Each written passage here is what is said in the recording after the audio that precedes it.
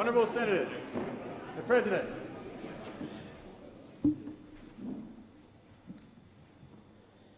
Almighty God, we humbly beseech Thee to vouchsafe Thy special blessing upon this Parliament, and that Thou wouldst be pleased to direct and prosper the work of Thy servants, the advancement of Thy glory, and to the true welfare of the people of Australia.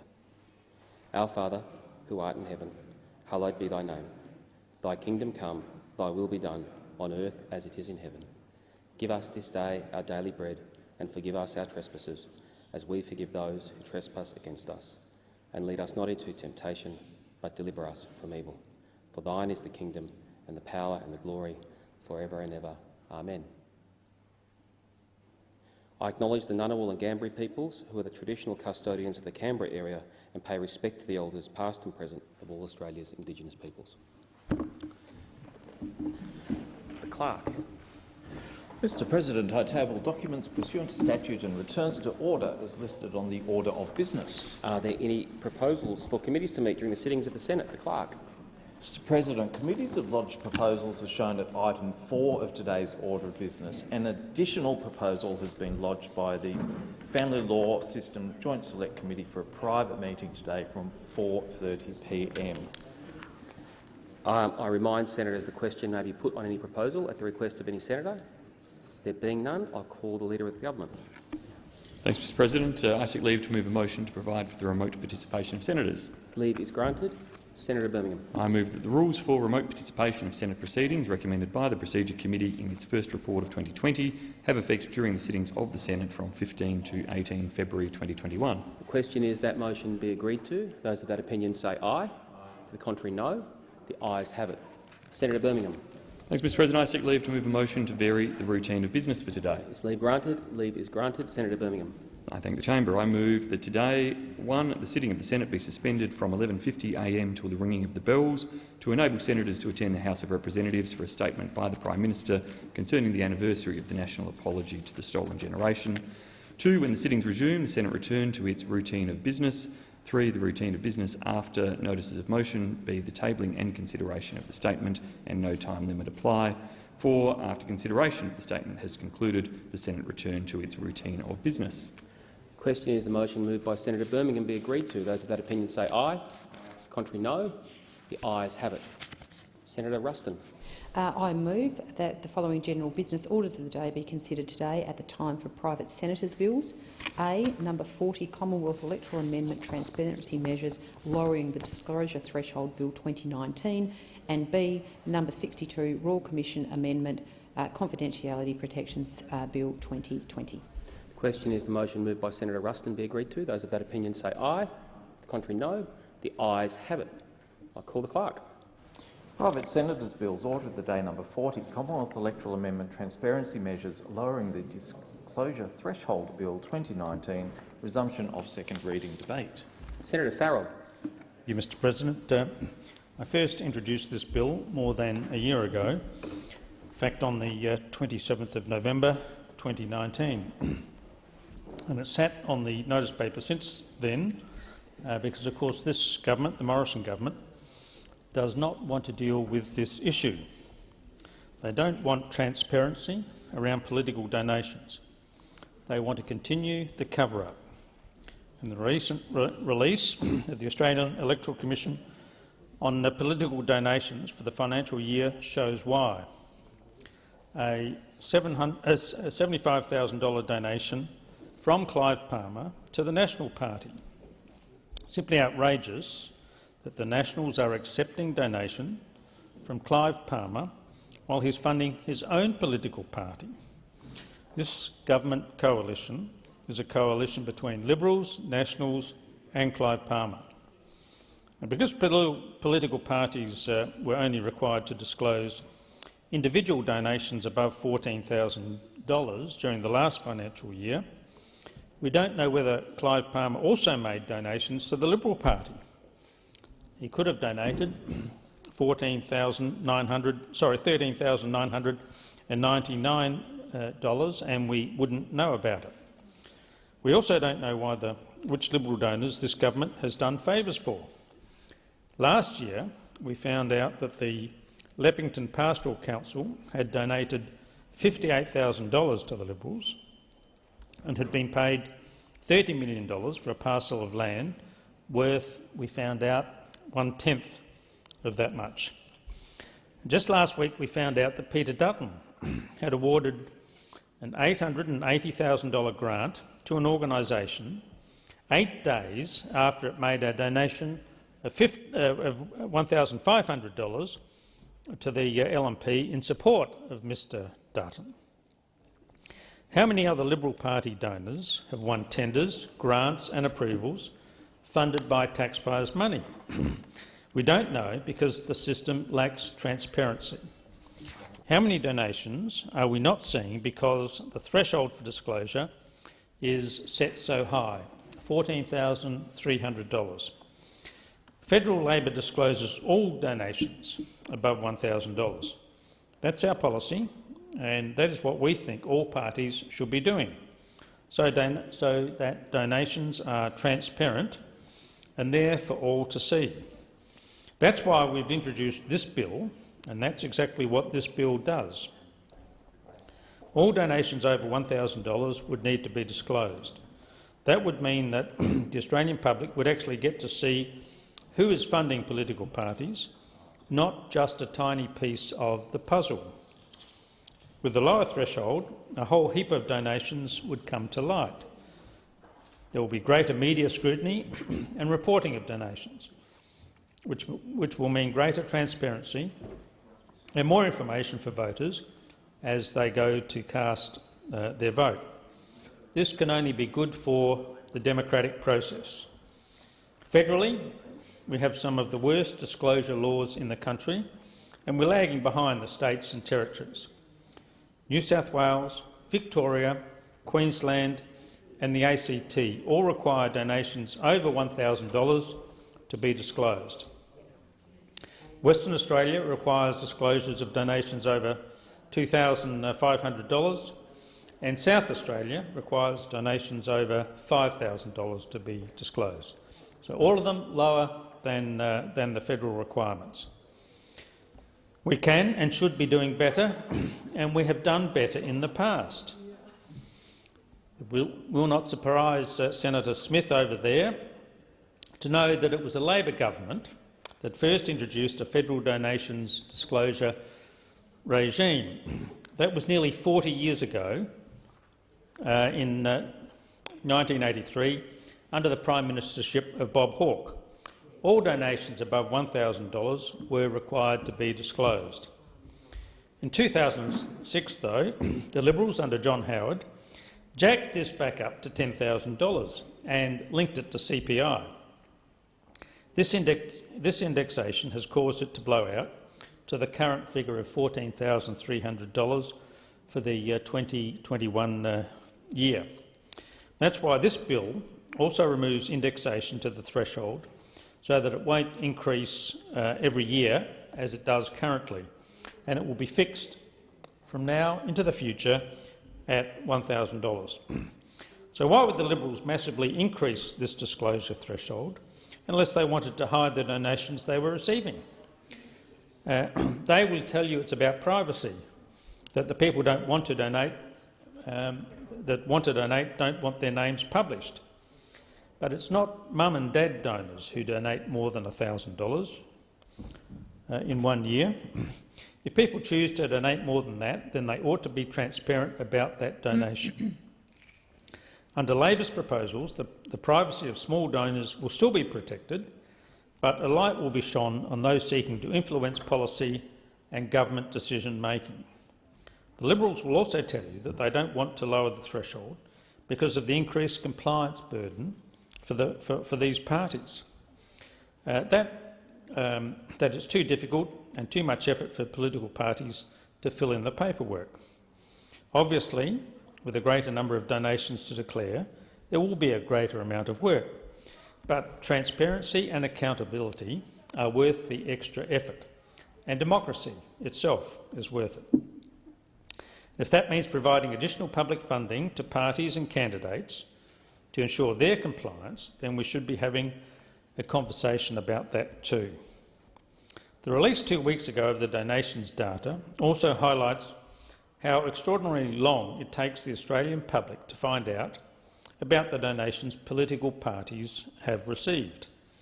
It took over 10 months for the Australian voters to find out that Clive Palmer had been donating to the National Party. If a donation is made on the 1st of July, the soonest we can find out about it is 19 months later. And it's a bit better if a donation is made on the 30th of June. That's only 7 months to find out about that donation. That is, quite frankly, ridiculous and utterly unacceptable. That is why Labor has another bill before the Senate which would require donations above the threshold to be disclosed within 7 days. If the Liberal Party is able to accept donations and keep them secret for 19 months, that means they've got all the time to give grants, award tenders and do dodgy land deals before anyone finds out about it. And we know that that's what they've been doing, of course. If the Liberal Party is able to accept donations and keep them secret for 19 months, then it means that the voters don't have the information when they're casting their vote in a polling booth and simply can't hold the Morrison government to account. Our bill for real-time disclosure would also aggregate donations so that as soon as the total of the donations from a single donor reaches the disclosure threshold, then the party would need to disclose all subsequent donations from that donor, no matter what their value. We know that transparency is the key to preventing and identifying corruption. That's why we've been driving Labor's reform agenda. And it's Labor, not the government or the Greens, who have been driving the agenda for political donation reform, transparency and government accountability. It was Labor who fought for the ban on political donations. The Liberals Party didn't want to stop taking donations from foreign sources, despite the risk to our democracy of foreign influence. They had to be dragged kicking and screaming into accepting our amendments. It was Labor who protected charities and not-for-profits from the government legislation that sought to silence and suppress their political advocacy.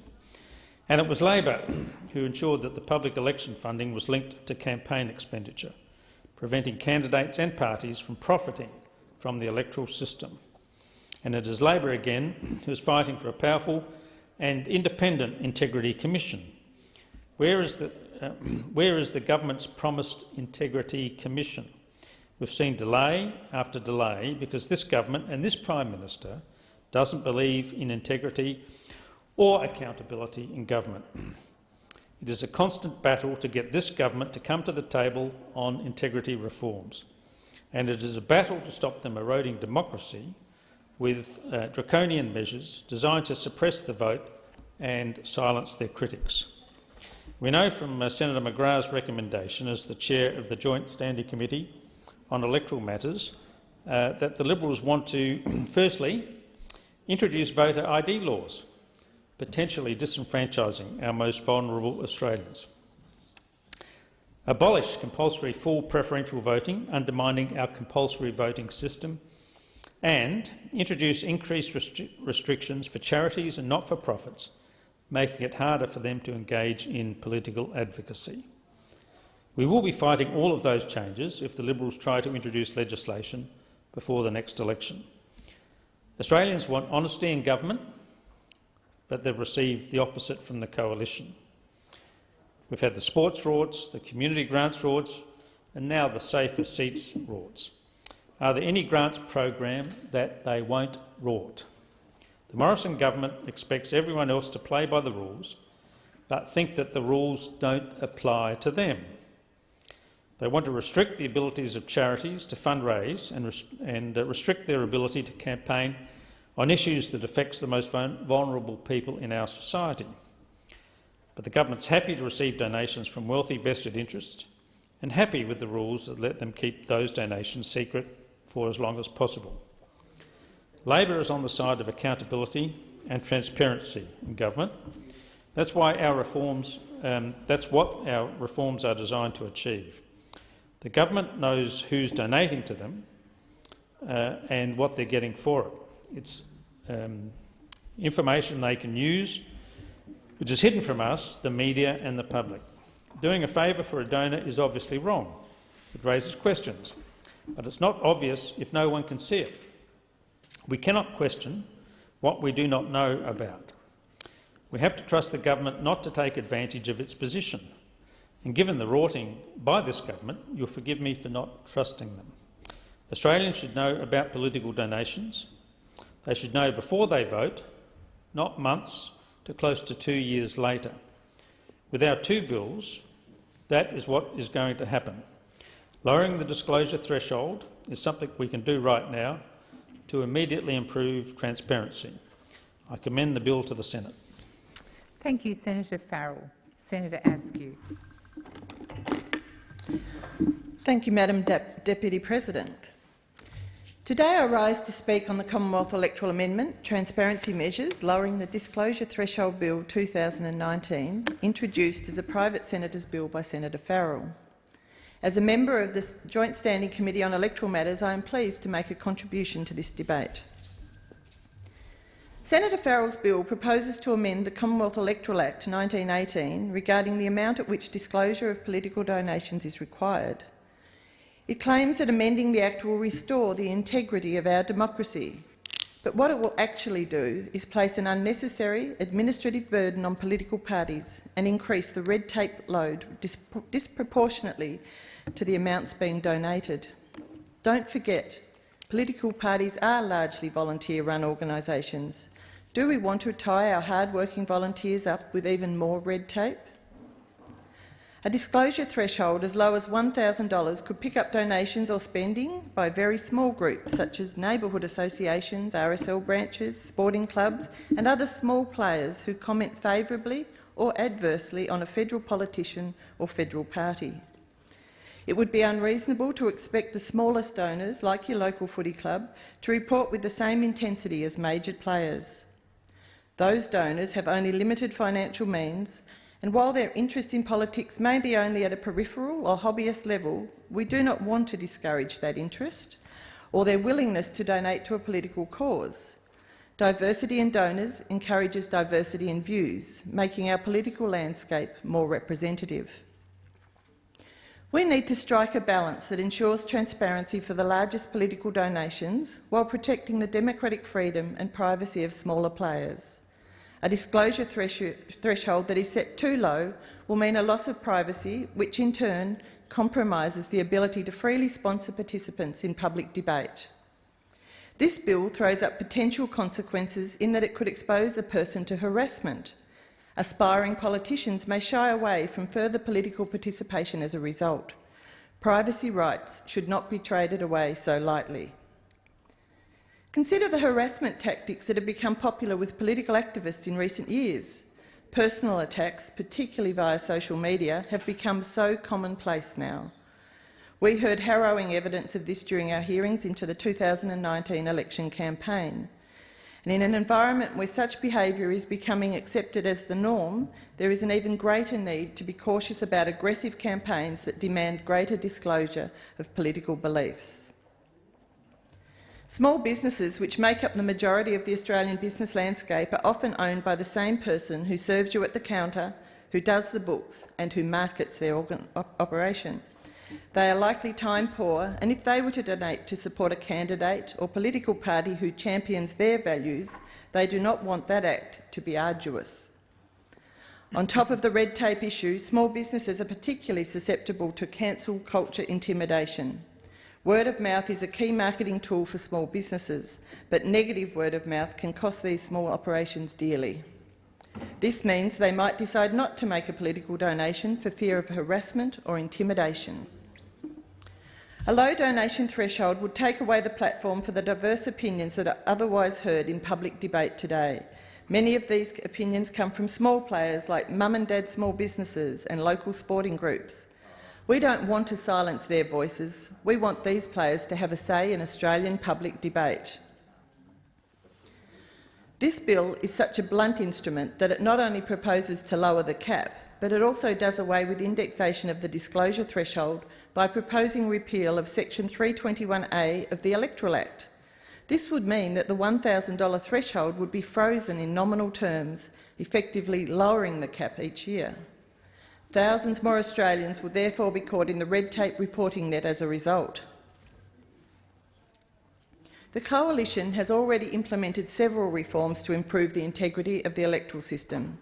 These include prohibiting foreign political donations, including those from foreign governments and state-owned enterprises being used to finance public debate, limiting public election funding to demonstrated electoral spending that can be substantiated by receipts, requiring public reporting by key non-party players like left-wing organisation GetUp, applying the electoral authorisation requirements to modern communication channels like SMSs, increasing the funding for the Australian Electoral Commission to use electronic certified lists of electors to guard against electoral fraud and ensure absentee voters have their votes counted in the right electorate, funding a modernisation of the AEC's transparency register to make it easier to locate and extract data, and making it mandatory for an election candidate to complete a qualification checklist to show they are entitled to run for election to Parliament. We explored the topic of electoral processes and procedures and clarified the relationship between federal and state and territory electoral finance laws in this place just a few months ago when the Electoral Legislation Amendment Miscellaneous Measures Bill 2020 was debated. That bill acknowledged that the legislation around elections and referendums held in Australia could be clearer. It also showed how electoral processes could be enhanced and modernised to allow for greater flexibility within the Australian Electoral Commission. More clarity and streamlined election delivery strengthens our electoral integrity and builds confidence in our voting system. To achieve this clarity, the Electoral Legislation Amendment Miscellaneous Measures Bill 2020 amended the Commonwealth Electoral Act 1918 and the Referendum Machinery Provisions Act 1984. In amending the Electoral Act, donation and disclosures laws relating to the relationship between federal electoral events and those in the states and territories were clarified. This follows the 2019 High Court decision of Spence versus the State of Queensland and reflected the High Court's findings about the exact limits of the Commonwealth's legislative power. The Miscellaneous Measures Bill also provided greater clarity around the relationship between federal, state and territory electoral laws to improve certainty for those who participated in elections across different levels of government. Individuals and entities are subject to different electoral funding and disclosure laws across federal, state and territory jurisdictions, leading to confusion and potentially costly or unlawful errors. After each federal election, the Joint Standing Committee on Electoral Matters conducts a review into the election. As a first-time member of that committee, but a long-time volunteer involved in both state and federal campaigns, I found the process enlightening. Naturally, there are always going to be different views from all sides of politics, and we need to ensure that recommendations made and acted upon improve the outcome for the people of Australia. I'm certain that Committee Chair Senator McGrath will elaborate on many of the 27 recommendations made from that inquiry during his contribution later today. However, I want to mention just a few that I believe would provide further confidence in the election process for our community. The first of those is the need to identify voters when presenting at a polling booth. With a background in banking where privacy and security is paramount, I have never understood how anyone can simply walk into a polling booth, state their name and address and be accepted in good faith. Who is to say that they haven't been into every polling booth in the neighbourhood and voted on behalf of their family, their neighbours and anyone else they know the details for?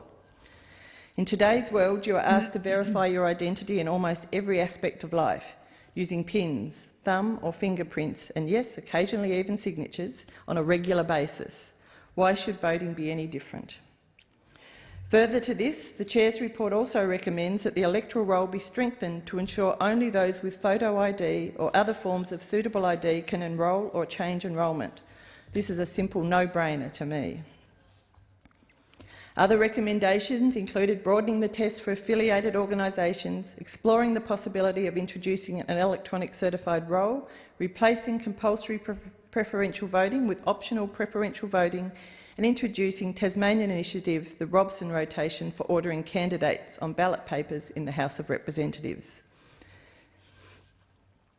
Further opportunity to gain insight into the transparency and accountability around political donations and disclosure is currently underway, with the current Joint Standing Committee on Electoral Matters reporting later this year on our review into the Electoral Legislation Amendment, Electoral Funding and Disclosure Reform Act 2018. This review commenced on the second anniversary of the royal assent of the bill and will allow us to understand the impacts of the amendments made at that time, while also providing an opportunity for further community consultation on this matter. We need to ensure that we maintain a balanced approach when it comes to political donations. Yes, we need transparency for the largest political donations, but we also need to protect the democratic freedom and privacy of smaller players. This bill seeks to introduce a disclosure threshold so low that it will rob small donors of their privacy and drive them out of political life. A balanced disclosure regime is one that allows political participation by all Australians. The current disclosure threshold appropriately balances red tape, political participation and transparency of the electoral system. Therefore, I call on the Senate to reject this bill. Thank you, Madam. Thank you, Senator Askew. Senator Waters. Thanks very much, Deputy President. I rise to speak on the Commonwealth Electoral Amendment Transparency Measures Lowering the Disclosure Threshold Bill of 2019. Now, this is a bill that would lower the disclosure threshold for donations to political parties to $1,000. Now, that's a noble outcome, but I'm extremely disappointed that whilst we're debating this bill today, the Labor Party are not bringing this bill on for a vote. They could have done so. We could have voted this through. The Greens certainly would have supported it, and we do support it. It's a bare minimum reform, but it's a start. And so I'm extremely disheartened that there seems to be an attempt to be seen to be doing something without actually doing the thing. So I call on Labor to rethink their plans to not move this bill for a vote, because surely when private senators' time is so scarce, we should use those opportunities to pass good laws. Now, I'm going to talk about how this bill could be further improved, but that's the major point here. Is it's great that we're debating reform, but why not bring it on for a vote?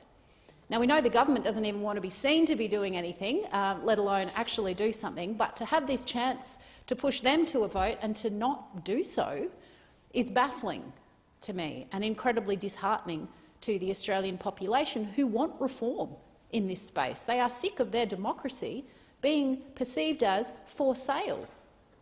So this is a bare minimum reform. Lowering the disclosure threshold is the least that we could do to clean up the influence of big money on politics. It doesn't remove the influence of that money. It would at least have some transparency over the process. But after today, we still won't have that because you're not bringing this bill on for a vote. So one wonders, frankly, at the point of even debating this, if you're not going to move it to a vote. Now, I'm sure everybody knows that big money continues to corrupt our democracy and to prioritise private interests over the public interest and over the interests of the broader constituency and people. And in just the last year, we saw these figures disclosed last Monday by the Electoral Commission. In 2019, nearly $170 million was donated to political parties, and the majority of that money came from just 5 big donors.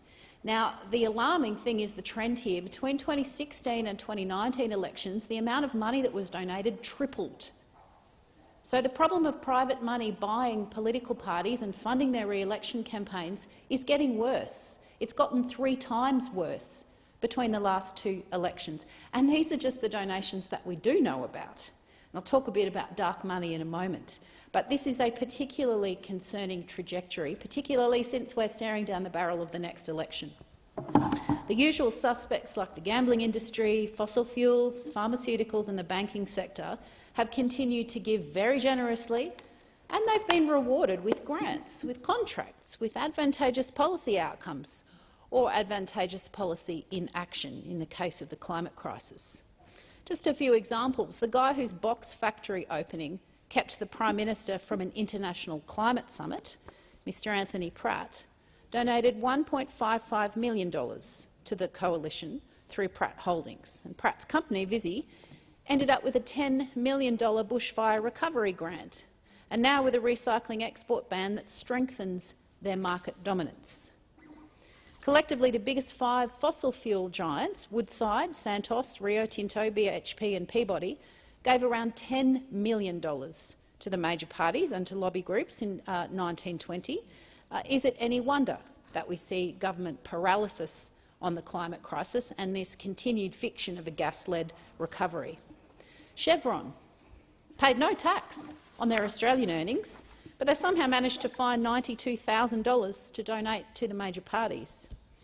Crown, who you'll hear a lot more about this week, gave almost $146,000 to the major parties in 1920, and they've given $2 million since the year 2000. Now, given the evidence that we've heard from the Bergen report just last week about criminal involvement and money laundering allegations, it really is incumbent upon both big parties to give that money back, and what's better, to give it to a gambling support service and charity, and we'll be talking about that later today. But more examples of big money buying big outcomes. The big 4 accounting firms donated $400,000 to the big parties, and over that same period they got themselves almost $600 million in government contracts. Pretty good return on investment there. And after a brief hiatus during the Banking Royal Commission, the big banks have resumed donating again. The banks, the financial lobby groups and the major insurance and credit firms delivered over $900,000 to the government in 1920, which wouldn't possibly have anything to do with the efforts to relax responsible lending laws, now would it? The Greens have consistently advocated not just for lowering the disclosure threshold, but to actually lower the amount that people, organisations, companies, unions, anybody is permitted to donate to a political party. We'd like to see bans on particular industries who've got a demonstrated history of seeking influence on policy making. We don't think they should be allowed to donate at all. But at the very least, we think that there should be a cap of $1,000 per year, no matter who you are, in how much you can donate to the big political parties. A level playing field of a small, modest amount that hopefully isn't enough to buy influence, but is still constitutional and allows people to express their desires to support a particular party. But big money should not be running our political system, and at the moment it's running rough. It's gotten worse over the last election period, and now we have a bill which attempts to do the barest minimum of reforms that we're not even going to get to vote on today. Real-time disclosure is another issue. We've got that here in Queensland now, but this bill doesn't address speeding up the disclosure timeframe. There's a lag of up to 19 months before the public learns who donated what to whom. Now, that delay doesn't help transparency. In fact, it hides possible policy outcomes that may have been obtained from that donation flowing. So we need a rigorous real-time disclosure regime, and we need to properly address this issue of dark money, not just by lowering the disclosure threshold, but by treating things like membership fees, fundraising dinner fees, those cosy lunches and dinners where you pay a squillion to go and sit next to the minister and speak in her or his ear. We need to treat all of that as political donations to actually get some transparency and accountability in the system. Now, as I've said, we support lowering the disclosure threshold to $1,000, but whilst this improves transparency, it doesn't remove the influence of that money. Greater transparency would give information, but it would still take that up to 19 months to disclose. It will tell us who's buying our democracy, but not in a timely manner, and it won't stop it being for sale. Now, we saw a report this morning where the extent of dark money is just off the charts. 40% of the money received by the coalition falls into that category where they don't need to disclose who's giving them that money. 40%. It's called dark money because it either falls under the disclosure threshold or is in a category where you don't otherwise have to disclose. So it includes things like fundraising dinners, memberships, subscriptions, donations from support bodies that are affiliated with the party. Dark money is a huge problem. 40% of the coalition's funds are dark money, and I think it's 27.7% for Labor dark money.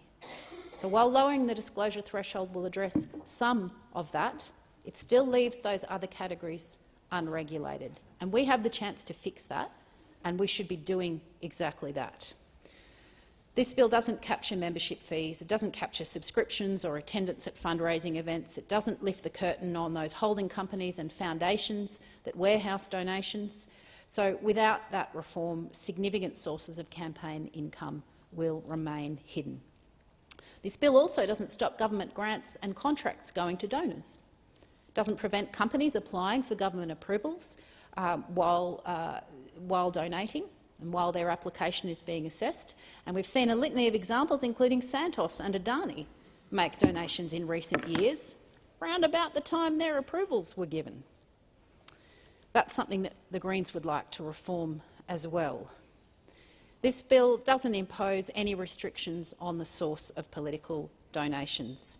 And as we've seen from the media and the revelations this week about Crown, clearly accepting donations from organisations like Crown, who are now embroiled in criminal allegations and money laundering allegations, it's just past tenable that any party would continue to receive or even retain donations from folk like Crown.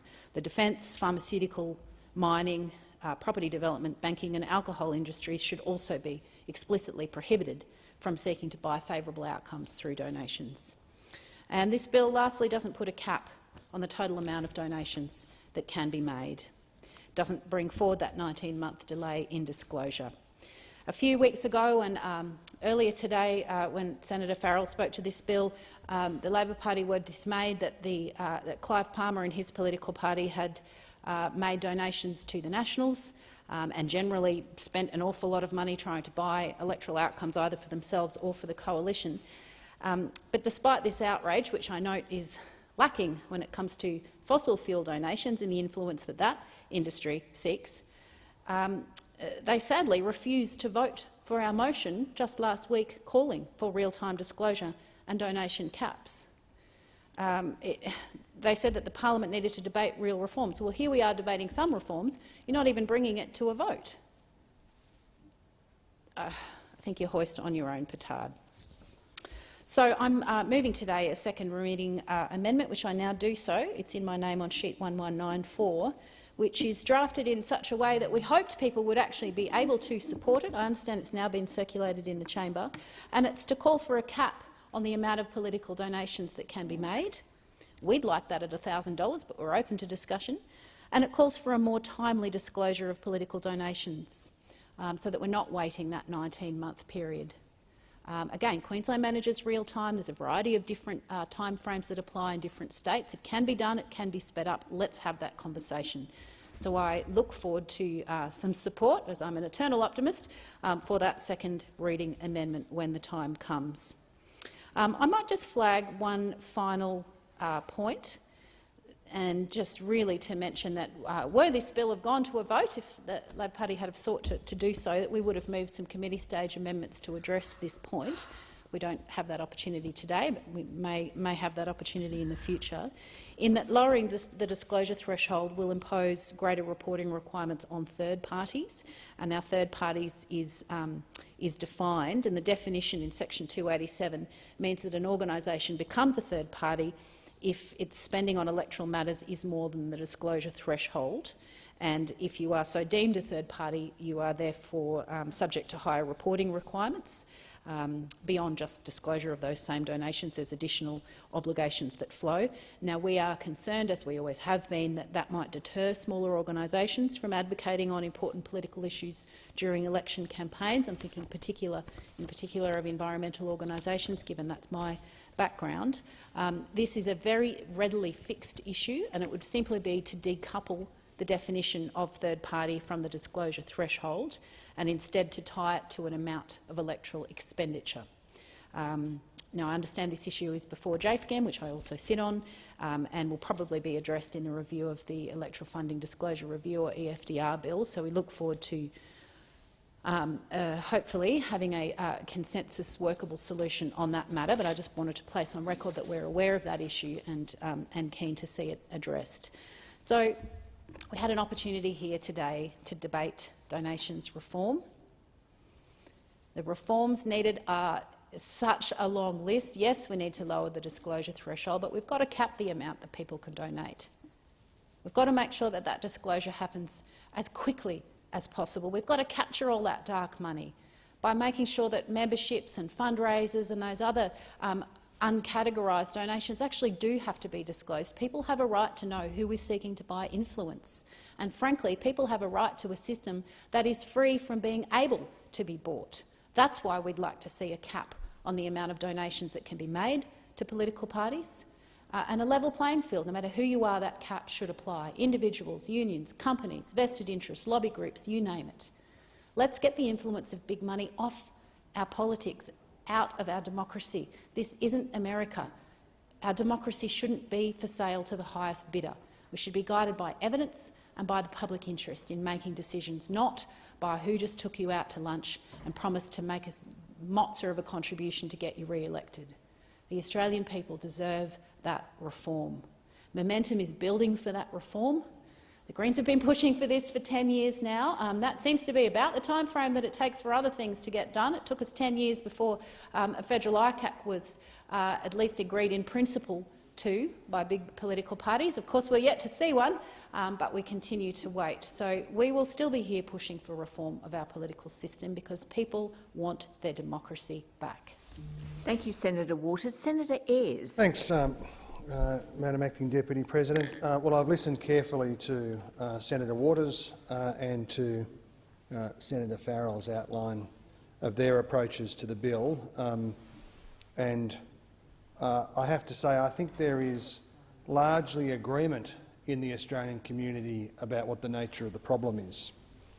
Largely agreement, apart from on the government side, that the influence of unregulated, undisclosed money in politics is a deep problem for our political system and a deep problem for the level of trust that there is between people and their government. And we've seen, of course, in the last election, Mr Palmer, Clive Palmer, that disreputable businessman from Queensland, spending an enormous amount of money, largely directed against the Labor Party, tens of millions of dollars across the country in an entirely unaccountable and unprincipled way, directing to supporting, in particular in Queensland and New South Wales and Western Australia, the candidates that the Morrison government put forward in that election.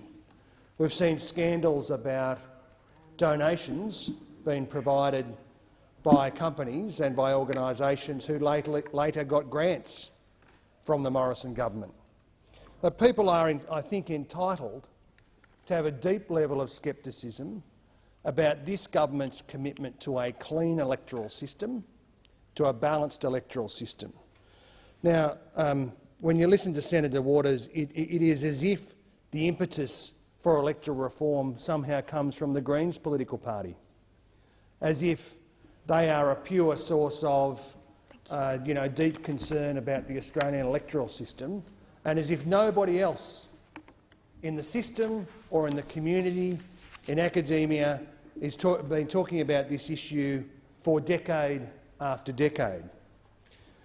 It is welcome, though, the Greens' interest in this area.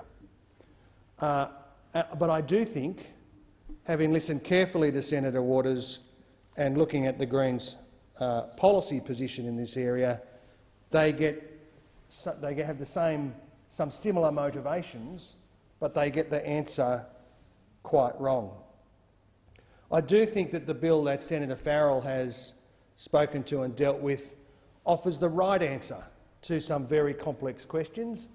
It only deals with the questions that we've been outlining today. As Senator Waters says, there are other issues in the political system that we ought to be having regard to.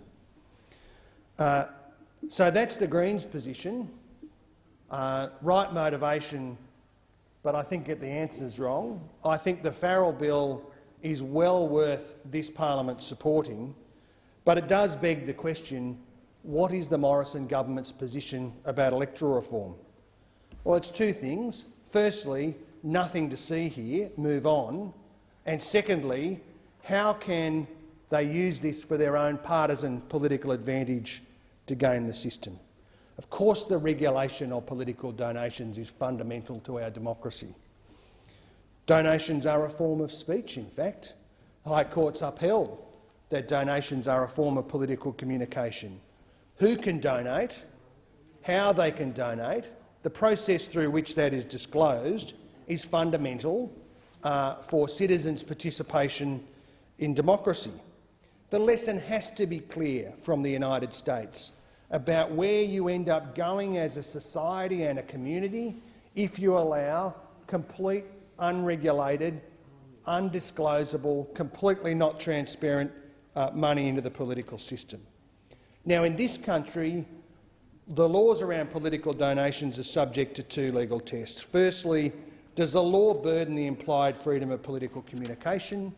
And secondly, is the law reasonably appropriate and adapted to serve a legitimate end in a manner compatible with a constitutionally prescribed system of responsible and representative government?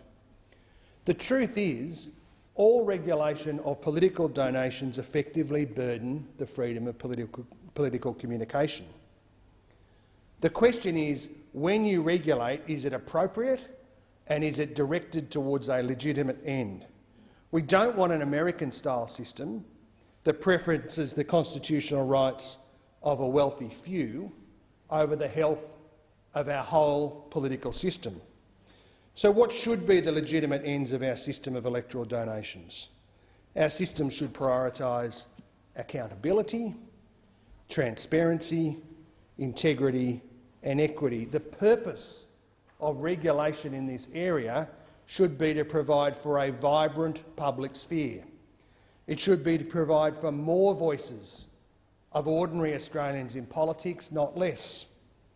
It should engage and encourage speech and donations by individuals and organisations that brings more people into the political system, doesn't force the voices of ordinary Australians out. I don't believe that our election system should be entirely publicly funded. That is a recipe supported by some. That is a recipe that leads to a sort of dull centrism, where the ordinary voices of Australians are locked out. Now, there is a balance to be struck here between proper public funding and ensuring that political parties are able to participate effectively in the political system without being beholden to donations, and supporting the rights of political parties to be supported, whether it's by $10 donations from individuals or larger donations from organisations. Now, I have been engaged in this argument for many, many years, inside this parliament and outside of it. In 2012, the New South Wales government introduced laws that banned donations from any organisation or person who was not an enrolled voter in the state. It aggregated the electoral communications expenditure of parties and affiliated bodies, such as unions, as expenditure caps. So the Liberal Party in New South Wales did, in its interests, what the Greens would like to do in their interest if they were ever in charge. They abolished the capacity of their political opponents to participate in the system. That's what they did. They made it unlawful for unions and community organisations, environment organisations, neighbourhood organisations to participate in the political system. Now, I supported the Unions New South Wales case, which went to the High Court, which ultimately kicked out the O'Farrell legislation, and it turned the New South Wales government down on the basis that I've described.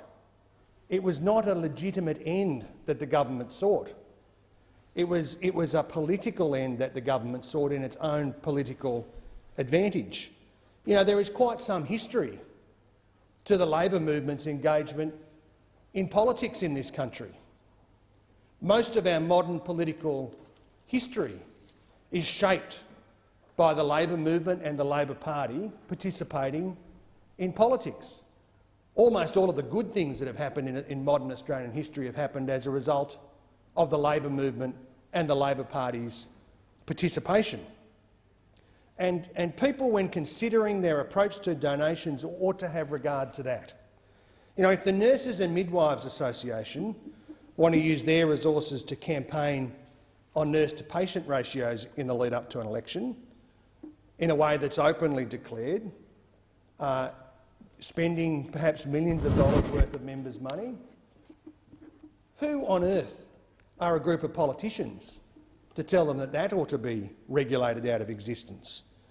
If the AMWU wants to fight for locally built trains and apprenticeships, if the ASU wants to fight for funding for proper funding for better funded domestic violence services, or if the SDA or the United Workers Union want to fight for penalty rates in hospitality and retail, that's what we want in the political system.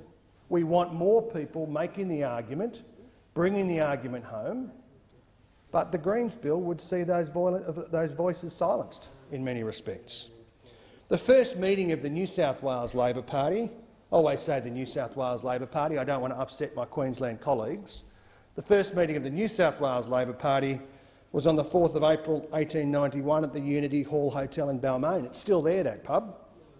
The Balmain Electoral League accepted a donation from the Dock Workers Union, which paid for the registration of all of the Labor League candidates for that election.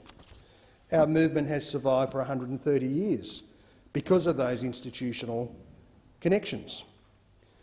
The bill offered this morning by the Greens, in my view, is naive. It's partisan recklessness.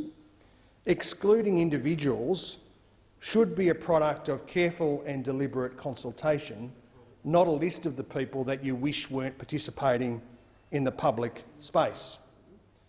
It is based on, and I think many people who approach this area of regulation, it's based on this proposition that if all of these voices were removed, that somehow the argument that had merit would rise to the top, that somehow there would be this process where people would fairly consider the arguments. Well, the truth is, politics is shaped by institutional power, by a struggle for power and a struggle for winning propositions in the public sphere, and we can't legislate whether your disagreement is with big mining or the finance industry.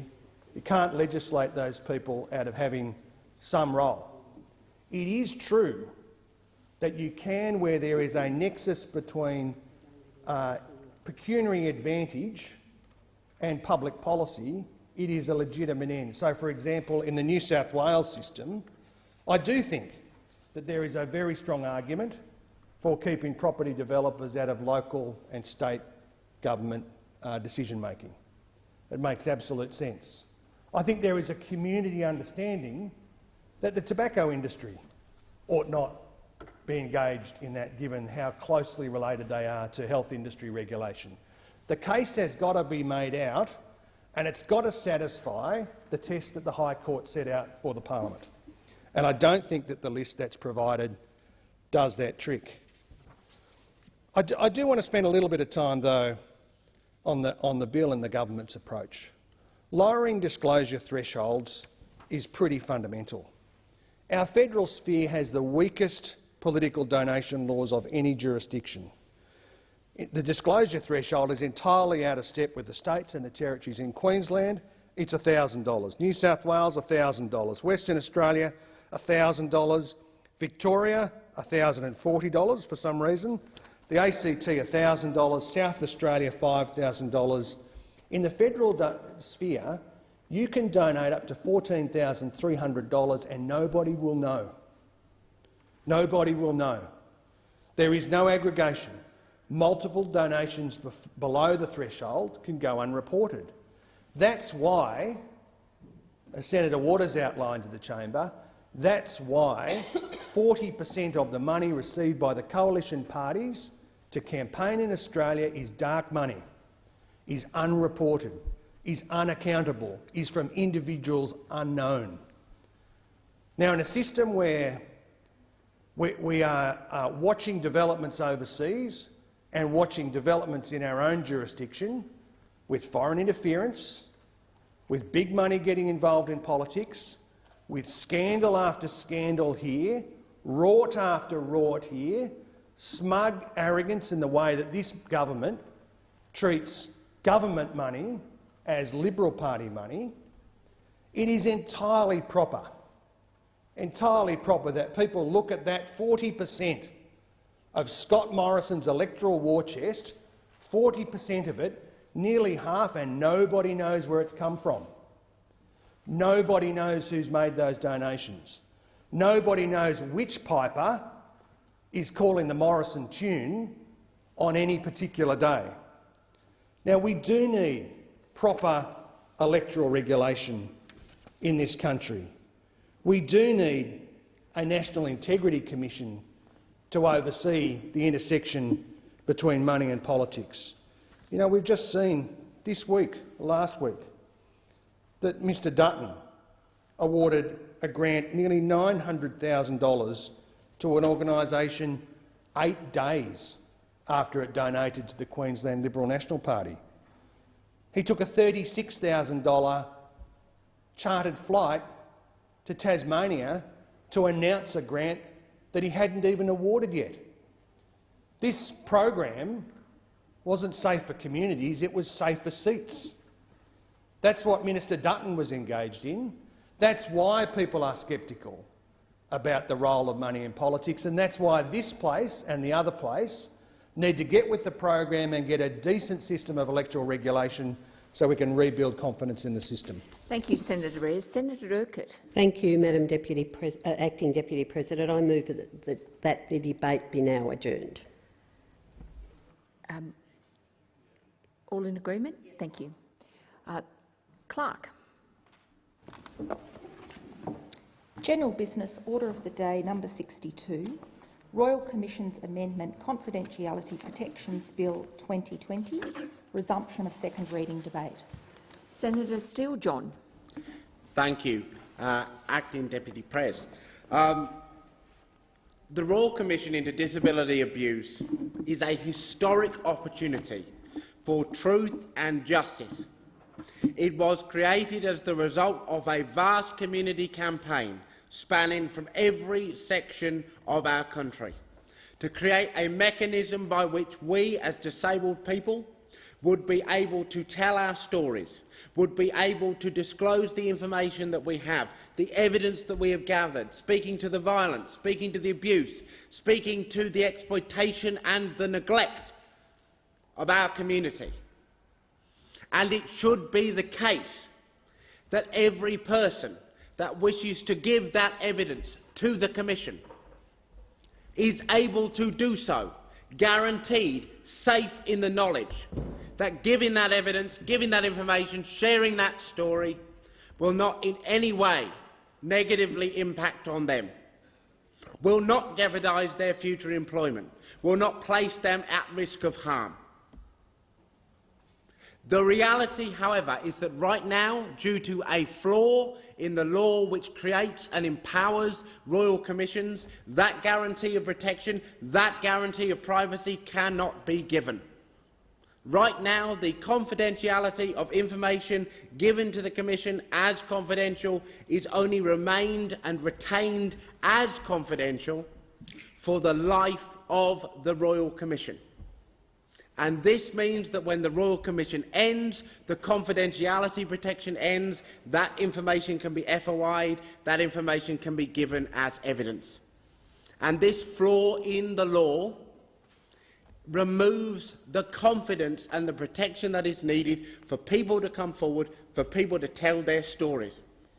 This is particularly harmful in the context where we know that if you have experienced violence, abuse, exploitation or neglect, you have almost certainly experienced systemic failure. Somebody that has been charged with your protection has let you down, has abused you. And so, in order to get people to come forward and tell their stories, to give the evidence to guide the investigation of these systemic failures, you must be able to give people the confidence that their confidentiality will be protected, and that giving this evidence will not do them any harm. Will not do them any harm, because disabled people have been telling our stories for many decades, and we are often subject to harm because we disclose. We are often dissuaded from giving our evidence, and it often has a negative impact. The outcome of this absence of protection is that the Disability Royal Commission is not getting the evidence that it needs. It is not hearing the evidence that it needs to hear in order to guide its investigation, so that it can make recommendations at the end of this process, having exposed the wrongs and the cover-ups that we need as parliamentarians to form the basis of legislation which will then eradicate, which will then eliminate violence, abuse and neglect of disabled people from our society. And for 18 months, the government have known that this change is needed. The chair of the Royal Commission flagged at the very first hearing this change is needed. The Commission then wrote to the government in February of 2020 saying this change is needed. The Commission stated clearly in its October interim report that the absence of these protections are serving as an impediment to the investigation, an impediment to this historic opportunity for justice. Well, we Greens have been clear with the Morrison government. If you do not act, we will. We introduced this bill in October. We put the government on notice that this change was urgently needed. The government have failed to be forthcoming, and so today this bill is being debated and I hope will be voted on and voted for by this chamber. It will very simply ensure that if evidence is given confidentially, it is retained as confidential. It will provide safety and security to people giving their evidence so that they can begin that process of building up the support they need to tell their story, to come forward and say, this is what happened, this is who knew, this is who I tried to tell. We know that there are so many people in the community that worked in governmental institutions, that work in government still, that have observed the profound failure to bring light into dark places, to ensure justice was done, instead to cover up and to silence. We know that there are people that want to tell their stories and have not done so because of the absence of these protections. This bill solves that problem. It sorts it, as it should have been sorted 18 months ago. I commend it to the chamber in the hope that it shall be voted on and passed, and that finally disabled people will have the protection we need to tell our stories, to heal and get justice.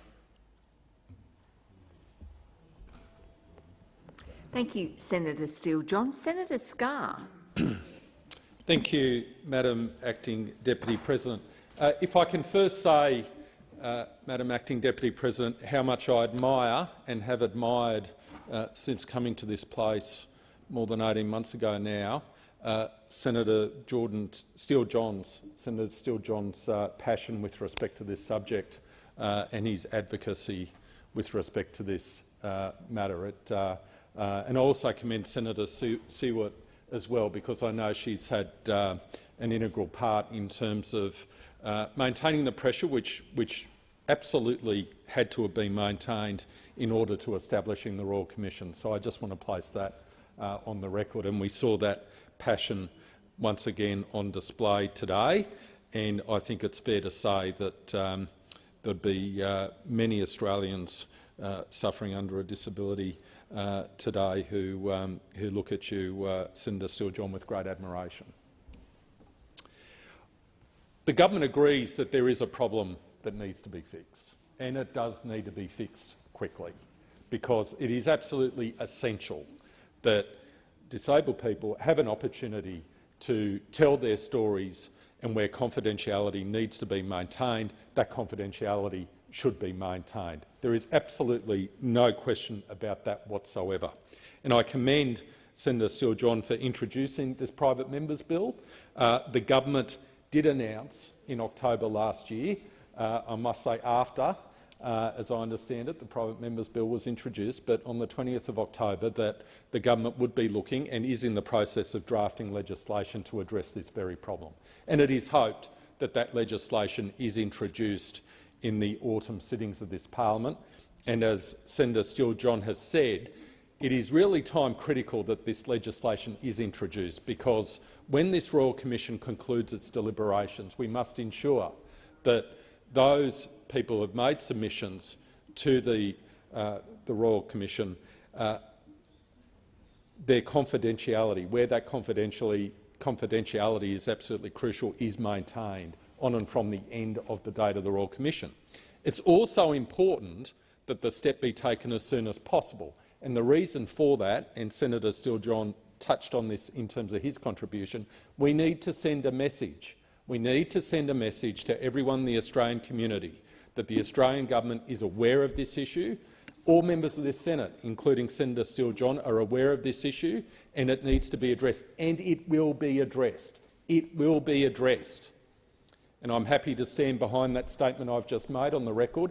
It will be addressed before the Royal Commission comes to an end. So please, if you have a story to tell the Royal Commission, please tell your story. I read in preparation for this debate the interim report from the Royal Commission, which was released towards the end of last year. And I just want to read the quote which stands out at the front of the interim report, because I think it really sums up and goes to the crux of why this debate is just so important. And the quote that introduces this interim report is as follows, and I quote, "What is happening to people is not okay, and the stories need to be told," end quote. And I'll repeat it. What is happening to people is not okay, and the stories need to be told. And I commend all of the Chair of the Royal Commission and also the 6 Commissioners for the work that they've done. And I note indeed that one of the Commissioners, the Honourable Rosalind Atkinson AO, served with distinction in the Queensland Supreme Court. So I congratulate the Honourable Ronald Sackville, all of the other 6 Commissioners, the Honourable Ros Atkinson in my home state, Ms Barbara Bennett, Dr Rhonda Galbally, Ms Andrea Mason, Mr Alistair McEwen and the Honourable John Ryan for the work which they've done. And it is quite incredible. It is quite incredible that they've received so far 1,928 submissions, 7,608 telephone conversations. They've issued 12 issue reports and received 468 responses. Just an outstanding response. An outstanding response. I want to take some time, and it's not happy reading, to read some of the case studies which have been drawn out in the interim report of the Royal Commission. And I think in doing this, we emphasise the need and the requirement for there to be confidentiality. Because when I go through these case studies, Madam Acting Deputy President, you'll see the vulnerability of the people of which I will talk in terms of reprisals, in terms of being disadvantaged or discriminated against because they actually told their story. And in all of these cases, there's a footnote that names have been changed and some details removed to protect people's identities, and the narrative has been based on submissions to the Royal Commission. So it's quite clear on the face of these submissions that there is a need for confidentiality to be maintained. The first case study, this is from the victim's perspective, and a lady by the name, or who's given the name Jane. Jane began having seizures as a baby, resulting in development delays and challenging behaviours. Her mother, Marie, told us in her submission that Jane's autism wasn't properly diagnosed until her early teens. By the time Jane was in her late teens, Marie was worn out because of lack of support. So she and her husband made the decision for Jane to live in a care home, supported by a large agency. She describes it as a traumatic option, but the only one possible at the time. Marie told us that Jane was excited at the idea of living independently. But although Jane was very happy with the night and weekend staff, she had many issues with the day staff. So, Madam Acting Deputy President, I can try to put myself in the position of the parents of this daughter, Jane, and the angst that they went through when trying to work out what's best for Jane. And they came to this decision that Jane needed to be given the opportunity to go into a care home supported by a large agency. So they made that decision in good faith. But what they found was this. Jane's behaviour management plan was never followed. Jane was subject to humiliation, intimidation and bullying. Her mother, Marie, complained to the day service staff and eventually to the general manager. Her emails went unanswered and she felt the staff avoided her. Again, can one imagine the emotional turmoil that the mother, Marie, is going through at the treatment of her daughter Jane and what Jane is going through? In a submission, Marie describes ringing one night to speak with Jane. The staff member who answered asked if the agency had been in touch regarding the critical incident. Marie hadn't heard about it. Then Jane told her she had been sexually abused by a staff member. Marie told us that when she called the agency the next morning, they asked, "Oh, you think that happened?" ? "Do you want us to get the police involved?" ? Marie was adamant that she did. 2 weeks later, Jane was interviewed by the police. Marie told us that in the 20 months it took for the case to go to trial, Jane was in a constant state of anxiety and the agency offered her no support. Jane developed a fear of new people supporting her. When new support people were introduced, she was scared of them and told Marie they were hurting her. Jane's behaviour escalated and police were called. Marie recounts in her submission that the staff member was found guilty and sentenced to prison.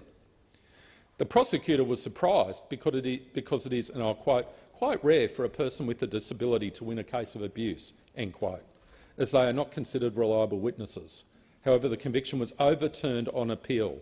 Marie told us she felt that a factor in this outcome was that Jane had to engage with a series of prosecutors who lacked understanding of autistic people, while the defendant had one lawyer for the entire process. Marie says that Jane was left angry, fearful, anxious and distrusting and behaved accordingly. She says the service provider suggested Jane would benefit from a stay in their lockdown facility to help people with challenging behaviours. Marie wanted to see the facility in a behaviour management plan, but says this never happened. Instead, she says they placed Jane there one weekend when they were short-staffed and suggested Jane have no contact with Marie or her favourite people. Again, can you imagine the emotional burden and toll this is taking on Marie, the mother of Jane, let alone what Jane was going through? Marie states that when after 10 days she was allowed to see Jane, she was appalled at the conditions. There was nothing to do and Jane had been denied her personal possessions. Marie believes this place and how she was treated has become a trigger to the fears and nightmares Jane still experiences. Marie and her husband brought Jane home. Marie told us Jane was severely damaged by the experience and blamed Marie for sending her there. She said Jane was fearful of home support staff and reacted aggressively. Marie's submission describes Jane having post-traumatic anxiety attacks. During these attacks, which are like seizures and can last for hours, she requires incontinence pads, rails on the bed, a helmet and a wheelchair. This is a young woman who is normally very physically able and is continent. Jane is living out of home again and things seem better, but what happened to her continues to have an impact on her daily life. Marie told us she would like to see more comprehensive training for people working in the disability system and the legal system. So that's the story of Jane and Marie and what they went through as a family. And then there's the perspective of an employee. Now, employees are in particularly perilous positions if they turn whistleblower and disclose what is happening in a facility which they believe is untoward, unethical or inappropriate. They can be the subject of persecution in terms of their employment, but it can also affect their future opportunity to obtain employment, because future employers might say, well, if they blew the whistle on that employer, maybe they might blow the whistle on me. So this is Lena's story. Lena, an employee. When Lena arrived for her first shift as a disability support worker in a day centre, she expected it to be as advertised. Lena said, "On paper, the roster of programs looked fantastic," she told us. Participants, some with high needs, could choose different activities. They should have been enjoying their life, but they weren't. Instead, she was confronted with 32 people, some restrained, some wearing face guard masks and some lying on the floor. There were only 2 staff and Lena was told to get on with it the best you can. End quote. And it goes on. That's Lena's story, an employee. Her confidentiality needs to be protected. Then we have the story of Toby and Gavin, and again their names have been changed and some details removed. Toby's dad Gavin made a submission in which he described Toby's experiences in employment. Toby, who has moderate intellectual disability, knows kitchens. He'd been working in different kitchens for businesses large and small for 15 years when he started a job in a hotel early last decade. Toby wasn't too bothered by the initial pranks until what Gavin calls the bad staff started. What began as jokes soon became unwelcome, prolonged, repetitive, intimidating and harassing. The attacks were mostly perpetrated by a particular chef who was often left in charge. Gavin described just a few of these incidents. One was where Chad and his mate locked Toby in the freezer, leaving him cold and scared and screaming. Another time they sprayed Toby's shaved head with oil, then set his head and T-shirt alight. Chad told Toby he had to pay him $10 for every day he was kept in the job. Sometimes Toby paid, Gavin said, and when he didn't, Chad would remind him how much he was owing. Sometimes Chad and his mate would stand behind Toby, grabbing his buttocks and pushing their groin into his backside, shouting obscenities. One time Chad and his mate took a large kitchen knife, made Toby close his eyes and dragged the blunt side along his arm. Next time they promised they would do it for real. It's the story of Toby and Gavin. I think their confidentiality needs to be protected. Now we have the story of Dev and Yana. Yana's son Dev has Williams syndrome, is autistic and has a mild intellectual disability. She told us that in 2014 he was admitted to a children's hospital where he was neglected by staff. And then Dev and Yana's story recounts how the hospital, and in particular certain doctors, failed to do what they needed to do in order to give Dev the attention he needed. And again, I think it's important that their confidentiality is protected so that they can have access to the medical support which they need without anyone referring to the testimony which they've given to the Royal Commission. And these stories, Madam Acting Deputy President, go on and on and on. And they are an absolute searing indictment of not just the individuals involved, but of a system which has not been delivering what it ought to be delivering to people with a disability in our country, living here in an advanced economy, a civilised nation. They certainly deserve better, and when their stories are told, they have every right to expect confidentiality, and I look forward to the government's legislation to give them exactly that. Thank you, Senator Scarr. Senator Watt. Thank you, Madam Acting Deputy President. I rise to speak in support of this bill, and Labor will be supporting this bill. The bill will amend the Royal Commissions Act 1902 and make consequential amendments to the Freedom of Information Act 1982 to ensure ongoing confidentiality protections for people giving evidence to the Disability Royal Commission.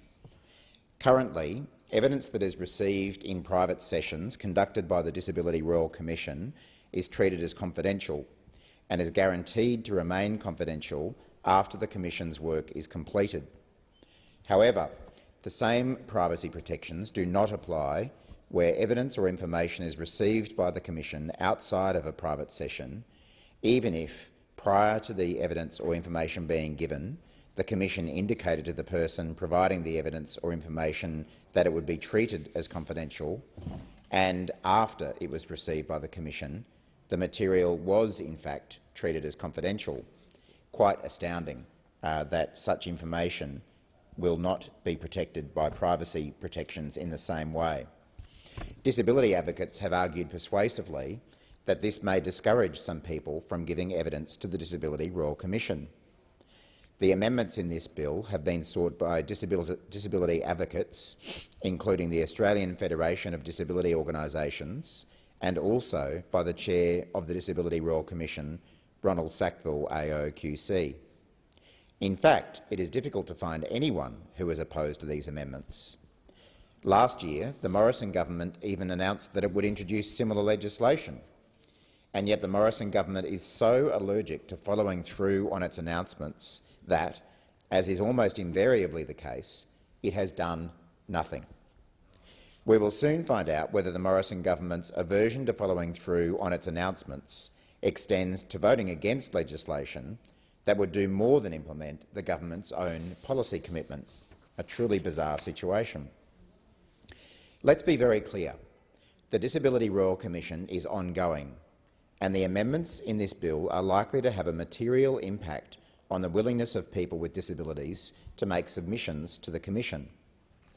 There is no reason to delay the introduction of this relatively simple set of amendments, and there are plenty of reasons to expedite them. As we learned from the Royal Commission into institutional responses to child sexual abuse, it is critical that survivors of abuse in institutional settings be allowed to tell their stories in private, and that requests for confidentiality be respected and backed by legislation. Otherwise, many will not tell their stories at all.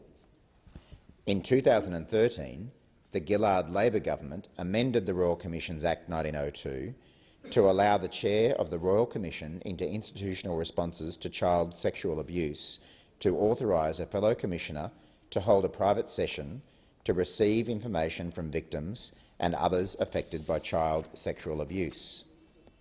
As the then Attorney-General said at the time, a traditional Royal Commission hearing setting will not generally serve as the best way to facilitate participation in the Royal Commission by those people affected by child sexual abuse. For many, telling their story will be deeply personal and traumatic. While we cannot know at this time how many people will wish to participate, sadly, we know that this crime has affected many in our community. Over 8,000 personal stories were told to commissioners in private sessions during the Royal Commission into institutional responses to child sexual abuse, and many others were able to tell their personal stories confidentially outside of private sessions, and they could do so because of the privacy protections that were inserted in the Royal Commissions Act and Freedom of Information Act in relation to the Royal Commission into institutional responses to child sexual abuse. Against that background, it is important to emphasise that the specific amendments in this bill are consistent with the privacy protections that applied to the Child Sexual Abuse Royal Commission. Clearly, the privacy protections that applied in relation to the Child Sexual Abuse Royal Commission should also apply to the Disability Royal Commission. That is what this bill seeks to achieve, and that's why we ask the government to support these amendments. The privacy concerns driving the introduction of this bill are not the only issue that people with disability and advocates in the sector have raised in relation to this Royal Commission. The Disability Royal Commission was established in April 2019 in response to community concern about widespread reports of violence against and the neglect, abuse and exploitation of people with a disability.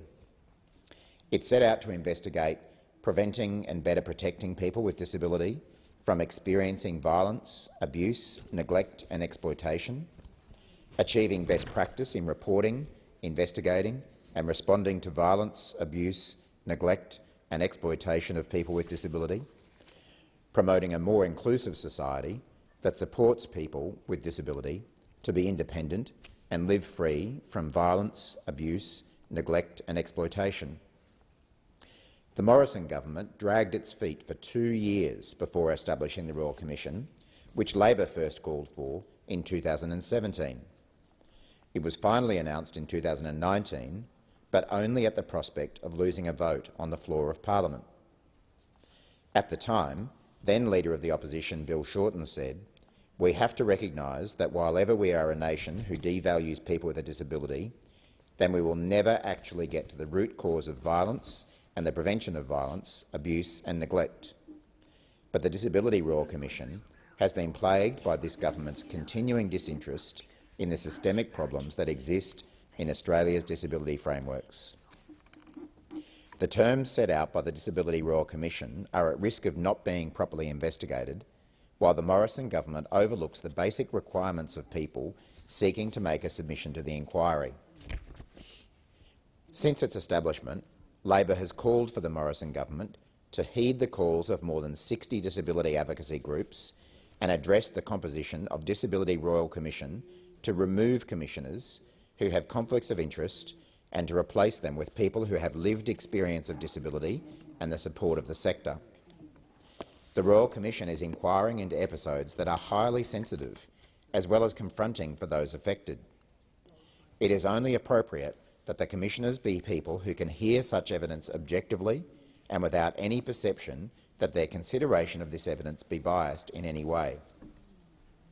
In 2019, the majority of the Senate supported a motion calling on the Morrison government to remove 2 of the commissioners and to replace them with a set of positive criteria identified by the disability community. The Morrison government has ignored these concerns, and people with disability remain uncomfortable with making submissions to a Royal Commission overseen by former disability bureaucrats with real or perceived links to institutions of abuse and neglect. For too long, people with disability have had to reiterate, "Nothing about us without us." These calls have been frustrated by this Royal Commission, which has heard from more experts and carers than it has witnesses with lived experience of disability. The vetting process of expert witnesses providing evidence has been questioned following the appearance of Mr Simon Wardale, who a coroner found, in relation to the death of a disabled woman under his care, fell into error by failing to remain alert to the possibility of a serious head injury and to act decisively. Mr Wardale appeared as an expert witness as part of last September's public hearings into the use of psychotropic medication, behaviour support and behaviours of concern. That he has been provided a platform to speak on behalf of people with a disability is unacceptable and raises serious concerns about the process used by the Royal Commission to invite witnesses to appear before it. Often, the reason people with disability fall prey to abuse can be directly linked to the inherent power imbalances that exist in carer or treatment-patient relationships. A Royal Commission investing violence against and the neglect, abuse and exploitation of people with disability should therefore hear from people with disability first and foremost, and properly vetted experts and carers secondary to supplement that evidence. Despite the issues with confidence in the Disability Royal Commission, Labor supports the people with disability and advocates who continue to fight for ownership of the inquiry. The calls to action so far made by the Disability Royal Commission have been constructive. In March 2020, the Royal Commission issued a statement of concern that the federal government had not included people with disability in the emergency planning for the coronavirus response.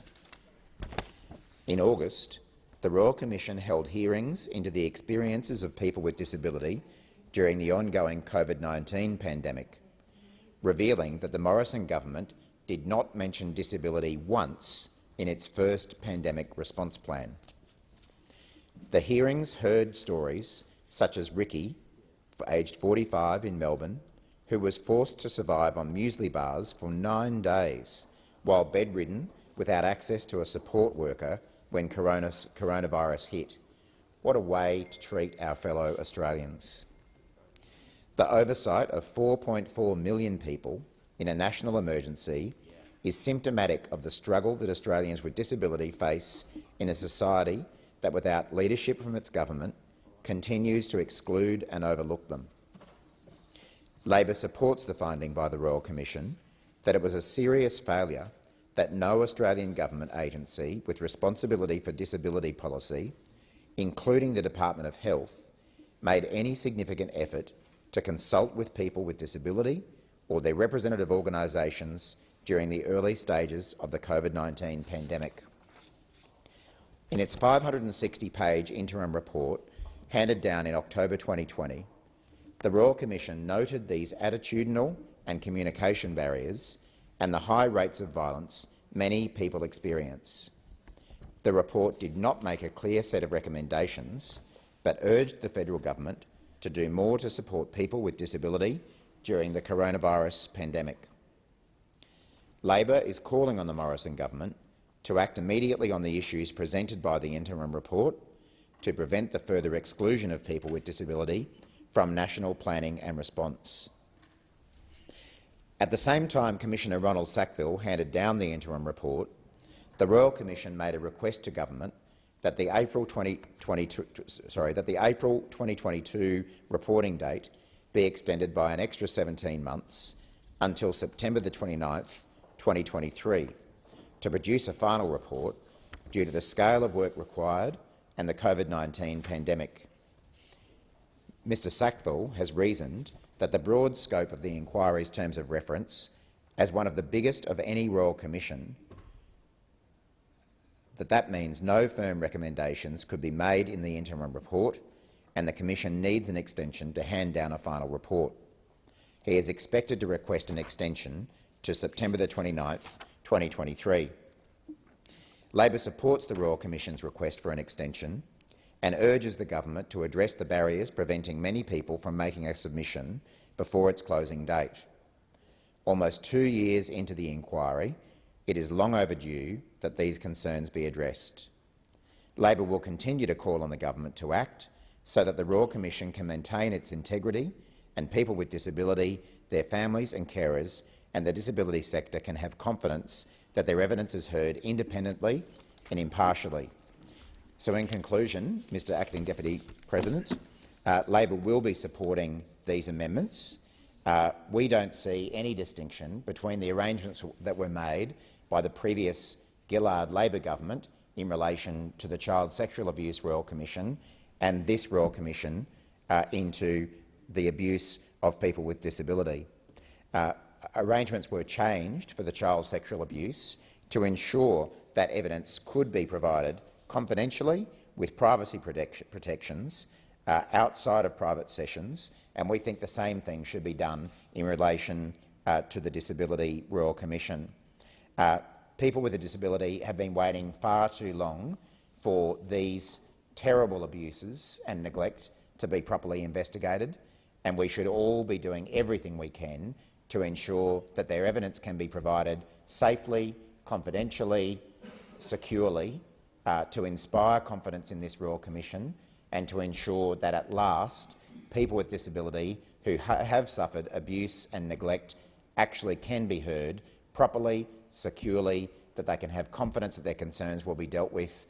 These abuses have gone on too long and confidentiality is required to make sure that they are properly addressed. Senator Van. Thank you, Mr Acting Deputy President. And I rise this morning to speak on the Royal Commission's Amendment Confidentiality Protections Bill. Now, while I and the government won't be supporting this legislation, we very much take the violence, abuse, neglect and exploitation of people with a disability very seriously. That is why the Morrison government established the Disability Royal Commission in the first place.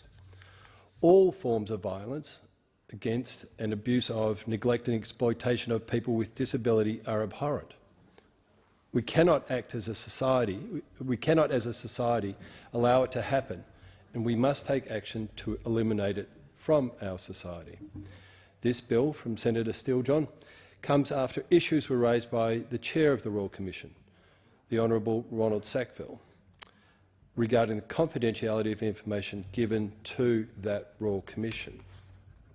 The requested amendments to the Act so that people with a disability would have reassurance that their information will be protected both during the life of the Royal Commission and after it has concluded its work. I thank Senator Steele-John for bringing this legislation forward. His passion and interest for the disability sector is undeniable. There is no denying that Senator Steele-John has the best interests of those providing evidence to the Royal Commission at heart when he introduced this legislation. And while I respect the Senator's intentions in bringing forward this legislation, the legislation proposed is unfortunately inadequate to deal with all of the subsequent issues raised by Commissioner Sackville. However, while we are not supporting this legislation, the Morrison government is committed to amending the Royal Commissions Act. These amendments will address specific matters raised by the Chair about the confidentiality of information given to the Royal Commission and other broader matters not captured in this bill proposed by the Greens. The government has listened to people with a disability, their families, their carers, as well as the broader Australian public, about the importance of ensuring people have the confidence to come forward and tell their story. As a result of these consultations and the request from the Chair of the Royal Commission, the Morrison government will introduce our own legislation. Our bill will ensure that people with a disability will be able to engage with the Royal Commission with certainty that their information will be protected. People with a disability are equal citizens and have the right to the full and equal enjoyment of all human rights and fundamental freedoms, including respect for their inherent dignity and individual autonomy. We established the Royal Commission into Violence, Abuse, Neglect and Exploitation of People with Disability in April 2019, following community concerns about widespread reports of unacceptable and abhorrent transgressions against people with disabilities. Such transgressions are not acceptable in a modern Australia. They never were and never are going to be acceptable. Since the Royal Commission was established, it has received more than 1,900 submissions, more than 7,500 telephone inquiries and held 10 public hearings. An 11th public hearing commences in Brisbane tomorrow. It is clear from the evidence that the Royal Commission has received that the Morrison government was right to call that commission. The outcomes of the Royal Commission will be guided by people's lived experiences, and its outcomes must be based on a true reflection of those experiences. In order for the Royal Commission to fully realise the scope of its inquiry, it is important that the Australian community feels comfortable and supported in fully engaging with the Royal Commission. It is critical that people sharing their experiences with the Royal Commission feel respected. Survivors of violence, abuse, neglect and exploitation have their experiences appropriately acknowledged, recognised and validated.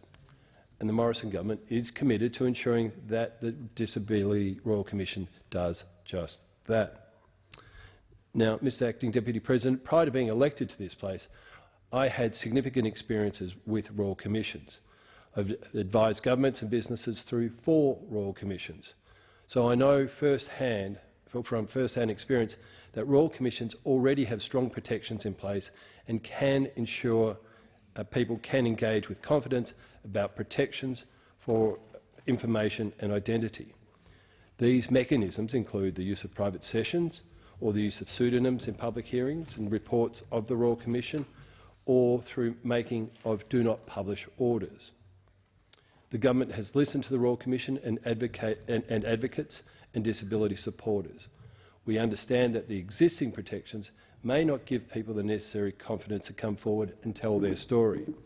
And while there is extensive protections after a Royal Commission has ended, we understand that there may be some concerns about the willingness of some people to come forward in this Royal Commission.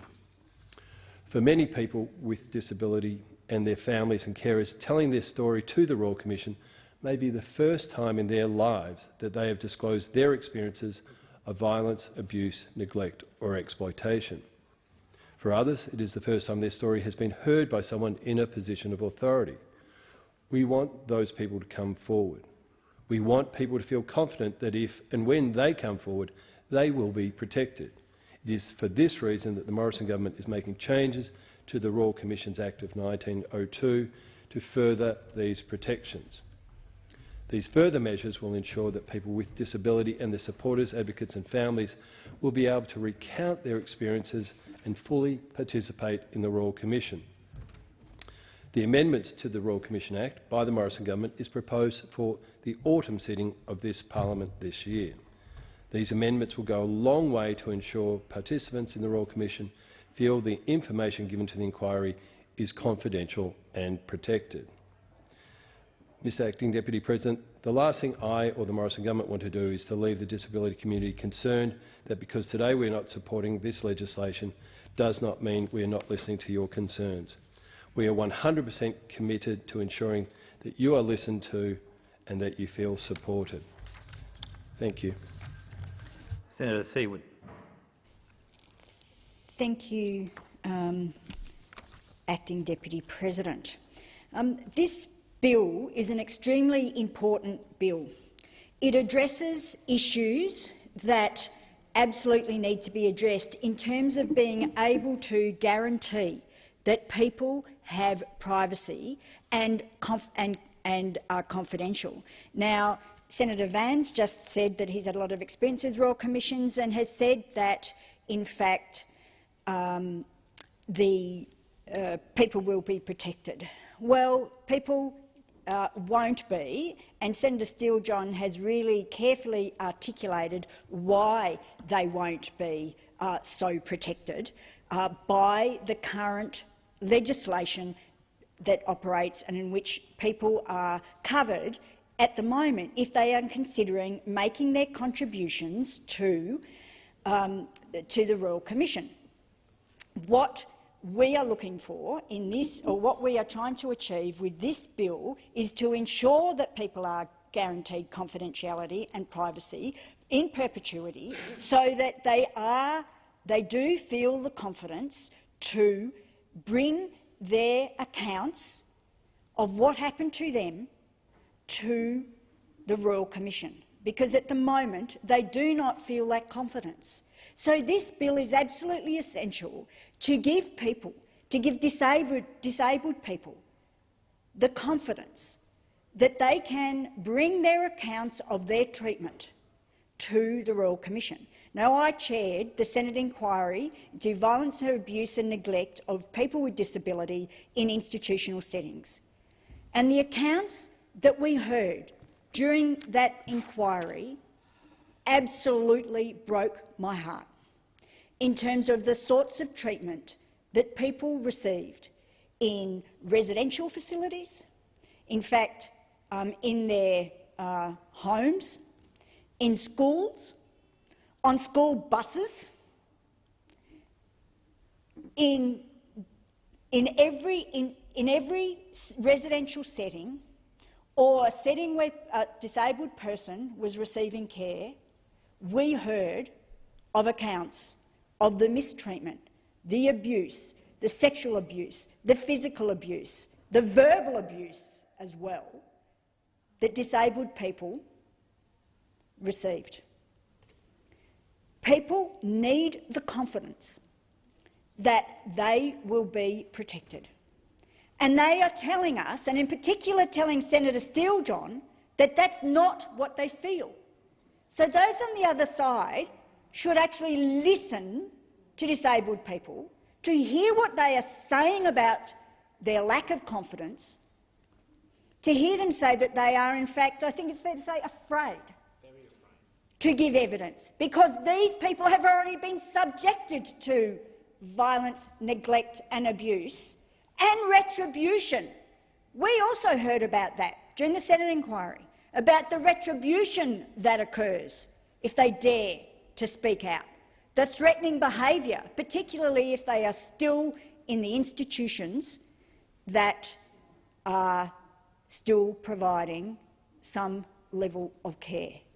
Senator Steele-John would not be wasting, because if he thought this wasn't important, he wouldn't bring this bill to the chamber.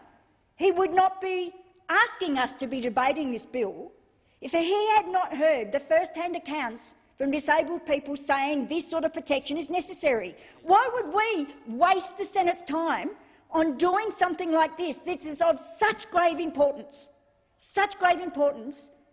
that we have brought it to this place as a private senator's bill, because this is so important. If we are going to address violence and abuse and neglect of disabled persons in this country, this bill is considered necessary by those very people that this Royal Commission is being held into. I commend the bill to the House. Nick, stand up and put a question. Sorry. I understand I don't require a motion to conclude the debate. Are you going to speak? No, I was just simply going to ask that the question be... No, it's not. That's fine. As I understand it, with the concurrence of the Senate, I'll just put the question. that the bill be read a second. So I put the question to the Senate that the bill be read a second time. Those for the question say aye. Against, no. I think the noes have it. Division required. Ring the bells.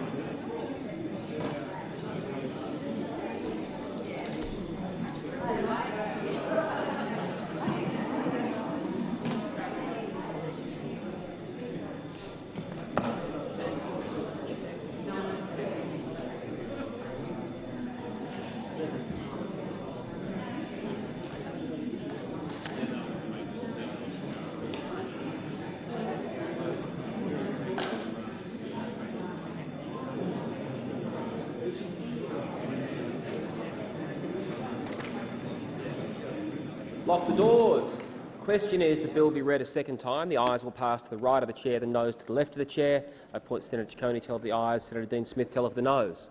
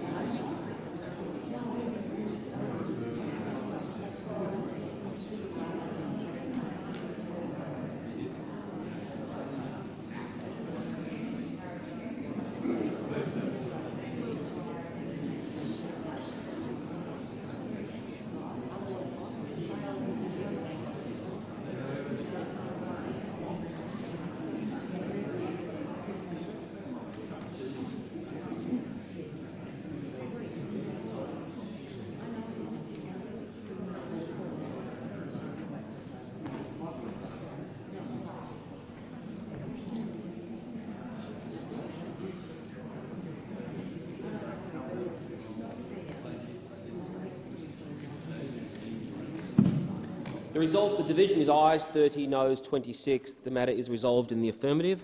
Senators, Clark. A bill for an act to amend the law in relation to royal commissions and for related purposes.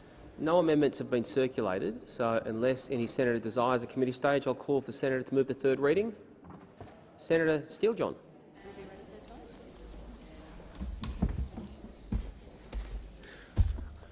I move that this bill be read a third time. The question is the bill be read a third time. Those of that opinion say aye. The contrary, no. The ayes have it. The ayes have it. Clark. A bill for an act to amend the law in relation to royal commissions and for related purposes. It being 11:50, past 11:50, pursuant to the order agreed earlier today, the Senate shall suspend until the ringing of the bells to allow senators to attend the Prime Minister's statement to mark the anniversary of the national apology to the stolen generation.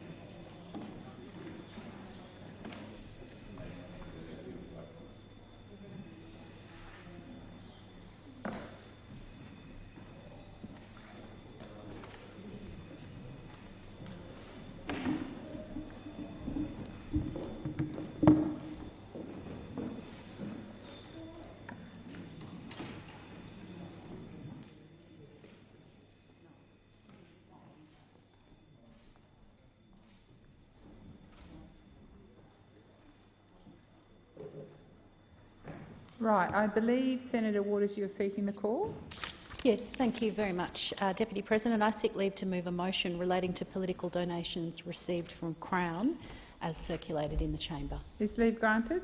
Leave is not granted. Senator Waters. Deputy President, pursuant to contingent notice standing in my name, I move that so much of the standing orders be suspended as would prevent me from moving a motion for the consideration of a matter, namely a motion to provide that a motion relating to political donations received from Crown may be moved immediately and determined without amendment or debate. Now, as people will see from the motion circulated in the chamber, the report handed down last Friday, the Bergen report, contained extremely disturbing inferences about Crown pertaining to criminal conduct and money laundering.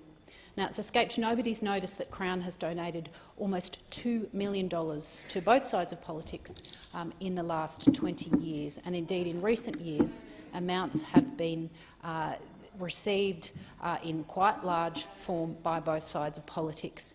Now, I understand that as a result of that, the Federal Labor Party are considering not accepting donations from Crown in the future. We today, and my counterpart in the House, will also be moving a similar motion asking both of the big parties to give that money back. Rather than giving it to Crown, why don't you give it to some gambling support services to help people who are addicted? So this is a very clear call, and we'll be moving, and hence the suspension of standing orders today. This is an urgent matter. Our democracy has been for sale for a very long time, and this is just the latest example. And it is a most egregious example because criminal conduct is being alleged, money laundering is being alleged, and yet both the big parties are still happy to take money from Crown. Now, I welcome the fact that that decision is under review by the opposition, but it's not good enough just to say we won't take any more. We would like both of the big parties to reflect on the money that they have received in the last 20 years and to give that money back. Better to give it to support services for people who are addicted to gambling. Now, I want to take the opportunity to share the views of Geoffrey Watson SC, who's a director of the Centre for Public Integrity, and he makes a very salient point, and I'd like to quote him. The fact that they're donating most heavily in jurisdictions where they have casinos tells you that it's related to some sort of benefit the company receives in respect of its operations. And he goes on to say, Crown has been a massive donor, a donor in massive sums for years. It obviously opens doors and gets you access which you otherwise would not get. Now, that's the point here. Crown are not donating out of the goodness of their heart. None of the big donors are donating out of the goodness of their heart. These big corporates, these big vested interests, these big industries are seeking policy advantage. And when it comes to the gambling industry, they have received it because we still don't have decent regulation of gambling policy federally and certainly at the state levels as well. And I know my colleague from Western Australia is very interested to see how the procedures failed in Western Australia, given that it too was implicated in the Bergen report. So this is a desperate plea for us to clean up democracy, return that money that you've received from Crown. We think that donations should be capped no matter where they're coming from, but this example is even more egregious than your standard pay for access, pay for policy outcomes. It's now been elevated to the level of criminality, to the level of money laundering, and it is just untenable for big political parties to continue to receive donations from a company that is now so mired in controversy that it can no longer be a political donor. Give back the money, better, give it to support services for people that need help with an addiction to gambling. Unfortunately, we know that that is a scourge that grips so many Australians. In fact, in many ways it's caused by the very practices of those industries and particular algorithm designs and particular design to encourage and deepen that addiction. We'd love to see action on that, and it's no wonder that we haven't. It's no wonder that we don't have a limit on pokies. It's no wonder that the dollar limits on pokies went absolutely nowhere, because the Hotels Association and Crown in particular have been paying for a very long time, and they have happily received the benefit of an absence of policy to regulate their activities. The big parties have got a chance here to start to restore some confidence in democracy. Earlier today we had a discussion about lowering the disclosure threshold. It's not good enough. We need more. We desperately need to cap donations. We need you to return that money from Crown and give it to support services for people with a gambling addiction, members of the Australian population deserve to have confidence that their democracy works for them. They are sick to death of democracy being for sale. It's not just the gambling industry. Sadly, the list of people who buy influence is very, very long. And only once a year do we get those statistics. Well, we have those statistics now, $2 million. Give it to gambling support services to help people who are struggling with gambling addiction. Do the right thing. That is exactly why we are moving this motion today, and my colleague Anna Bant will be moving it in the House as well. Thank you, Senator Waters. Just before I go to you, Minister, I do remind Senator Waters and perhaps in advance other speakers that the question being debated is the question to suspend standing orders, and that is what your contributions should be around. And I did give you leeway, but I'm reminding people that is the question before the Senate. Minister. I move that the question be put. So the question is that the motion is moved by the... Yes, beg your pardon. So the question is that the motion is moved by Senator Waters be agreed to.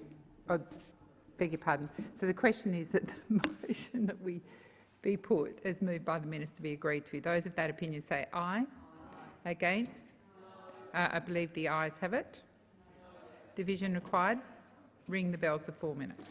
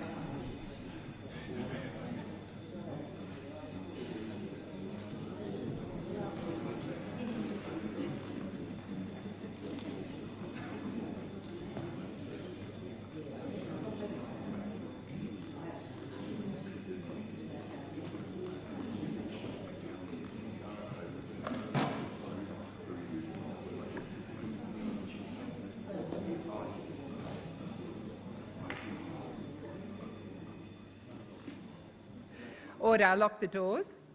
So the question is that the motion is moved by Senator Waters, by the minister, be agreed to. Those of that opinion say aye. Against. Sorry, I think I'll start again. So the question is that the motion moved by the minister be agreed to. The ayes shall move to the right of the chair, the noes to the left. I appoint Senator Davey as teller for the ayes and Senator Siewert as teller for the noes.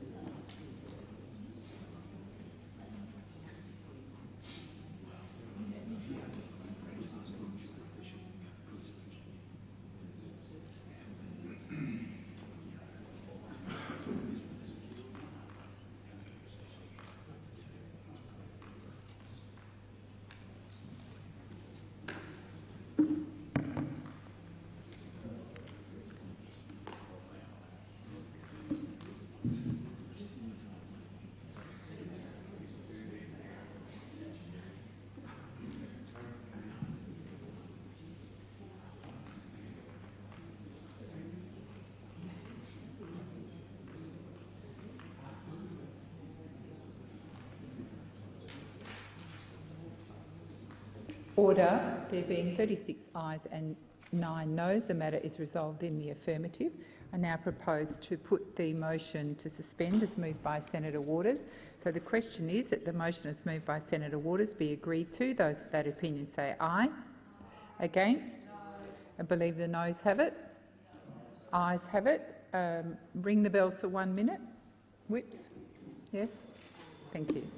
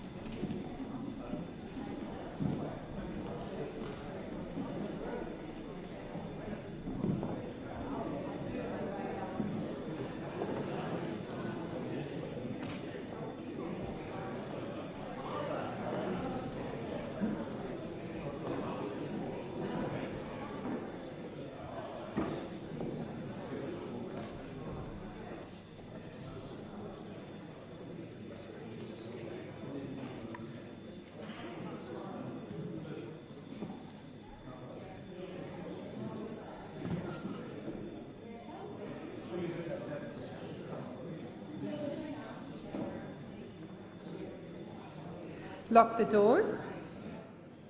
So the question is that the motion as moved by Senator Waters be agreed to. The ayes shall move to the right of the chair, the noes to the left. I appoint Senator Urquhart as teller for the ayes and Senator Siewert as teller for the noes.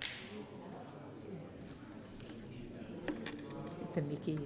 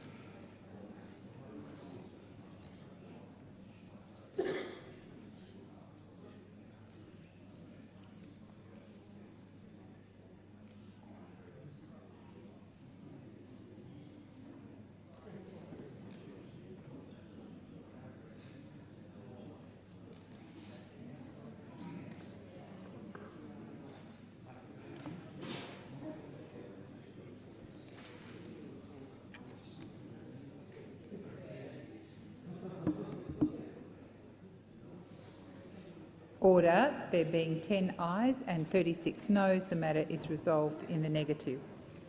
Oops.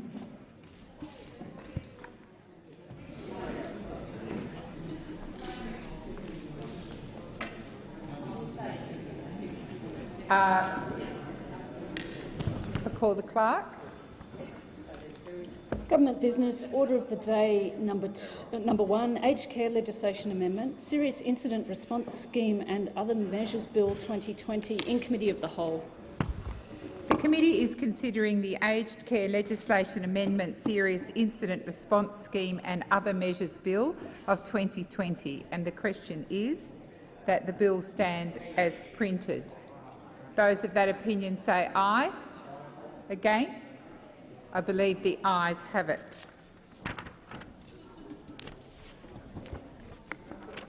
So the question now is that the bill be reported. Those of that opinion say aye. Against? I believe the ayes have it. The committee has considered the Aged Care Legislation Amendment, Serious Incident Response Scheme and Other Measures Bill 2020 and has agreed to it without amendments. Minister. Move the report of the committee be adopted. So the question is that the motion is moved by the minister be agreed to. Those of that opinion say aye. Against? I believe the ayes have it. Minister. I move the bill be read a third time. So the question is that motion is moved by the minister be agreed to. Those of that opinion say aye.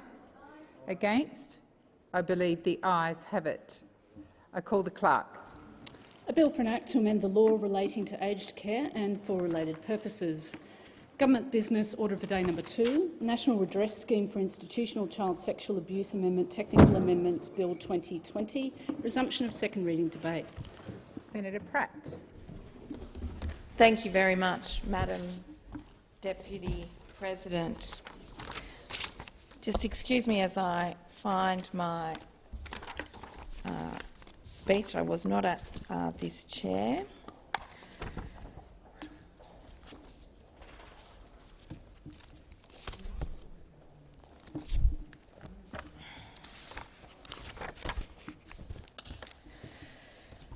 So this afternoon, and we are indeed in the afternoon, we are here to debate the National Redress Scheme for Institutional Child Sexual Abuse Amendments. And the bill is named Technical Amendments Bill of 2020. But I want to, in referring to this bill, because whilst what the government has put forward is some technical amendments, we should not step away in any way from the weight of the issues that victims of childhood sexual abuse within institutions have experienced, and the profound nature and the profound importance of a scheme to provide redress to those victims and its effective operation. The effective operation of this scheme has been left wanting to a considerable degree, and sadly the government's technical amendments to this scheme do not add a great deal of weight to the problems in the functioning of the redress scheme and the ability of the scheme to support victims. So in rising to give this second reading speech, I firstly move a second reading amendment be circulated in my name, and that is at the end of the motion, add, but in the Senate, that we note the deficiencies in the bill as drafted, and that we urge the government to respond to calls from survivors to improve the National Redress Scheme and to deliver quicker, fairer and better outcomes for the recipients, as recommended by the Royal Commission into Institutional Responses to Child Sex Abuse. And I move that amendment now as part of my second reading speech. Survivors of institutional child sexual abuse have in our nation already waited too long for redress. It's been 2 years since the national apology to survivors, but we also know that the Royal Commission was launched nearly a decade ago, and that Royal Commission did substantial work towards the arrangements for the redress scheme. And in my participation in this place, in looking at this legislation, both before I left in 2014 and when I resumed service here in the Senate back in 2016, this issue has long been before the Senate. In the decade since the Royal Commission was first announced, in 2012, when the Royal Commission was launched and Julia Gillard, our Prime Minister Gillard, said to victims of this abuse, she said, "We hear you. We believe you." But the government, and indeed this parliament, also made a commitment that our words would be backed with action, backed with a willingness to commit ourselves to action to deliver redress to victims of this abuse. Survivors have waited too long and have already been through so much. We made a commitment to deliver redress that was timely, redress that does not re-traumatise, redress that does not leave survivors missing out. And so we have seen, in the 31 months since the commencement of this scheme, a mere fraction of the projected numbers of survivors have received redress. And indeed, a mere fraction have actually applied for redress also. So we can see that too many are waiting, many are ill, many are aged, some are dying, and some have missed out altogether because the institutions that they were subjected to abuse within are not yet part of the scheme or have been unable to join the scheme for legal reasons that we will debate later, or indeed have simply been unwilling to. In my own home state of Western Australia, one such example is Fairbridge. Child migrants who were sent to Australia from the UK and Malta when they were small children. Children who were told they were orphans. Many of them were not orphans. Children who were used and abused at this institution and who have no redress as yet within this scheme. These people who were children at the time they suffered this abuse were children hurt by the British programs of child migration. These were programs that stretched across a number of countries in which children were sent away to unsafe and indeed unprotective and uncaring places around the globe. And there are other examples of victims who are unable to access redress because of the refusal of the Jehovah's Witness Church to join the National Redress Scheme.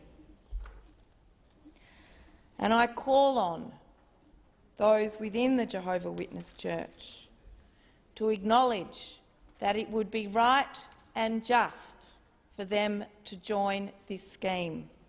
I know the Church has a strong doctrine where it seeks to put itself outside the law and simply operate according to the principles of its own faith. But I ask them, please, as an institution, as a Christian institution, please step up and do the right thing. There are hundreds and thousands of followers of the Jehovah's Witness Church. We see their Kingdom Hall and their assets right around the country. And I would call on you to make sure that justice is done to the victims of sexual abuse within your institutions, to make sure that those victims can get justice. It is time for us to get redress delivering on its promise for survivors. This is why Labor will be moving a series of amendments to address the long-standing structural and emerging issues within the National Redress Scheme. And it's been a privilege for me to serve as a committee member, and I've only been serving in that role for a short time, where, as a member of the Joint Standing Committee into the arrangements for redress, because indeed it takes brave victims to continue to tell their stories, not only about the abuse that they suffered, but also about how their experiences now intersect with the institutional and justice arrangements of the redress scheme. And it is not easy for them, as the example of victims within the Jehovah's Witness Church and those from Fairbridge and others have shown. It is a scheme that has been rolled out by the government, and unfortunately it has not fully realised the recommendations of the Royal Commission. It has failed, frankly, to deliver on the promise of redress that it promised victims. So Labor's amendments today seek to better reflect the experience of survivors and indeed the spirit of the original recommendations that came out of the Royal Commission. And I have to note that some of these issues have been raised by Labor from the outset. In our original critique of the bill when it was first passed, that many of these issues were indeed foreseen and remained unaddressed at that time. But of course, Labor did not want to get in the way. We supported the passing of the bill because we wanted to see the system get up and running so that it could serve victims' needs. But now, again, we have an opportunity to raise these issues, and we hope and we call on the government to support this and respond accordingly. These are essentially today the same amendments that we moved to this legislation in the House. They are modest amendments that give the government flexibility to negotiate with the states and territories and the latitude to fix the issues with the scheme in the most effective and efficient way. And it also gives ability to take into account relevant findings from the review of the scheme. In most of these cases, it's simply a case of the government getting up and showing leadership and conviction that backs the needs of victims who deserve a functioning redress scheme, an accountable redress scheme. We call on the government to clearly say to survivors and to the public, and indeed to this parliament, what they we call on them to say, what will you do to fix the substantial issues with the scheme? Or at least explain why you won't do it. This shouldn't be put into the too hard basket.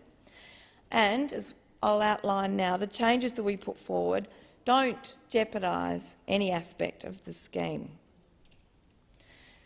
The opposition wants to say to the government, we want to work with you constructively to get the scheme actually delivering for survivors.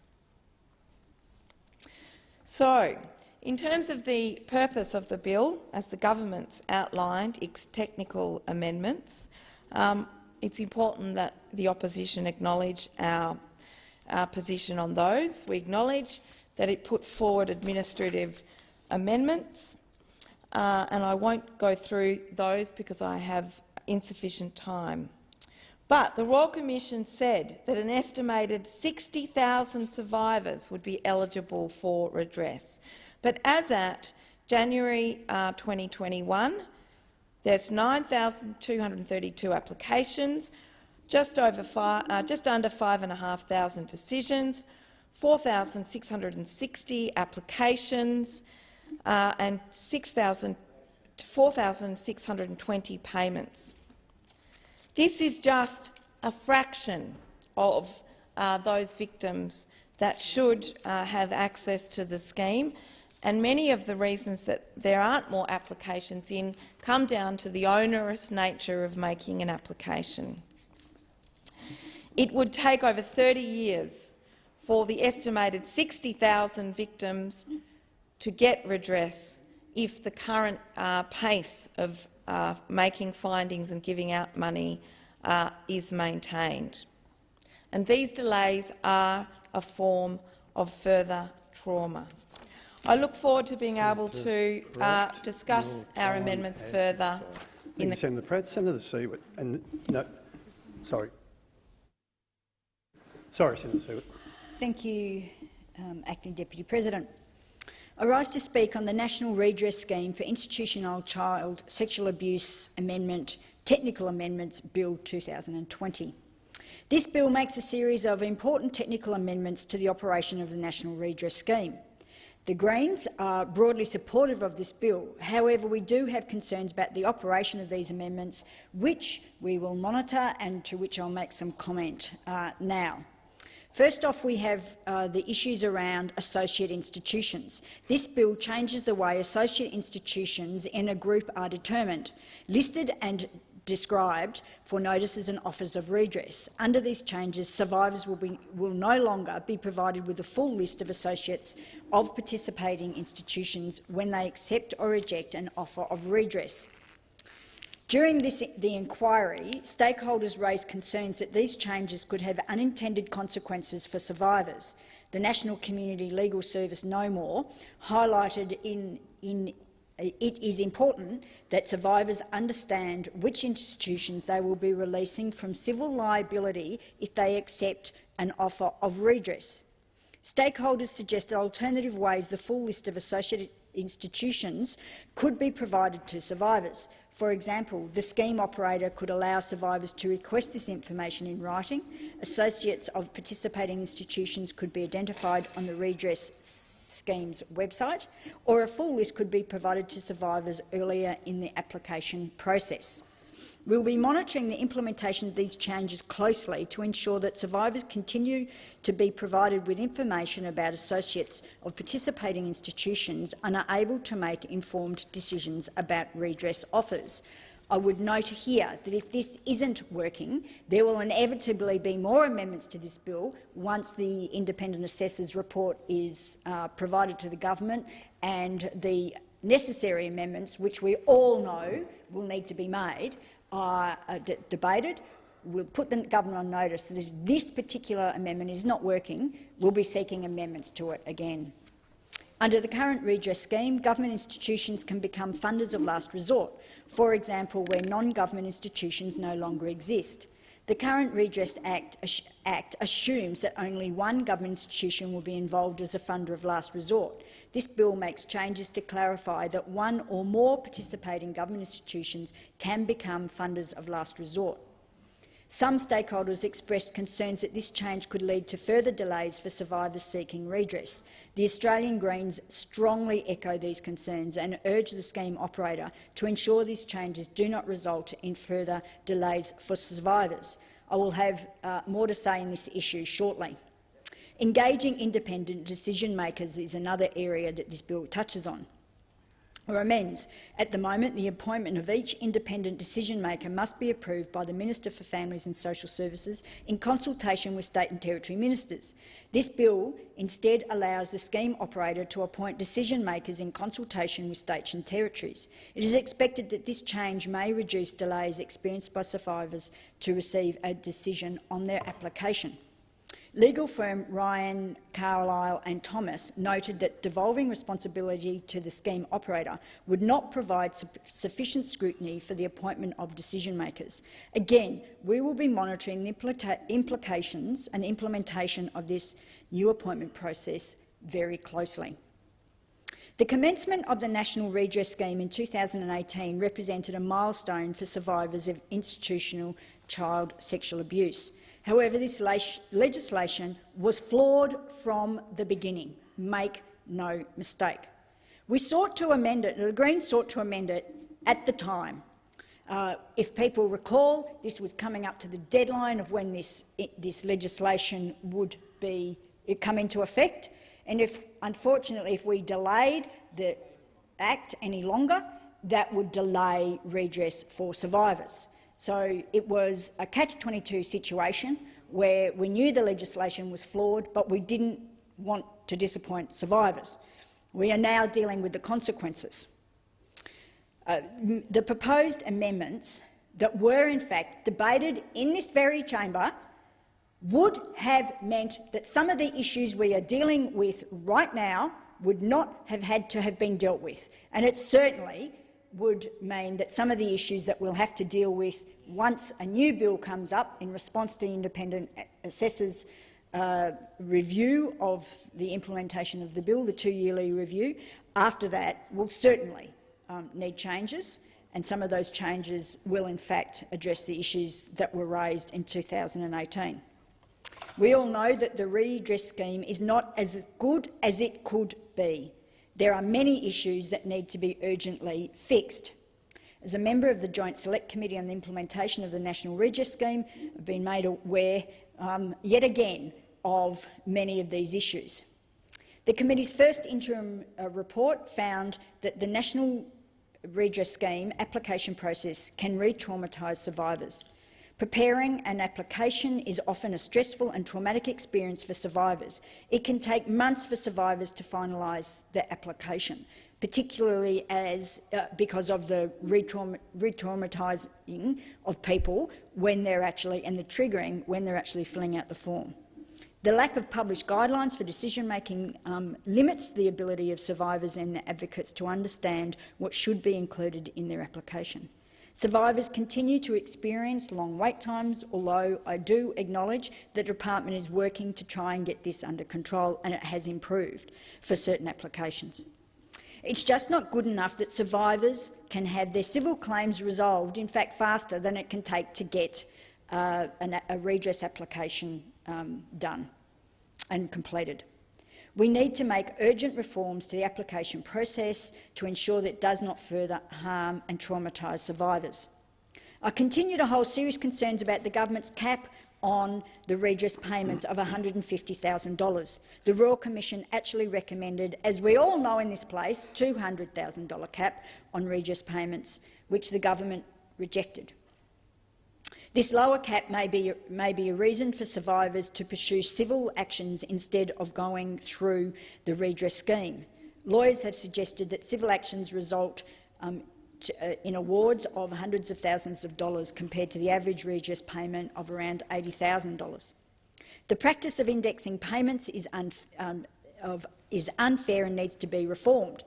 Over 449 payments have been adjusted due to their prior payments, with the average value of the adjustment being $34,574. Some survivors have also had their redress payments reduced to zero because of indexation. The practice of indexation of prior payments needs to be removed immediately. There is also significant gaps in survivors getting access to counselling and psychological care services and supports. This includes gaps around access in rural areas, access to culturally safe and sensitive healing programs and specialist financial counselling. The government has placed time and monetary caps on access to counselling and psychological services, which goes against the Royal Commission's recommendations. All survivors and their families should be able to engage with high-quality specialised counselling and psychological care services in order to address their trauma and also to limit re-traumatisation, as I've just articulated, is occurring through the process. The funder of last resort provisions continues to let survivors down as they are too restrictive, as was articulated in this place during the debate on the primary legislation. These issues were addressed during that discussion, and we sought to amend it, but unfortunately those amendments weren't supported. These provisions need to be amended, and I'm sure when we see the independent assessor's report and review report, we will need to come back and readdress this issue of funder of last resort. Under the current scheme, the government can become a funder of last resort for institutions that no longer exist, known as defunct institutions. But these provisions only apply where the government has supposedly equal responsibility for the abuse that occurred in the now defunct institutions. The government should be a funder of last resort regardless of whether they were involved in the institution or in the responsibility for the child that had, now the adult, but the child when they were abused. Survivors shouldn't miss out on payments because of these narrow provisions. As of October 2020, there were 88 applications for redress that named a funder of last resort institutions. But only 29 of these applications have been determined, and of these 20 payments, only 20 payments have been made. It's clear that the funder of last resort provisions are preventing significant numbers of survivors from accessing redress. The government needs to consider how we can expand the funder of last resort provisions to ensure that all survivors have equal access to redress and don't experience unfair waiting times. It is distressing that some institutions, including those named in the Royal Commission, have not yet joined the National Redress Scheme, even though they have been named. While these institutions have been publicly named and shamed, they continue to drag their feet. We need to consider the impact this is having on survivors who feel the distress and feel like they have nowhere to go. I appreciate that the Minister is taking these issues seriously, and we are making progress on compelling institutions to join the scheme. But as was just articulated, the Jehovah's Witnesses still have not joined. It is outrageous that they do not accept the responsibility for the children that were abused in their care. We need to think about ways that we can work together to take all possible actions to ensure the institutions are held to account. It is imperative that the government takes every possible action against these institutions which fail to uphold their moral, social and ethical responsibilities by declining or unnecessarily delaying their participation in the scheme. The second anniversary review of the National Redress Scheme is, hopefully, just about complete. I am confident that this independent review will make clear recommendations on how we can improve the redress scheme. I'm confident of that because I'm sure that the survivors in particular who have been giving their comments and evidence to the review will be voicing their very strong concerns about the failings of the redress scheme. And if they are listened to, there will need to be recommendations made about amendments. It's especially important that the review looks into publishing the assessment framework policy guidelines, streamlining applicant and decision-making processes and creating a direct complaint avenue for survivors. The Australian Greens will continue to closely monitor the outcomes of this review and push for change so that redress scheme supports all survivors and holds all institutions to account. Thank you, Senator Stewart. Senator Smith. Thank you very much, Mr Acting Deputy President. I also rise this afternoon to make some comments in regards to the National Redress Scheme for institutionalised child sexual abuse amendment bill, and of course this bill deals with some technical amendments. I think it's important to say at the very beginning, and Senator Siewert did mention this briefly, but I think it's beholden on every senator to acknowledge the work and the progress that is already happening in the National Redress Scheme. And I've heard comments made about the Royal Commission report and recommendations, and I'll reflect on two observations about the Royal Commission outcomes that have not actually been reflected in the experience of the scheme. But I just want to reiterate that at the 31st of December 2020, just 3 months ago, 450 institutions covering over 60,600 sites had in fact signed up. 9,117 applications had been received by the scheme. 4,350 payments had been made to survivors, totalling $377 million, and a further 540 offers were awaiting a decision by the applicant themselves. So let's just put that in context. In the first year of the scheme, 47 institutions had joined. In the second year of the scheme, it had grown by 176, and in the third year of the scheme, it had grown by another 223 institutions. I'm someone who believes publicly and privately that the National Redress Scheme is working, is growing, is making the necessary progress that many of us had hoped it would make. Is there an opportunity for continued improvement? Yes, there most definitely is. I'm someone who believes that the scheme will always be, and should always be, in a state of constant recalibration. If it is to be responsive to the needs and the interests and the concerns of survivors, as shared with government and parliamentarians via survivors themselves and survivor groups, then it must be, and we must recognise that it will be in a constant state of recalibration and improvement. There were two observations made by the Royal Commission that I do think need to be reflected upon. One is that the Royal Commission, and it's not an error or a fault of the Royal Commission, I mean it couldn't see the future, but I think it is fair to say that the Royal Commission overestimated the number of applications that the National Redress Scheme may get, overestimated the number of applications the scheme may receive.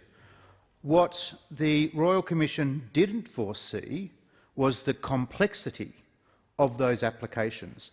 And I see Senator Siewert, if I may, sort of nodding in agreement with my observation.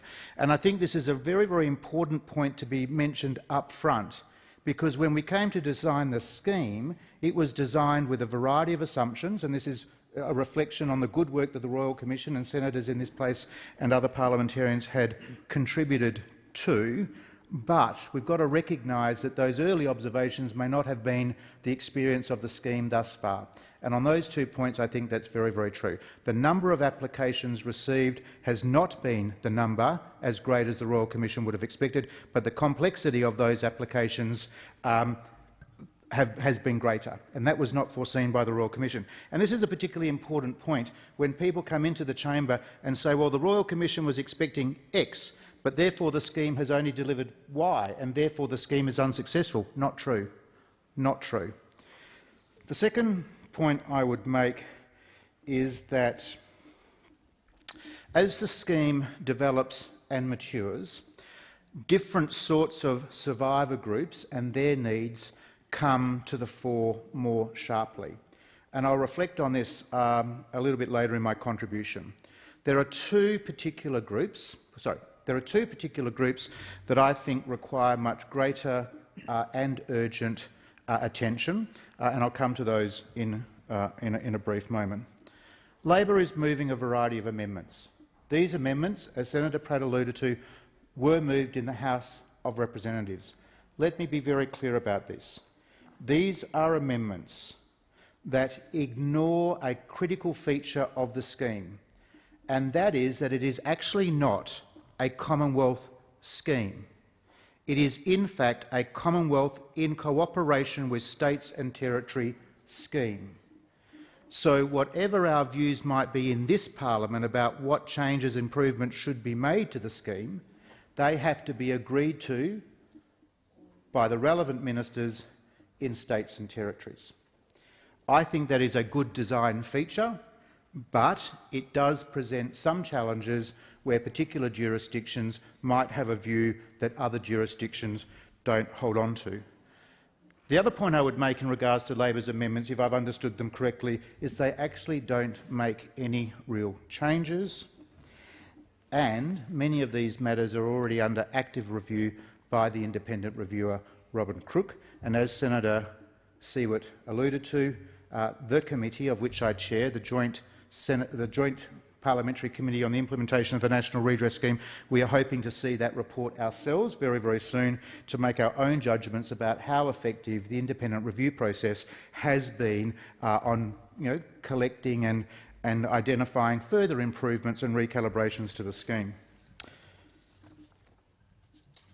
Mr Acting Deputy President, much of the credit, I believe, for getting so many institutions to join the scheme must go to the very, very clear commitment of the Morrison government and its forthrightness in following through on its justified threat to name and shame institutions and to strip them of their tax and charitable benefits.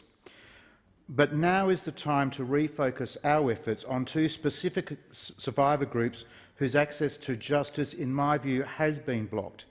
Both of these groups, of course, have a strong West Australian character. Redress, in my view, and I think I will probably speak for many on the Parliamentary Committee, but redress must now be urgently delivered to those Fairbridge kids who are among the 3,580 British child migrants sent to the Kingsley Fairbridge Farm School near Pinjarra between 1913 and 1982. The original Fairbridge Society ceased operating in the early 1980s when it was rolled into the Prince's Trust. That organisation has established Fairbridge Restored Limited to act as the legal entity responsible for meeting the liabilities of Fairbridge Farm Schools.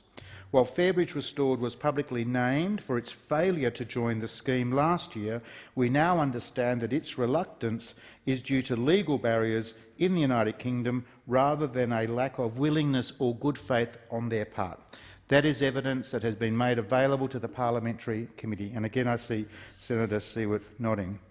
But it's clear to me and to others in this Senate chamber that the unique and unforeseen circumstances surrounding Fairbridge kids warrant special attention. It is reassuring to know that this is a view that is also shared by the National Redress Scheme, with the Secretary of the Department of Social Services having described the matter at a public hearing as having a sense of urgency and noting that they are very committed to resolving this issue as quickly as we can, the Secretary said. The second priority in 2021 must be to improve the level of awareness and access to the scheme for Indigenous survivors. We know that factors including poor understanding of the scheme in regional and remote areas, access to records and historical documentation, and even a reluctance to ask questions out of fear of being judged are preventing greater Indigenous participation and therefore access to justice. There can also be cultural unwillingness to detail accounts of historic childhood sexual abuse, which is stopping many older Indigenous survivors from even starting an application. Late last year, the committee heard from the CEO of the Kimberley Stolen Generation Aboriginal Corporation, who detailed for it key areas where the scheme could improve to better address the needs of Indigenous Australians, including increased access to culturally appropriate support in remote communities. In evidence to a parliamentary committee, the Kimberley Stolen Generation noted that Aboriginal people don't see counselling the same way as non-Indigenous people do. That's not what works for them, and it's not culturally appropriate for them either. Of the 3,123 applications for redress received between July 2019 and June 2020, 1,052 were from Indigenous survivors, representing 34% of all applications for that period. When I was in the Kimberley region just a few weeks ago, I had an opportunity to meet with the Kimberley Stolen generation, and they reiterated to me their very, very strong view that more can be done to provide better access and therefore justice for Indigenous Australians, but that there was a plan and that they had some excellent ideas about how that could be. Because people live in remote areas of our country, they should not be denied access to the scheme. They should not be denied access to the scheme. When I was reviewing the contributions of members of the House of Representatives over the weekend in preparation for some remarks today, I think you could come to the wrong conclusion. And that wrong conclusion is that nothing is happening in regards to national redress. Nothing could be further from the truth. A lot is happening. The timeliness has improved. Indeed, the investment by the Australian government of an additional $104 million over the next 4 years is timely, is necessary. But we should not allow ourselves to fall asleep at this particular wheel. More must be done, more can be done. I would hasten to add that my sense, my considered sense, is that across the parliament, in the Department of Social Services, who are responsible for the National Redress Scheme, in the community, there is a great willingness. There's a great sense of urgency to make sure that justice can be delivered in the most timely and effective way for survivors and for their families. I will leave those brief remarks there, Mr Acting Deputy President, just to say finally, very finally, might I extend the appreciation of the Joint Parliamentary Committee, but also all those other people that have come in contact with the National Redress Scheme, have had a good experience, and just extend our appreciation to officers in the Department of Social Services and the National Redress Scheme for the important work that they do on this very, very important matter. Senator Lyons. Thank you, Acting Deputy President, and thank you also to you, Senator Dean Smith, for your ongoing and strong advocacy on behalf of survivors. In my first speech in this parliament and several times since then, I have indicated that my father was sent out to Australia. He was in a home for immigrant children in Birmingham in the United Kingdom, and he ended up at Fairbridge, as Senator Smith knows. He came out at the age of 12. He wasn't one of the children who didn't know who his family was. Indeed, he came from a very large family, and his mother had taken up with a new man who didn't want the existing children that were in the family. And so my father and his brother, Uncle Arthur, my Uncle Arthur, were put into the Birmingham Children's Home. And despite the fact that they grew up in Coventry. Now, my father's passed away now, but thankfully, because of the British government's actions in saying sorry, he was able to go back to the UK and meet with his family. And they, of course, always knew that he was missing.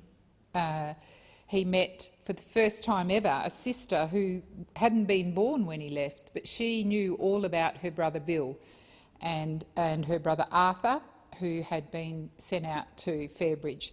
And there's no doubt that my father's life at Fairbridge was very harsh. There's no doubt about that.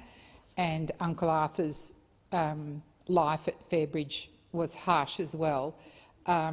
Despite other reports around the abuse that did occur at Fairbridge, my father was spared that, but he knew other children from Fairbridge who gave evidence to the Royal Commission of the abuse that they had suffered. So I've got a personal stake in this matter, I guess, and it is rather ironic today that we've just had the Prime Minister and the Leader of the Opposition give their comments around Sorry Day, and we heard from the Minister, Ken White, and our Shadow, Ms Linda Burney, and the flavour of all of those speeches was that we are sorry for what happened to the stolen generations in this country. Horrific times, and yet comments were also made that it had taken too long. And I think for survivors of abuse, sexual abuse, despite the best intentions, I mean, often on these matters we are poles apart, but on this matter we are not. But it's still taking too long, and sadly, as the time goes by, survivors start to pass away. And that's the case in my father's case and Uncle Arthur's case. Uncle Arthur sadly never got the chance to go back and meet with his UK family, who clearly loved both Uncle Arthur and my family. And to see the resemblance, to see where my dad grew up, to see the schools he went to, the pub that my grandparents drank at, all of those sorts of things which are part of everyday life, which were denied to him, were really important. And I'm still sad that Uncle Arthur never got that chance. So the Royal Commission estimated that some 60,000 survivors would be eligible for redress, and certainly we don't want to see survivors waiting any longer than necessary. And other contributors have gone through that that we have received less than that. But of course, there's a great shame about being sexually abused, and not every person who has been abused is ever going to come forward. That's a shame of it. So we need to be making a scheme that makes it easy for people, not harder. And we need to create, of course, a framework that's robust and that's transparent and where monies are accountable, but a scheme that's not onerous for people to come forward and put their hand up and claim the redress that they are so justly and fairly entitled to. But the scheme has received nearly 10,000 applications. It's made about 5,500 decisions. It's finalised 4,600 odd applications, and the monies to date are around just under $4 million. But we know there's 512 applications on hold, waiting on institutions to join the scheme, and this is unacceptable, and we've heard from contributors to this debate this morning that it is unacceptable. There's no doubt that the laws and our society and our culture at the time enabled this sexual abuse to happen, and we do need to not allow institutions to remain outside of the scheme. If they're a named institution and they've been, the sexual abuse has occurred, they must be part of the redress. And certainly one of the amendments that Labor will seek to move later today is that a requirement that the minister does name and shame these institutions who refuse to join the scheme. And I know that the minister's been very strong on naming and shaming, but we do want it to be a requirement because as time goes on, ministers change and so on and so forth. So we want it to be a requirement. It is shameful that we've had to get to the point where we've had to threaten institutions who clearly have not done the right thing, that they'll be named and shamed and that their tax allowances and so on will be under question. It is shameful that we've had to really go in hard like that. But nevertheless, let's put the victims before the institutions and be very clear that we want to see that it is a requirement, because really we don't want survivors who've suffered enough to be waiting any longer than absolutely necessary before they get what they are so justly entitled to. And there's no doubt that there's the action of the abuse itself, and then, of course, there's that ongoing impact where you'll still see people in their 60s and 70s breaking down and feeling ashamed about what happened to them when they were young children. So that's an amendment that Labor's keen to pursue. And these aren't new amendments that suddenly have arisen today. They have been the view of Labor for a very long time. We also want to see the cap increase. This has been right from when we heard the evidence.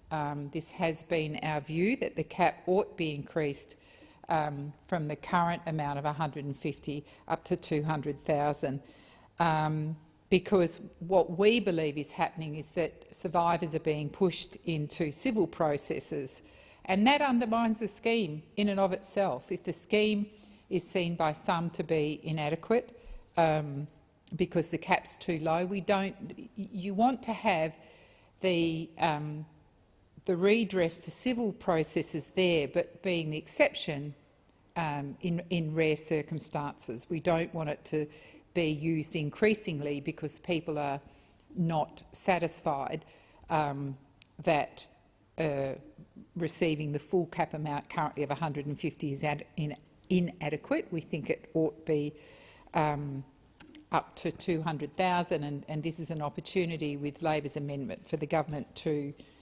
actually do the right thing.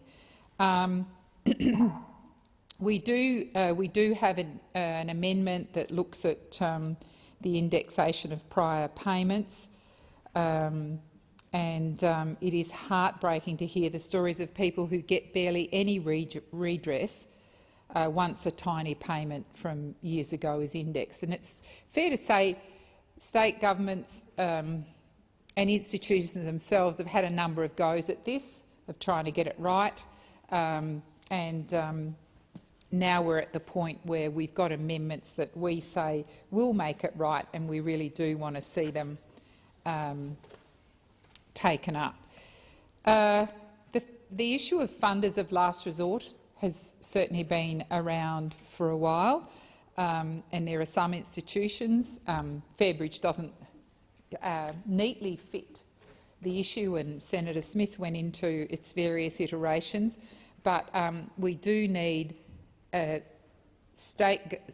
governments, whatever form, whether it's the Commonwealth or the states, to be funders of last resort, because we can't have survivors left high and dry because their institution no longer operates through no fault of their own, when clearly redress is needed.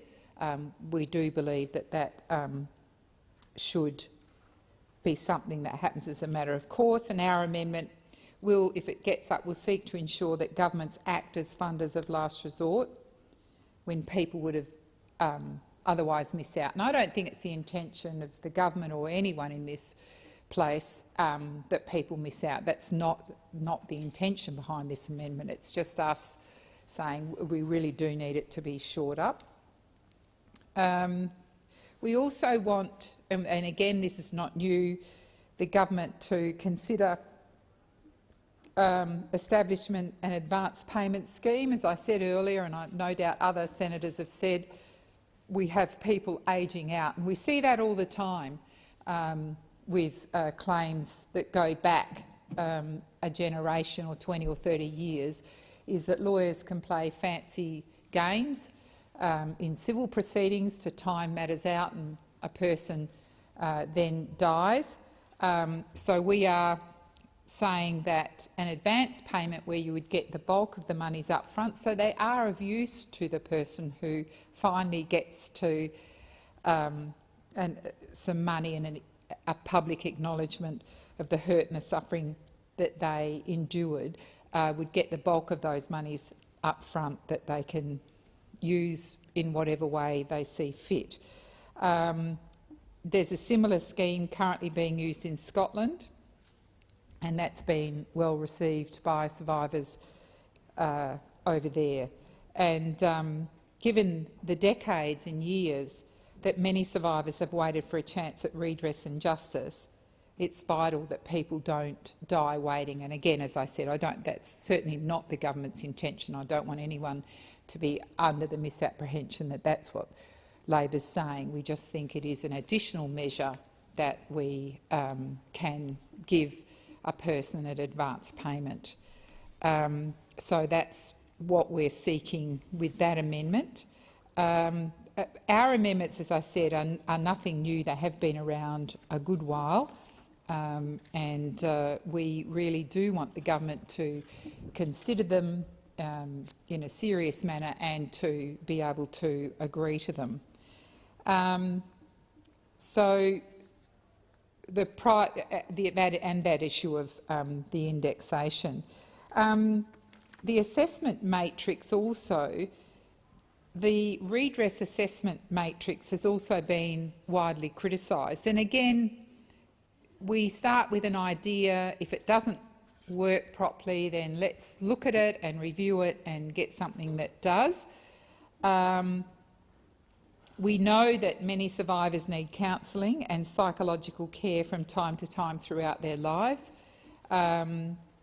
But what we do, and certainly we heard this in evidence, the evidence that I heard at one of the Senate inquiries was particularly, and Senator Smith mentioned First Nations people too, is to make that counselling available through a survivor's life, because as you go through the various, as a victim, the various stages of grief, of anger, of coming to terms with issues, new issues will come up. And all of us who've experienced trauma know that there'll just be a moment when you're really doing nothing and suddenly it all comes and hits you, and that could be 5 years after the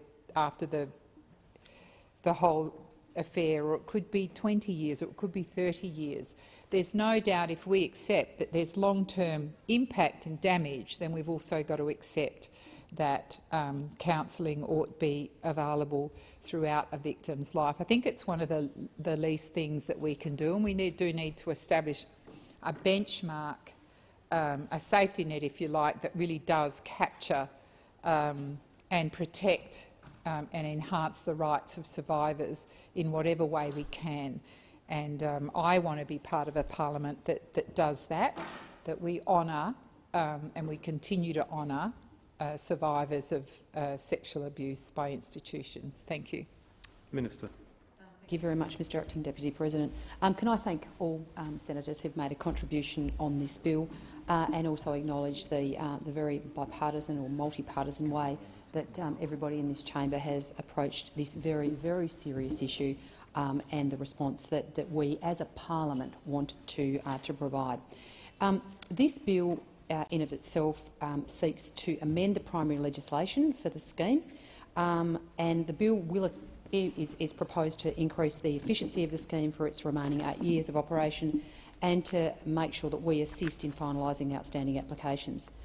The amendments address minor and technical issues with the current operation of the Act, and will address unintended consequences or oversights in the initial drafting of the primary legislation underpinning this scheme. Consistent with the survivor focus of the scheme, survivor groups support the passage of this bill, as does the Standing Committee on Community Affairs. All jurisdictions have supported the progression of this bill in accordance with the scheme's governance arrangements and are required to be consulted on and approve all future changes to the Redress Act due to the cooperative basis under which this scheme continues to operate. So, regardless of the amendments raised that are being put forward here, I do acknowledge a very, very strong shared desire to continue to improve this scheme.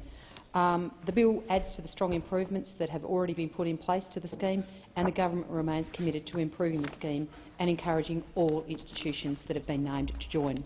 Already, pleasingly, the government has been working and 191 institutions have joined the scheme in its third year of operation. The number has been contributed to through the use of naming and shaming of recalcitrant institutions. The government has already implemented measures to name and shame institutions which fail to sign up to the scheme, and financial penalties for those who fail to join the scheme. These two levers coming into force 6 months after the first meaningful contact with an institution once named. The Morrison government has also commenced the legislative 2-year review currently being undertaken by Robin Kruk, AO. The report has a focus on all aspects raised in the Shadow Minister's amendments and incorporates extensive consultation with survivors. This report will be made public. Changes of this nature would also need to be endorsed by the Redress Board, comprised of state and territory ministers, meaning the amendments would unlikely be able to be implemented regardless of their passage through this place. As such, the government does not support these amendments, and we remain absolutely committed to the continuous improvement of this scheme and making sure that survivors continue to inform the decisions around any changes to the scheme. So, what I would be saying in response specifically to the amendments that have been put forward, in relation to the naming and shaming amendment, I mean, clearly we have done everything that we said we would do. We named and shamed institutions on the 1st of July last year, and pleasingly on the 1st of January this year, we didn't have to name or shame any other institutions. But if in the future we find institutions who have a responsibility and a moral obligation under this scheme to join the scheme, we will name and shame those organisations if they do not do the right thing by survivors. I also said, as I said, we have taken action, real and tangible action against those organisations by making sure that we have now in the process, through a consultation and hopefully will be gazetted very soon, that the charitable status of organisations that refuse to join the scheme will be revoked. We've also said, as a federal government, that we will not allow any institution that has not joined the scheme, that should join the scheme, to ever be eligible in the future for any government grants. And I'm pleased to say that many of the states and territories are currently in the process of making sure that that actually is the case for the grants that are issued through state and territory grant processes. But what I wanted to make sure today that we don't do is, with the 2-year review which currently is underway, which is seeking the advice of survivors to make sure that any response that we make to the 2-year review is absolutely informed by survivors themselves. We do not want to preempt that review, despite the genuineness, I think, of the amendments that are before us today. And in principle, the government has no issue with the sentiment of the amendments that are being put forward by the opposition today. But what we want to make sure is that the 2-year review that's currently being undertaken is allowed to take its course. It is due to report at the end of this month. We are only talking about a few weeks. As I said, we will make this report publicly available for everybody to see, and then through the process, the appropriate process of the National Redress Board, I will then take this to the Redress Board, which is made up of the ministers in the states and territories, to make sure that the process of the board and its operation as a cross-governments initiative, governments of all states and territories and the federal government coming together to make sure that we deliver the redress that Australian survivors of institutionalised child sex abuse so rightly deserve. Question is the second reading amendment moved by Senator, being 2 p.m, we will move to questions without notice. Senator Gallagher. Thank you, Mr President. My question is to the Minister for Defence, Senator Reynolds. I refer to the deeply distressing story published today in which a former staff member of Minister Reynolds has made public her alleged rape in March 2019 by a then-colleague in the minister's parliamentary office and the subsequent conduct of the minister and the government. That conduct included the minister and her then Chief of Staff meeting with her staff member in the same room the alleged rape occurred. Can the minister assure the Senate that she and her office have exercised and will exercise an appropriate duty of care, including the provision of support for the victim of an alleged sexual assault in the minister's office in March 2019? The Minister for Defence, Senator Reynolds. Well, thank you very much, Mr President. And I can say that, of course, I'm aware of today's reports and I'm extremely concerned about the well-being of my former staff member. Women should be safe and they should feel safe in the workplace at all times. My only priority throughout this matter was the welfare of my then staff member and ensuring that she received the support that she needed. That including ensuring that she was clear about the support available to her and her right to make a formal complaint to the Australian Federal Police, should she choose to do so. At all times, my then Chief of Staff and I ensured that we sought advice from and we followed advice from ministerial and parliamentary services regarding the support available.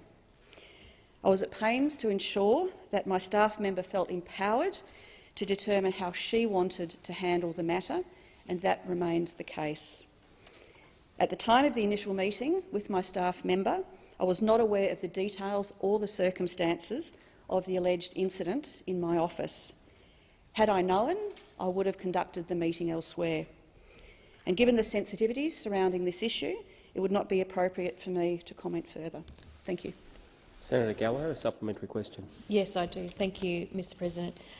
Can the minister assure the Senate that she personally ensured her staff member was referred to support services and that her staff member was accessing them, and she made clear her personal support for the staff member to report the incident on her terms and that her job would be secure regardless of her decision?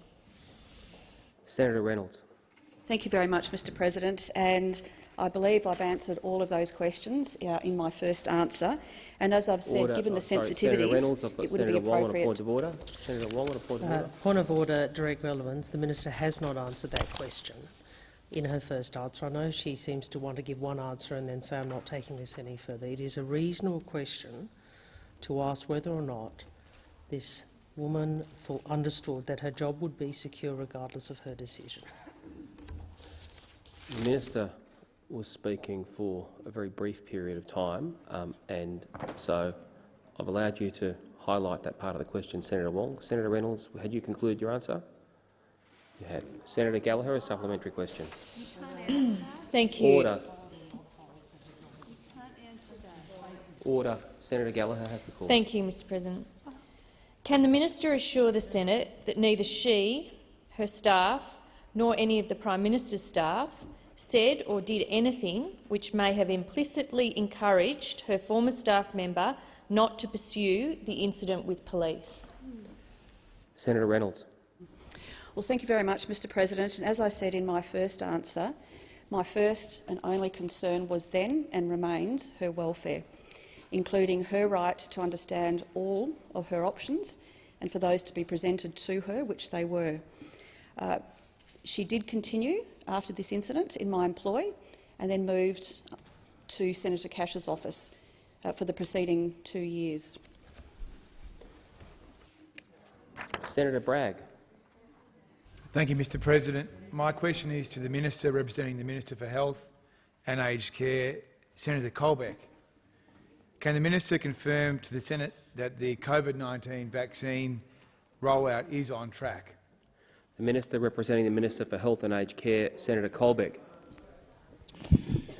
Thank you, Mr President. Thanks, Senator Bragg, for the question.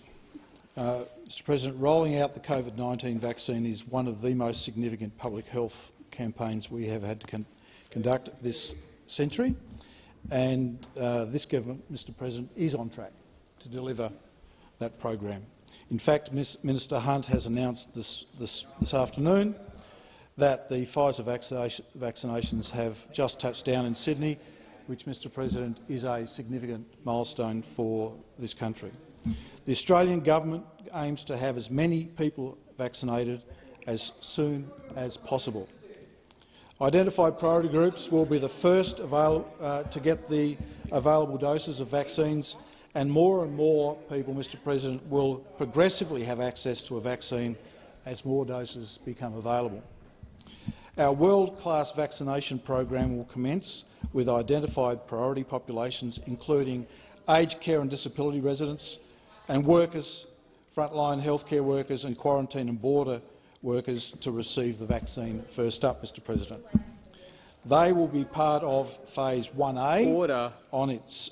It is on track to deliver as planned and begin rollout this month, Mr President. Phase 1B will include adults aged 70 years and over, other healthcare workers, Aboriginal and Torres Strait Islander people over 55, younger adults with an underlying medical condition, including those with a disability, and critical high-risk workers, including defence, fire, police and emergency services and the meat processing workers, Mr President. All these groups have been identified as critical to receive the vaccine as soon as possible. And, Mr President, Phase 2A includes adults aged 50 to 69 years, Aboriginal and Torres Strait Islander people 18 to 54 years, and other critical high-risk workers. Order. Senator Colbeck. Senator Bragg, a supplementary question. Thank you. Can the Minister please outline how many vaccines will be rolled out? Senator Colbeck. Thank you, Mr President. Thanks, Senator Bragg, for his question. Australia is fortunate, Mr President, to be in the position of having secured enough doses to cover the Australian population 3 times over. So far, the Australian government has agreements in place for our community in Australia, which includes 20 million Pfizer doses, 53.8 million AstraZeneca doses and 51 million Novavax doses, Mr President. We also have access up to $25.6 million doses through the COVAX facility. As I've outlined, the first delivery of Pfizer doses arrived today, and the international AstraZeneca doses supplies to Australia are likely in March, subject to both TGA approval and shipping, of course, Mr President. Domestic AstraZeneca production via CSL of 50 million doses is likely to be ready for supply to meet our Senator program. Colbeck. Senator Bragg, a final supplementary question. Thank you. Can the minister please update the Senate on how the vaccine rollout plan is supporting vulnerable Australians? Senator Colbeck. Thanks, Mr President. COVID-19 risks the lives of those most vulnerable in our society, and we have prioritised those most at risk, Mr President, our senior Australians and our frontline workers. We are protecting those who are most likely to experience serious disease, Mr President. We are maintaining the functioning of health care and other essential services to preserve health, social and economic security, and extending the vaccination to the general population as quickly as possible. Each phase of the rollout strategy, Mr President, is structured to align with specific population groups based on their risks, as advised by the Australian Technical Advisory Group on Immunisation. At every step, Mr President, our highest priority is to safeguard our most precious of resources, our people. Our number one aim is to prevent death and severe disease and limit the transmission of this insidious virus to the maximum extent possible. Has expired. Senator Farrell. Thank you, Mr President. My question is to the Minister representing the Minister for Industrial Relations, Senator Payne.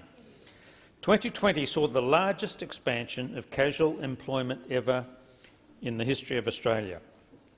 Between May and November, 62% of all jobs created were casual. Isn't it true the government's so-called comeback is built on the backs of casual workers? The Minister representing the Minister for Industrial Relations, Senator Payne. Thank you, Mr President. I thank Senator Farrell for his question.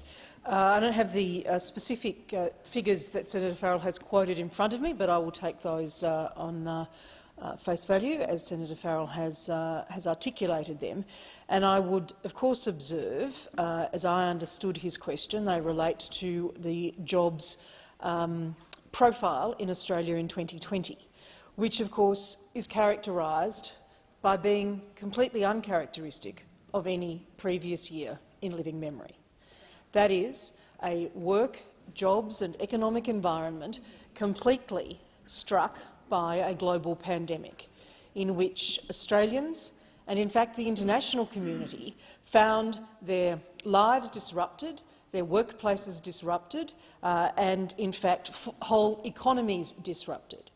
What this government did and continues to do was to seek, through a number of initiatives, including additional payments, including additional job seeker payments, including JobKeeper itself, and ultimately the development of the Job Maker plan, was to ensure that as many workers as possible were supported in the workplace, and as many workers as possible who unavoidably lost their jobs due to the pandemic were also supported as best as possible. That was an extraordinary undertaking by this government in 2020, one of the most significant investments of funds in Australia in anyone's living memory or lifetime.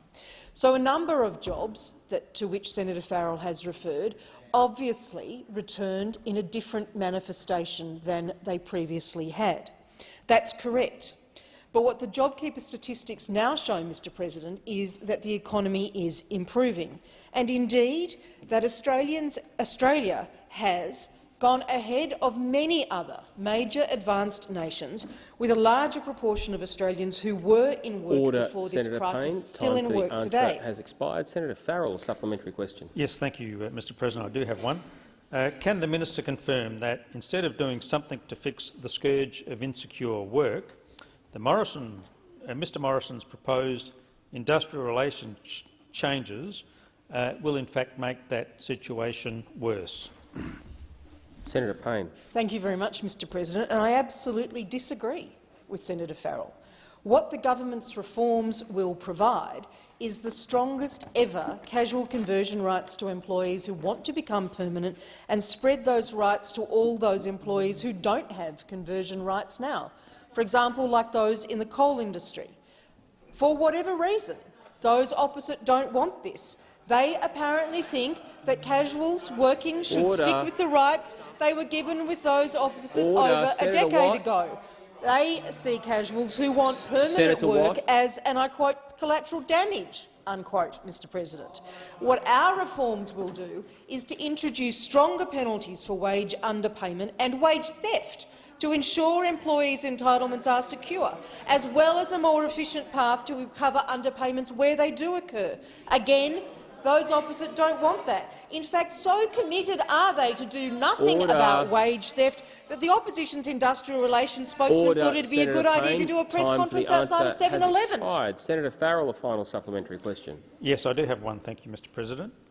23 employment law academics have warned Mr Morrison's industrial relations changes will, and I quote, not just fail to address pressing labour market issues such as wage stagnation, insecurity of work and entrenched inequalities, it will exacerbate them.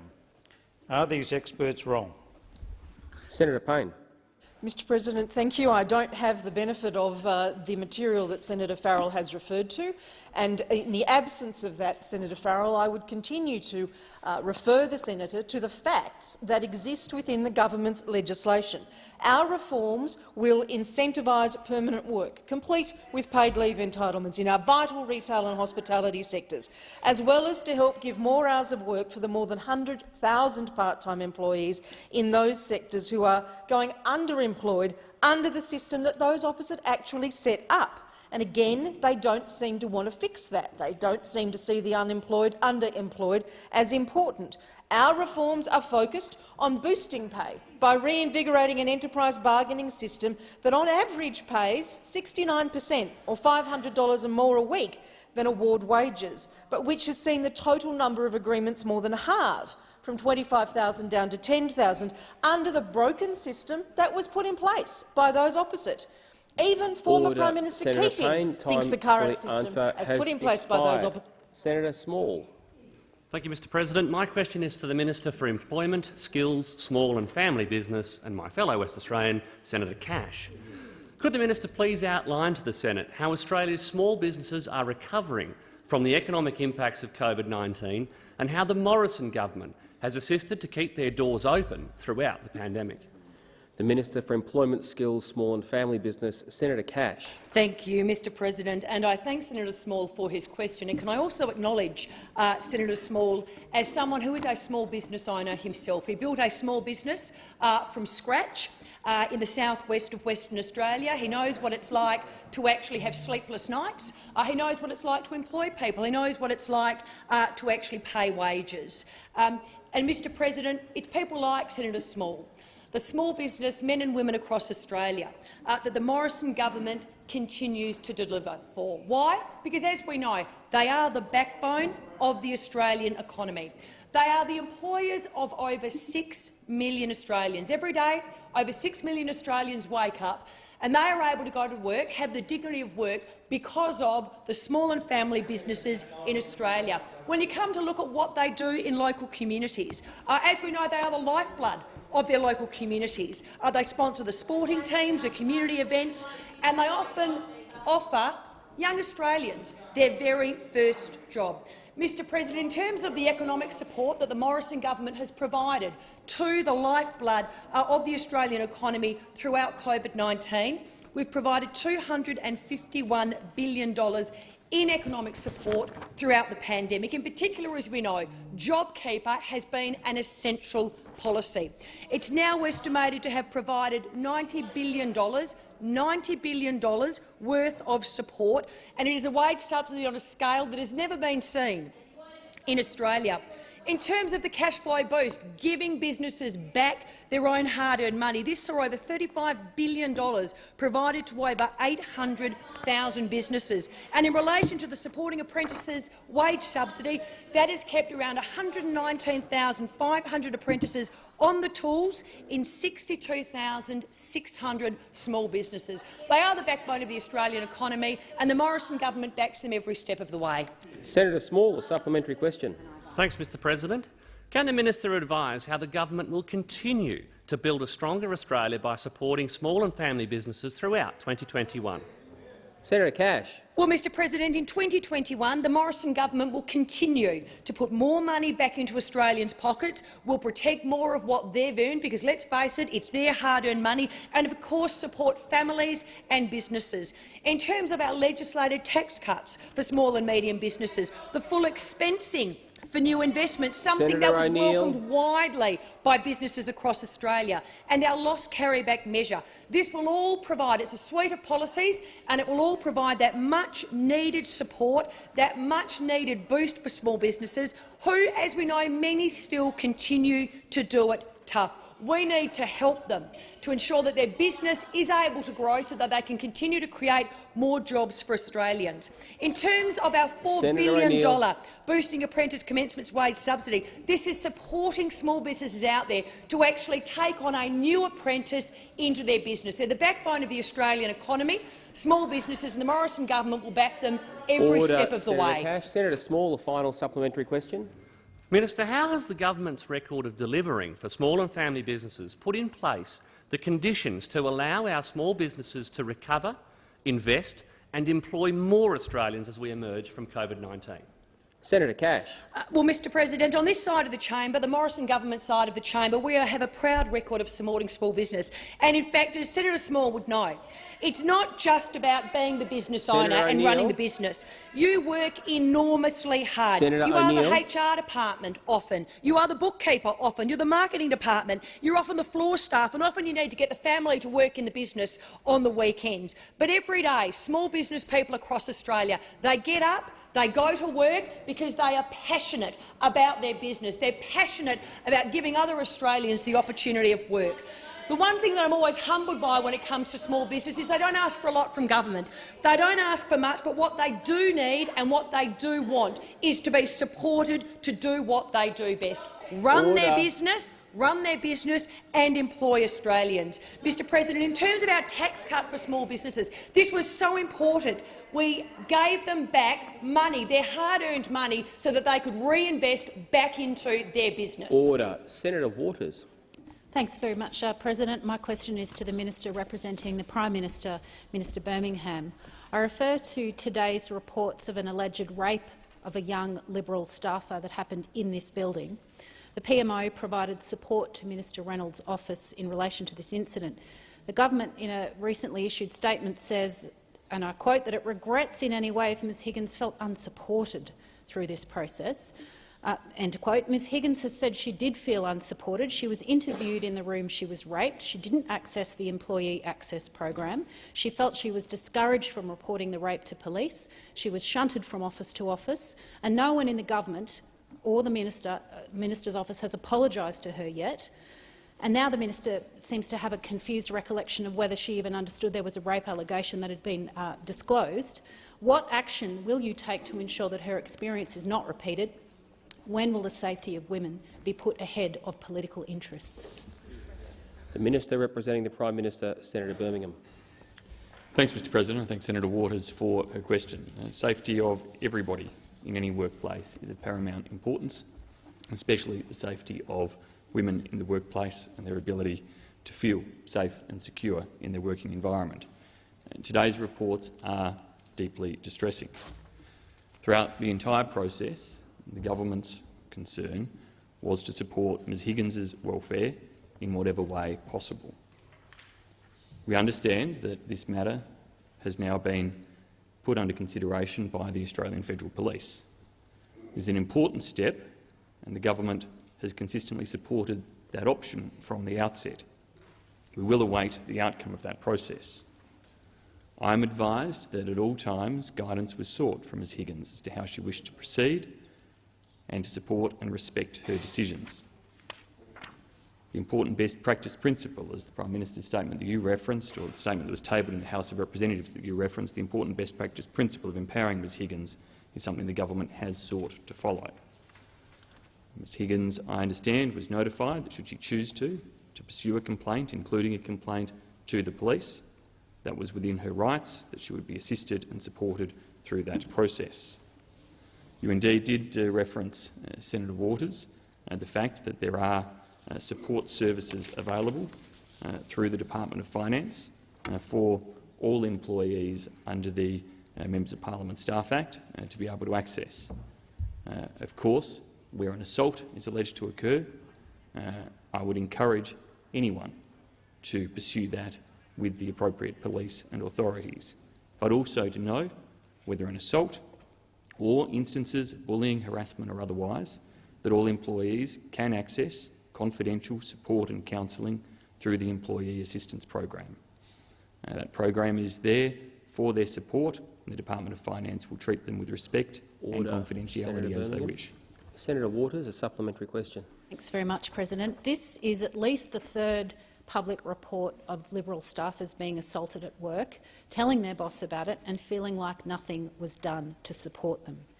Given the frequency with which these issues arise, what policies does the Liberal Party have regarding how to respond to assault allegations appropriately, and have these policies been reviewed, either in response to earlier allegations by a Ms Potter and a Ms Marnie, or in response to the Four Corners report or Ms Higgins' situation? What have you done? Order. Senator Birmingham. Thanks, Mr President. Well, clearly, the support services that are available to staff of all members of parliament, regardless of the party affiliation of those employing members or senators. And that support is available on a comprehensive basis to all, and as I emphasised before, is handled in a confidential manner, where any staff who may feel subject of any type of bullying, harassment or indeed other actions should feel. Order. Senator Waters, a point of order. It's a point of order. My question was about Liberal Party policies and whether they've been reviewed. It wasn't about the EAP. I think the minister is being directly relevant because the question was quite long for a supplementary question, and I think the minister is directly addressing the subject matter raised. You've restated your preferred part of the question. I'll call the minister to continue. Thanks, Mr President. As I was saying, those processes apply to everybody, and all staff in the building should have confidence that their steps are completed with utmost confidentiality, including, of course, that I, as the minister or any other politician, would not be informed of such engagement unless it was at the wish of the staff member involved. In relation to individual political parties, the Liberal Party has indeed updated codes in recent times. Senator Waters, a final supplementary question. Yes, thanks, President. This building is a high-risk workplace. Ms Brittany Higgins said of the sight of the Prime Minister standing next to Young Australian of the Year Grace Tame, herself a survivor of sexual assault, quote, "He's standing next to a woman who has campaigned for Let Her Speak, and yet in my mind his government was complicit in silencing me. It was a betrayal. It was a lie." Would you support requesting the Sex Discrimination Commissioner to undertake a culture review of the Parliament House to recommend ways of keeping staff safe? Senator Birmingham. Thank you, Mr President. Well, as I said, the importance of staff safety is paramount. It is crucial that we ensure that the processes that are available to staff are thorough, and certainly as Minister in this space, I am committed to working with the Department of Finance to ensure that staff can have confidence in those processes and procedures and make use of them. Senator Wong. Thank you, Mr President. My question is also to the Minister for Defence, Senator Reynolds. and I give the Minister the opportunity to respond to the question she declined to answer earlier as follows. Can the Minister assure the Senate that neither she, her staff, nor any of the Prime Minister's staff said or did anything which may have encouraged, implicitly or explicitly, her former staff member not to pursue the incident with police? The Minister for Defence, Senator Reynolds. Well, thank you very much, Mr President. And as I said in my first answer, my first and only concern was for the welfare of my staff member. I received and took all appropriate advice from Ministerial and Parliamentary Services, and all of that information was communicated to my former staff member at the time. It was actually me who suggested that she might like to consider talking to the Australian Federal Police, and it was actually me who facilitated the first meeting with the Australian Federal Police with an appropriately qualified officer. And the process from there was a matter between my staff member and the AFP, appropriately so. Senator Wong, a supplementary question. In the statement the government has issued today, to which the Minister has referred, it is asserted, I quote, Minister Reynolds stated there would be, to Ms Higgins, that there would be no impact upon her career. Can the Minister advise when and how she did make that statement or those statements, and what guarantees were given by the Minister to Ms Higgins to assure her there would be no impact on her career? Senator Reynolds. Well, thank you very much, Mr President. And as I have said, all the way through this process, I was at pains to make sure that my staff member understood the support that was available to her, and that my Chief of Staff and I were there for her, whatever decisions she should make. She continued in my office until the election, and then she went voluntarily, took a job, I understand a promotion, into Senator Cash's office. So we did everything we could to make sure that she had choice in what she did, and that she was, as she did, she remained in my office and then went to another office, as I understand it, on a promotion. Senator Wong, a final supplementary question. What steps did this Minister take to ensure that Ms Higgins was confident that her career with the Liberal Party would not be negatively impacted by a decision to make a complaint to the police? Senator Reynolds. Well, I think, Mr President, I've answered that a couple of times. My primary responsibility and my only concern was for the welfare of my staff member. All advice was taken, and that was communicated on multiple occasions to my staff member, and I made it clear that whatever decision she took, it had to be her decision, which is very important. She absolutely had there was no indication from me at all that her job was at risk. And in fact, as I said, it was my suggestion to her that she consider talking to the Australian Federal Police, and I facilitated that first meeting to ensure that she understood that she had that option available to her. And indeed, since that time, she continued to work for me, and she's continued to work for Senator Cash in a promotion. Senator Roberts. Thank you, Mr President. My question is to the Minister representing the Minister for Industrial Relations, Senator Payne. The government's proposed industrial relations bill in its current construct is overly complex and seriously undermines the better off overall test that protects workers from dodgy wage deals. Australian workers and small businesses have sacrificed so much during state and federal government virus lockdowns and restrictions, while big business have largely flourished. Pausing the boot test for 2 years would effectively leave the door open to big business cutting wages and conditions, and ultimately leave many Australian workers worse off.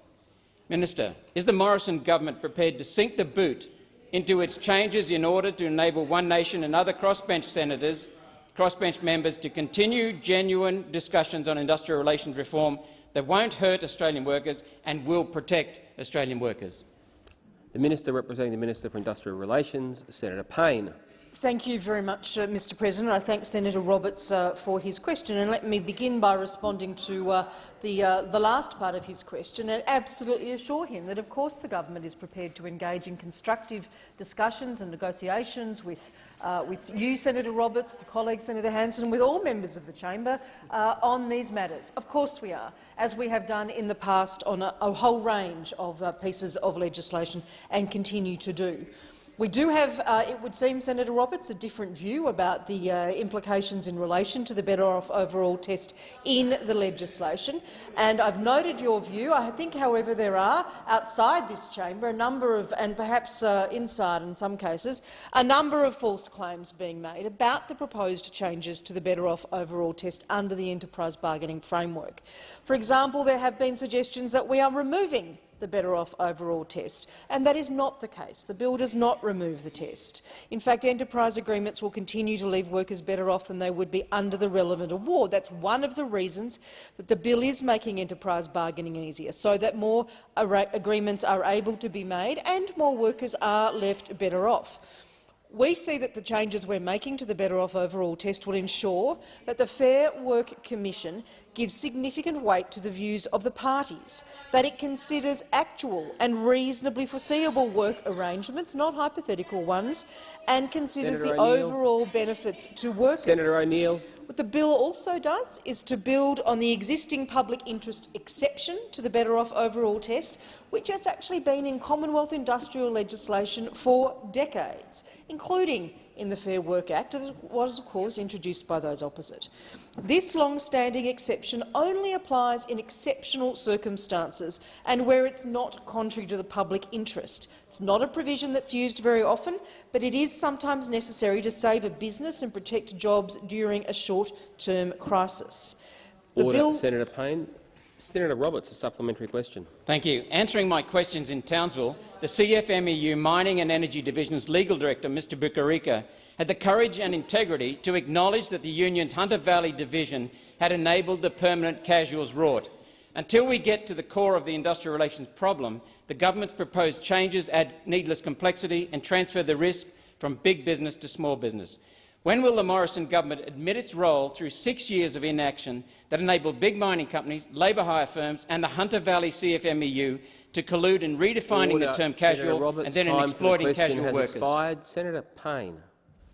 Thank you very much, Mr President. And I would, of course, acknowledge that Senator Roberts and I have discussed a number of matters, particularly relating to particular coal miners in Australia in recent times, as he has raised them through the estimates process in which I've been present representing the Minister for Industrial Relations. So I acknowledge your long-standing and abiding concern for those people, those individuals. I'm not familiar with the advice from the CFMEU legal advisor on this matter that you received in Townsville, Senator, but it is not the case that the government agrees with the characterisation that has been made.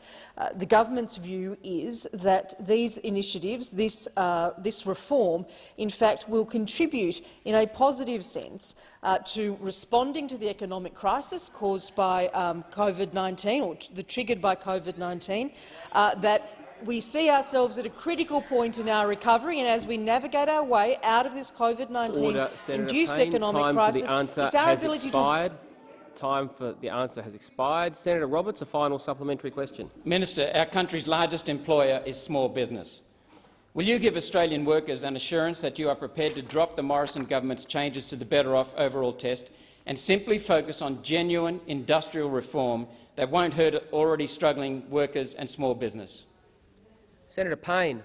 Thank you, Mr President, and I absolutely agree with Senator Roberts about the importance of small business in this country, as Minister Cash advised us in response to an earlier question from Senator Small.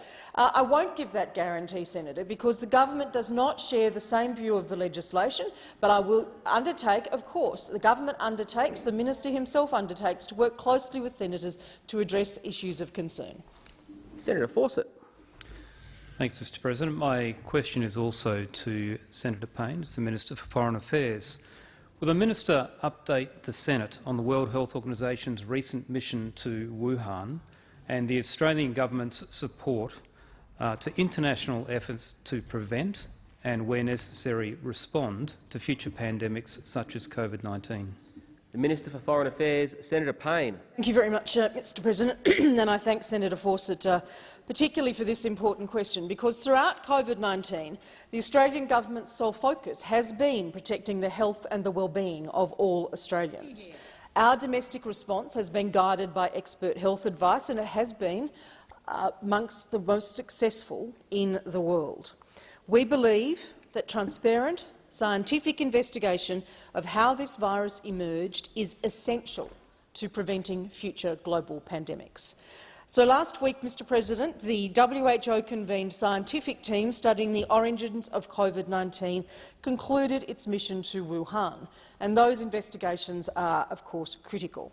I particularly want to acknowledge and recognise the contribution of Australia's Professor Dominic Dwyer, a renowned microbiologist from Westmead Hospital in Western Sydney. Australia has consistently advocated for the expert scientific team visiting China to have access to all data, information and key locations relevant to their inquiries. Australia joins our key partners, including UK Foreign Secretary Dominic Raab, US National Security Advisor Jake Sullivan, in reiterating the need for full access to all information relevant to determining how this pandemic emerged. While there was a lengthy press conference at the conclusion of the mission last week, we are yet to see a formal report with findings, analysis and recommendations for future work.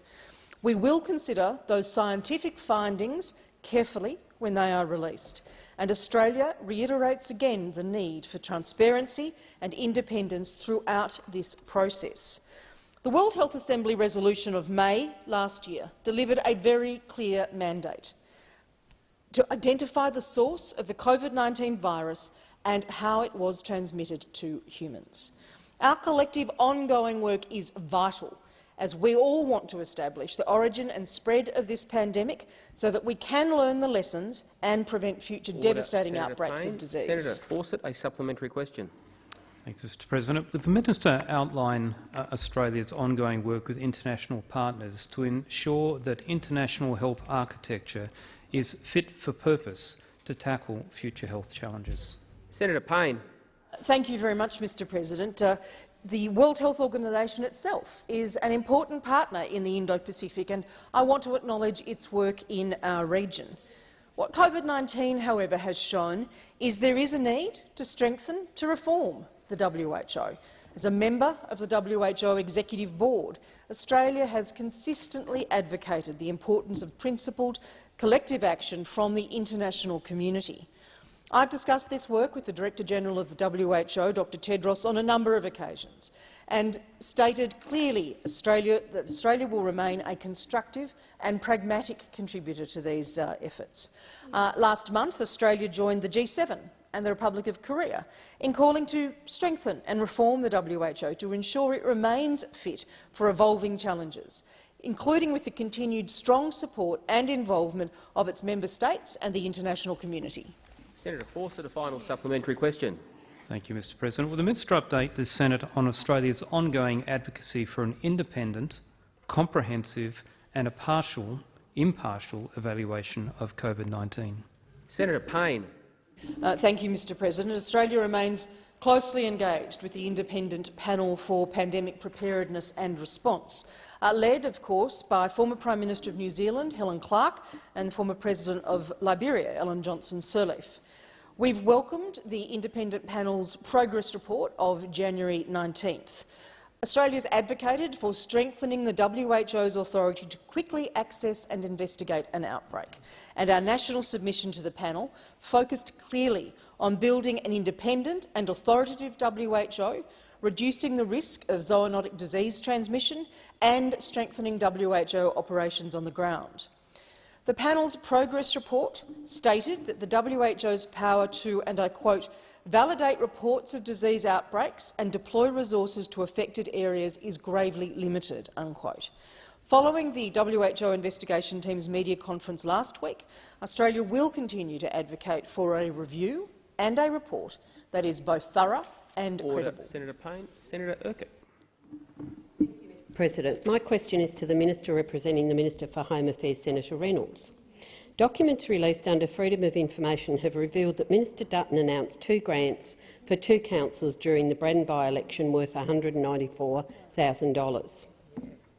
The grants were announced a month before the rules for the grants opened and against the explicit advice of his own community safety experts who warned they, and I quote, "do not reflect the order of merit, and you may be criticised either in the media or by the Australian National Audit Office."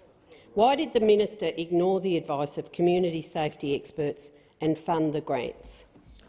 The Minister representing the Minister for Home Affairs, Senator Reynolds. Thank you very much, Mr President, and I thank the senator for the question. In issues such as this, the facts really matter, and let me share some of the facts with those opposite. This government is absolutely committed to making Australian communities a safe place to live and to work. The Safer Communities Funds provided to address crime and antisocial behaviour helps communities to reduce violence and improve safety in local communities. Since 2016, the government has committed $180 million to this program. Let me put a few facts, as I said, on the record in relation to this question, in relation to round 3 of the Safer Communities Fund. A total of 465 applications totalling over $58 million were received for funding for approximately $17 million. Of these 465 applications, the Department of Home Affairs recommended 70 be approved. Each of these applications that the department recommended received funding. The department also reckoned that Minister Dutton select 15 from a reserve list of 210. All 210 of those applications have been assessed as suitable for funding. In fact, to enable this to be funded, the minister himself reduced a number of grants to enable funding to a number of Labor seats. So, for example, Nick Champion, the member for Spence, funded 6 CCTVs under these savings. Catherine King, the member for Ballarat, also funded 4 fixed CCTVs. Senator Watt. And the list goes on and on. In fact, the spending between Labor and Coalition seats is almost identical. Senator Urquhart, a supplementary question. Thank you, Mr President. It has also been revealed Minister Dutton awarded the National Retail Association a grant of almost $1 million after they donated to his campaign. Why did the minister make the nearly $1 million grant to his campaign donor? Senator Reynolds. Thank you very much, Mr President. And again, facts matter, and they matter in this case a great deal. So this really desperate attempt to try and smear the Minister for Home Affairs is sad, and it's clearly not supported by the evidence, and let me share with you why. The National Retail Association donated to both sides of this chamber. The member for Griffith received a $2,000 donation from the National Retailers Association in 2018 and 2019. The other point to make is that because Labor are so obsessed with the politics and throwing mud, they actually failed to take into account a much more significant public event, a very sad and a frightening event that occurred on November 2018. And of course, that was the Burke Street terror attack of the 9th of November. On the 9th of November, one male attacker set his car on fire and stabbed 3 people and attacked police at Melbourne. Of those 3 stabbing victims, 1 tragically died at the scene. So that person was Sisto Malaspina. Time for the answer has expired. Senator Urquhart, a final. Senator Urquhart, a final supplementary question. Mr President, Minister Dutton was warned not to misuse taxpayer dollars. He gave his Liberal donor mates a grant of almost $1 million. His rolled gold rorting now includes an eye-watering $36,000 taxpayer-funded RAAF flight to Tasmania to announce his dodgy grants. Why does the Morrison government treat taxpayer money like it's Liberal Party money? Senator Reynolds. Thank you very much, Mr President. And as I started to explain in relation to this, the facts matter. And the convenient fact is Labor have left out why that grant was made, again in response to that terrible terrorist attack in Melbourne, because the National Retailers Association applied for a funding under the Protected Crowded Place project to assist retailers deter, delay and respond to a terrorist attack. That is a convenient fact that you have left out. and noting the significant events affecting the public and retailers over the months of November 2018, his office asked the Department of Home Affairs to consider this proposal and have the Department of Finance cost it. It was assessed and recommended to be funded, as it represented value for money and a proper use of Commonwealth resources, consistently with Public Government's Performance and Accountabilities Act 2013. It was used, and again, you conveniently don't recall that this Senator was Keneally. used for a most important response to a terrorist attack. Reynolds. Senator Rennick. My question is to the Minister representing the Minister for Housing, Senator Ruston. Can the Minister update the Senate on how the Morrison's government's home builder grants— Senator Rennick, I'll ask you to start again. I can't hear the question. Order on my left. I can't hear. Senator Rennick has the call. Senator Rennick, you can start again. My question is to the Minister representing the Minister for Housing, Senator Ruston. Can the Minister update the Senate on how the Morrison government's home builder grants are helping to drive our coronavirus economic recovery? Minister representing the Minister for Housing, Senator Ruston. Thank you very much, Mr President, and thanks Senator Rennick for his question. Well, I think everybody in this place understands the huge contribution that the construction sector has always played in being a key pillar of our economy, and it is a very essential pillar of our economic recovery as we recover from the coronavirus pandemic. And so the Morrison government's home builder program is providing Australians with grants to build a new home or to renovate an existing home. And I'm pleased to say that as of the 31st of December 2020, more than 83,000 households had applied for this particular grant. And I'm pleased also to inform that 80% of the applications have been for new home construction. And in your home state, Senator Rennick of Queensland, there have been more than 18,000 applications to this actual program. And that has been absolutely fundamental in assisting the state's building industry. And with the ABS is now reporting that approvals for private sector houses rose by 7.5% in December, reaching the highest levels that we've seen since 1994.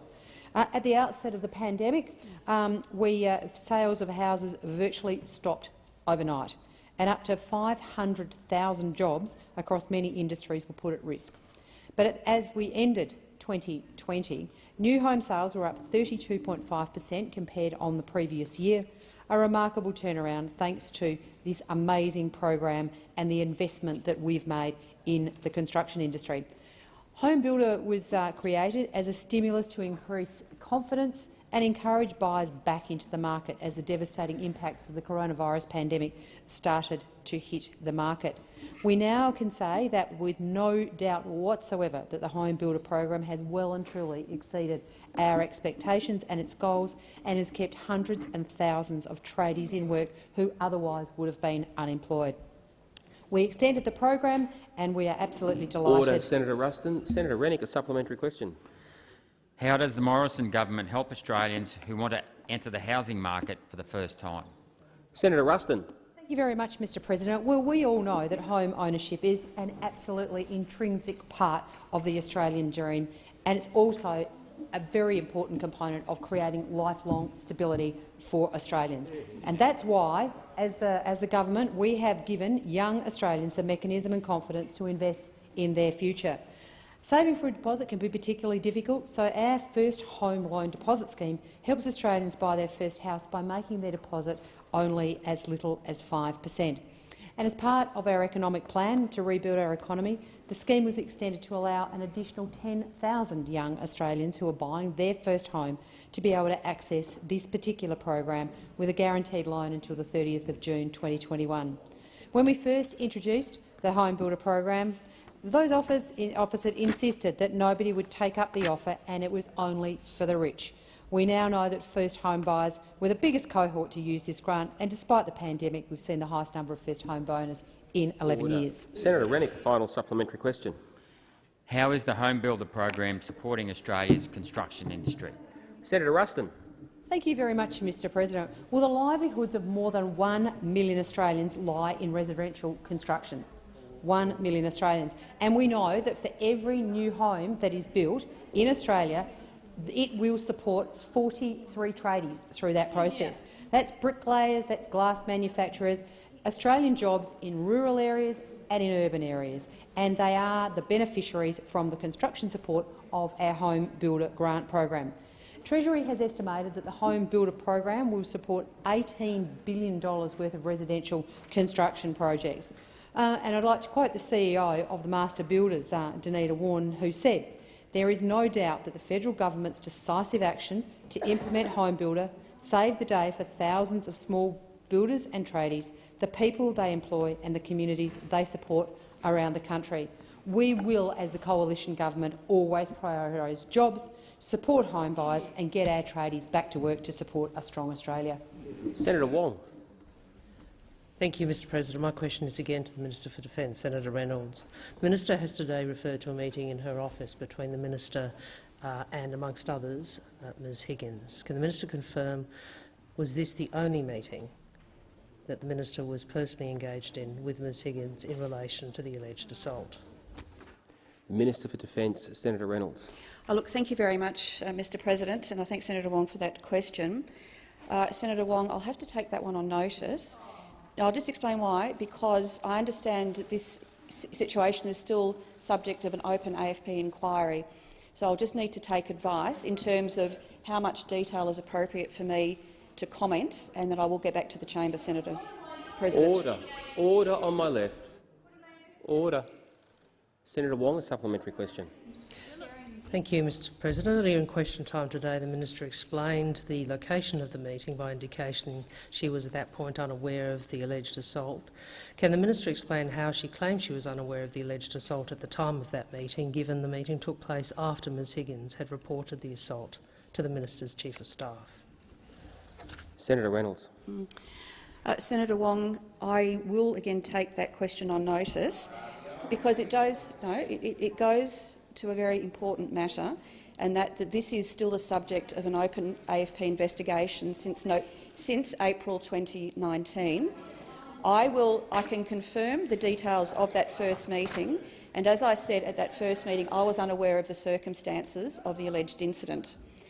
I will seek some further legal advice in terms of the detail of how much I can communicate publicly, and I will come back to the chamber as soon as I can on that. Senator Wong, a final supplementary question. Can the Minister explain how she now claims she was unaware of the assault at the time of the reported meeting, given her answer also today that she told Ms Higgins in that meeting that the Minister would support her going to the police? Senator Reynolds. Senator Wong, I did not in fact say that it was at that meeting about the police. What I did confirm is that all throughout this, I took all of the relevant advice from Ministerial and Parliamentary Services.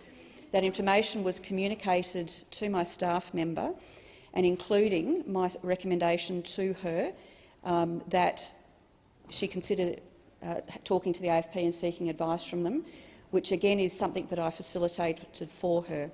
Now, in terms of any of the further detail on that, I will go and seek advice because it is the subject. I've been advised of an ongoing AFP investigation into the matter, which was opened in April 2019, and it's my advice that that investigation is still open, or at least ongoing. So I do need to make sure that I do not prejudice anything that she may have decided to do then and now. Order. Senator. Order. Order. Senator Molan. Thank you, Mr President. My question is to the Minister for International Development and the Pacific, Senator Seselja. Given the importance of health security and economic recovery in the Indo-Pacific, will the Minister please update the Senate on the progress of Australia's provisions of vaccine to the Pacific and Southeast Asia? The Minister for International Development and the Pacific, Senator Seselja. Thank you, Mr President, and I thank Senator Molan for the question. Australia is proud to be offering full COVID-19 vaccine coverage for the Pacific and Timor-Leste in close partnership with New Zealand, the United States and France. We are committing $523.2 million over 3 years to a COVID-19 vaccine access health initiative for the Pacific and Southeast Asia. Now, this funding complements the $80 million we've previously committed to the multilateral COVAX facility's advanced market commitment for developing countries. In Southeast Asia, we will work with partners like the World Bank to meet the needs of the much larger populations in our region. This initiative will provide safe and effective COVID-19 vaccines and support health security in our region. And those points, safety and effectiveness, are critically important. We will only support the rolling out of vaccines to our neighbours once they have been approved by a stringent regulatory authority and countries are adequately prepared to administer the right vaccines for their local conditions. Senator Payne and I are in regular contact with our counterparts in the Pacific and Southeast Asia to underline our commitment and to progress the next steps of our cooperation on vaccine access and rollouts in their nations. We expect that vaccines procured by the COVAX facility's AMC will be the first available to countries in our region. Garvey and the WHO's best estimate is the AMC will begin to supply before the end of March 2021. Finally, I'd like to recognise that our Pacific partners have handled this situation extremely well so far, and this is a testament to the incredible leadership across our region. Our focus is on trying to save lives and livelihoods. Access to WHO-approved COVID-19 vaccines will help economies reopen and ensure stability.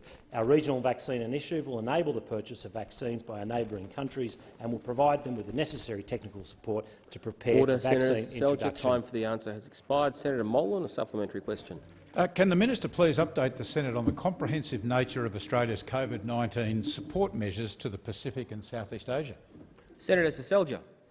Well, thank you, Mr. President. Again, thanks, Senator Molan. Our response is comprehensive in that it not only delivers access to vaccines but also critical economic support to countries in our region that have been profoundly affected by COVID-19.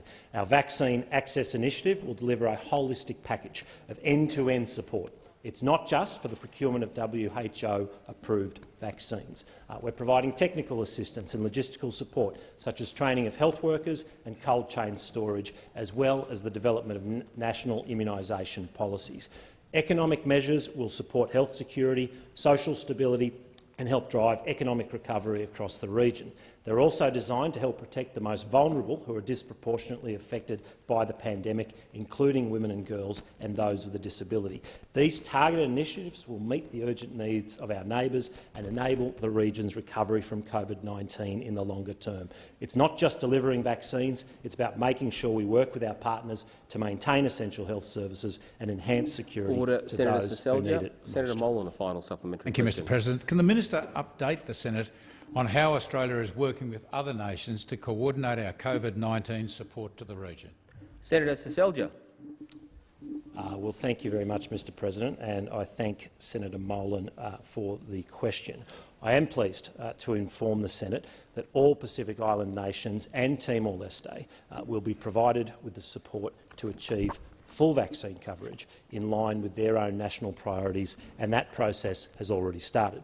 We're working closely with New Zealand, France and the United States in relation to realm countries, French territories and US compact states. This coordination is critical to ensure our Pacific family can have access to vaccines that are safe and effective and can be accessed to support the economic recovery of the region. We believe that Australia and the region will not be safe until everybody is safe.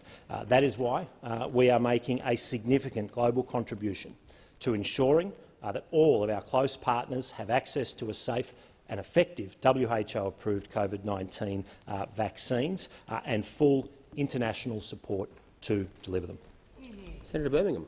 Thanks, Mr. President. I ask that further questions be placed on the notice paper.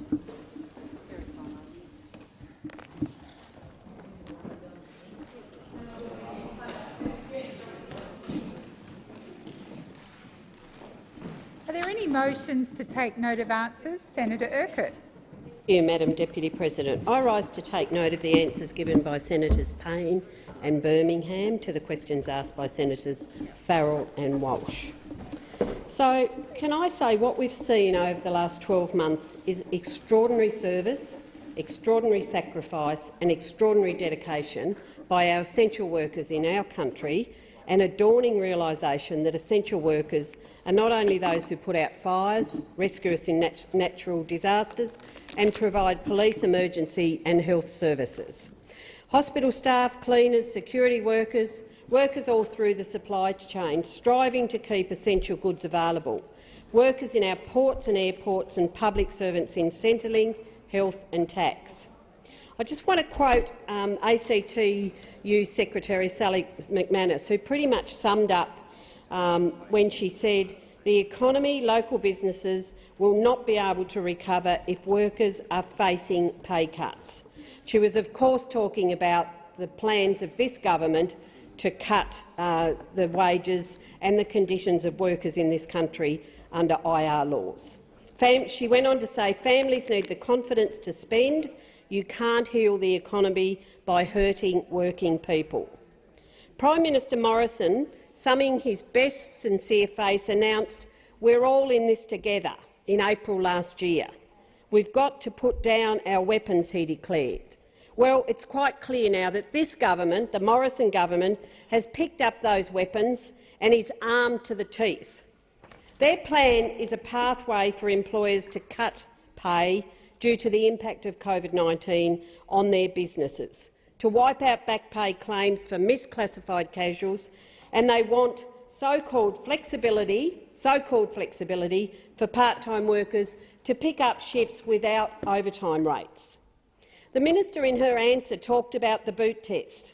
So the government wants to suspend rules that prevent enterprise agreements from undercutting minimum award standards.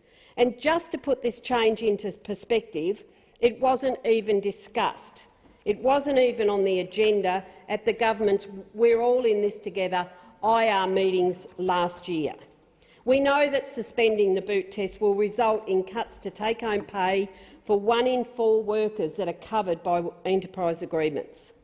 Weaker boot protections will spur a wave of new enterprise agreements, allowing employers further opportunity to suppress labour costs, which are already tracking at their slowest pace in post-war history. We know that the government's proposal would also allow part-time employees covered by the 12 awards in the retail, food and accommodation industries to work extra shifts at ordinary rates, without the overtime loading. This has been referred to as part-time flexibility, but in truth we all know that it's casuals employment by another name. And allowing extra work without overtime will cut take-home pay. This allows employers to effectively use part-time workers as yet another form of casual labour. This government believes that any job can be casual so long as workers are desperate enough to accept it. There can be no doubt that this will feed the further spread of insecure employment without paid leave entitlements. And in the news today, we see the proposal by the government on the bill is labelled as an immediate threat to public health by a significant group of public health experts from the Australian National University. Casual workers with no sick leave who have already borne the brunt of this pandemic, and now the government brazenly is attempting to legislate to have as many casual workers as possible. In reality, the changes to both part-time and casual employment rules will discourage new hiring. If existing employees can't be costly flexed in line with employer needs, why would you hire anyone else? This bill has been spruiked by 2 hollow men, marketing man Prime Minister Morrison and Attorney-General Mr Christian Porter, and it's a scam. The changes that it will introduce will be marketed by these hollow men as a trigger for post-pandemic job creation. But again, that claim is hollow. It's a hollow claim made by hollow men. These statements were nothing that they made back in the statements about "we're all in this together" in 2020. Very short-lived statements. These are hollow men, and they should leave IR alone. The time for your contribution has expired. Just before you sit down, I just want to clarify. I may have noted it wrong that you said you were taking note of questions asked by Senators Farrell and Walsh, but I didn't think Senator Walsh asked a question today. Apologies, that was my just Farrell? Yes, Okay, so I'll just remind people that's who we're taking note of. Senator Scarr. I had the same question, Madam Deputy President, so thank you for clarifying that. I thought I must have faded away into a dream during question time, but never mind. Can I say, in relation to Senator Urquhart's reference to hollow, what is hollow, and more than that, disappointing? What is profoundly disappointing is that we're at a position in this country where there are things that could be done, reasonable things that could be done to improve our industrial relations system, which are in the best interests of employers and employees, which are fair and which are reasonable, which have checks and balances, which would promote more employment and, in particular, promote the opportunity for young people who have not had the opportunity for employment, which other people have had in our society, promote the opportunity for them to get their first job and to get experience. And it's a real shame, a profound shame, that we can't come together and come up with a system of reforms to make it easier, not harder, for small business, in particular small business, to take that step, to hire that extra worker, to give that extra young person a go, to give young people more hours, provide them with more opportunity and therefore more experience, so that they can progress through their life and their career with the benefit of that work. And it's a real shame, I believe, that these what are relatively modest proposals for IR reform have once again come bogged down in this ideological debate. In relation to casual workers, I'd just like to make the initial observation that I've gone back and had a look at the 2009 Fair Work Act, and the definition of casual worker in that Act was totally unacceptable. I mean, it wasn't there. It wasn't there. I don't know what the thinking was at the time of the then government with respect to how they defined casual work in the Fair Work Act. I'd love to know. I should maybe go back and have a look at the parliamentary record. But there was no definition of casual work. There was no definition. So here you are in relation to the industrial relations reforms that are being put forward by the government. It actually has a definition of casual work. Is that an issue? Do people have an issue with that? That casual work is work where there's no firm advance commitment to ongoing work. Seems a fair definition to me, absolutely a fair definition to me. So this reform seeks to actually provide a definition of casual work. And the implication of the then government's failure, Labor government's abject failure to put in a definition of casual work, was that so many small businesses have been absolutely blindsided by a decision of the courts to find that someone who'd been hired as a casual worker, paid the extra loading because they're a casual worker, they're not getting the annual leave, etc., so paid the extra 25%, to then find out that the law did not consider them to be a casual worker and they have a liability to pay them for the entitlements which they've missed out on, notwithstanding the fact that they'd been paid 25% loading. How any reasonable person can look at that set of circumstances and determine that reasonable and fair reform is not required is absolutely beyond me. Absolutely beyond me. What do those opposite think will happen? What do those opposite think will happen if small businesses across this country are faced with claims, years old, with respect to allegations and claims made that entitlements have to be paid out where the 25% loading was paid? This is an area that needs reform. It needs to be fixed. It needs to be fixed. This is a problem. And I call upon those opposite to actually address that particular problem, where a small business has paid someone on their reasonable understanding that they're a casual, they've paid them the 25% loading, and then it's determined years later that they weren't a casual, and the same person applies for their entitlements, to be paid out their entitlements. What is your answer to that particular problem? Because that is the question which small businesses around this country are asking every day. If you do not support this change, what is your answer to that issue of double dipping? Thank you, Senator Scarr. Your time has expired. Senator Sheldon. Thank you, Deputy President. And I'm answering questions from Senator Farrell to Senator Birmingham.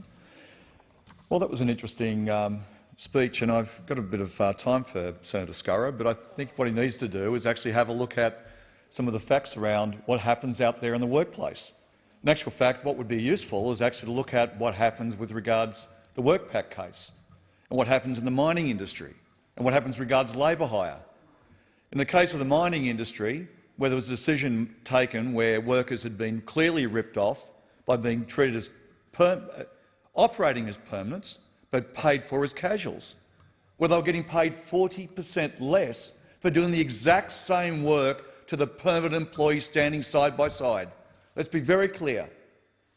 A casual employee working for a labour hire company paid 40% less than a permanent employee who's getting entitlements of annual leave, sick leave, and all those protections you would expect from permanent employment. Of course, that decision from that court was clearly about employers double-dipping. And of course, that decision in that court was peculiar to the particular circumstances that that court considered. It considered the fact that those workers were received rosters 12 months in advance. I don't know too many small employers that get rosters 12 months in advance. I can understand why they wouldn't. I don't see many employers in many other industries give 12 months rosters in advance. But if you do, well then maybe the WorkPac case does apply to you. And you've been double-dipping and ripping off those casuals just like is happening in the resources industry. Now, I'd like to hope that these people just don't understand on the opposite side. I'd like to hope that they don't really know because they don't really look at what the consequences are. They read the propaganda sheet that they receive.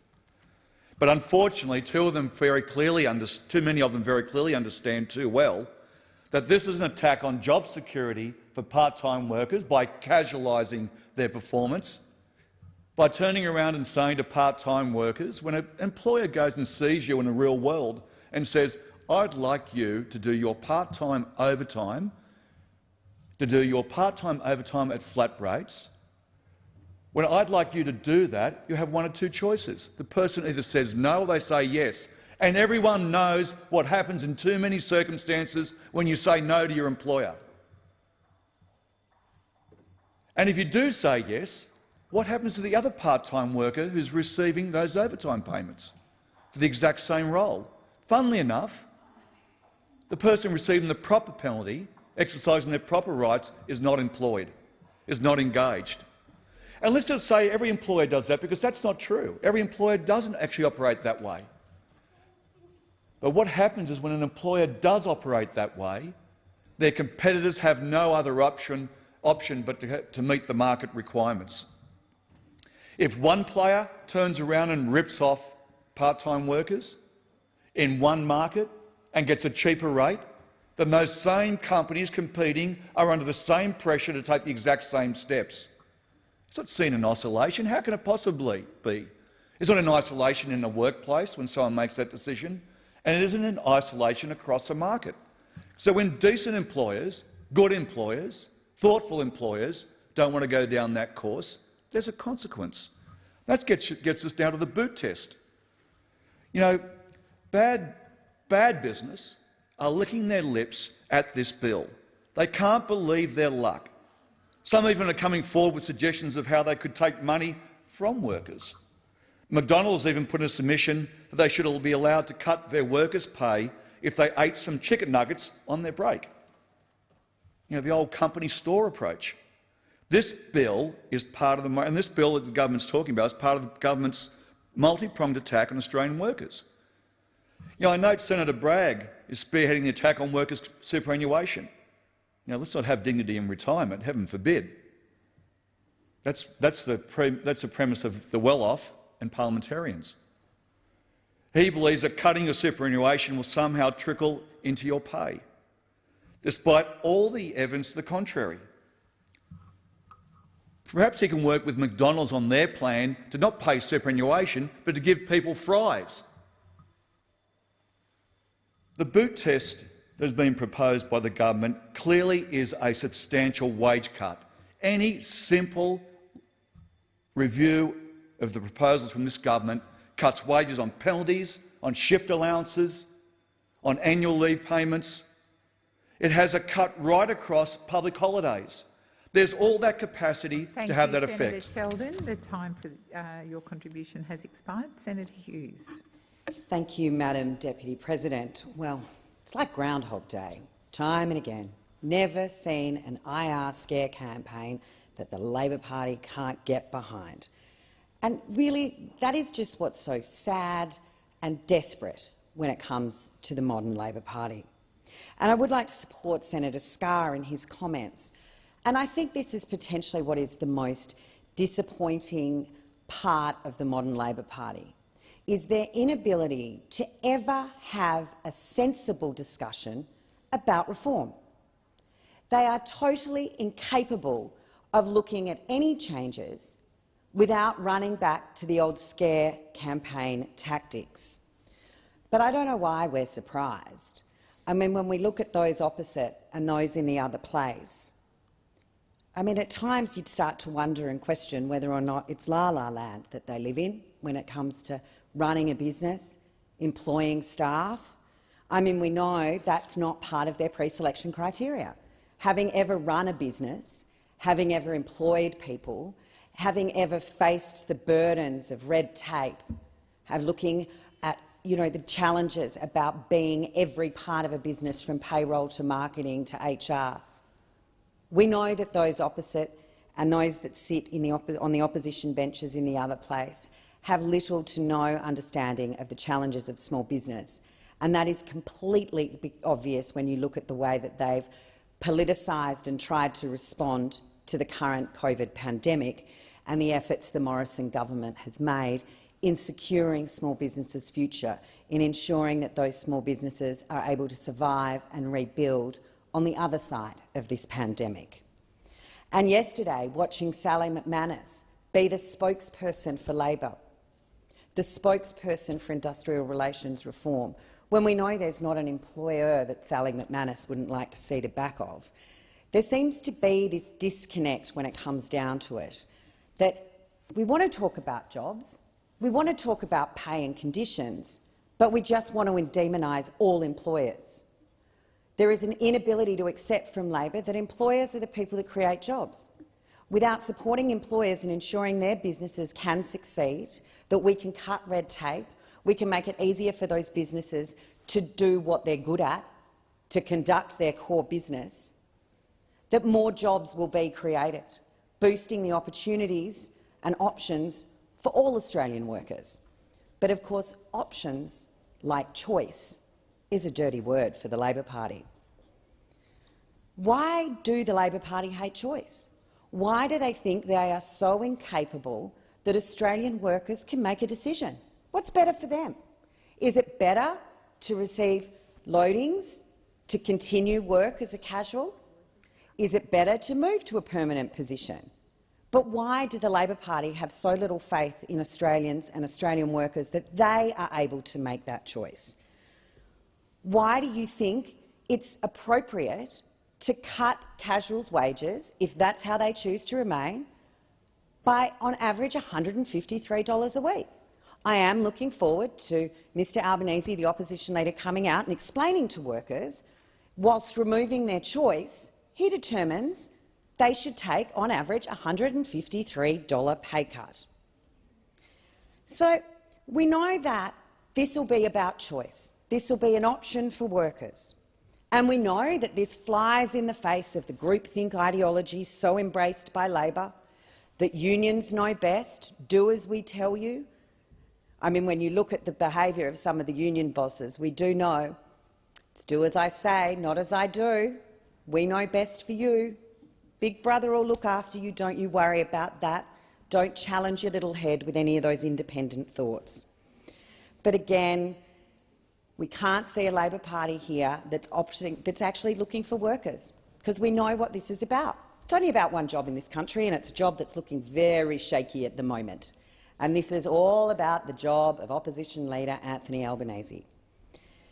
And so that's perhaps why now, after the Industrial Relations spokesperson for Labor, Tony Burke, came out declaring that all Australians in insecure work should be able to take all their leave entitlements with them at a cost to business of up to $20 billion a year. But we see Mr Burke running away from that a little bit now, but perhaps that's as he's trying to remain as supportive of his neighbour, Chris Bowen, as he looks to the future of his own career. Thank you, Senator Hughes. Your time has expired. Senator Walsh. Thank you, Deputy President. Well, when asked today why the government's new IR laws are actually designed to make insecure work even more entrenched, the government again today ignored the advice, the expert advice, of 23 law professors in this country, 23 law professors in this country who say that this IR law will not only fail to address the wage stagnation that is absolutely plaguing our economy at the moment, it will not only fail to address the insecure work that so many Australians face today. In fact, these IR laws will actually exacerbate these problems. And again, the government has decided to ignore these 23 law experts today. And they've decided today to double down on their claims, double down on their tired, old, false claims. False claims that we've heard over and over and over again from this side of politics. False claims that somehow cutting pay is important to boosting jobs. Somehow cutting pay is going to boost jobs and boost the economy. That is the tired, old play from this Liberal government. False claims they've doubled down on today that making more Australians casual and insecure, that is going to somehow boost the economy. False claims that somehow scrapping the Better Off Overall test is going to magically leave Australians better off overall, when it is clearly designed to leave Australians worse off, apparently, according to this government, in service of a stronger economy. Well, Australians see through this Liberal government's spin. They know that in the middle of this health crisis and in the middle of an economic crisis, the Liberal government is actually just reaching into the bottom drawer to pull out their tired old playbook, to pull out their tired old plans. Attacks on workers, attacks on unions, attacks on people's basic rights at work, cuts to workers' pay, cuts to workers' rights. That is the recipe that this government has for Australians to get through this pandemic and to set the economy on the right foot. Well, Australians know better than to believe that. Australians know that they have faced persistently low wages under this government even before the pandemic, and they know that Scott Morrison's response, that this industrial relations bill will only make that problem worse. A pay cut is not going to help the stagnant wages of Australians. Casualising more Australians is not going to address the epidemic that we have of insecure work in this country.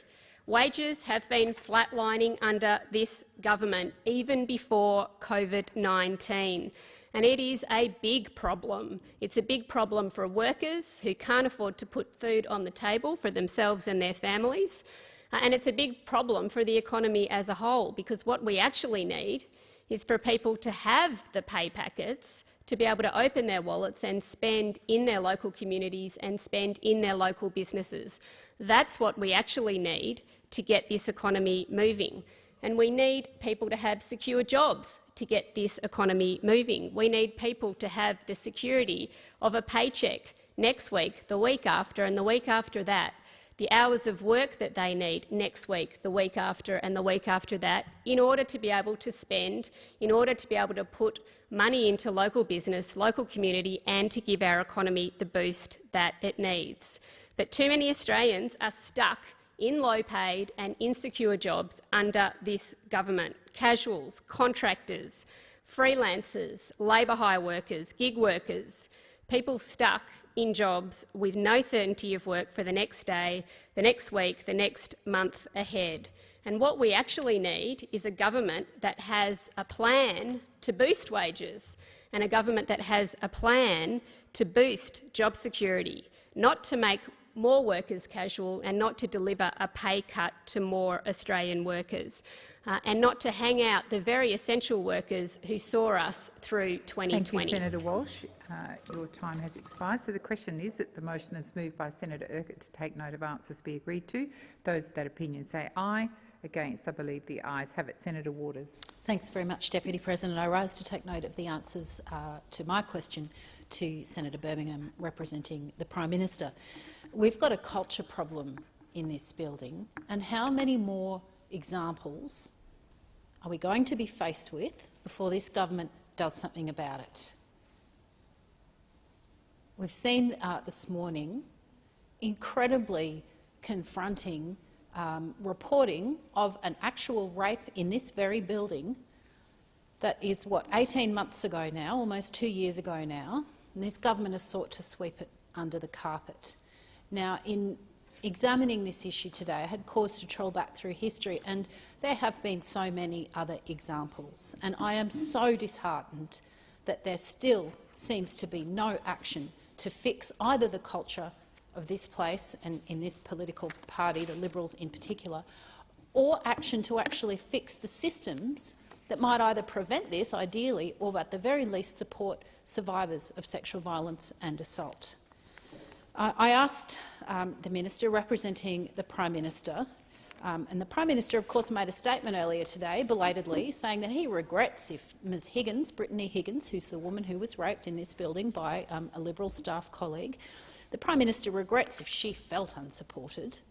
Well, that does not cut it. Ms Higgins deserves an appropriate redress. She deserves a formal apology, and she deserves an actual process to clean up this sordid mess so that no other woman has to be subjected to this sort of treatment in future. But the Prime Minister's, he regrets if she felt unsupported. Well, she did feel unsupported, and you can't imagine why. She was brought into her employer's office, the very office in which she was raped. She was essentially, and she says she was essentially told not to pursue the matter with police. She left that meeting with the implication that if she did pursue this matter with police, her own career would be at stake, and we know that that is such a common theme in these types of incidents. And ultimately the AFP got involved, but it's been almost 2 years and still we've seen no result, and still we don't even have an admittance by this government that there is a problem, let alone anything that they're doing about it.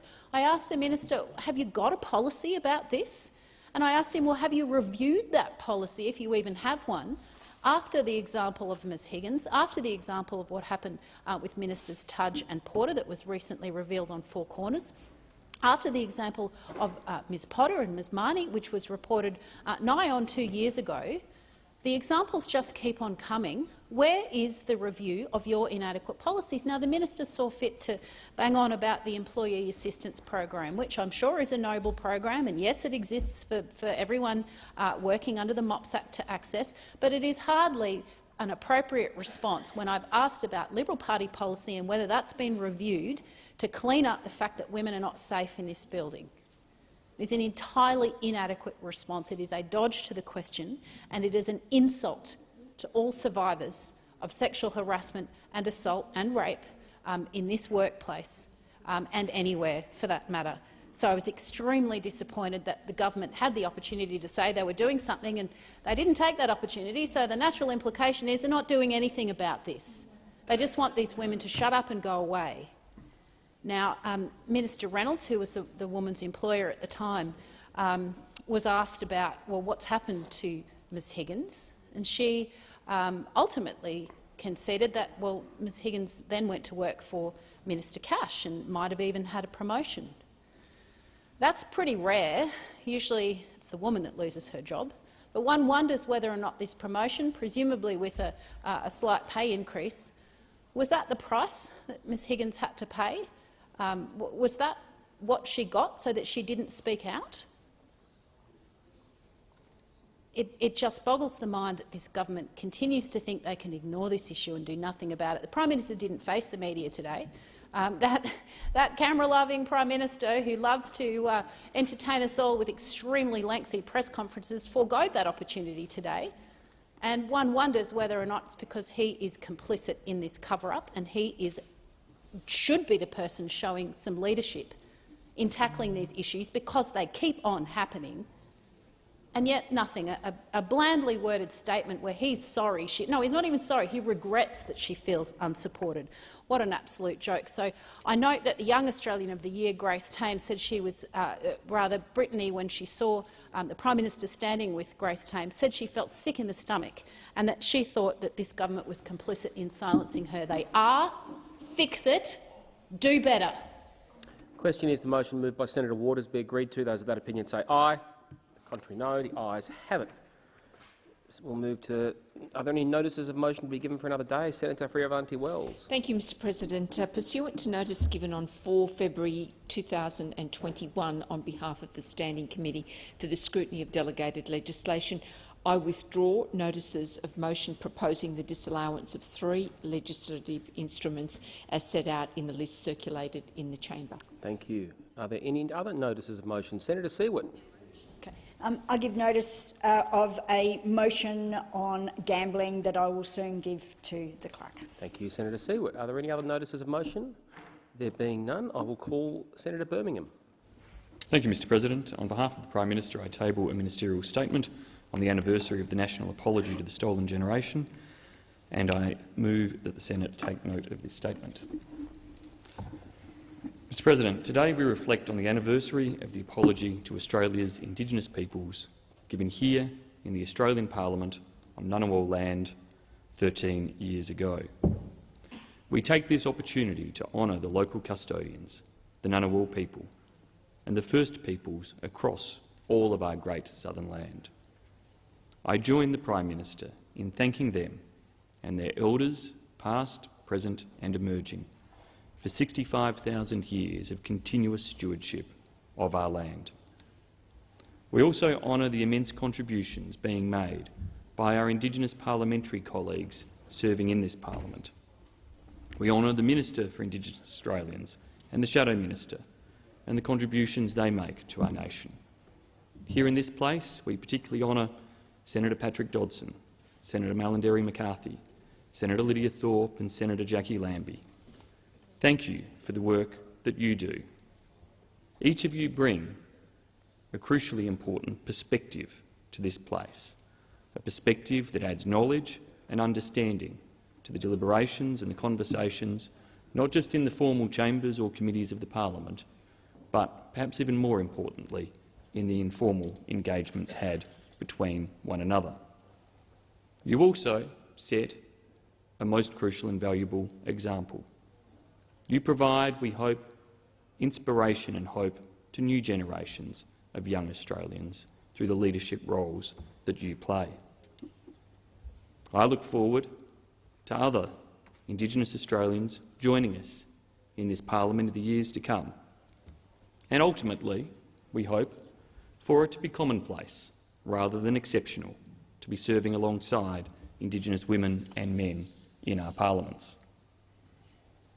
This past weekend marked 13 years since then Prime Minister Rudd gave an apology on behalf of the nation to Australia's Indigenous people, particularly to the stolen generations.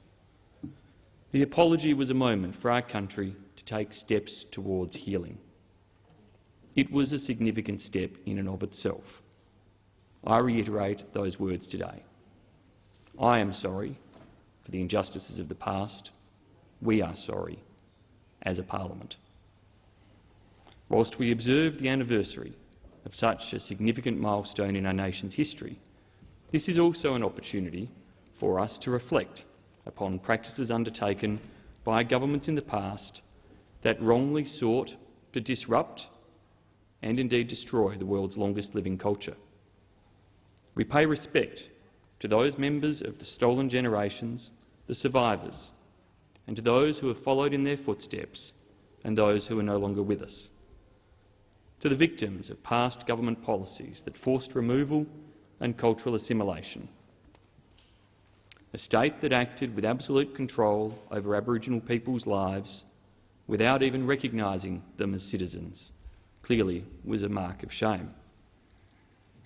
The apology was our opportunity as Australians to say it was wrong for parliaments and governments to remove Aboriginal and Torres Strait Islander children from their families and communities and their country just because they were Indigenous. As Minister Wyatt so rightly put it over the weekend, this is an opportunity, this occasion, the anniversary, for us to acknowledge the terrible loss and suffering and to remark upon the resilience and determination of those who worked so hard to ensure that wrongs were acknowledged and to preserve the culture of their peoples and nations into the future. What followed the national apology was an effort to close the gap. In the decade that followed, we saw mixed results, an inconsistency in outcomes. I was pleased as Education Minister to see positive progress in terms of the targets around Year 12 educational attainment towards the Closing the Gap targets. Such steps in education provide encouragement, some hope for the future. But elsewhere, there was a failure to achieve the scale of progress or the permanent change the nation aspired to. In July last year, we signed a new national agreement on closing the gap, an agreement reached through a historic partnership between Australian governments and Indigenous peak organisations. We understand that the best outcomes occur when governments and Indigenous Australians work together. This agreement marks a new chapter in our efforts, and in echoing the comments of the Prime Minister, a new chapter in our efforts, one built on mutual trust, respect and dignity. Progress is being made as we, across Australia, think differently and recraft our approach, but we know there is so much more to do. On the 9th of January, Minister Wyatt launched the second stage of the Indigenous Voice co-design process. I thank Professor Dr Marcia Langton and Professor Tom Calmer for their work alongside more than 52 members across 3 co-design groups. I encourage all Australians, especially all 800,000 Indigenous Australians, to provide their feedback to that process. We continue to reflect as a nation and a parliament on our shared history and to mark the hope of that day 13 years ago. Changes across a country like Australia can happen at all levels, from governments through to citizens. I'd like to acknowledge a very thoughtful, personal and thought-provoking journey shared by ABC journalist Ellen Fanning of her discovery of 2 Indigenous women, Angelina and Maria Cooney, who were sent to undertake forced employment with Ellen's great-grandfather. Ellen's research led to a meeting with Maria's granddaughter and great-granddaughter, Christine Stewart and Lorraine Franks.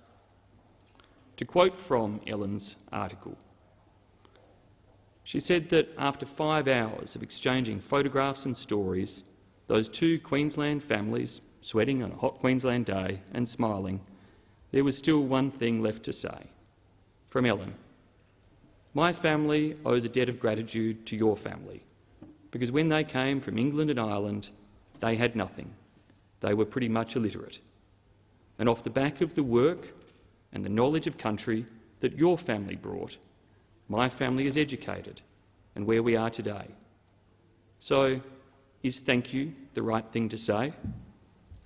To which Lorraine Franks said, "Of course it is. Of course it is, Ellen.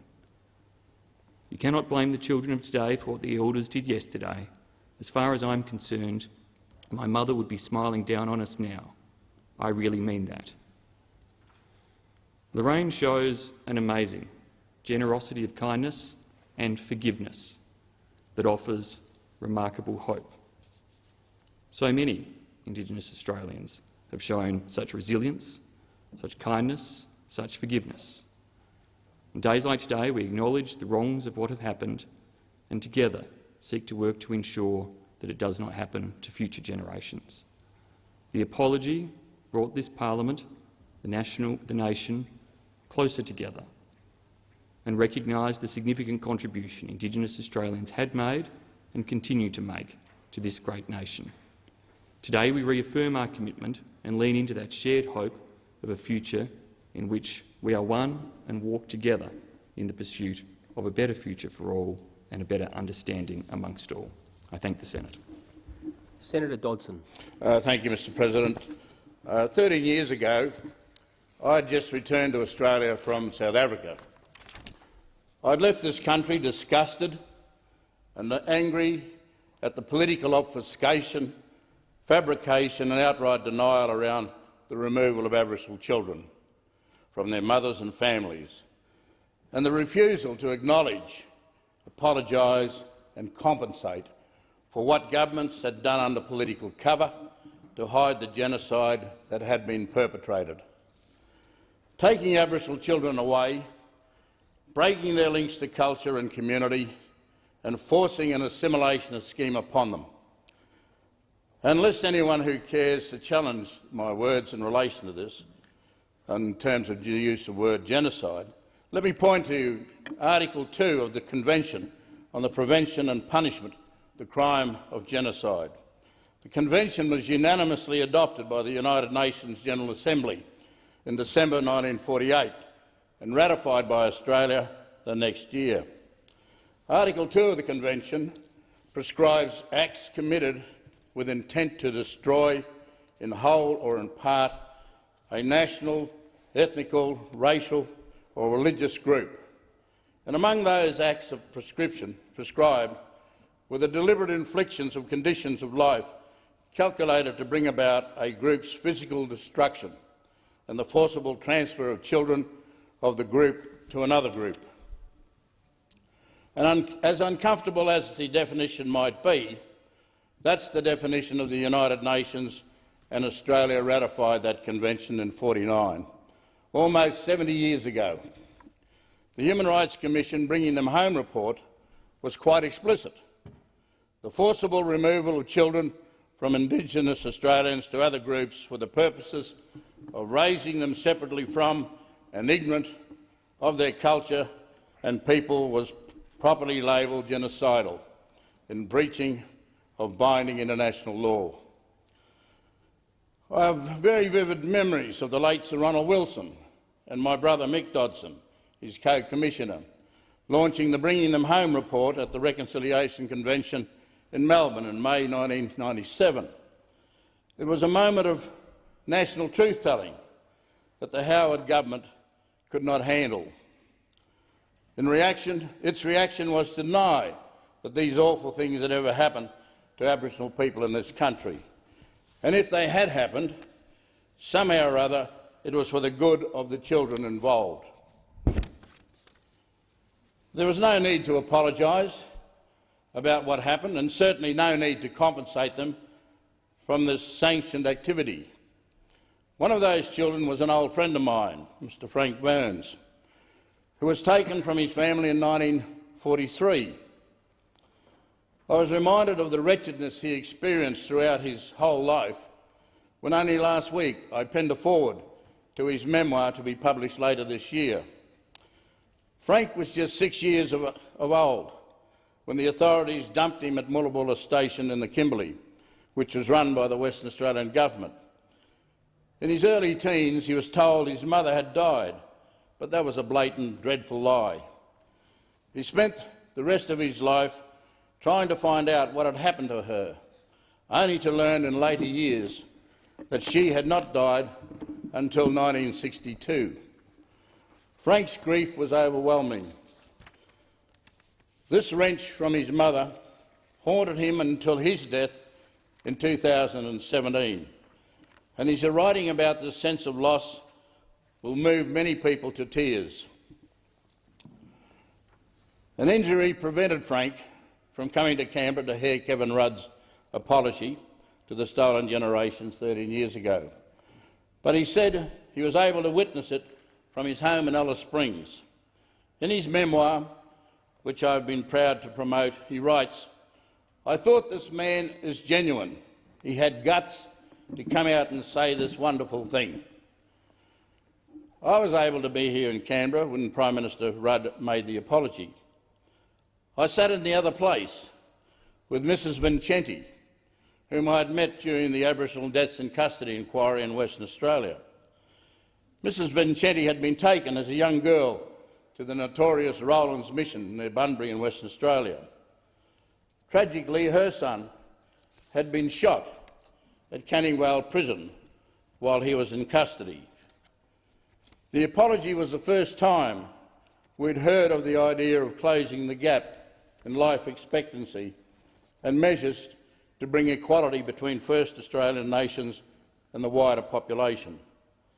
This was also a time when we were told that a new chapter in our relationship was to be written, starting with a blank page. But the only new ink on this blank page in these last 13 years has been the pleas of the First Nations peoples in the Uluru Statement from the Heart.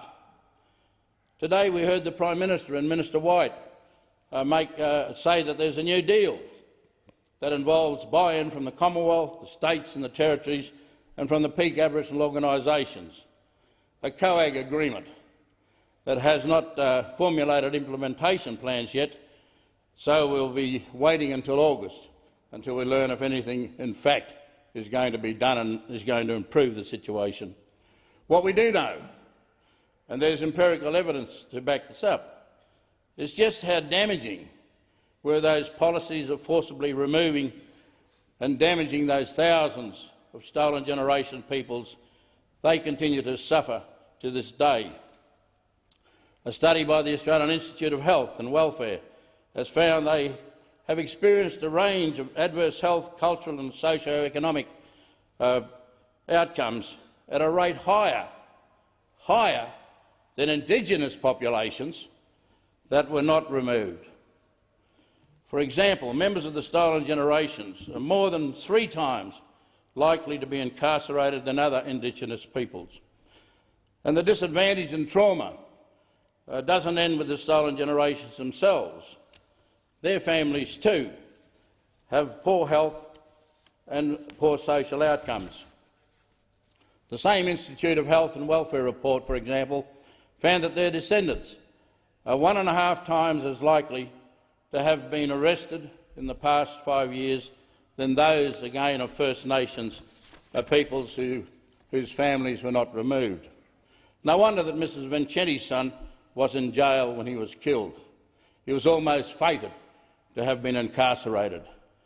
By the way, this year marks the 30th anniversary of the delivery of the report of the Royal Commission into Aboriginal Deaths in Custody, and Indigenous people are still being locked up at scandalous rates, and Aboriginal children are being removed from their families in shocking numbers.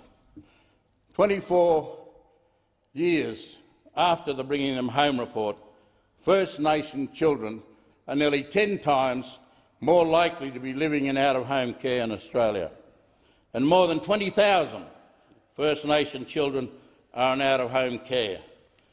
That's about 37% of the total number of children in out-of-home care. Yet First Nations children only represent 6% of the children population in Australia. As shocking as these figures are, they are getting worse. It is urgently incumbent upon all of us to make the services available to help families, not just to remove kids. I acknowledge that the new Closing the Gap targets recognises cries in the criminal justice and child protection areas, but those targets will continue to be unachievable without adequate investment of all governments, including the Commonwealth. I am gripped by a real sense of despair on occasions like this. We wait and we wait and we wait and nothing gets done. We get promises and promises and promises. Nothing gets done. What will it take for this country to confront the awful realities of its history and fix these continuing fundamental wrongs? Well, let me tell you what a good start might be, apart from setting some new targets. To the other side I say, open your hearts and embrace in full the plea of the Uluru Statement of the Heart for voice, treaty and for truth. We can only be enriched and not diminished if we do. This is the gap that has to be diminished. Thank you, Mr. President. I was going to go to Senator Thorpe next. Senator Hanson. Senator Thorpe, remotely.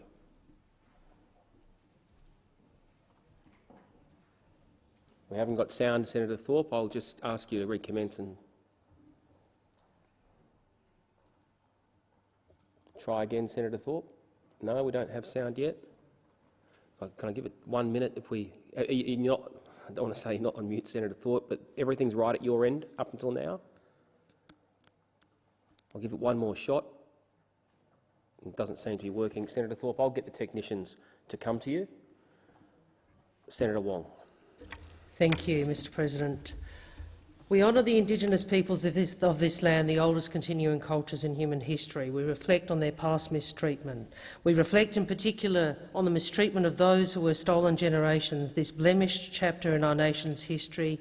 The time has now come for the nation to turn a new page in Australia's history by righting the wrongs of the past and so moving forward with confidence to the future. We apologise for the laws and policies of successive parliaments and governments that have inflicted profound grief, suffering and loss on these, our fellow Australians. We apologise especially for the removal of Aboriginal and Torres Strait Islander children from their families, their communities and their country. For the pain, suffering and hurt of these stolen generations, their descendants and for their families left behind, we say sorry. To the mothers and the fathers, the brothers and the sisters, for the breaking up of families and communities, we say sorry. And for the indignity and degradation thus inflicted on a proud people and a proud culture, we say sorry. Mr. President, this is how Kevin Rudd began the national apology to the stolen generations. It was a day of national catharsis, a day of national healing, and most of all, a day of national hope. In the House of Representatives, on the lawns outside and across the country, we Australians embraced in a way we had never been before, because we embrace one another without armour, in honesty, in truth, the conditions of respect. It was the starting point, a starting point for an equal stake. Yet too often, when parliamentarians have recognised the anniversary of the national apology to the stolen generations, there have been attempts to comfort our conscience and say, well, we have a long way to go, but look how far we've come. We need no more of that. We diminish the apology, this watershed moment of truth-telling, if we conceal failure and neglect and self-gratifying fictions that we are moving forward. In fact, it's hard to see how we are moving much at all. So this year's anniversary of the national apology, we look at how far we have not come, and we reproach this government that appears perfectly at peace with its own inertia on reconciliation and on closing the gap with First Australians. This past Saturday was the 13th anniversary of the apology. But for years now, work on closing the gap, the Voice to Parliament and Makarrata has been stalled. In the last year's Closing the Gap report, 5 of the 7 targets weren't on track: child mortality, literacy and numeracy, school attendance, employment and life expectancy. And last year's Family Matters report, more than a decade since the apology, showed the alarming rates at which Indigenous children are being removed from their families now, 37.3% of the total population of all children removed. The Morrison government promised a referendum for constitutional recognition. They promised it. But they won't commit. They won't commit to a timeline. They won't commit to doing the work to make the referendum a success. Now, I reiterate again the offer by Mr Albanese and Ms Burney, who is here today, the Shadow Minister for Indigenous Australians, that Labor wants to work constructively, and by Pat Dodson, that Labor wants to work constructively to achieve a constitutionally enshrined voice to Parliament. We don't care who gets the credit, but we do want to get it done. And there is time to get it done now. All of us in this place should be determined to see all 3 elements of the statement: the constitutionally enshrined voice and treaty-making and truth-telling overseen by a Makarrata Commission. Senator Dodson, the father of reconciliation, has put a motion on the notice paper to establish a joint select committee on Makarrata. I know he's seeking agreement with Minister Wyatt, and I say to the government, express your support. I say to government senators, express your support in the party room. You know, it's not so much to ask. It costs you so little. And the Uluru Statement as a whole is not much to ask, frankly. In fact, we should be humbled and gracious that a people who have had everything taken from them are willing to meet us on these terms, terms that cost us nothing, and ask us only to demonstrate some humility and some grace ourselves. It is time for those opposite to demonstrate some humility and some grace. The apology was recommended in the Bringing Them Home report that Senator Dodson has spoken about. The then Prime Minister, John Howard, resisted it for the following 10 years. Let's remember the ridiculing of those who acknowledge the facts of our past as having a black armband view, the opposition to the apology, all this despite the community support that is best exemplified and remembered in those reconciliation walks in the year 2000. Nelson Mandela visited Australia that year. He said the 250,000 people strong Sydney Harbour Bridge walk showed a country wanting to heal itself and deal with the hurt of the past. He went on to say leaving wounds unattended leads to them festering and eventually causes greater injury to the body of society. Mr Mandela well understood what we call Makarrata from the South African experience. And then, of course, in 2008, in one of his earliest acts as Prime Minister, Kevin Rudd moved the national apology, and the Nelson opposition went along with it. Well, after 8 years in government, it's time they showed they meant it. Unlike John Howard, today's Liberals don't huff and puff and dig their heels in. Instead, they just say they care. They talk about how important it is to get it right, but they don't deliver. The current Prime Minister uses similar but more subtle arguments than his Liberal predecessor about not getting stuck in the past. Well, it is irrelevant that the past can't be changed because it lives on. We receive the past as material and emotional inheritance, whether it be abundance or deprivation. We receive it as a system that continues to mete out disadvantage and advantage by the same formula it always has unless we take steps to change it. You see, this is how systemic racism works. And we do talk about that now as much as we talk about individual acts of racial prejudice, and that is a positive development, because it helps us understand that racism is not just seen in explicit acts of abuse or violence. It is also manifest in culture, law and policy. If you don't believe me, have a look around and ask whether this place and many other centres of power in Australia look like today's Australia. You know, it is a great thing for our Labor caucus to have Pat Dodson, Linda Burney and Malarndirri McCarthy in it. It deeply enriches us. And we welcome those other First Nations members of Parliament and senators, Mr Wyatt, Senator Thorpe, Senator Lambie.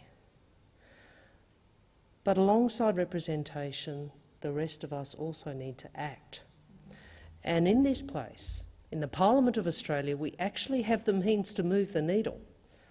We have the means to help the nation heal. We have the means to tackle systemic, intergenerational, Indigenous disadvantage. So if we don't have the will, what does it say about us? So if you want to sit on the government benches, but you're not going to insist that your Cabinet and Prime Minister do better, then what does it say about you? You see, the national apology was the start. But a government that wants to claim legitimacy in the sweep of this country's history must make sure it is not the end. If you want Australia to succeed as a nation and as a family, we must all have the equal stake in it that Prime Minister Rudd called for, that our Indigenous people have called for.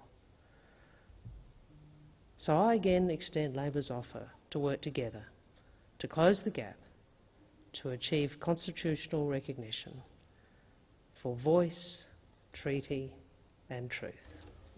I will come to you next, Senator Hanson. If Senator Thorpe, who I gave the call to before, if it wasn't her fault she could not contribute. Senator Thorpe, are you online? Can you hear me? Thank you, and I will come to you next, Senator Hanson. I appreciate your understanding. Senator Thorpe. I'll just hang up on 2020.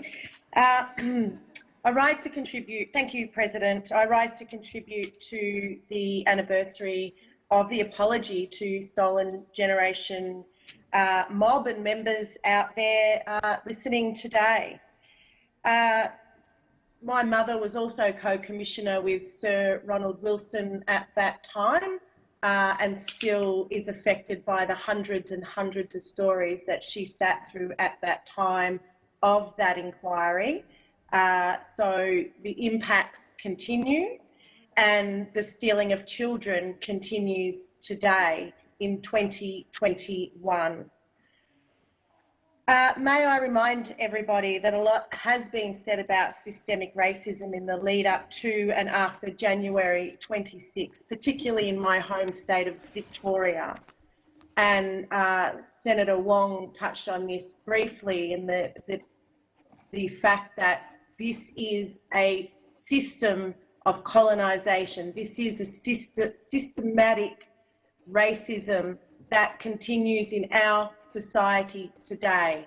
We heard Senator Dodson talk about over 20,000 Aboriginal children in out-of-home care today in 2021.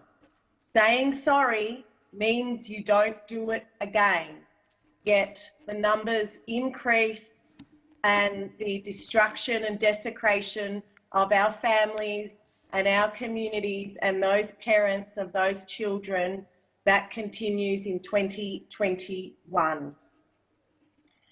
But few people understand what systemic racism is.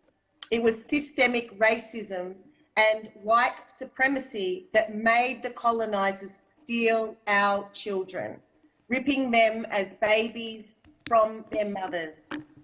A.O. Neville, the white supremacist that was one of the architects of the White Australia policy, was very clear that the point of this evil policy was to end our people, eradicate First People from these lands and our culture with them. And he said, and I quote, "Are we going to have 1 million blacks in the Commonwealth, or are we going to merge them into our white community and eventually forget there were any Aborigines in Australia?" End quote. Systemic racism or institutional racism is the false idea that white superiority, the idea that white is right, is captured in the everyday thinking of people and how our society operates. Australia is a place that is racist to its very foundations. But funnily enough, there are no racists at all to be found in this country. The same people that recoil at being called racist are the same ones to not care enough, or at least are happy to accept that our people die almost 10 years before anyone else, and that's okay, because that's just how things are, right? Racism in this country operates and bears down across all of society and is deeply embedded in our laws. And everyone just seems to act as this is fine and normal. That's what systemic racism is. It's the racism that is built into the systems we work and live in. This type of racism is so insidious because it's designed to be invisible. Racism is baked into the system, from the White Australia policy, the race powers in the Constitution, The fact that our people could not all vote in the country until 1965, despite having bled and died for you in both world wars. Systemic racism is evident in the fact that we were constitutionally barred from being officially counted in the census until 67. This parliament was happy for us to not even count on our own country. That's systemic racism. It's the rusted-on racism that is inescapable. We have been living with it since the colonisers came to build their prison on our lands and waters.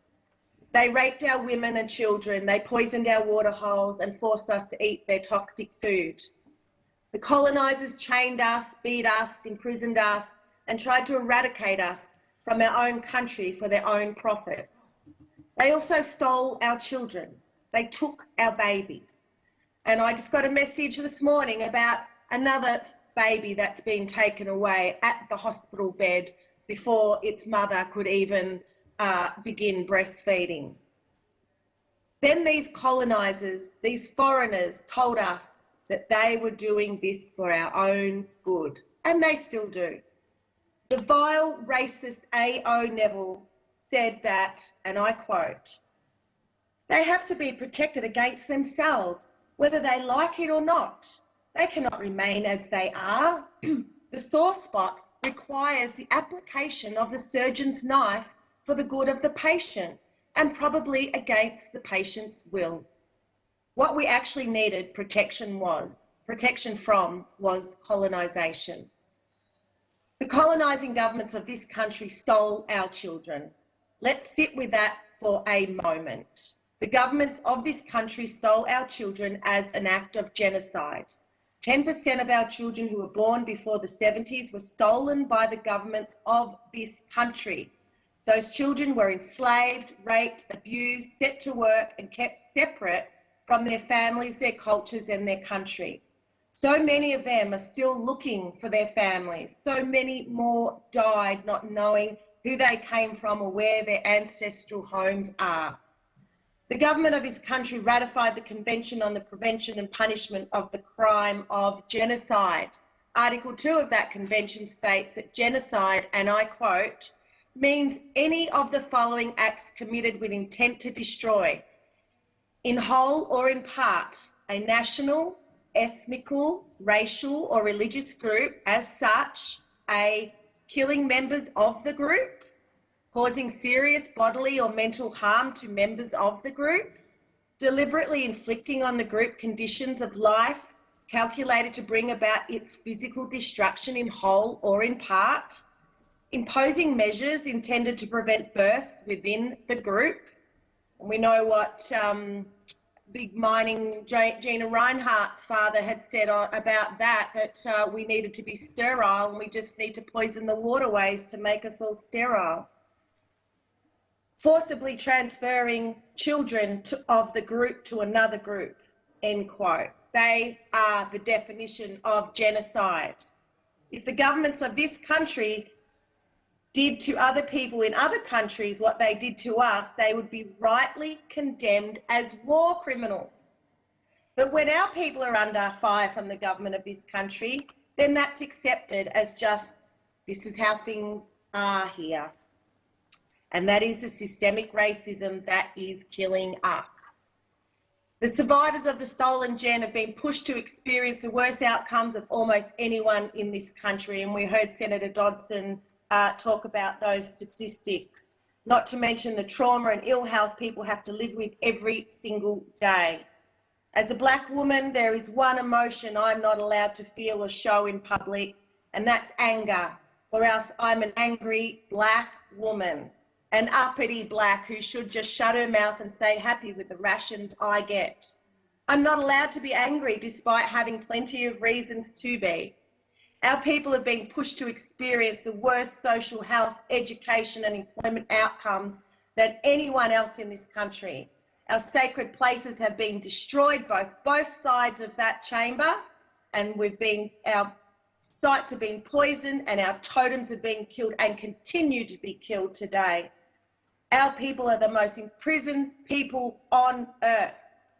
Having a constitutionally enshrined voice won't fix that. We have a war on our hands between white Australia and black Australia, and the only thing that will rectify that is a peace treaty to bring peace and to give us seats in Parliament, not a voice to Parliament. So my heart, my soul, and my condolences to all those who've been affected by the genocidal act of stealing our children from our families, our communities, and our country. And we will continue to rebuild as this nation's first people. Thank you. Senator Hansard. Thank you very much, Mr President. This is the National Apology Remembrance. In 2008, the Stolen Generations received a national apology for the wrongs done to them by previous governments. As a nation, we learned a lot when the Bringing Them Home report was released in 1997, and we have continued to learn in the years since. That report revealed the tragedies of many of those children who were often terribly abused, neglected and unloved. The apology affirmed our nation's agreement that we should never accept or condone the removal of children from their families based on race. But today, as I stand in this place, I am deeply saddened by the knowledge that we have much more to be sorry for around our treatment of Indigenous Australians. Unlike many of the most vocal urban Aboriginal activists, I have visited remote Aboriginal communities throughout Queensland, the Northern Territory, South Australia and Western Australia. I've seen for myself how governments turn a blind eye to at-risk Aboriginal children.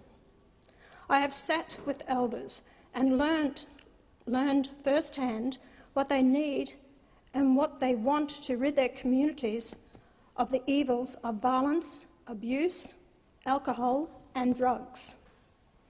And I've seen how children are repeatedly returned to parents who persistently abuse or neglect them, parents who demonstrate a complete inability to deliver the care and attention those children so desperately need. We're talking about abuse and neglect that would make your toes curl.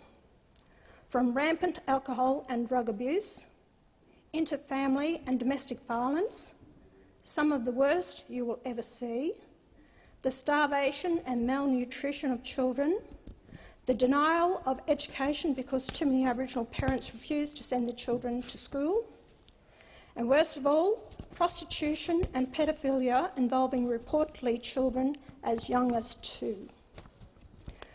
And all this in 21st century Australia,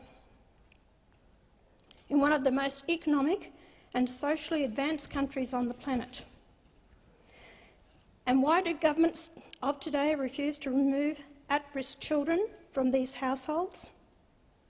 Why are they afraid to treat at-risk Indigenous children the same way they treat non-Indigenous children every day of the week to protect children in any city or town in Australia? Why do they shame us all as a nation by not reaching out effectively and saving the lives and futures of these children and their communities? Like many Australians, I believe both sides of politics are all too afraid of being labelled as creators of a second stolen generation, as false as that accusation would be. They lack the courage and will to act in the face of the cancel culture on behalf of these children and the families who desperately cry out for rapid and empowering solutions. So my apology is to today's Indigenous victims, the ones who live with and suffer from the horrors of child molesters, the ones who today, as we gather here, are breaking into people's homes to steal food from fridges. Today I'm saying sorry to all the Aboriginal children who should be spending their first few weeks in prep or primary school, but their parents simply don't care enough to get them there. I'm sorry for the children of parents who have told me they feel shamed by their own lack of education and tragically can't support a world where their kids will earn more than them. I'm sorry for the sit-down money We're paying a growing number of Aboriginal parents who have no inspiration to improve their own lives, let alone their children's, through meaningful employment.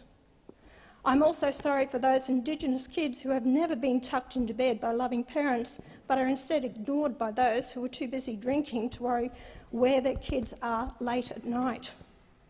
Of course, self-styled Aboriginal elites, like Senator Thorpe, would prefer we continue working, as she does, to create permanent victims out of First Nations people.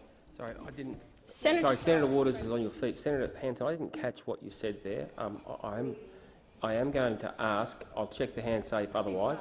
I was listening. No, sorry, Senator Waters. I'm taking your point. I'm addressing it to Senator Hanson. I can't remember.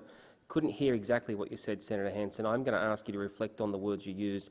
If you think they were a reflection upon another senator, rather than criticism of a senator's political activity, I'll ask you to withdraw. I will check the Hansard afterwards if otherwise. I won't be withdrawn. Okay, well, I'll check the Hansard. If there's an issue, I'll have to come back to the chamber because I didn't hear the term used, and I won't ask for it to be repeated at this point in case it is. Senator Hanson, please continue. Senator Thorpe seems to have made it her life's work, at least at present, to enjoy the substantial salary of her position while she works to ensure Indigenous communities remain trapped by the permanent evils of victimhood. I'm going to. This is a. I'm listening very carefully. There is a tension between the rules guaranteeing almost absolute free speech in this chamber, the rules on negative reflections on other senators. I'm going to take some advice on the words that have been used here, and I will come back to the chamber. I will also say that there are also standards that don't have to be reflected in rules, as I've often said, that can actually ensure the good nature of debate in this chamber. So, Senator Hanson, I'm not going to rule that was an unparliamentary reflection. I will take advice because I think that was not absolutely clear with my understanding of the standing orders, but I will check the words very carefully. If it assigns a motive or imputes a motive, I will deem it unparliamentary. If it is a criticism of action, then I'm afraid I don't think as a general rule that can be deemed unparliamentary, but I will very carefully review the words. And Senator Hanson, I'm going to ask you to also, from this point forward, consider the rules on reflecting on other senators in the remainder of your speech, because we do have stricter rules on reflection on members of senators and members of the House than we do on general comment. Senator Hanson. Thank you very much. Because without victims, the senator and her green, truth-denying colleagues would have no relevance in this place. But I believe with all my heart that we can help create champions out of our Indigenous children, champions who go on to become contributing members of their communities and the broader working Australian society, champions who are proud to be Australian, champions who also insist on improving the health, education and prospects of future generations, champions who do not see themselves as victims. But most politicians in this place will only ever run decoy to the real issues plaguing modern First Nation Australians. We must remain colourblind to ensure the safety and upbringing of all our children, no matter their skin colour or culture. We must show courage and determination to provide the opportunities and pathways that will protect and empower all young Australians. And we must call out the cowardice and the manipulation of the truth-denying elites who seek to keep any group of Australians trapped in permanent victimhood. We should behave as the advanced first world nation we are. Senator Ruston. Thank you very much, Mr President. I too would like to acknowledge the traditional custodians of the land on which we meet today, the Ngunnawal people, and pay my respects to their elders past and present. Can I specifically acknowledge Minister White, Senator Dodson, Mrs Burney, Senator McCarthy, Senator Lambie and Senator Thorpe, and pay my respects to them and all of Australia's Indigenous Australians on this very important anniversary. 13 years ago, the Australian government delivered a national apology to the stolen generation. The then Prime Minister, Prime Minister Rudd, acknowledged and reflected on this blemished chapter of Australia's history.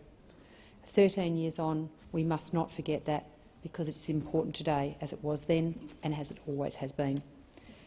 Today is an opportunity as governments to reflect on our national strategies to improve the outcomes for Indigenous Australians through improved policy implementation informed by the voices of Indigenous Australians. It's an opportunity as a community and as community representatives to work hand in hand with local champions to promote the world's longest living culture. Painfully, and most importantly, it's a moment to acknowledge the tremendous loss and suffering of First Nations peoples and what they have experienced. As the Prime Minister said today, actions of brute force were carried out under claims of good intentions, but in truth betrayed the ignorance of arrogance, knowing better than our Indigenous peoples.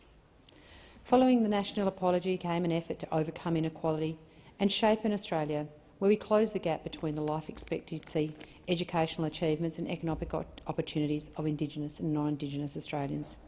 That challenge continues today. The Prime Minister has made it clear that closing the gap is a whole-of-government priority, and so it should be. We cannot look at these issues with a singular focus or preconceived notions that fail to connect with the realities on the ground.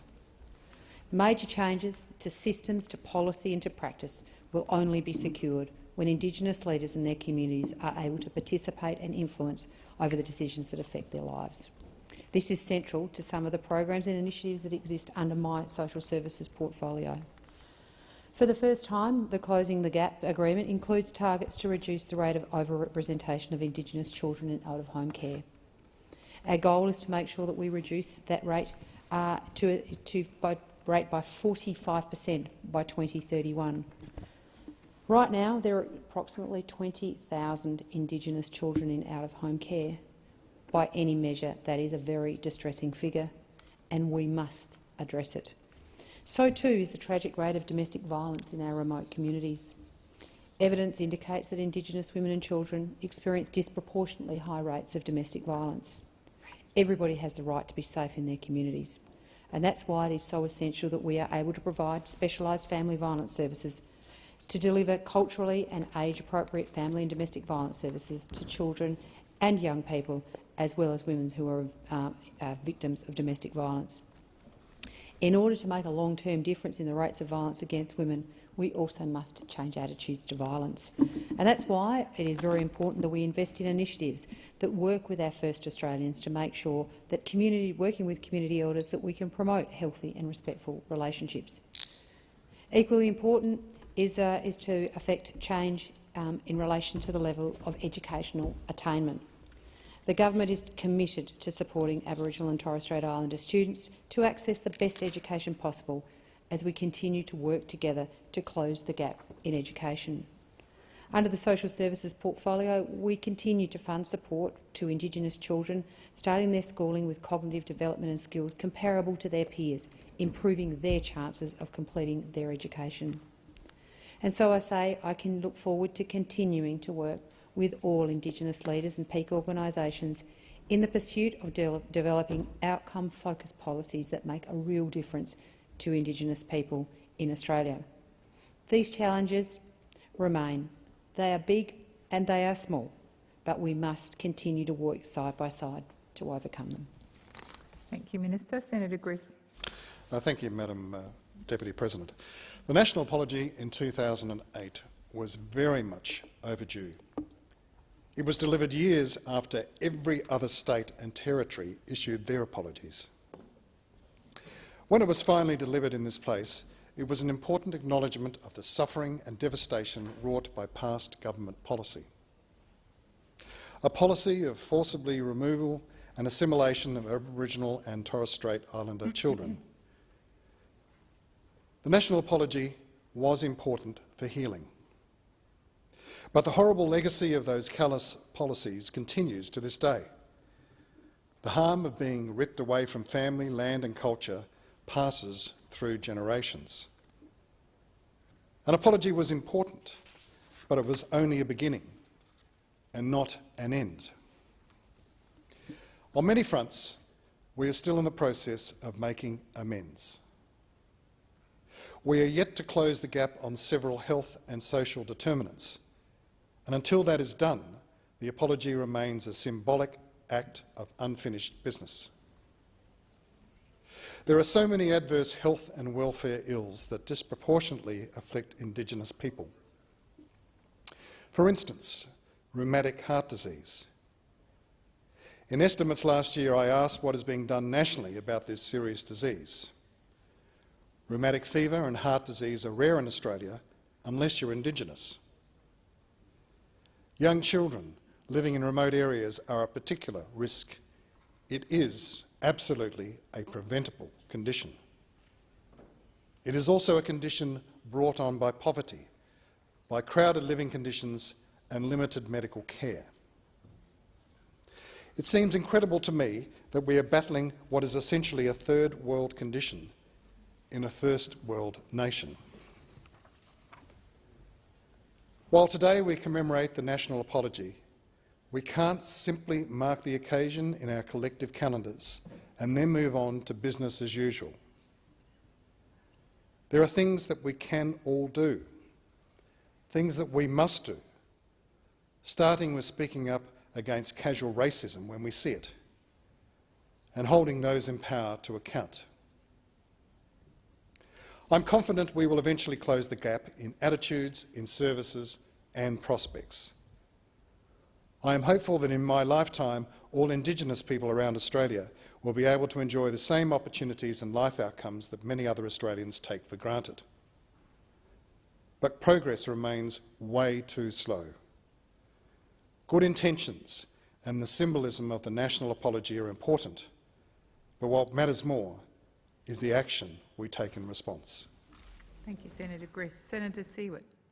I rise to make a short contribution on this occasion of marking the anniversary of the national apology. Far too many First Nations peoples are attending funerals in this country.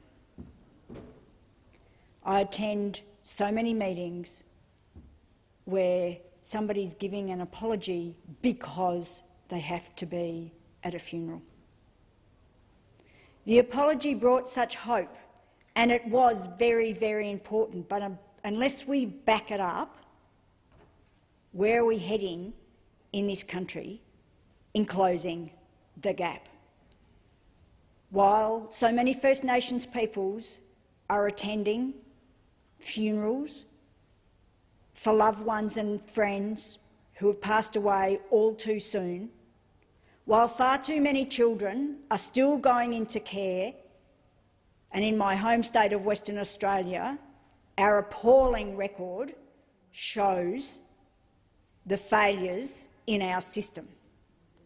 During January, a First Nations mother in a regional town in Western Australia made a very from-the-heart, emotional video about the situation affecting her son. It had to do with the interaction with the justice system, the discriminatory nature of policing, the failures of the justice system, the failures to be able to get services for not only her son but for the family, the failure after years of trying of getting support for the family to support her son. This, for me, was unfortunately a perfect example of what I hear time and time again, that the services aren't there, that we haven't backed up the apology with the commitment to the sorts of services and commitment that we need. Why is it that far too many First Nations young people are ending up in care and ending up interacting with the justice system? And I've got a bit of a list from my home state of Western Australia that talks about just some of the issues that First Nations mothers have raised in conversations when we're trying to look at how to move forward. They point out the fact that Western Australia performs incredibly poorly when it comes to appropriate First Nations child protection services, and that other jurisdictions are ahead of us, and particularly overseas. That the current structure does not support families trying to support their loved ones. That it does not support reunification from families, and this is actually backed up by the Senate inquiry from a number of years ago into out-of-home care, where it was clearly pointed out that the reunification with families is not funded or given a proper attention. That the department does not respond adequately when concerns are raised about the sexualised behaviour of children in care. That it's time for change, for legislation, for a more therapeutic and restorative justice approach. That not adequate funding is available in Western Australia, including for the Family Matters campaign, and therefore advocacy is hampered by not having a clear community voice that politicians can listen to. The family and domestic violence services are not adequately funded, and that this is a national issue, not just a Western Australian issue. That competitive tendering creates distrust and undermines collaboration. That the Stronger Families project, which was a positive project, has been abolished. That there are no Aboriginal community services and women's peaks. That the involvement of Aboriginal people in policy making must include lived experience with a high percentage of children in care also having a parent or grandparent with from the stolen generations, that this is not adequately given attention to. That there needs to be amendments to the Children and Community Services Act and we need a human rights approach and human rights framing and co-design with First Nations communities.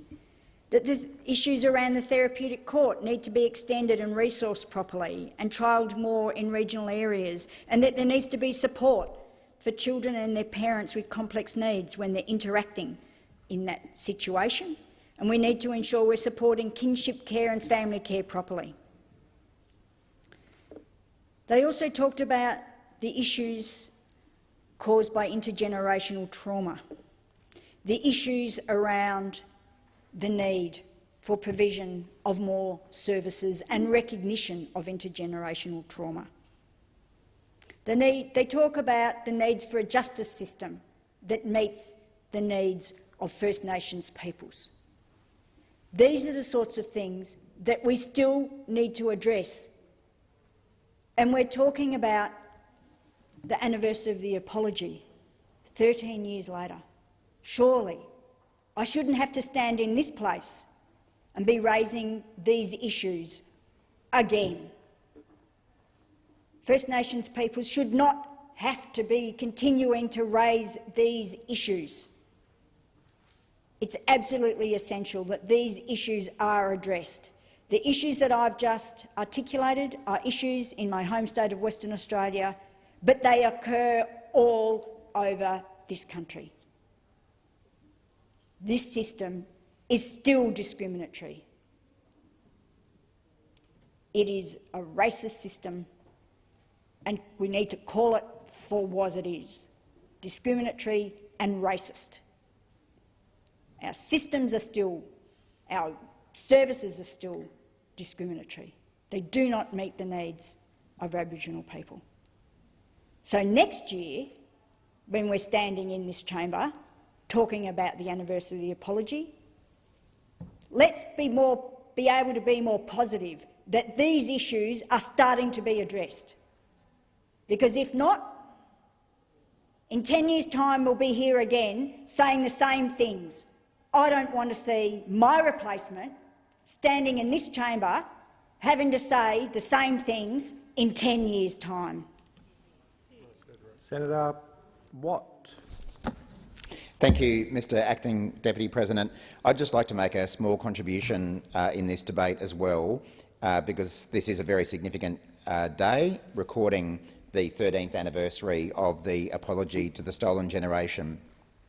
Unlike Senator Dodson, Senator Wong and a number of others, I wasn't in the parliament on the day of the apology being delivered, but I certainly was watching at home like millions of other Australians, and you didn't need to be here to recognise the importance of the apology, the importance of that day, to watch the reaction of First Nations people to finally having the truth of the injustice perpetrated upon them recognised by a Prime Minister of this country. And as other speakers have said, it was a day of healing for our country. It was an important day, and it was really the start of more work that remains ongoing to reach true justice for our First Nations people. It was also the day that the Closing the Gap statement was launched by then Prime Minister Kevin Rudd, and that was an important act in its own right, to actually commit the Australian government and all of us to targets to once and for all close the unacceptable gap that Indigenous Australians experience in so many aspects of their lives. And I noted from the speech given today by the Labor leader, Mr Albanese, that we talk about closing the gap, but that is really a polite way of describing what is really a chasm between the experience of Indigenous and non-Indigenous Australians. Just in preparing these remarks, I asked my office to get some statistics on the state of that gap, or more correctly that chasm, in my own home state of Queensland. And some of the most recent figures are that the unemployment rate for First Nations people in my state of Queensland was 20.2% in 2018-19, 3 times higher that of non-Indigenous Queenslanders. In 2018-19, 50.8% of 15 to 64-year-old Aboriginal and Torres Strait Islander Queenslanders were employed, compared with 74.1% of non-Indigenous Queenslanders. There remains just a dreadful gap in the life expectancy of our First Peoples compared to the rest of us. For males, nationally, it remains 7.8 years and 6.8 years for females. And I could go on with statistics about school attendance, about qualifications, about incarceration, and most particularly, as has already been discussed by Senator Dodson and other speakers, the unacceptable level of the removal of First Nations children into state care that continues to go on to this day. And I mean, it's not ironic. I can't really think of the term to describe us delivering speeches today on the stolen generation when we still have First Nations children being removed from their families at several times the rate of other Australians. And undoubtedly there are many, many instances where the removal of a child is the correct response to a particular situation. But if we continue to have Indigenous children being removed at several times the rate of non-Indigenous children, we have a problem. There is a deeper problem that needs to be addressed. And it's not just a problem with Indigenous people. It is a problem for all of us. And it is a problem that all of us have a responsibility in trying to fix in cooperation with our First Peoples. One of the things that really brought home to me the level of disadvantage that our First Peoples continue to experience was a trip that I had to Aurukun in Cape York last year. And it really brought home the stark reality of the conditions in which our First Peoples continue to live in our country. And like so many of the rest of us, I've read the statistics, I've read the figures on overcrowding in housing in Indigenous communities. But possibly to my shame, it wasn't until I actually went to Aurukun and met with families, and everywhere I went was hearing about families who were having houses with families of up to 30, even in some cases 40, living in 2- and 3-bedroom homes just after we had emerged from the worst of the COVID crisis. So at the very time when all of us have been out there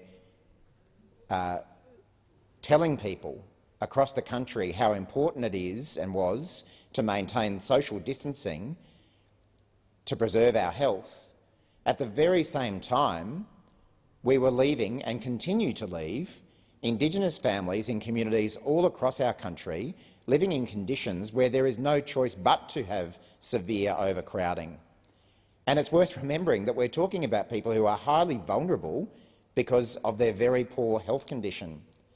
So how is it that at a time when Australia is going through its worst health crisis that we have seen in decades, when we have millions of dollars being spent on advertising campaigns telling people about the importance of social distancing and sanitation, that we at the very same time continue to leave families in communities right across this country in conditions which are third world and which do expose them to greater risk because of the level of overcrowding. And that is despite the fact that we have had commitments from this government to spend millions of dollars to fix Indigenous housing. Well, I can tell you, having been into these communities, that money is not hitting the ground. That housing is not being built, and that is therefore leaving people in overcrowded conditions that are a danger to their health, let alone all of the other social harms that arise from that level of overcrowding. Now, unfortunately, that level of neglect and inaction that we see still from this government, just as we saw it 13 years ago when members of this government who are still in this parliament today wouldn't even be in the chamber when the apology was being given, that same attitude, unfortunately, is still reflected too often in language that we hear from members of this government, including the Prime Minister. It is often said by members of this government that addressing the legitimate concerns of our First Peoples creates division within the community. How many times have we heard that? When ideas are being put up about how we can actually achieve reconciliation, no, we can't do that because that'll divide us. That'll create division.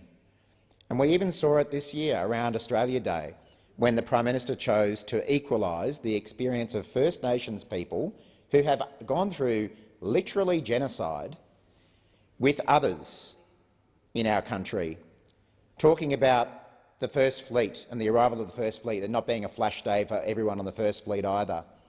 Of course it wasn't a flash day for people in the First Fleet, but to equalise the experience of anyone with a culture who has experienced genocide, I think is more than tasteless.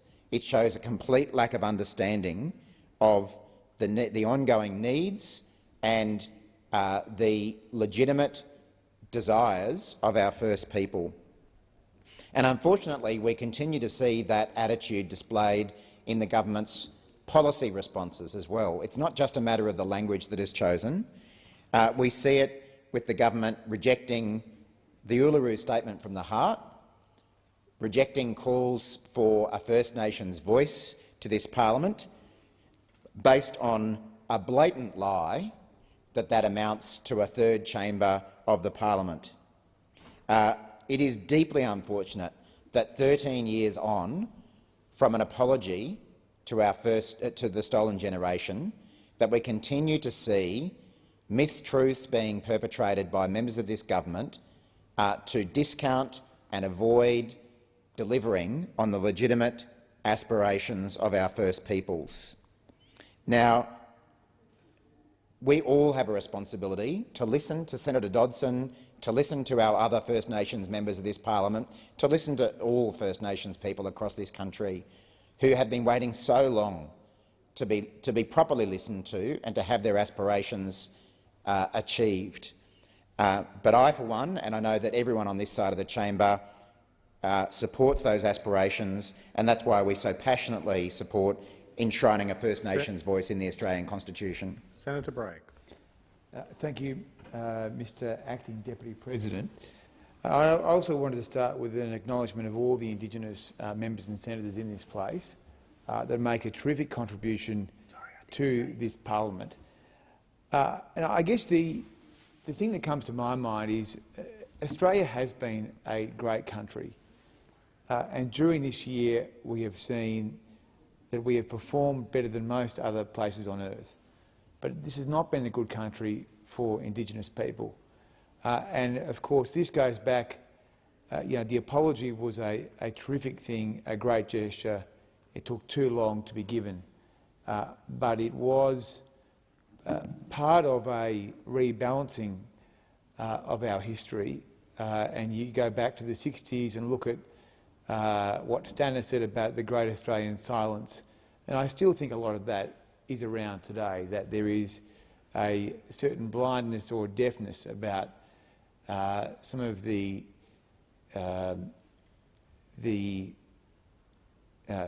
frankly, the misery that exists within this society. And it is one of the most important issues for us to be thinking about as a parliament. The issues are complex.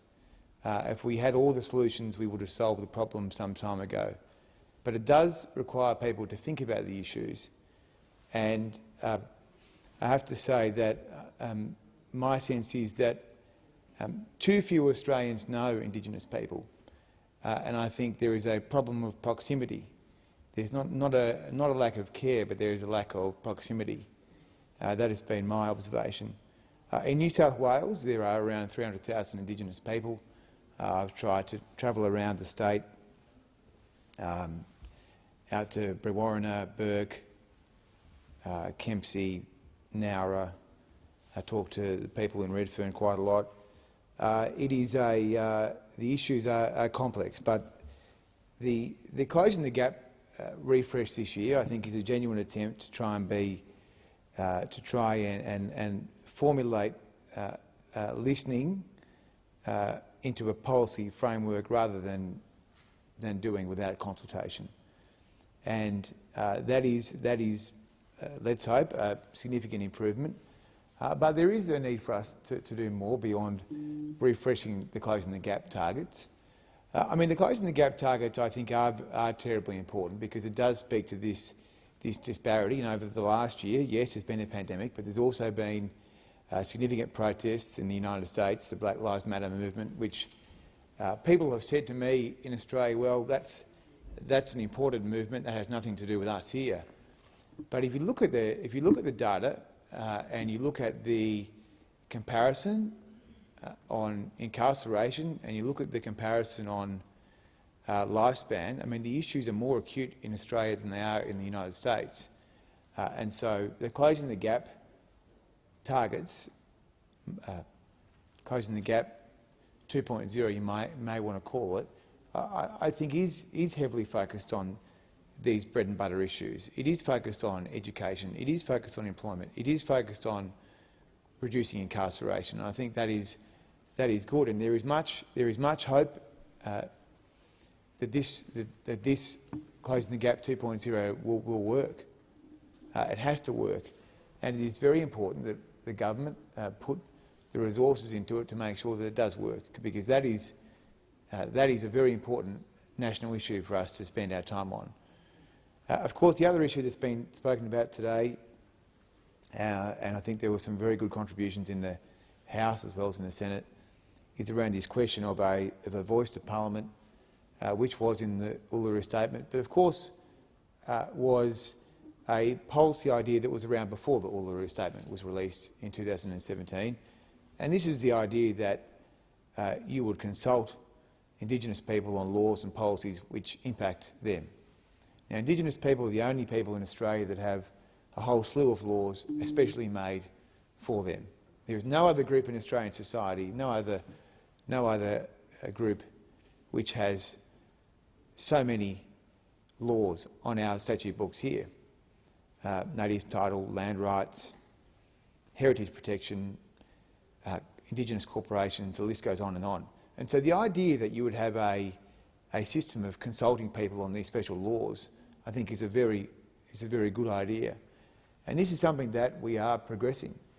This is something that Senator Dodson and Mr Julian Leeser produced a detailed report in the last parliament, and we are now following that recommendation to deliver a voice through co-design. And in the last few weeks, the report from Marshall Langton and Tom Calmer was released for consultation. So that is an important process of this government. But I just wanted to say that I thought that Mr Rudd, I think, did a very good thing for the country. I think this is an important thing for us to maintain.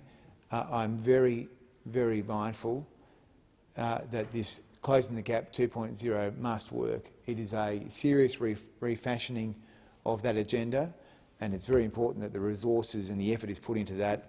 And beyond that agenda, I think this voice to Parliament is something that we should do. It's a good idea, it's a fair idea, and I am personally committed to it. Senator Lyons. Thank you, Mr Acting Deputy President.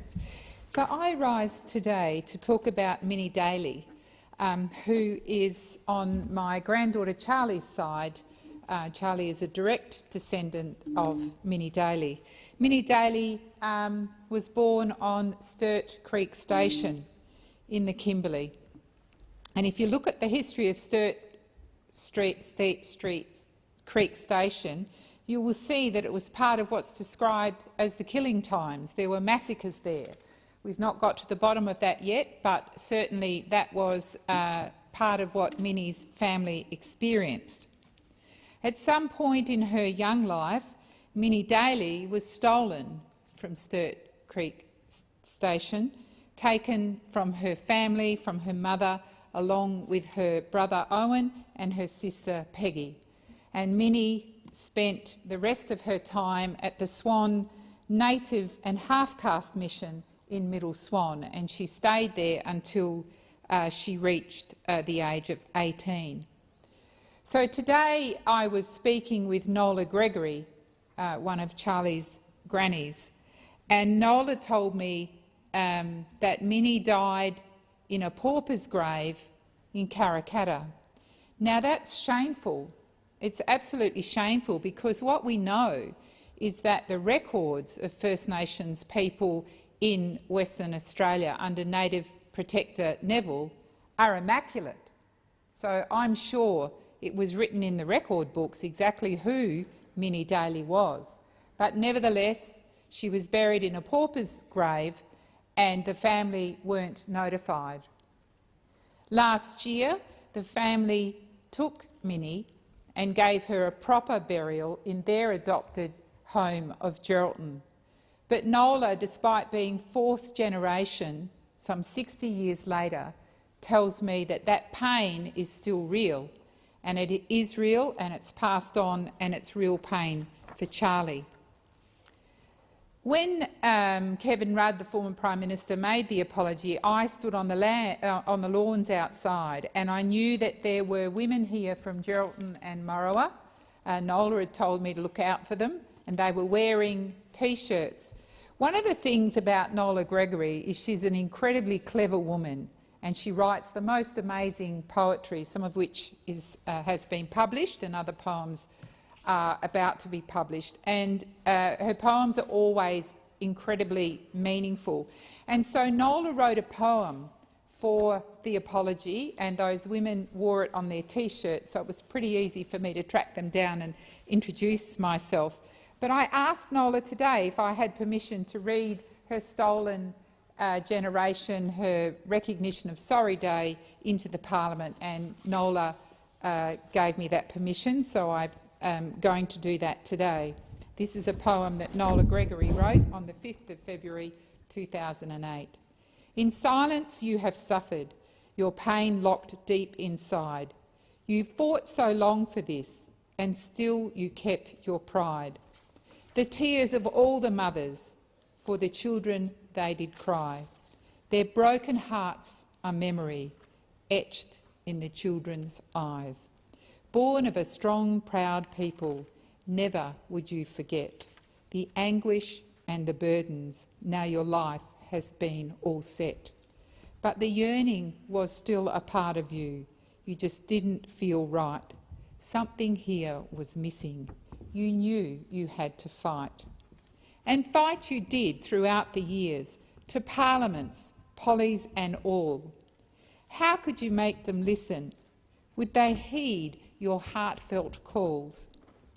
All you wanted was an apology, not thinking it would take so long. And sorry was just one little word, was asking for this so wrong. A flood of overwhelming emotions will be felt on this Memorial Day, and those who've gone before us in spirit will lead the way. The stolen generations will stand with hands on hearts. Today the tears flow freely, and this just only the start. Senator Pratt. Thank you, Mr Acting Deputy President. I too want to add my remarks to this debate today in relation to closing the gap on the anniversary of the apology to Australia's stolen generations. And it was a real privilege to be part of the Rudd government at the time that this apology was made.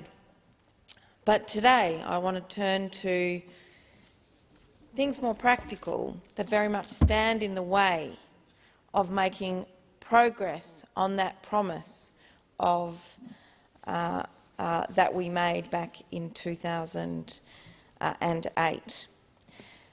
I really want to turn to some of the practical issues that affect First Nations communities, particularly in remote places in Western Australia, and some of the reasons why we simply will not make progress under the Closing the Gap targets if we continue with the lack of commitment and leadership from a Commonwealth government that doesn't want to fund things like municipal services and remote housing. I had the great privilege of visiting remote communities just last week, and I was out in the Kimberley. We've got a state election coming up. The state election does federal enrolments for the state. The Federal Election Commission does enrolments for the state election, and it is of great consequence and appalling to me, to my mind, that the federal division of Durack is the lowest enrolled constituency in the country, which in large part comes down to a lack of servicing for remote Indigenous communities and a lack of commitment to ensuring that all Australians, in particular First Australians, and the special effort required to enrol and enable participation for people in particular who live in remote places on their own country and for whom English won't just be their second language, it'll be their fourth or fifth language, with their other languages all being the local Indigenous languages and Creole that they first and foremost speak. You could see in the communities that I visited, and I want to pay special attention to Balgo in the instance of housing, you could see what a difference improvements to the quality of housing had made to the lives of many there. And yet, the problem of overcrowding and the deteriorating housing stock for housing that hadn't been upgraded is an extreme and continuing issue. In addition, we also see out at Balgo a need for improved water supplies and water security.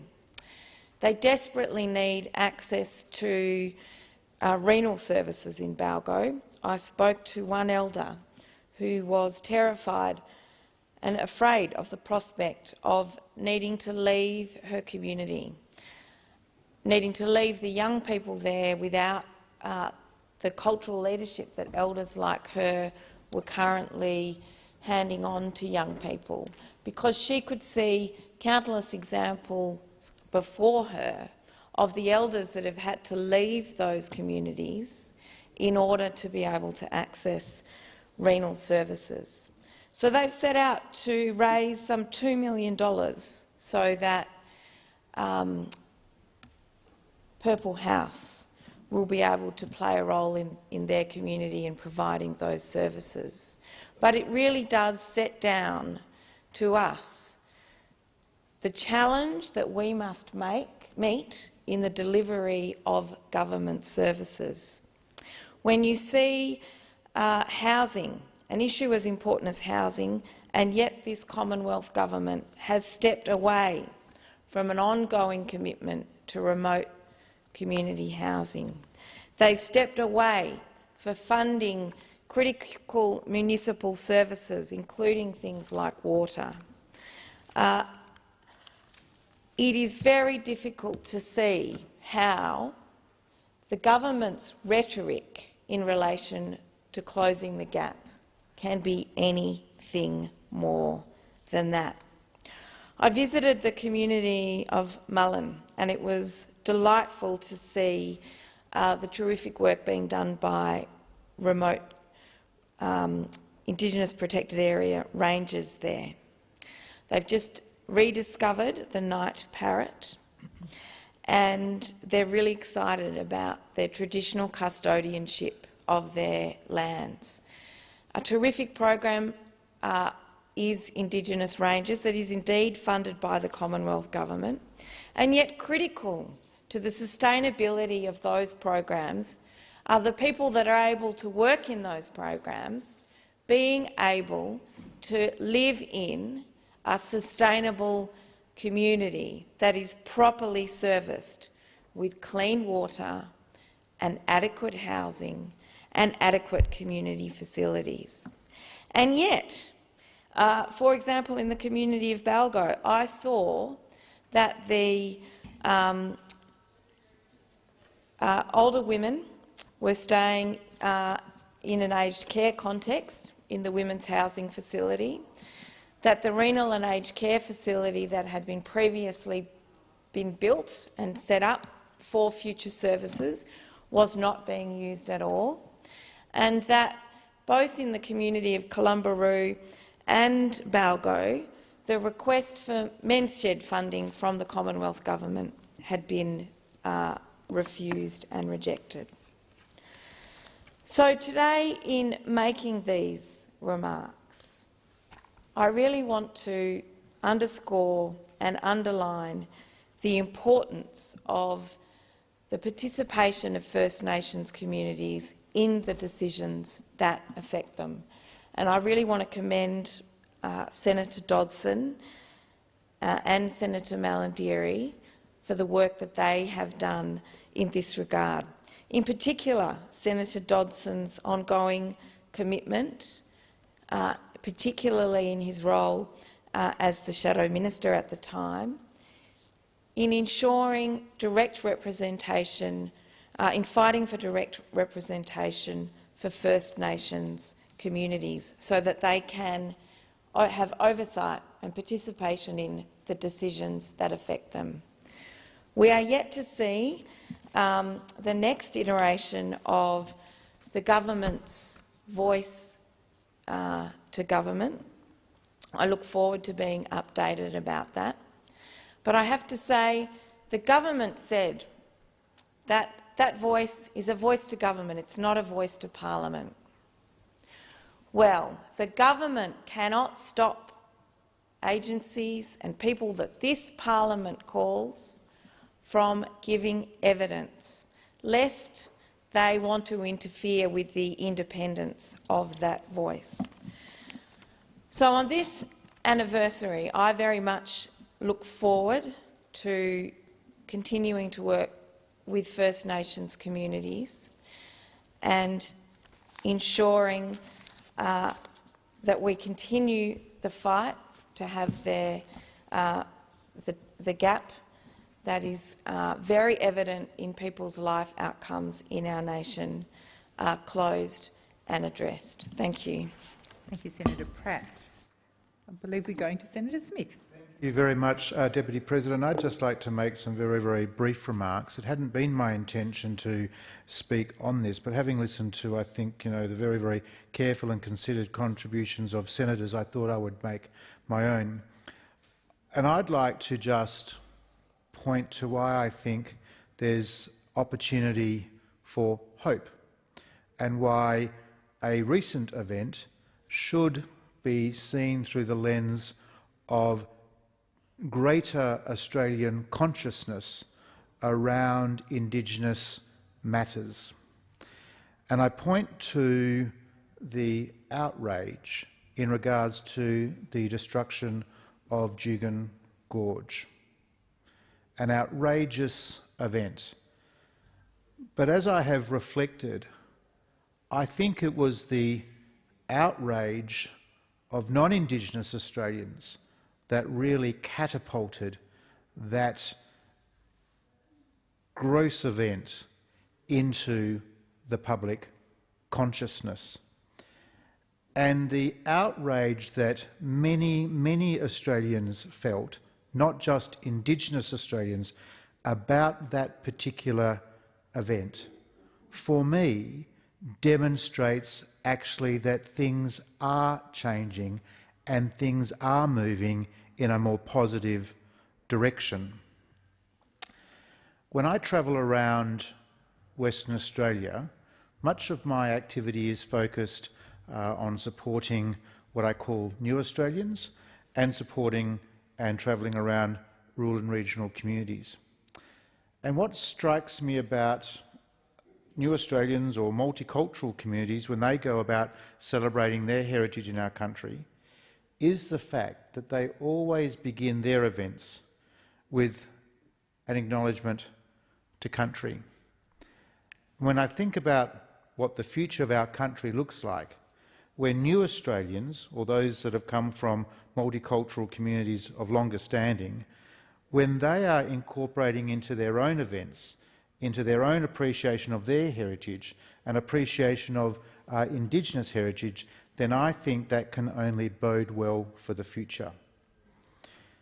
And I would add this, that when I travel around to some of the communities that Senator Pratt mentioned, Belgo, for example, or Nookumbara or Roebourne, where I was this week, I actually see, there is disappointment, there is concern, but I actually see, and I continue to see, an energy, a passion for local communities to find local solutions that work for them.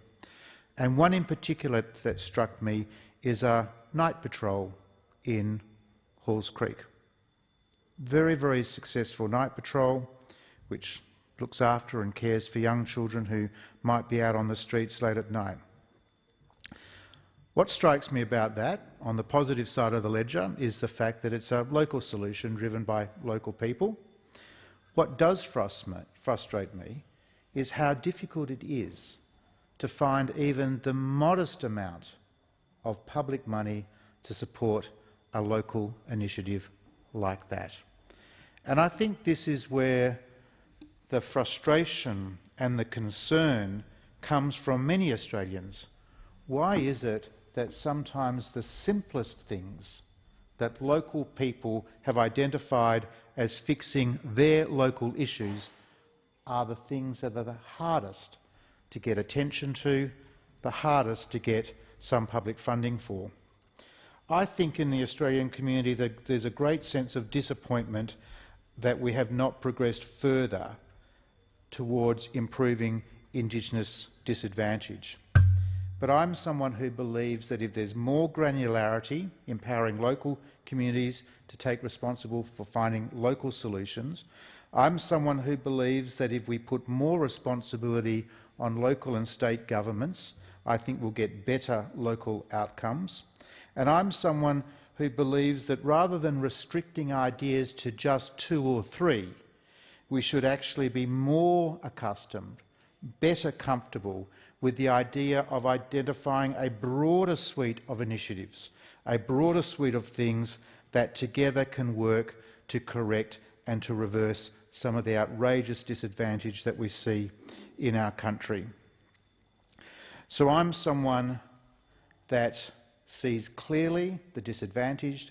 I'm someone who wants to see more and better action and better outcomes, but I'm also someone, and I encourage others also, to just look around, and I think you will find positive signs of an improving consciousness amongst Australians, and particularly non-Indigenous Australians, their desire, their concern to want to see better outcomes. So I thought I'd just make those observations. Thank you, Deputy President. Thank you, Senator Smith. Senator McAllister. Thanks, Madam Deputy President. Well, this Saturday marked 13 years since Prime Minister Kevin Rudd apologised to Australia's stolen generations. First Nations people waited a long time for that apology, an event which recognised the hurt and pain inflicted on Aboriginal and Torres Strait Islander people as a result of government policies and practices which remove children from their families, their country and their culture. This chamber ought to be painfully familiar with the numbers which describe Indigenous disadvantage. As my colleague Senator Dodson pointed out in his remarks earlier, the shocking truth is that, horrifying and unjust as these numbers are, the indicators are worse again for stolen generations, their children, their grandchildren and their siblings. A 2019 report from the Healing Foundation sets this out. When compared to other Aboriginal and Torres Strait Islander people, stolen generations are 50% more likely to be charged by police, 15% more likely to consume alcohol at risky levels, and 30% less likely to report being in good health. Of course, the trauma of forced removal and family breakup has enduring consequences for First Nations families, and they are wide-ranging, and they are impacting men and women and children. The mechanisms by which this trauma is transmitted may be complex, but the indicators are straightforward. 3 in 5 Aboriginal and Torres Strait Islander women have experienced physical or sexual violence by a male intimate partner, and First Nations women are 32 times more likely to be hospitalised due to a family violence assault and 10 times more likely to die from a violent assault than other women. Last week I spent a couple of days in Bundjalung country in the Northern Rivers, talking with workers who support First Nations families. And I spoke to workers in legal centres, in refuges, in housing organisations and in family service organisations. I thank the workers at Bulgama Binyam, Jarjum Preschool, the Northern Rivers Women's Domestic Violence Court Advocacy Service, at Rekindling the Spirit and at Jarly, because all of them took time with me to explain their perspective on what it meant for them as First Nations people to work into their community, to drive solutions to the problems that they perceive, and to leverage their knowledge of country and culture and family to bring local solutions to local problems. These people were inspiring, and also moving. Some of the stories are very hard to hear. But these people are moving forward, doing everything they can in their communities, to lead in their communities, to take on difficult issues. But their optimism, and they are optimists, was tempered by a kind of despair too, because the resources available to these people, the resources available in these communities blighted by missions and racism and removal and cruelty, the resources for those communities are so limited. Women's Safety in New South Wales found that frontline Aboriginal domestic and family violence specialist services have reported a significant increase in client numbers since the beginning of COVID-19, including an increase in the complexity of cases before them. Workers in the Northern Rivers told me that what they urgently need is long-term affordable accommodation. But none of the government's Safe Places grants went to the Northern Rivers, despite there being many applicants. And the actual story is that this is forcing women to either stay living with perpetrators or face down homelessness for themselves and their children. These workers are saying so clearly they want to lead. They want to lead in their own communities, to heal families, to heal communities, to respond to violence. And they want to be given the power and the resources from government to develop their own solutions. They want to do it their way. One of the first acts of the Morrison government after the 2019 election, after being re-elected, was to cut the funding for the National Family Violence Protection Legal Services Forum. It is the only peak body specifically tasked with representing services working to prevent and respond to domestic and family violence against Aboriginal and Torres Strait Islander people. It plays an essential role in ensuring that the voices and views of Aboriginal and Torres Strait Islander women and children are heard in our national conversation. And the Morrison government should give this forum the sustainable funding that it needs to continue this important work. We cannot continue to ignore the compounding effect that racism and gender inequality have in exacerbating levels of violence, and ending violence against Aboriginal and Torres Strait Islander women must be a national priority. Every single Aboriginal and Torres Strait Islander woman, man and child deserves to live a life free of violence and fear and thrive secure in their culture and identity. We all have a role to play in closing the gap. What that really means is listening to, supporting and empowering First Nations communities. In services, that means empowering First Nations to lead in the design and the delivery of the services into their own communities, and it will require us to do things differently, to understand that power might need to be devolved to others, that decisions might be taken elsewhere. It also means listening to First Nations people when they give us some very specific guidance, a very specific invitation about how they want to enact this vision for their own leadership. And the Uluru Statement from the Heart represents one of the most important of such invitations in a very long time. Labor is committed to implementing the Uluru Statement from the Heart in full. We are committed to a constitutionally enshrined voice and a Makarrata Commission to oversee agreement and treaty making, and a national process of truth-telling. First Nations people have told us of the torment of their powerlessness. It is time for us to truly respond. And Madam Deputy President, I seek leave to continue my remarks. Is leave granted? There being no objection, leave is granted. So we'll now move on to the placing of business. Is it desired to postpone or rearrange the business? No. Oh, Senator Siewert. Leave for a motion for leave of absence. For. Oh, is leave granted? Yes. I move that leave of absence be granted for Senator Thorpe for the 15th of February for personal reasons.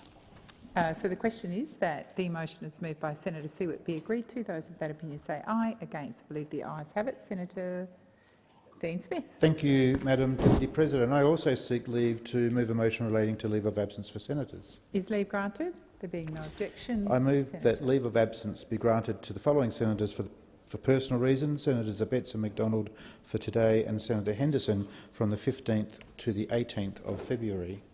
Thank you. So the question is that the motion is moved by Senator Smith be agreed to. Those of that opinion say aye. Against, I believe the ayes have it. Senator Urquhart. Thank you, Madam Deputy President. I seek leave to move a motion relating to leave of absence. Is leave granted? There being no objection, leave is granted. I move that leave of absence be granted to Senator McCarthy for the 15th till the 18th of February 2021 for personal reasons. So the question is that the motion is moved by Senator Urquhart be agreed to. Those of that opinion say aye. Against, I believe the ayes have it. Senator Urquhart. I don't have a date, Madam Deputy President, but I understand, according to the read, that Senator Dodson's general business notice number 943 is... we're just going to call the clerk. Sorry.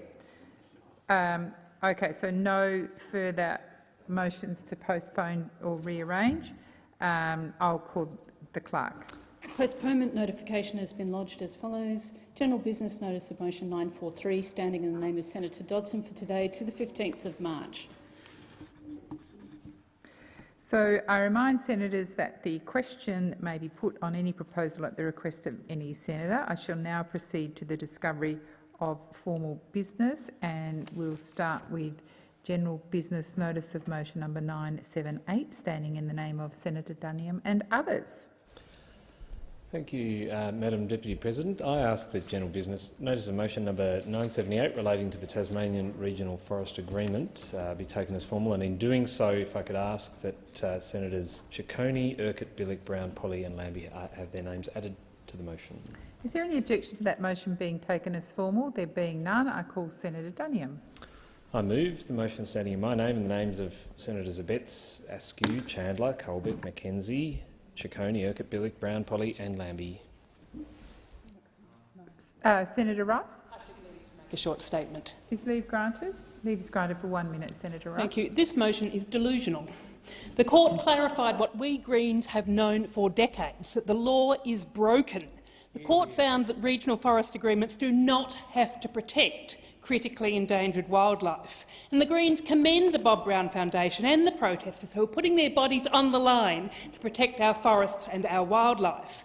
So rather than crowing about a judgment which showed just how broken our laws are, the government should be implementing Professor Graham Samuel's recommendation to immediately reform regional forest agreements. Samuels was very clear. His review said environmental considerations under the RFA Act are weaker than those imposed elsewhere and do not align with the assessment of significant impacts on matters of national environmental significance required by the EPBC Act, that Commonwealth oversight of environmental protections is insufficient and that the national environmental standards should be immediately applied and RFAs should be subject to robust Commonwealth oversight. Senator Rice, your time has expired. Thank you, Senator Roberts. Leave to make a short statement. Is leave granted? Leave is granted for 1 minute, Senator Thank you. Roberts. One Nation will be supporting this motion.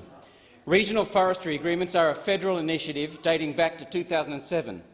They're designed to provide a high level of protection to old growth and native forests and to endangered fauna and flora. The Tasmanian Agreement has been working well with excellent environmental protections and sufficient latitude for loggers to produce beautiful, natural, renewable Tasmanian and Australian timber. The Greens object while sitting in their timber-framed homes on timber floorboards, at timber desks and with their computers powered perversely by timber biofuel. The Greens are sitting right now at timber desks on timber chairs made from Tasmanian myrtle. The Greens' idea of forestry protection is to chop trees down and burn them for power. Tasmania wants to mill those trees into beautiful and useful things instead. The Greens do not understand useful things. Thank you, Senator Roberts. So the question is that general business notice of motion number 978, standing in the name of Senator Duniam and others, be agreed to. Those with that opinion say aye. Against? The ayes have it. We'll now move to division required. Ring the bells for 4 minutes.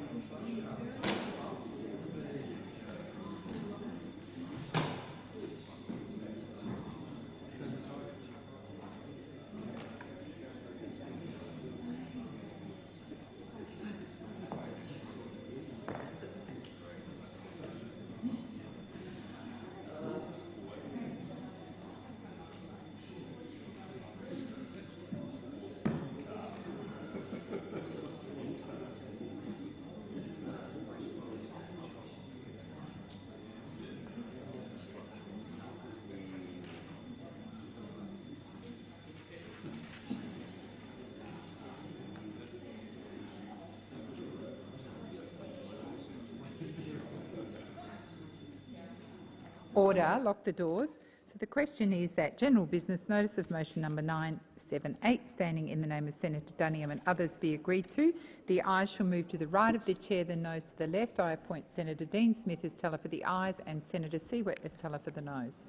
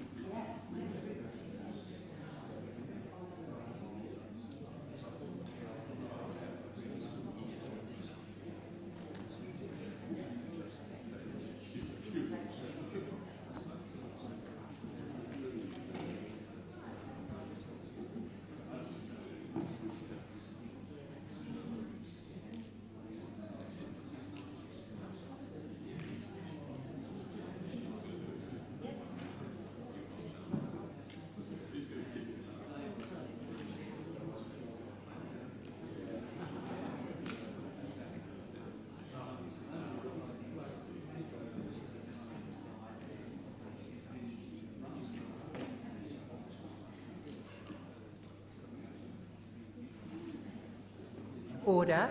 There being 25 ayes and 8 noes, the matter is resolved in the affirmative.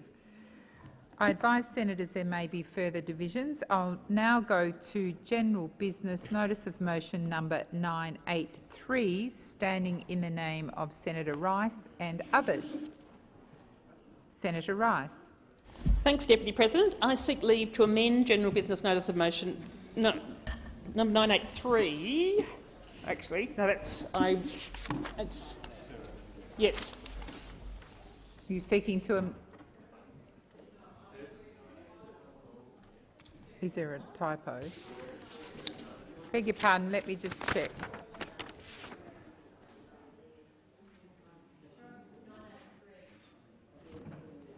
So we'll start again. So I now intend to move to general business notice of motion number 983, standing in the name of Senator Hanson-Young. Beg your pardon, there was a typo that I didn't pick up. Senator Hanson-Young. Thank you, Madam Deputy President. I ask that general business notice of motion number 983 be taken as formal. And just to make it clear, this motion is being sponsored by Senator Whish-Wilson and Senator McKim, Green senators from Tasmania, and Senator Rice. So is leave granted? Leave is granted. Senator Hanson-Young. The motion. So the question is that Senator Gallagher? I seek leave to make a short statement. Is leave granted? Leave is granted for 1 minute. Labor will not be supporting this motion for a couple of reasons. One of them is that we think motions like this, where there is a range of opinions in this chamber, should be allowed to be brought in a part of the program that allows for substantive debate. The Greens do this week in, week out, where they bring forward motions where you seek a yes or no answer on a matter which is worthy of substantive debate. You live in your own little perfect world, but the real world, where the rest of us operate, there is a legitimate reason where substantive debate on these matters should be allowed. You do this every time. I look forward to the Greens political party bringing forward a motion where you work with other members in this place to hold these environmental vandals to account, instead of trying to hold wedge motions on us. Thank you.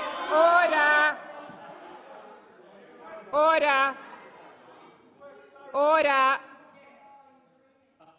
Senator Griff. Senator Patrick, beg your pardon. Thank you, Madam Deputy President. I ask that the motion be split. I intend to vote differently on A and B. Thank you. So, as Senator Patrick indicated, we'll deal with, he wishes the motion to be split, so we'll deal with A first. So the question is that general business notice of motion number 983, standing in the name of Senator Hanson-Young and others, Part A, be agreed to. Those of that opinion say aye.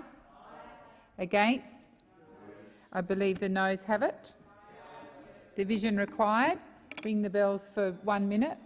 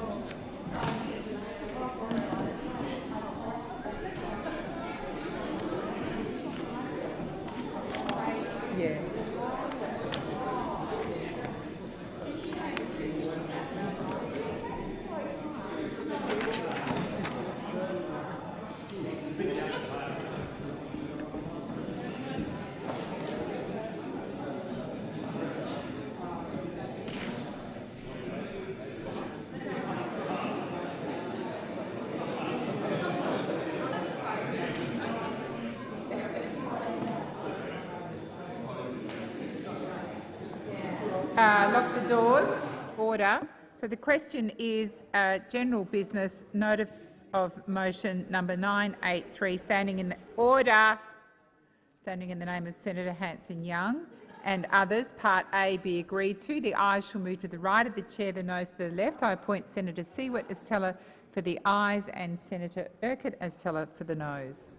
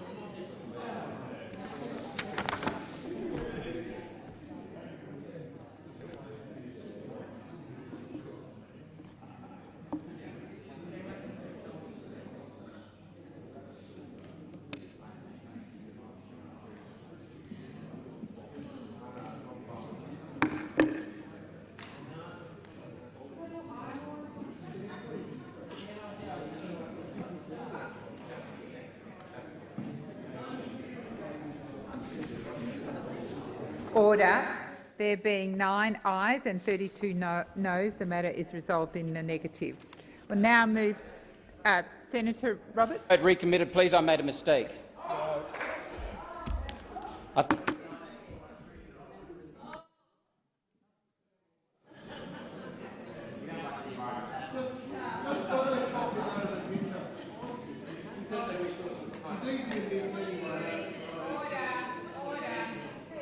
Order.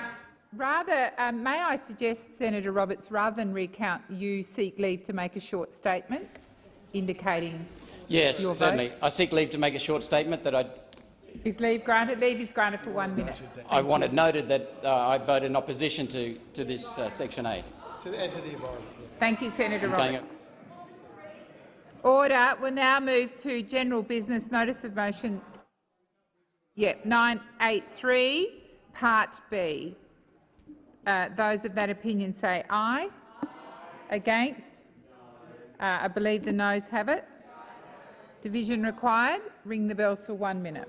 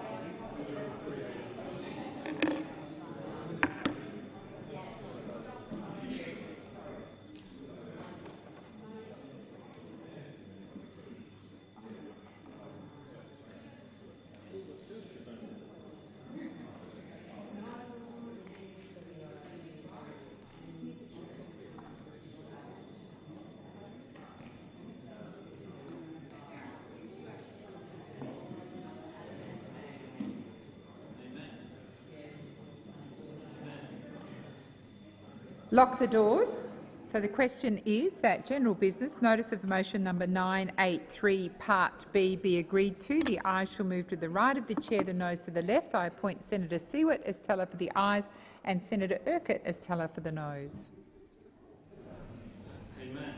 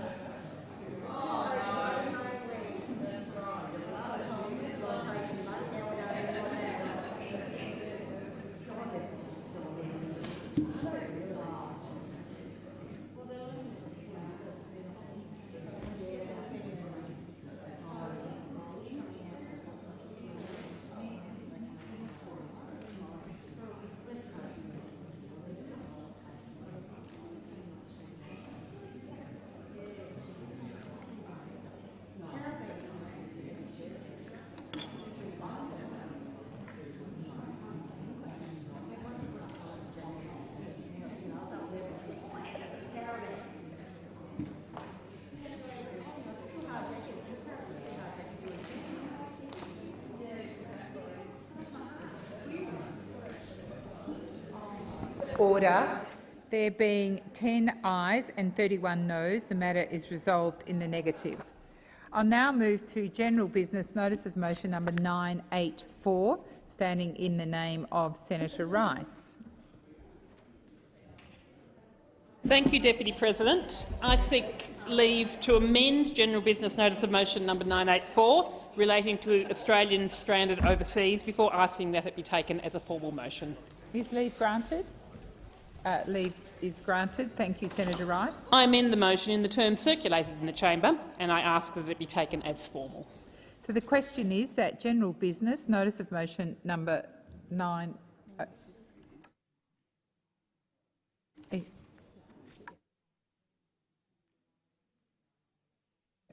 I'll do it again because there was some misunderstanding. So leave is granted to amend the motion. Senator Rice. I move the motion as amended. Senator Duniam. I seek leave to make a short statement. Is leave granted? Leave is granted for 1 minute. Thank you, Madam Deputy President. Over 460,000 Australians have returned to Australia since the government recommended that people reconsider the need to travel abroad on the 13th of March last year, including over 91,000 since 18th of September. Throughout the pandemic, the Australian government has helped over 40,500 Australians return, including over 14,000 people on 104 government-facilitated flights. On the 16th of January, the government announced an additional 20 facilitated commercial flights. This includes 5 government-facilitated Qantas flights that have arrived in Darwin and Canberra from London, Chennai and Delhi in recent weeks.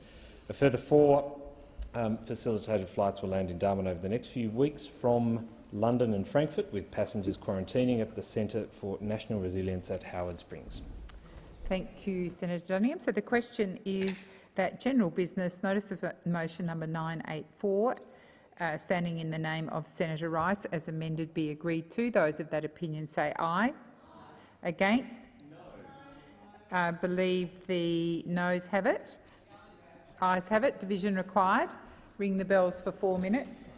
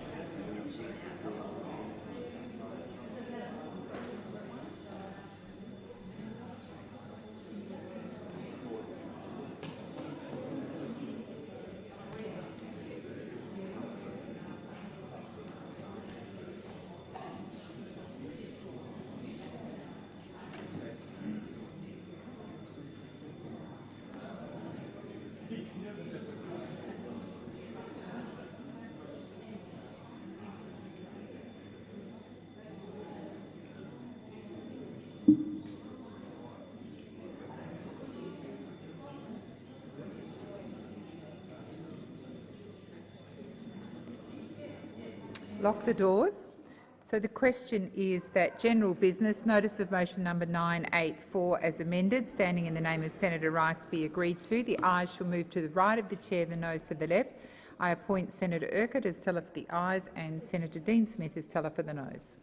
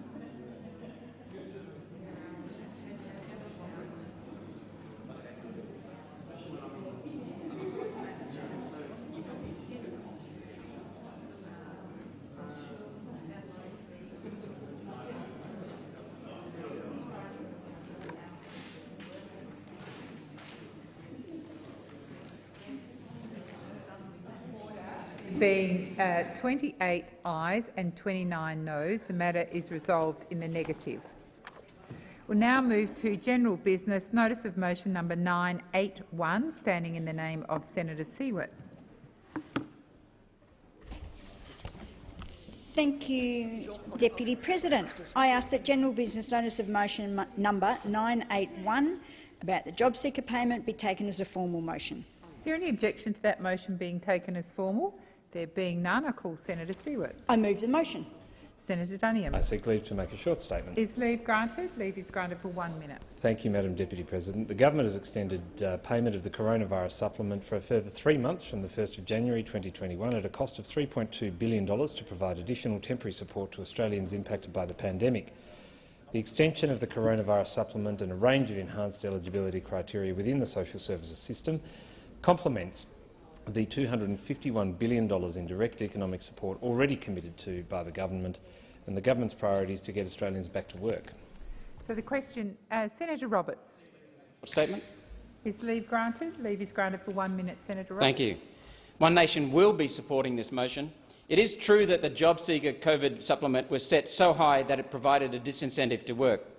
Once the rate reverts next month, job seeker will be too low for unemployed to live on. This will make finding a job harder, not easier. $282 a week is not work incentive, it's punishment.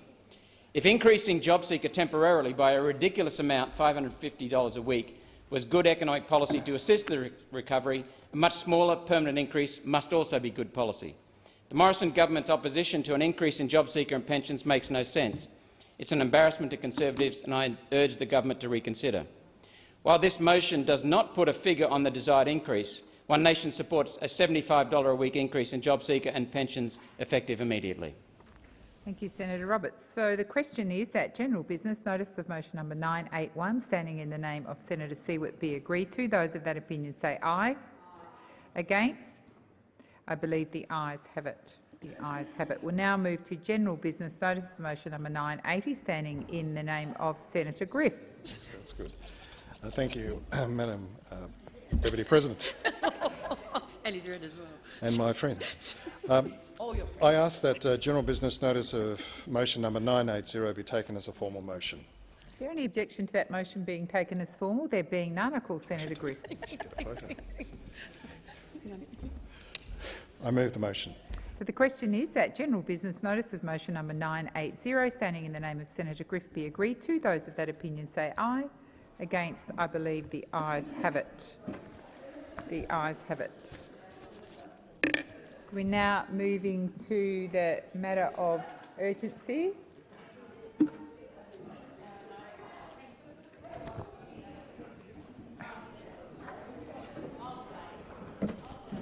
If senators aren't staying for the next part of the debate, please leave the chamber.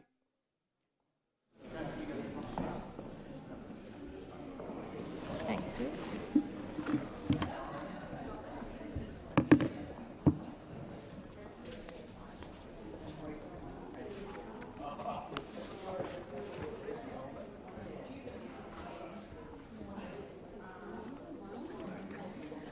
I informed the Senate that at 8:30 a.m. today, 25 proposals were received in accordance with Standing Order 75. The question of which proposal would be submitted to the Senate was determined by lot. As a result, I informed the Senate that the following letter has been received from Senator Whish-Wilson. Dear Mr President, pursuant to Standing Order 75, I give notice that today I propose to move, in quotes, that in the opinion of the Senate, the following matter is of urgency. The urgent need for the Morrison government to announce science-based 2030 targets to protect Australian exporters from overseas carbon border adjustment mechanisms. Is the proposal supported? I understand. Thank you, Senators. I understand that informal arrangements have been made to allocate specific times to each of the speakers in today's debate. With the concurrence of the Senate, I shall ask the clerks to set the clocks accordingly. Thank you. Senator Waters, thank you. Thanks very much, Acting Deputy President, and I move that motion you just read in.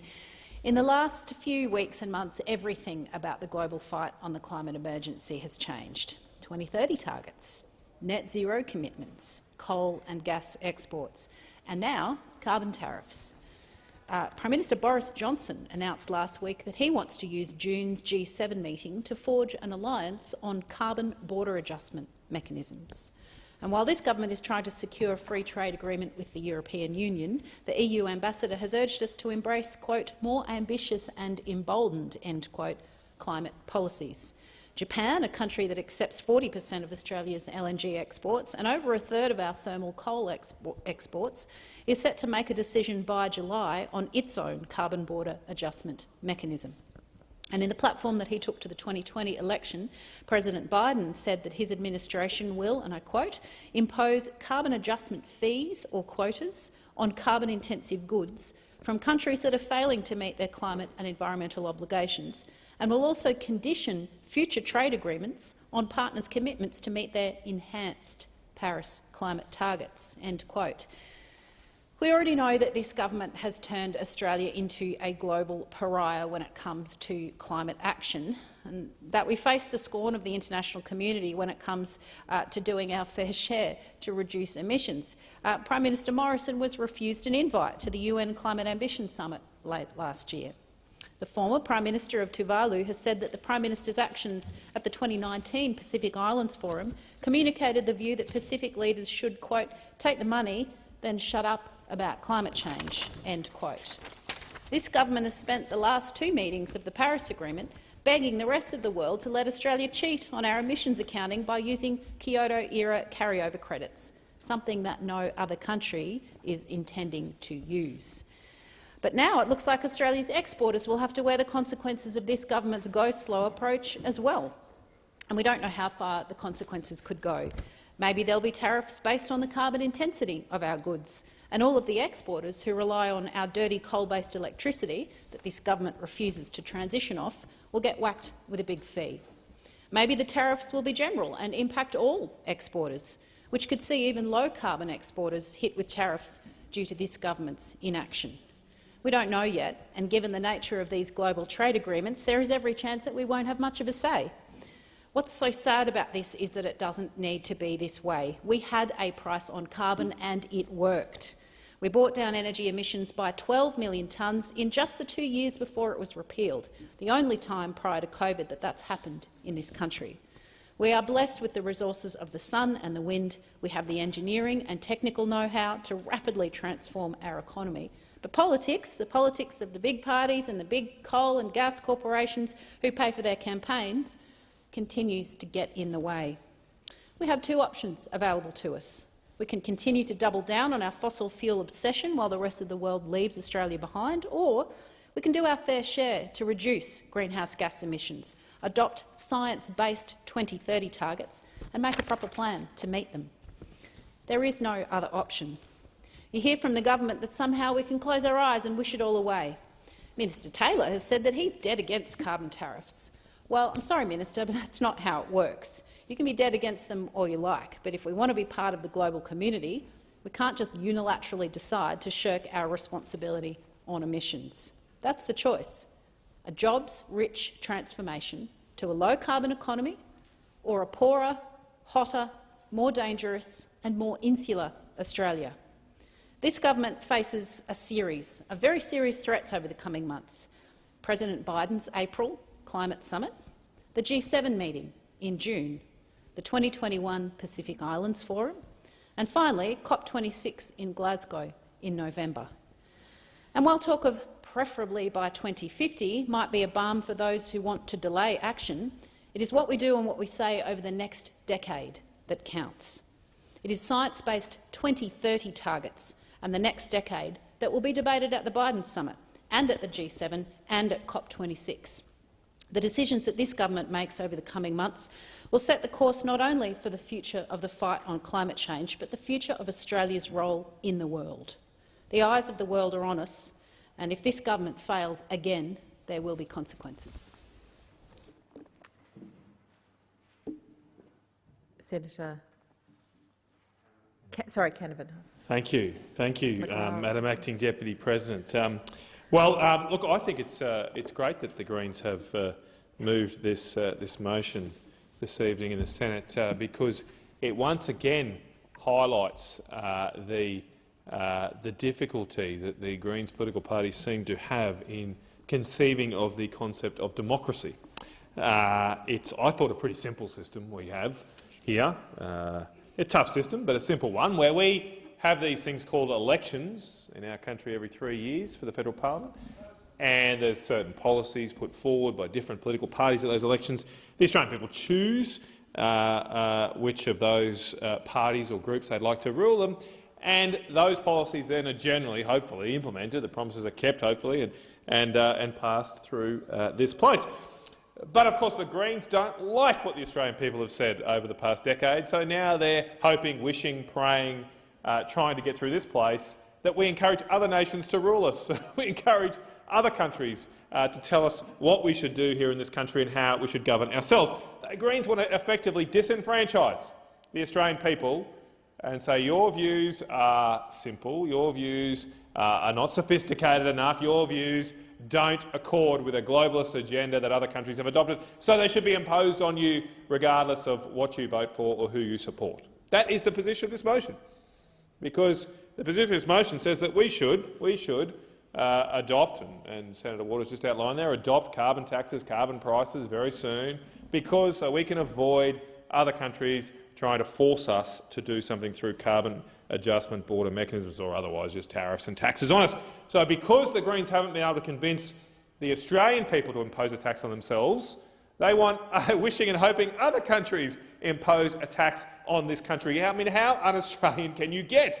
Whatever your views are on what we should do on climate change, how could you credibly sit there and be wishing and praying other countries to tax Australia? That is what this motion calls for. Anyone who supports it, the Labor Party gets them to support it, they are supporting other countries taxing this country, taxing our jobs, taking away our income and making us poorer as a nation because of it. And let's just go through the record here. Let's just spell out the track record of the last decade in terms of putting forward policies of this nature, putting forward carbon taxes and carbon prices, or whatever you want to call it. There have been lots of names that I'll go through. Let's go through and see what the Australian people decided. Because this did start about a decade ago, when then Prime Minister Kevin Rudd adopted a carbon pollution reduction scheme, a CPRS, at the time, and he did have it for a while. It then became a bit tough for him. It was the greatest moral challenge of our time, and then it wasn't. But we went to the election in 2010, and the Labor Party, they effectively lost, or it was a draw, really, and then they had to get the support of some country independents to govern. The Australian people weren't too happy with the CPRS, so Rudd had sort of got rid of it beforehand, and Julia Gillard, Miss Gillard, then stood at that election saying there'll be no carbon tax under a government lead. The Australian people voted for parties. Neither party had a carbon tax in their policy, In fact, the leader of the political party that became the Prime Minister explicitly said she would not impose a carbon tax. Anyway, that promise was broken, and the Labor government at the time went against the will of the Australian people, imposed that tax, and it played a big part in the fact they got smashed in the 2013 election and lost on a policy of a carbon tax. Another loss for a carbon tax. In 2016, Mr Mark Butler, long may he rest now, he's no longer the Shadow Climate Minister, but Mr Mark Butler took forward an emissions intensity scheme to the 2016 election. Another loss for the Labor Party. That was defeated at the 2016 election. The Australian people rejected that too. And then a couple of years ago in 2019, Mr Bill Shorten took forward a policy of a 45% reduction in carbon emissions by 2030. It was a bit unclear whether it would be through a carbon price, carbon tax, but it was a significantly larger emission reduction that the coalition policy had committed to. Paris, again, rejected by the Australian people. So we're 0 from 4 here. We're 0 from 4 for a carbon tax or a carbon price over the last decade, yet still we hear the Greens, and I don't know, maybe Labor here this afternoon, wishing, hoping and praying that a carbon tax will be imposed on the Australian people by hook or by crook or however means they can necessary. Now, we should, instead of cheering on other countries, imposing taxes on our own jobs, our own income, our own wealth, our own people, we should be standing up for what we are doing right in this country and the hypocrisy of other nations that would seek to do these things. I think the chances of these border adjustments are very remote, for the very simple reason that if other countries adopt them, they'd have to apply them to themselves. They'd have to be anywhere consistent, they'd have to apply them to themselves. In Europe, where a lot of these calls are coming from, in Europe, 21 of the 27 countries in Europe are not on track to meet their Paris commitment. So what are they going to do? They're going to impose it on— are they going to reintroduce tariffs within Europe? Are they going to get rid of the EU? If they're applying this policy and it's being applied to parties or members who are not meeting their climate change goals, well, there should be the reimposition of tariffs between and among European countries for those countries that are laggards, that are not meeting their targets. In fact, just last week a French court ruled that the French government is not meeting its Paris commitments right now. So are they going to apply these taxes themselves? I don't think they will. They seem like empty threats. And then you go back to the Kyoto Agreement, which came due last year. The Kyoto Agreement commitments were made in 1997, I believe. I might be getting that date wrong, sometime in the late 1990s. The Kyoto Agreement was finalised. The countries made various commitments to cut their emissions by 2020.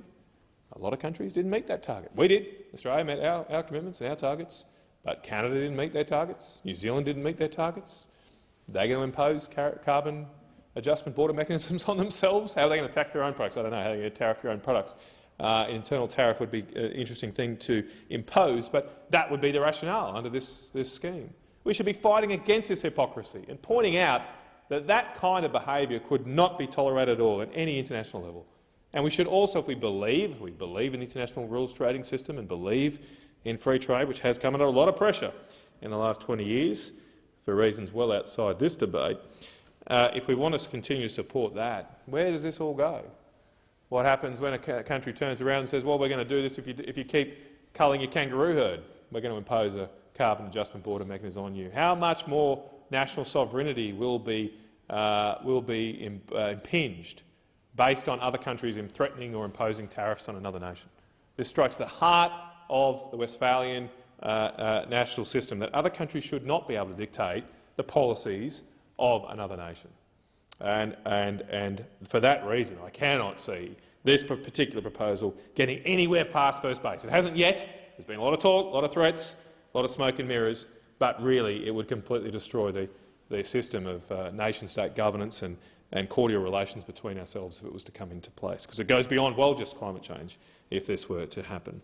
And then finally, I did want to focus a little bit on the inherent absurdity on a lot of these particular proposals to save the planet through global action right now in the current environment.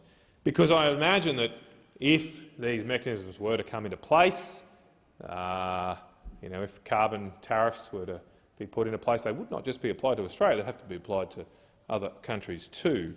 And I wonder how they're going to be enforced and checked. I wonder how other nations will determine whether a particular country is breaching its commitments and therefore deserves to have a carbon tariff imposed on them. particularly in the context of what we've seen in the past week.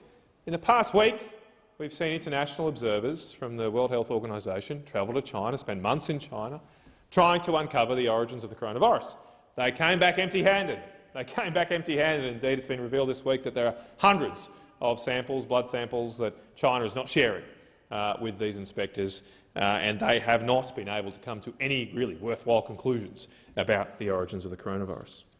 Now, apparently those in this chamber who are taking this threats of carbon tariffs seriously, apparently where those health inspectors failed, climate inspectors from, say, the IPCC in the future will have no problems enforcing and disciplining countries like China and finding out whether they really are meeting their net zero targets. Does anyone believe this absurdity? Does anyone believe that China is going to allow climate inspectors into its country and determine how many coal-fired power stations it's got going, how much emissions it is producing? No way hell would freeze over before that would happen. So this whole motion is built on a mountain of absurdity. And Senator Waters, at the end of her contribution, mentioned that there are only two options. We either cut our emissions or become subject to all of these tariffs. Well, I would posit a third option where we maybe just listen to the Australian people. That's another option. Another option is a radical option, Senator Brockman, a radical option would be that we listen to the Australian people, we let democracy decide what we do in this country, and we make it very clear to other nations that we will not have any truck with other countries that want to impinge on our democratic rights, our sovereign and independent rights as a nation to decide the policies that are imposed on the Australian people. We respect other countries' rights in that regard, and we expect the same in return. Thank you, Senator Canavan. Senator Green. Thank you, Madam Acting Deputy President. It's always a pleasure to get up and speak on these motions drafted by the Greens, but seemingly sometimes I wonder whether Senator Canavan drafts them himself and sends them over to the Greens so he can have the opportunity to speak about his favourite subject, and that is all the things the Greens are doing wrong, but not actually what the government is doing right. While I don't agree with every aspect of this motion, there are parts that I agree with and that we need to discuss in this place. I do agree that policy should be science-based, and that is a real problem for this government. We know that we've recently been dealing with the pandemic, and we've had alternative facts from members of this government. Alternative facts about cures and about processes, about the coronavirus itself, about vaccines. This is a government unable to deal with the members in its caucus, in its government, that can't accept science, that rally against science, that see science as something that should be debated. We saw the Deputy Prime Minister in an interview say that sometimes facts are up for debate. But science shouldn't be up for debate when it is so crucial and so important when it comes to public health. And we know that there are members of the government that rally against the science of climate change. And they rally against the science that is about protecting the public health. Climate change is a risk to public health. And this government has members sitting on the other benches over there that I've sat in committees myself where scientists have been attacked, have been derailed, questioned about the science that they are presenting. And it's extraordinary to witness this sort of behaviour from a government that should be applying the best possible science to its policy making. But we know that that doesn't happen, and that's why this government has really struggled to make any headway when it comes to climate action, when it comes to dealing with carbon emissions, and it's why we are at a real risk of not getting our health response to this pandemic correct. I do agree with the other part of this motion that this is an urgent matter, and it's urgent because there's not enough certainty for businesses and for workers out there.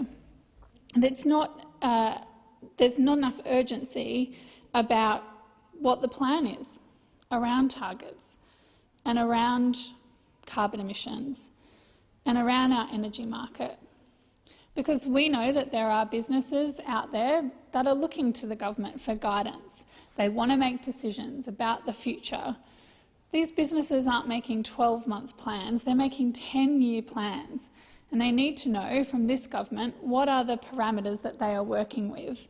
But unfortunately, we know with the LNP what happens is someone comes up with an idea, then the Nationals come over to the joint party room and say, that's not going to happen, we don't want to do that, and everyone gives up and walks away. I do agree with the implicit, the inference in this motion that it would be much better for workers, for jobs, for our trading exporters, if members of this government, particularly the Nationals, are kept as far away from energy and manufacturing policy as possible. Because all they have managed to do is hold back our regions and our industries.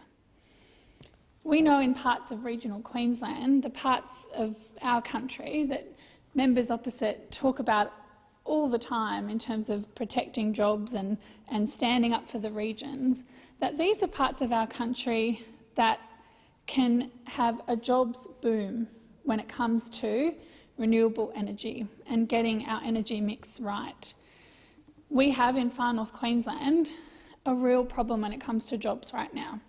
I've spent a lot of time in this chamber arguing that this government should step in and support tourism operators, and they're not doing a job they're not doing what they should be doing when it comes to supporting tourism operators.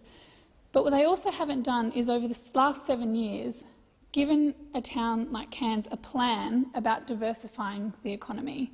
They haven't been able to say where other jobs might be able to come from, because we know there might be another pilot strike, there might be another COVID-19, but for 7 years there has been no diversification of jobs. When it comes to renewable energy, we can create jobs in far north Queensland. We have wind, we have solar, and we can create thousands and thousands of jobs if we get the settings right. We've got a fantastic wind farm in far north Queensland. It's called the Mount Emerald Wind Farm, and I visited it recently. And it's got 53 wind turbines. Every single one of those wind turbines was manufactured overseas. And I look at these huge constructions and the workers that take so much pride in maintaining that facility. But it's a real miss, and it's a real missed opportunity that we haven't been able to manufacture those wind turbines right here in Australia. So when we're talking about targets and we're talking about plans, we're talking about the government walking away from net zero emissions at 2050, this is what we're talking about on this side of the chamber. It's the jobs that are going missing. It's the businesses that don't have certainty. It's the businesses that are crying out for cheaper energy prices so they can manufacture things like wind turbines, so we can build trains in regional Queensland, so we can build and maintain ships in regional Queensland, but they can't do it if they don't know what the energy setting policies will be over the next 5, 10, 15 years. We ask these businesses, these fantastic family and local businesses, to make long-term investments in our regions. But without knowing what the policy settings will be, they're unable to do that. And the Morrison government has repeatedly refused to commit to a target of net zero emissions by 2050, declaring that the government's plan is to achieve net zero emissions in the second half of the century. And you really have to wonder why they're unable to commit to this target alone. Well, the Deputy Prime Minister and members of the National Party have made it clear that the reason that they don't want to commit to a 2050 target is that they won't be in Parliament in 2050. It's that sort of short-sightedness that really irks members of the public in regional Queensland. It's that sort of short-sightedness that has led to a situation where we don't have diversification of our economy in regional Queensland. Renewable jobs could boom by 44,000 jobs by 2025, but only with the right policy support, renewable energy could employ as many as 40,000 Australian workers, an almost doubling of the 25,000 workers that work in the sector right now. But only with the right policy settings, only with the commitment from this government, and only with the establishment of a robust and secure workforce. In Far North Queensland, we know that when it comes to science and saving jobs, taking action on climate change, there's no better example of what's at risk than the impact on the Great Barrier Reef. And right now we are trying to support businesses that have their hearts breaking at the moment. In the last couple of days, last week or so, I've spoken to tourism operators that are really, really struggling. And they are really struggling because this government has shown complete lack of concern over their businesses. Grown men are crying, their hearts are breaking because they just know that their businesses are at real risk if this government isn't able to support them.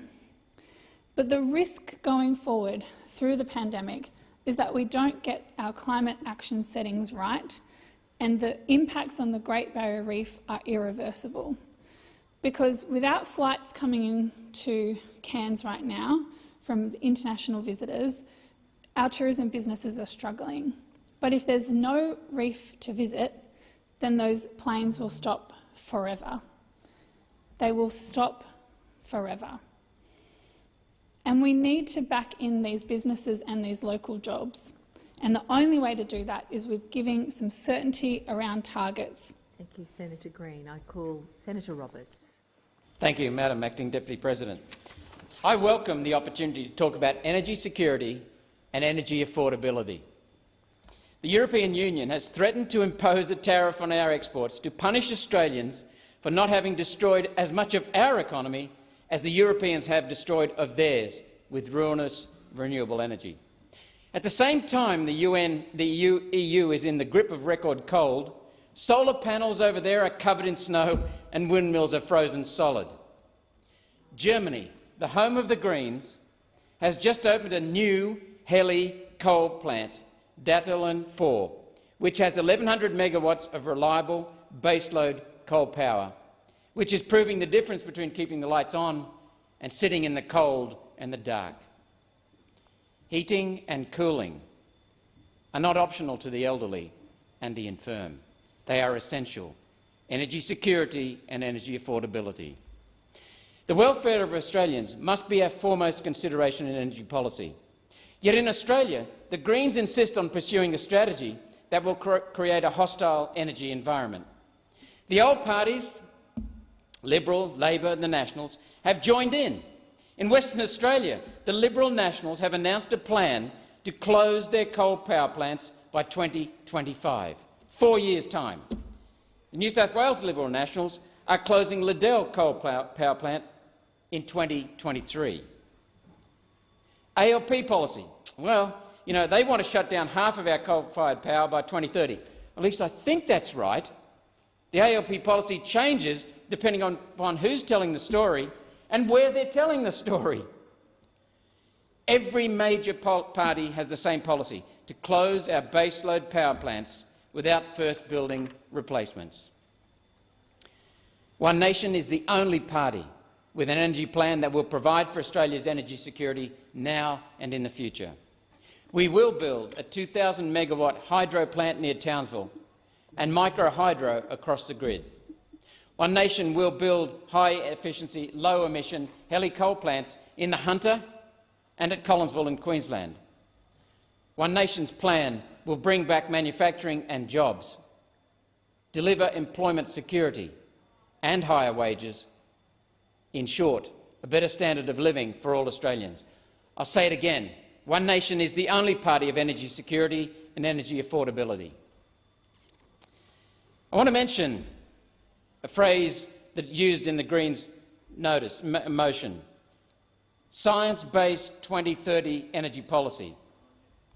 Senator Ian MacDonald in 2016 in December said that the science has never been debated in this parliament.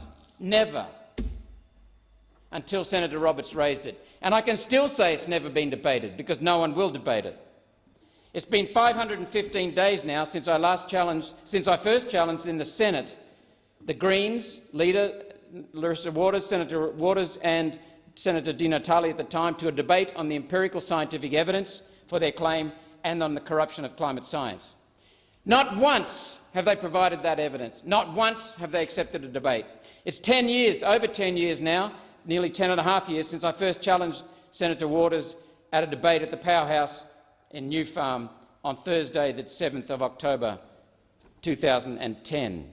And Senator Canavan talks about nationalist policy. They went to the last election with a policy for coal, and every policy since has said nothing of coal. Only one nation is the party of energy security and energy affordability. Thank you. Thank you, Senator Roberts. I call Senator Van. Thank you, Madam Acting Deputy President. Well, another day, another motion of urgency from the Greens, where it's all about ruining Australian business, ruining jobs, and all about virtue signalling. Well, it's clear to all senators, I believe, and to all Australians that the Greens are not a party of action. They are not a party of government. They are a party of protest, and a party that relies solely on selling fear, knowing that they will never, ever have to come up with a plan that works. And this motion today shows exactly that. This motion is not about the Greens providing suggestions on how the Morrison government can achieve zero emissions. They are solely suggesting the Morrison government makes virtue signalling announcements. This government that I'm a part of is focused on results, not hollow promises.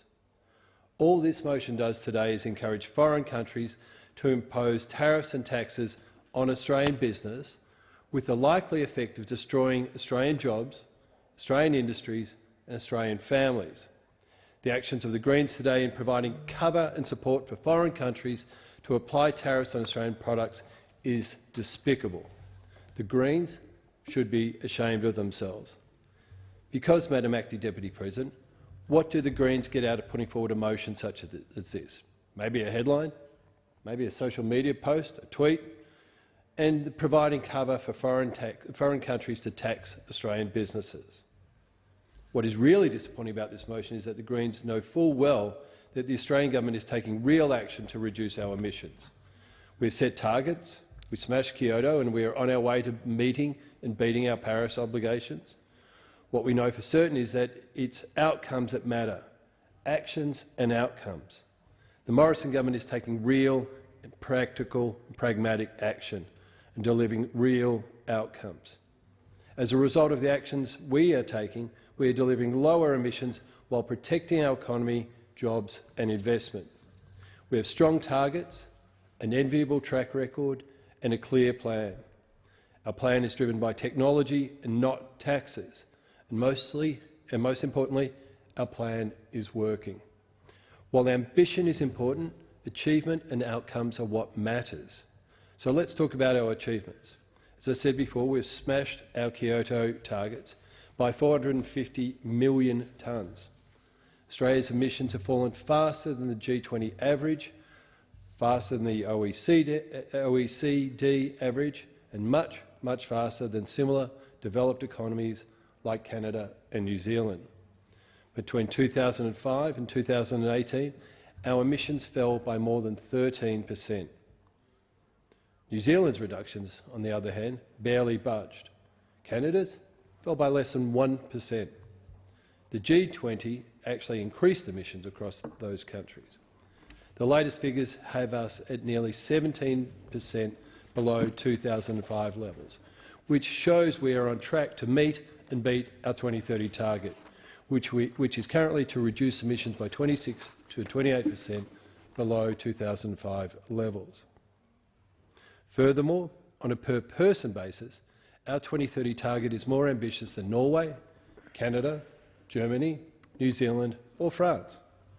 So let's not forget, Madam Acting Deputy President, this is not a ceiling on our ambitions, it's a floor. We will go beyond these. As we did with the Kyoto targets, the Morrison government wants to not only meet our 2030 targets, but also to beat them. The latest emissions projections published in December 2020 showed that we are on track to do exactly that. All Australians should be proud of our achievements. Unlike the plans from those opposite, we have achieved this without increasing taxes. We are committed to the principle of technology-driven emissions reduction, not taxes. As the Prime Minister has said, we want to get to net zero emissions as soon as possible. However, we will not sacrifice jobs and industries across Australia, particularly in our regional areas, for virtually no global emissions benefit. Instead of focusing on virtue signalling like the Greens are, the Morrison government is focused on how we will do that.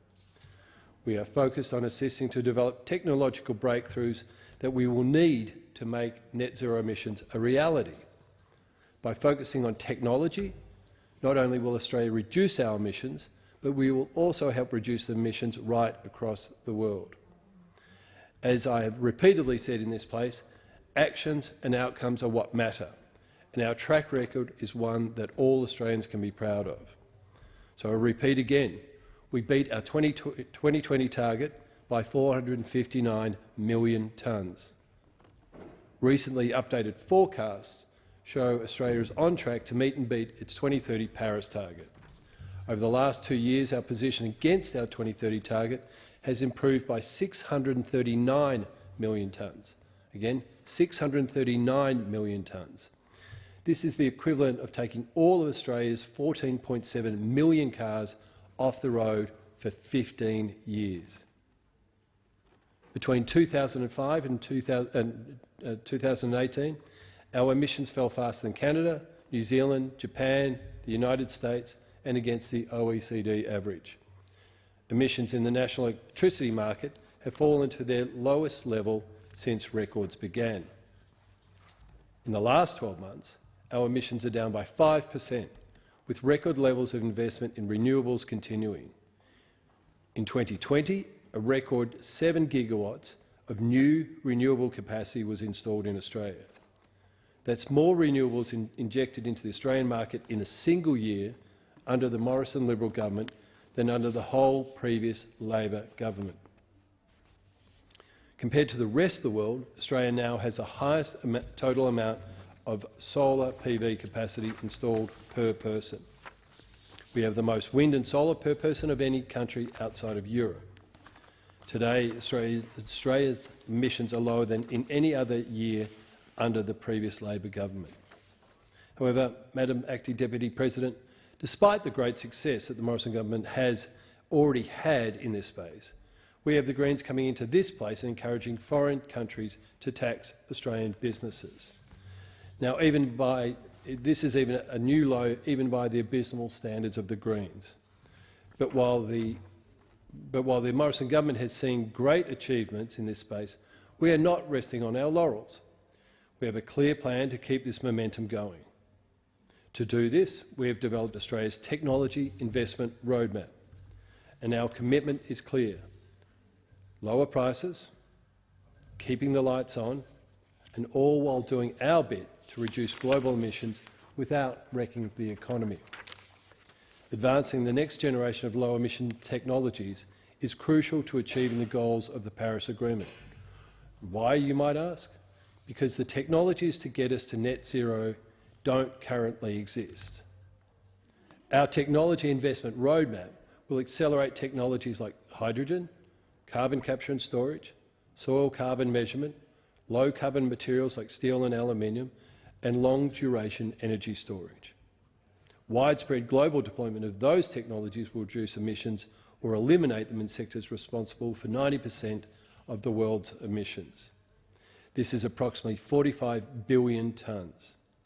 It's about setting practical goals for the technologies that offer the most abatement potential for the least cost, and that is where Australia has real advantage. That is real ambition, focusing on the big picture and on the long game rather than political point scoring, news headline capturing that we see time and time again from the Greens. Thank you. Thank you, Senator Van. Senator Urquhart. Thank you, Madam Acting Deputy President. I rise to speak in support of this urgency motion. And in doing so, I have a revolution to make to those opposite. Might shock them. Some may be horrified and they'll rush away to check their diaries. It's not a revelation to the rest of us. We know the date. We know what year it is. But for those opposite, I feel I need to inform that it is 2021. One more year has slipped away. One more year of the Morrison government's inaction on climate change and carbon emissions. One more year, one more lost opportunity. One more year in a run of many years through 3 Liberal Party Prime Ministers, yes 3, that have done nothing to curb our country's emissions. One more year of coalition infighting. One more year of denialism. One more year of failure when it comes to meeting our international obligations, when it comes to the future of our planet and our way of life, of failing in our moral obligations as global citizens. The European Union plans to introduce a carbon border tax, which will require Australian exporters to pay a levy based on the amount of carbon used in making and shipping their products. The levy on exporters would equal the cost European producers face through having to buy carbon emission permits via the EU's emissions trading system. The world has moved on without us, and sadly we are left behind. We are no longer at the table. We're no longer even invited to the meetings. And now the Morrison government's smug denialism, the parochial dog whistling and short-term political manoeuvres, its win-at-all-costs mentality, but most of all, its absolute lack of vision and leadership have doubled back to bite us and to potentially savage our exporters. Suddenly the cold hard truth, the cost of doing nothing, has reared up in the Morrison government's face. And suddenly the cost of doing nothing in 2021 is very, very real. The European Parliament's decision gives initial backing to the EU's carbon border levy, and Brussels is now working towards the US President Joe Biden's emission-busting goal of a global climate club. That's a club that we won't be able to join, not under this government anyway, not under the Morrison government. European politicians and analysts expect the US, Britain and potentially even China to get behind the plan to jointly adopt carbon border taxes. And our exporters are now at serious risk because the Prime Minister, Mr Morrison, and his science-denying cronies are frozen to the spot and living in the last century. On top of that, the EU is also insisting on stronger climate targets as a condition of the free trade agreement that it is negotiating with Australia. I call on the Trade Minister, Mr Dan Tehan, to publicly explain how the Morrison government's climate inaction will affect the proposed free trade agreement with the European Union. He needs to come and tell us how is that going to affect that proposed free trade agreement with the European Union. I call on him to explain to the farmers, to the foresters, to the fishers, the miners, the manufacturers, the innovators and the investors of Australia the cost of doing nothing. Let them hold him to account, particularly when we know that many of Australia's largest exporters support the net zero target because they understand Australia can become a clean energy superpower, leading to stronger economic growth and more jobs. More than 120 countries worldwide have adopted a net zero emissions target, with more than 70% of Australia's two-way trade is now with countries moving to net zero by the middle of the century. Yes, this century, just 29 years away. And yet, with all this hanging over our heads, Mr Morrison has said, "I am not concerned about our future exports." Well, I am, Mr Morrison, and so is the Australian Labor Party and a lot of Australians. And just a few days ago, the Nationals leader, Mr Michael McCormack, said that he was not worried about what might happen in 30 years' time. Well, it's 29 years now, Mr McCormick. He clearly doesn't know that it's now 2021. And absurdly, the Energy Minister, Angus Taylor, decided that Australia was dead against carbon tariffs and was somehow trying to twist the EU proposal as protectionism, when, as noted by Laura Tingle in the Financial Review, and I'll quote, "In fact, these tariffs would aim to level the playing field for local industries against free rider countries such as Australia that won't engage in real climate policy action." This government is in a state of climate and energy policy chaos, which we can now clearly see will lead to dwindling opportunities for our exporters. And those exporters are rightly and extremely worried about future exports. Of course they are. Their jobs rely on thinking ahead, and they've been doing it for years, for many years. And also to mention the many, many workers that they employ in this country. They completely understand that this is the year 2021, and it is past time for genuine leadership and action from this Australian government, the Morrison government. Net zero emissions by 2050 is a target backed by every state and territory in Australia. Key business groups, the National Farmers Federation, big resource companies, our biggest airline, our biggest bank, and countless experts and scientists. Mr Tehan must now explain how the government's failure to adopt a target of net zero emissions by 2050 will affect Australian exports and jeopardise Australia's free trade agreement negotiations with the EU. Maybe now that there is a tangible financial cost to doing nothing, now that the cost of inertia and irresponsibility will hit the government's hip pocket and the hip pockets of some of the big businesses who support them, maybe now the Prime Minister Morrison, will call the climate-denying rebel in his government to order and show some leadership. It's about time. Australia needs to adopt a target of net zero carbon emissions by 2050, but we need to start that process now. We need it legislated. In 2021, that is blindingly obvious. We have known about this for a very long time. It is also blindingly obvious that the Morrison government has its head in the sand about carbon borders and our exporters, with the jobs that they create, because they are the ones that will pay the price. It is the exporters that provide the thousands of jobs around this country that will pay the price for the inaction of this government in relation to climate change. And this government, caught in a loop of smug inertia, should pay the ultimate price at the ballot box at the next election for their inaction and the effects that that inaction on reducing Australia's carbon emissions will have on the Australian community. Thank you, Senator Urquhart. Senator Whish-Wilson.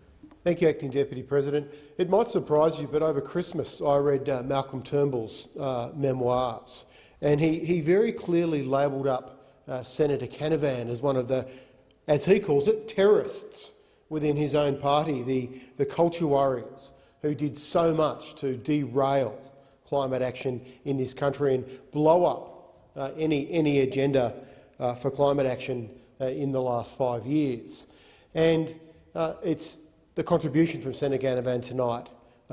It's very clear that nothing has changed. Interestingly, Malcolm Turnbull also says that the right wing within his own party, the culture warriors, are also socialists. And I would have to agree with him based on what I've heard tonight, Acting Deputy President. A national senator rallying against free trade deals. That's what we heard in here, a tirade of anti-free trade, anti-farmer abuse from Senator Canavan. Well, perhaps in some senses his concerns around free trade deals are very much in line with the Greens. So there you go, Senator Canavan. That's something I think we could all agree on. But clearly he's failed to stop even his own Prime Minister putting into place a so-called 2050 climate ambition target. But 2 days or a day after that was announced, Acting Deputy President, we get Mr Barnaby Joyce in the other place and the Deputy Prime Minister in this country, when asked about the Prime Minister's newfound 2050 ambition, which, by the way, has only come because a new US administration has decided to show some global leadership and he's looking for some kind of face-saving gesture, Mr Barnaby Joyce and the Acting Deputy Prime Minister go, 2050? I'm not going to be here in Parliament then. None of us are. In fact, I'll probably be dead. That's how serious the Nationals are taking this issue. That's how short-sighted they are on this most important of issues. And when you look at putting out climate targets for another 30 years, you'd be forgiven for thinking it's a complete joke. You'd also be forgiven for not trusting this mob, Acting Deputy President. In the last 8 years since they've assumed power in this country, they have literally torn up every existing climate policy. Every existing climate policy that was put in place. A carbon price, a clean energy package. They've ramped up fossil fuel exploration, especially during COVID, whilst not providing a single credible policy to tackle global warming. And it's worth highlighting that Australia has, within this past decade, gone from being a global leader on climate action to a global embarrassment. And it's been particularly astounding this week to watch Senator Canavan and the other Nats roll out and call for agriculture to be excluded from any 2050 climate ambition. And it's particularly galling because there is no other industry more vulnerable to climate change than agriculture. There is no other industry more vulnerable. The Bureau of Meteorology told us at Senate estimates recently that even on existing emissions trajectories, a business-as-usual scenario, we're looking at 3 to 4 degrees warming globally by the end of this century. Think about that. Record heat, drought, extreme weather, fire that we have seen in recent years is going to get much, much worse. And a public rebuke for the LNP by some of their key stakeholders, the National Farmers Federation. They don't want agriculture excluded from 2050 climate ambition. They believe the farming community in this country has an important contribution to make. And it's not just the National Farmers Federation. The national position of climate is at odds with various agricultural bodies. Meat and Livestock Australia, Farmers for Climate Action. Meat and Livestock Australia, who are potentially facing a carbon tariff, has an industry target to be carbon neutral by not 2050 but 2030. And Farmers for Climate Action also support an economy-wide target of 2050. So clearly farmers groups think this is really important. Yet the farmers' friends, the National Party, continue to come into this place and deny climate action and turn their back on rural and regional agricultural communities in this country. Now, the reality of this situation is, whether we like it or not, and it's not just Europe in our free trade negotiations with Europe that has said that they planned to put in place a carbon tariff. President Biden went to the last election promising this is something the US would look at. And we know there are negotiations between the UK, the EU and at G7 meetings to talk about carbon border adjustments, whether we like it or not. Even Japan, our biggest customer of coal and gas, is looking at making a decision in July. Farmers should be benefiting from a carbon price in these countries, Acting Deputy President. If this government hadn't come in here and ripped up the carbon tax, if this government hadn't come in here and ripped up a price on carbon, if this government hadn't come in here and ripped up the carbon farming initiative, where Australian farmers get to sell their carbon abatement credits into export markets for example in Europe, they'd be getting $50 a tonne for their carbon abatement credits. Now, industries like Meat and Livestock Australia and other farmers and agricultural industries are facing a $50 a tonne tariff. We estimate that since this government ripped up the carbon farming initiative and brought in their emissions reduction fund, which has been almost a complete failure, Australian farmers have lost out to the tune of $12 billion on this lucrative market of carbon trading, purely because of the ideology of a few terrorists within the Liberal Party, using the words of Malcolm Turnbull, like Senator Canavan and others in this place, have held this country to ransom, and farmers and agricultural, rural and regional Australia are paying, and they're paying in so many ways. There has to be incentives for our farmers to be involved in climate action.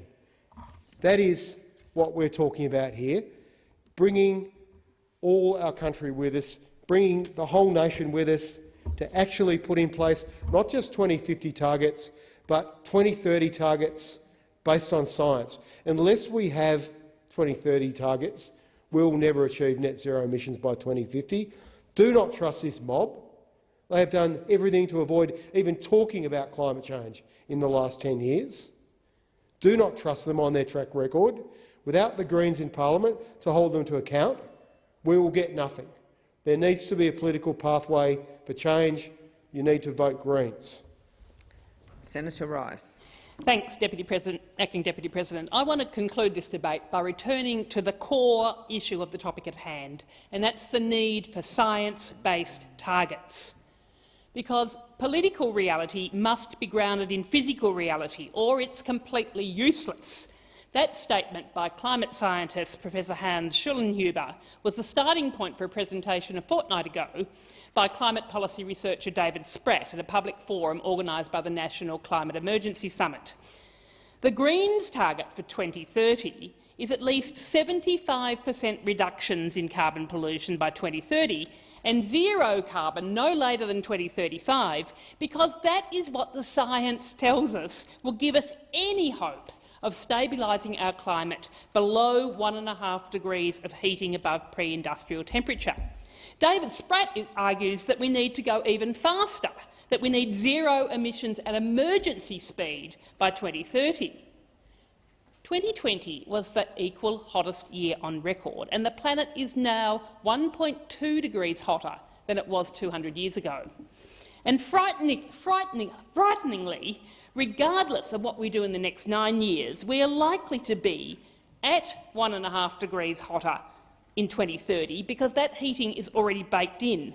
Yet 1.5 degrees hotter is not safe. Already at 1.2 degrees hotter, climate tipping points have almost certainly already been passed for coral reefs, for Arctic sea ice and the West Antarctic glaciers.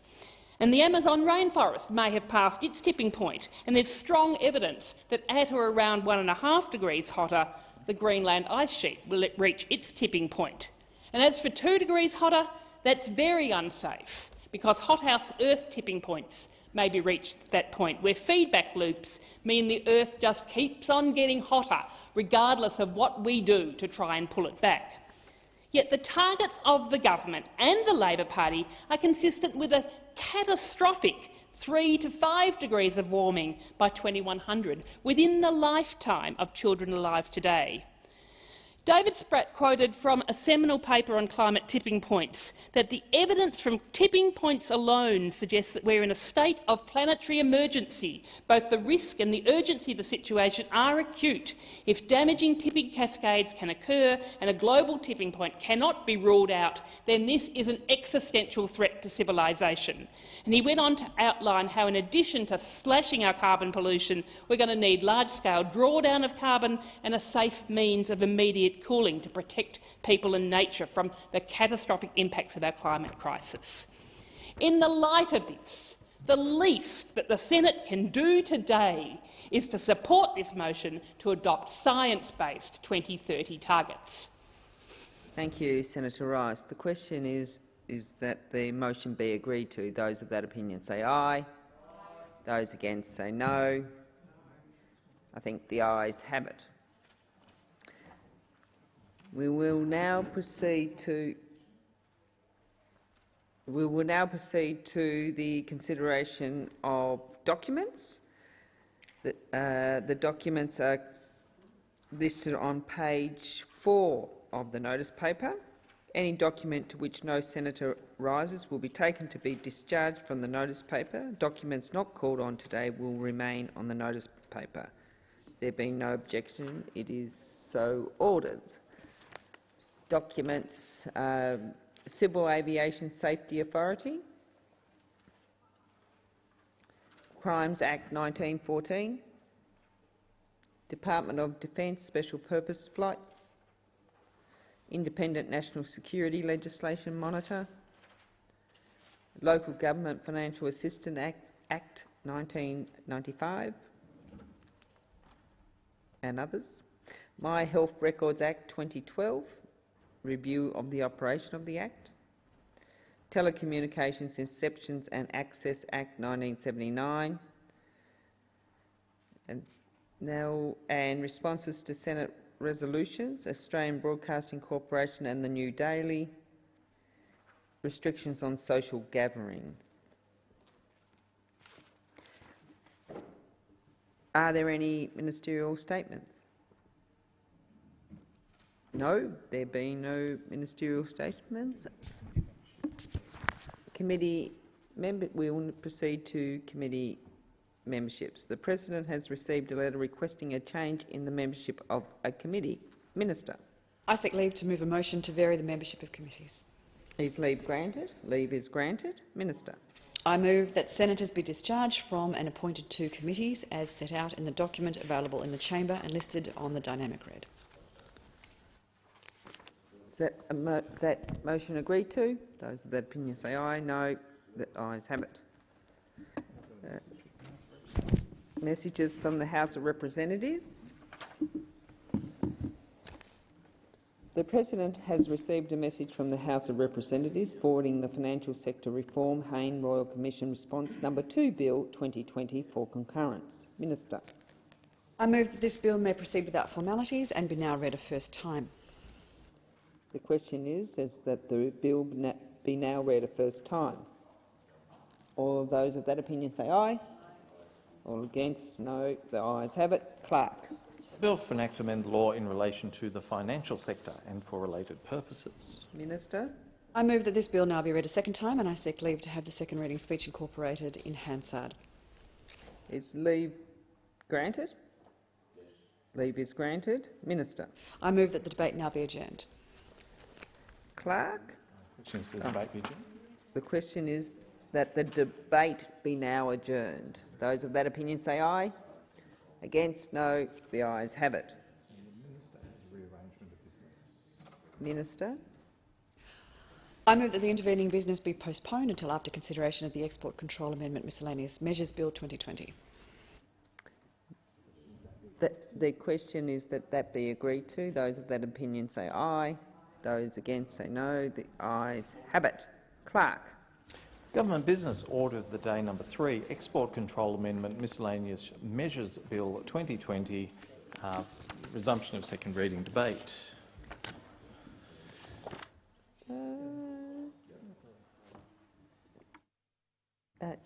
Senator Ciccone. Madam Acting Deputy President, I just want to draw your attention to the state of the chamber. A quorum not present. Ring the bells.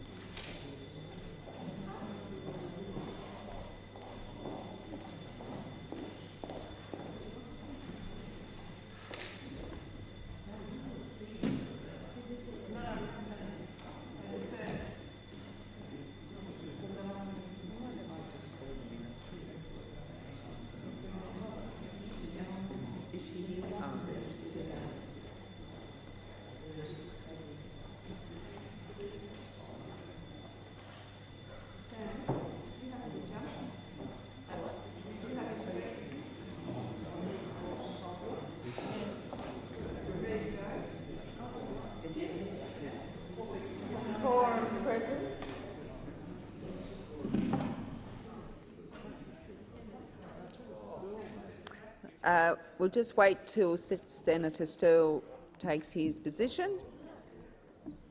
Senator Sterle. Thank you, Madam Acting Deputy President. This bill amends the Export Control Act and is designed to support the implementation of the new export control framework. The amendment seeks to clarify the circumstances where a fit and proper person test is required for an application to vary registration of an establishment or to approve an alteration of an establishment. The amendment also expands the discretion of the Secretary with respect to export permits. There is no doubt that Australia's previous legislative framework for agriculture production and certification of exports was overly complex. In fact, there were 17 acts. However, farmers and this parliament must remember that the act we are seeking to amend here today was initially introduced to the House on the 7th of December 2017, but lapsed. The act did not pass until March of 2020. The failure to prioritise reforming the agriculture export framework is indicative of this government's attitude towards farmers. They claim they are the government for farmers, but they are leaving our primary producers behind. Labor is glad that the government has finally decided to take steps to assist farmers with gaining and maintaining access to markets. However, Madam Acting Deputy President, farmers have been waiting for 7 years for this government to do something for them. The minister has claimed that the new export framework is designed to ensure that Australia has appropriate regulatory settings to enable exports to grow and help drive productivity and increase returns at the farm gate. But if the minister really cared about supporting the growth of agricultural exports and increasing productivity, he would not have abandoned farmers during this pandemic or waited 3 years to deliver this, for want of a better word, better framework. Regional communities and our farmers have experienced extreme droughts, they've experienced floods, they've experienced bushfires and now a global pandemic. And if that wasn't all enough, Australian agriculture's most high volume and value market is under serious threat. Australian agricultural producers and exporters must be wondering, where are these new markets that Mr Littleproud promised? The answer, Mr Littleproud doesn't know because he hasn't put in the work. After 3 years of failing to legislate this new framework, it is not good enough that when faced with the loss of high volume and high value markets, Mr Littleproud wiped his hands clean of the issue and told producers it wasn't his problem. To add insult to injury, despite the myriad of challenges facing the agriculture sector, all this minister has to offer to deliver a $100 billion agriculture sector is a few dot points on a page. Farmers need and deserve more than a few dot points on a media release and obfuscation of responsibility. Farmers need the Liberal National Government to actually deliver outcomes, not just say they will. Now, Mr Littleproud has been absent throughout this pandemic. He has refused to work with states to deliver agriculture workers the sector so desperately needs. All this minister has managed to do is pull together a workers' code that couldn't pass muster with chief health officers and then blame the states when it didn't work. Madam Acting Deputy President, talk is extraordinarily cheap and our farmers are suffering. Farmers deserve a government that will prioritise legislation designed to support the sector's growth. Labor supports growing agriculture to $100 billion by 2030, but we need a comprehensive plan to get there. A few dot points on a media release simply isn't good enough. Thank you, Thank you. Senator Sterle. Senator Steele-John. Thank you, Acting Deputy President. I rise in the metaphorical sense this evening to make some contributions in relation to the Export Control Amendment Miscellaneous Measures Bill of 2020. The bill makes amendments to the Export Control Act of 2020 and seeks to do a couple of different things. To clarify the operation and fit proper persons test when verifying the registration of export establishments, provide greater flexibility in the requirements for lodging a notice of intention to export, enable the rules relevant to provide guidance in relation to the approval of export permits, enable the rules to modify the provisions of the Act and the Administrative Appeals Tribunal Act of 1975 in relation to the review of the tariff quota certificate decisions, and provide that the rules may incorporate matters contained in agreements between Australia and other countries that relate to tariff rate quotas. Now, the Greens have a couple of serious concerns with the bill. While this bill claims to make minor, largely technical amendments, the provisions which allow for changes to the 2020 Act and the AAT Act are actually quite significant in nature. The function of these provisions is to limit the scope of the types of decisions that the AAT can make when reviewing tariff quota, that is to say TRQ certificates. We are primarily concerned that the implication of narrowing the recourse for exporters to challenge the outcome of a review on their TRQ certificates.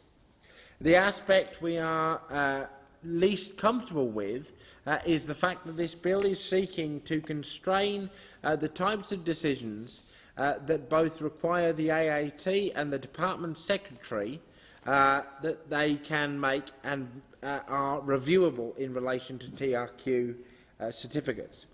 They will not be able to make decisions on TRQ certificates where Australia has reached its tariff rate quota for any particular goods.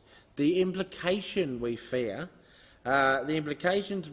are that in the context of this bill being one that is primarily concerned with agricultural exports and exporters, smaller, less powerful, less connected agricultural exporters risk being locked out of accessing and appealing TRQ certificate decisions where bigger exporters have been able to get access to them first.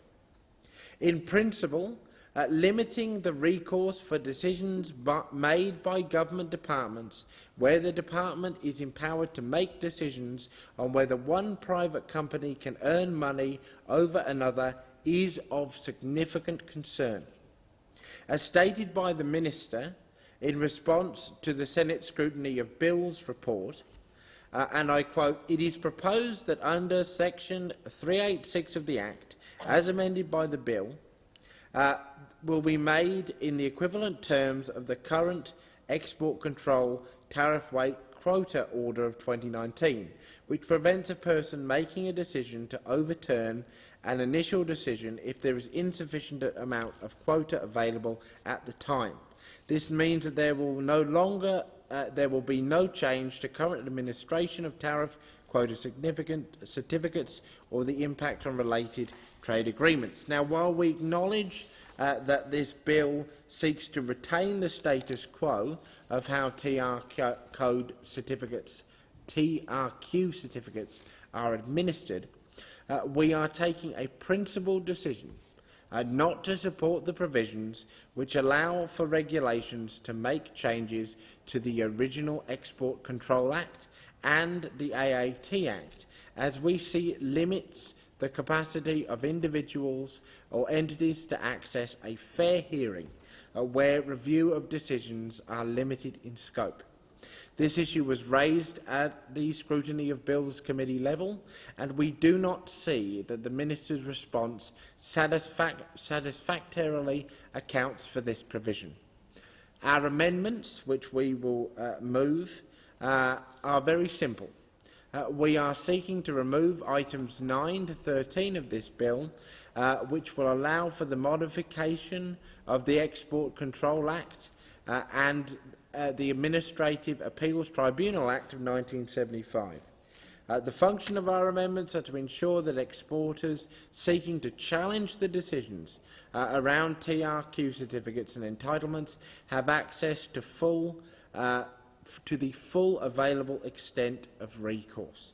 Now, in closing, I will reflect upon a very fine speech made in this chamber during the last sitting by Senator Carr, a distinguished and long-term member of this place. Senator Carr made a very compelling argument that unless there was a very well articulated case made by the government, made by the public service, made by the department, that legislative ability be put beyond the review or intervention of this chamber, that such an act should not be taken.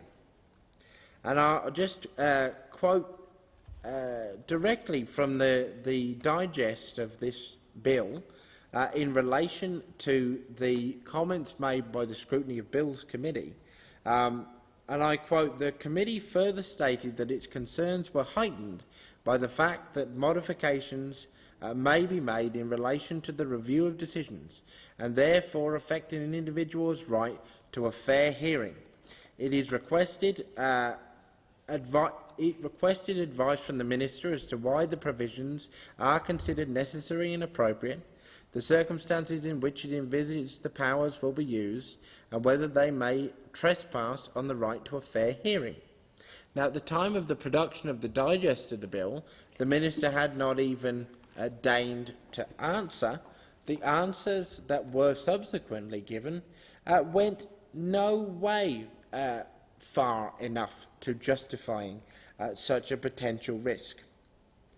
In addition, the Scrutiny of Bills Committee expressed concerns about the amendments which enabled delegated legislation to modify primary legislation.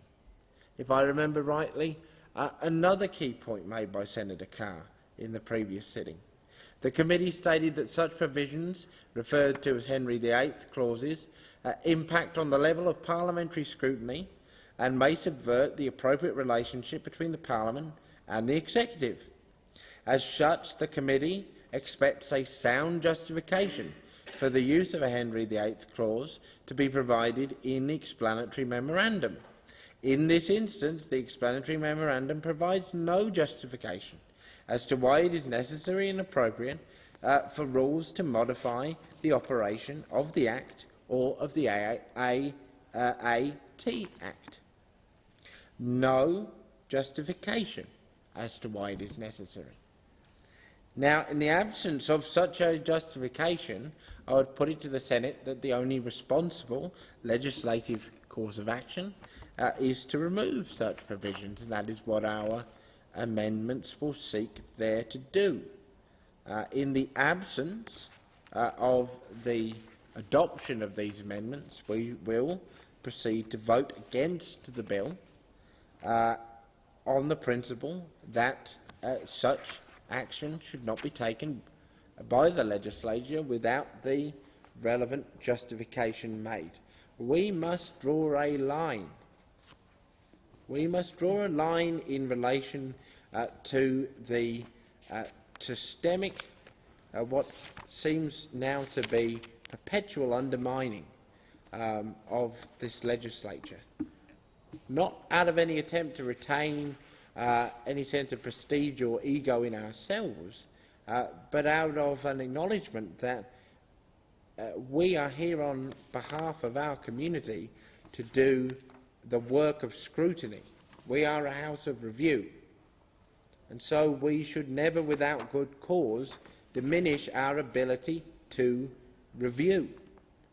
This legislation does that, and therefore, and I must say does that based on some evidence given to the relevant committee from the department, justifying it on the basis of removing unnecessary administrative burden upon the department.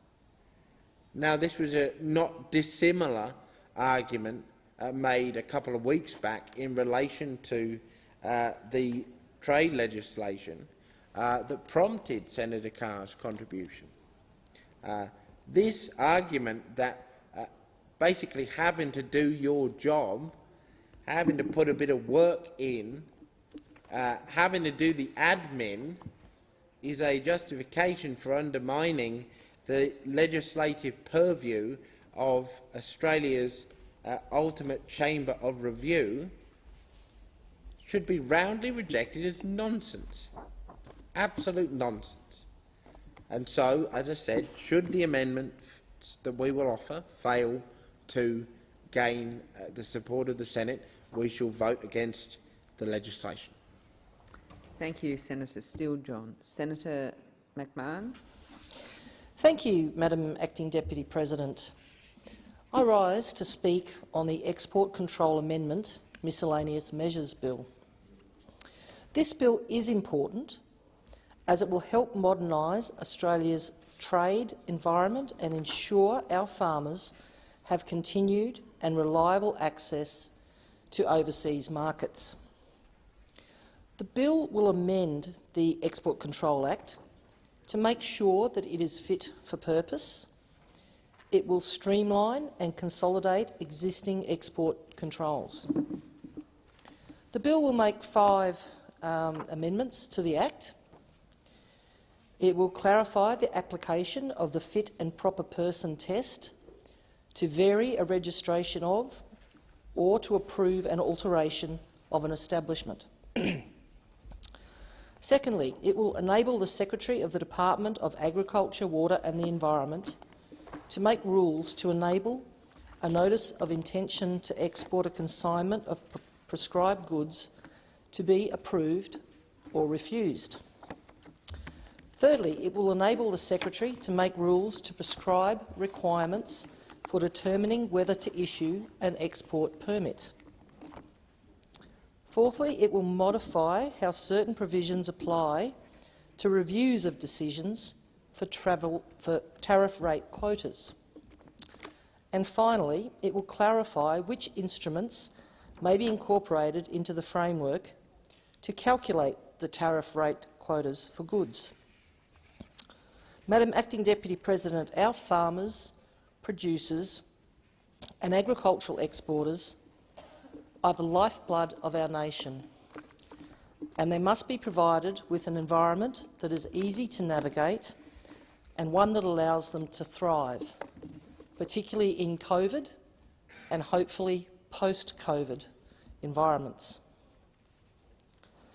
This bill is particularly important to the Northern Territory, where our 2 biggest agricultural products, cattle and mangoes, have large export markets.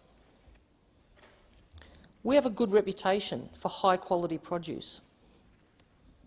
We can't compete on price. Labor and unions have seen to that. We can't compete on quantity. Most countries in the world produce cattle, and most countries in the tropics produce mangoes. The only things we can compete on are proximity to markets, in the case of cattle and buffalo, which are going to Indonesia and Vietnam mostly, and we compete on quality, again with our cattle and with our mangoes into Asia and the UAE.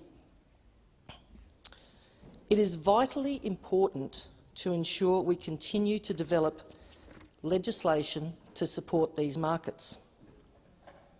Labor don't support agriculture in rural Australia. This was evident in 2011 when they recklessly slammed a live export ban on the cattle industry. Madam Acting Deputy President, I can't tell you how devastating this ban was, particularly in the Northern Territory and certainly to my hometown of Katherine. Producers suddenly overnight had no income. They had no capacity to buy or pay for goods or services. This immediately flowed on to associated industries, such as transport, feed producers, stock and station agents and veterinary practices. Again, in a small town, the flow-on was immediate and severe. Suddenly, a large portion of the town could no longer go to a restaurant or a cafe, could no longer buy something from a retail outlet, could no longer afford to get something fixed on their home or property. It devastated our economy, and it did so for many years. However, we as a government do care and do support our agricultural industries. We must give them all the support and assistance we can and use the levers at our disposal to ensure they have the best possible opportunities to maintain and grow export markets. This bill will reduce some of the red tape and congestion that can be an impediment to their trade. The Liberals and Nationals government has announced a sweeping set of reforms and investment into Australia's agricultural export sector to help drive an economic recovery in rural, regional and remote Australia and the nation more broadly. The investment is a major drawdown payment on achieving $100 billion agricultural sector by 2030. It currently stands at $65 billion. It's an ambitious target, but one that's very achievable. Our investment and reform agenda is an opportunity to reimagine our services from an exporter's perspective. The government wants to get out of the way of business, but provide a seamless service experience. By using advanced technology, we will significantly transform how the Department of Agriculture, Water and the Environment delivers its services. And in the meantime, we will freeze fees and charges.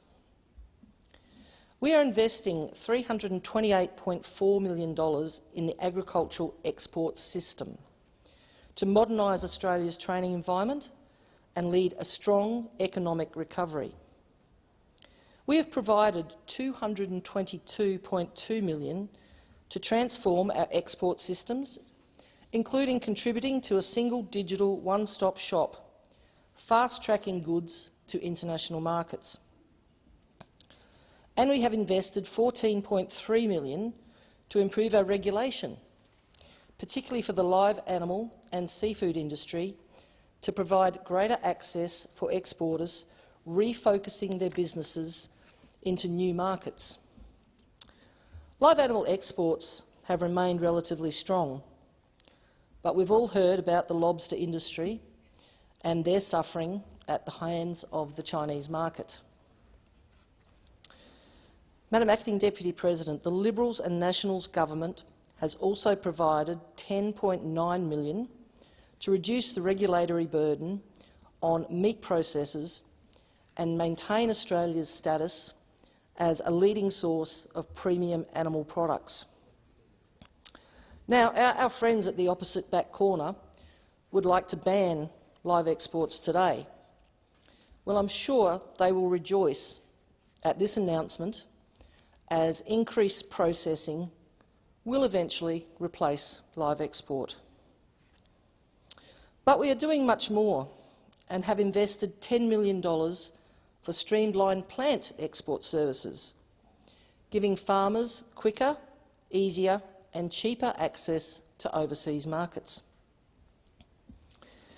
There is $71.1 million in direct cost savings to exporters, including immediate price freezes, plus $21.4 million in reform-driven fee reductions over 4 years. These investments are anticipated to return benefits of at least $236 million to the sector as we progress towards the target of a $100 billion agricultural sector by 2030. Remember that ambitious but achievable target. With about 2/3 of Australia's agricultural products being exported, it is vital that we support these exporters and create an environment in which they and Australia as a whole benefit. And, Madam Acting Deputy President, that is exactly what we have done. We have invested $72.7 million to help Australian agribusinesses expand their export markets as part of the Agribusiness Expansion Initiative. There is $669 million to address air freight shortages and disrupted supply chains for agriculture and fisheries exports through the International Freight Assistance Mechanism. $11.4 million to enhance the international competitiveness and profitability of the horticulture sector. $6.14 million to extend the package assisting small exporters grant process, and $5.1 million to reduce the impact of non-tariff measures by funding industry-based analysis. These initiatives build on the $51.3 million commitment under the Growing Australian Agricultural Exports measure from 2018-2019 to expand our agricultural exports and seize market access opportunities in global food chains. This includes funding for the Overseas Agriculture Counsellor Network and expansion into new locations such as Mexico, Chile and the UK. As I mentioned, Madam Acting Deputy President, the government has also beefed up its Agribusiness Expansion Initiative, which is a targeted measure being put in place to help Australian farming, forestry and fishing exporters expand and diversify their export markets. We understand only too well how important that is in the face of what's become very apparent to us with regards to the Chinese markets. As I said, and it's worth repeating because it is such a good initiative, the government is investing $72.7 million to help Australian agribusinesses expand their export markets as part of the Agribusiness Expansion Initiative. This including $42.9 million to support 2,000 agri-food exporters through the Australian-led Accelerate program, providing targeted advice and trade missions to help exporters grow in new and existing markets.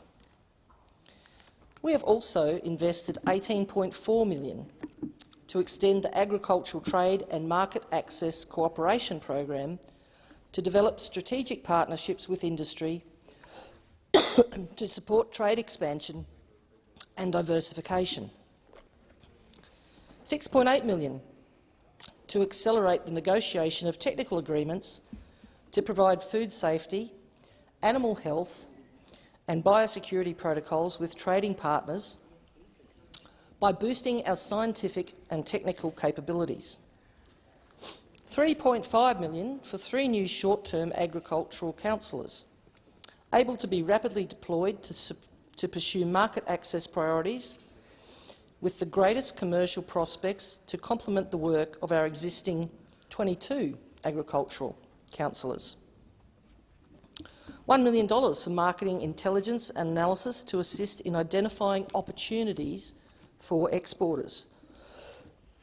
Madam Acting Deputy President, this bill is important to not just our farmers and agricultural exporters, but to the whole of the country. Because if our farmers thrive, the rest of the country thrives too. This is a government that is committed to making the right choices that help our farmers and exporters to maintain and grow their markets and contribute to Australia growing a strong and healthy economy. We know that when our rural industries thrive, when the bush is doing well, the nation as a whole does well. And certainly for the Northern Territory, where export is such a vital part of our agricultural industries, streamlining the process, removing the red tape, making it easier for exporters to do business is an absolutely vital function of this government. And this government, unlike those on the other side, has shown that it cares for rural areas, it cares for regional areas, it cares for primary producers, it cares for exporters, and this government will continue to support all those industries now and well into the future. I am very, very happy to commend this bill to the Senate. Minister. Thank you very much, Madam Acting Deputy President.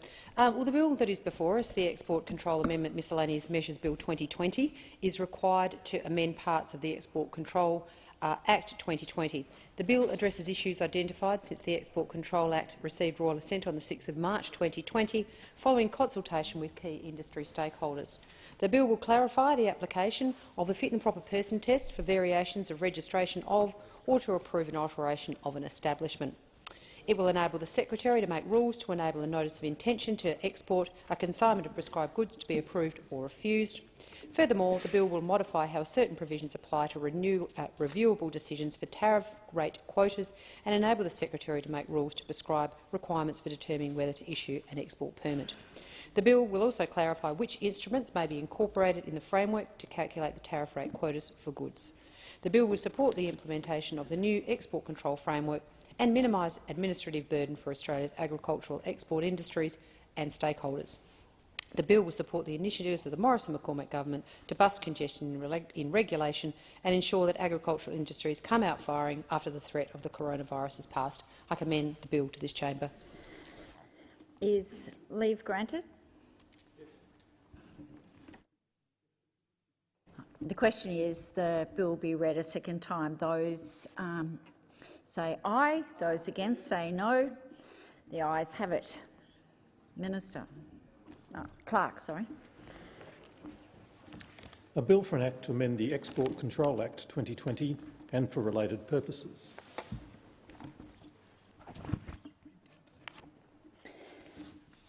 Is the wish of the committee that the bill be taken as a whole?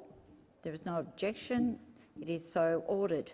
The question is that the bill stand as printed.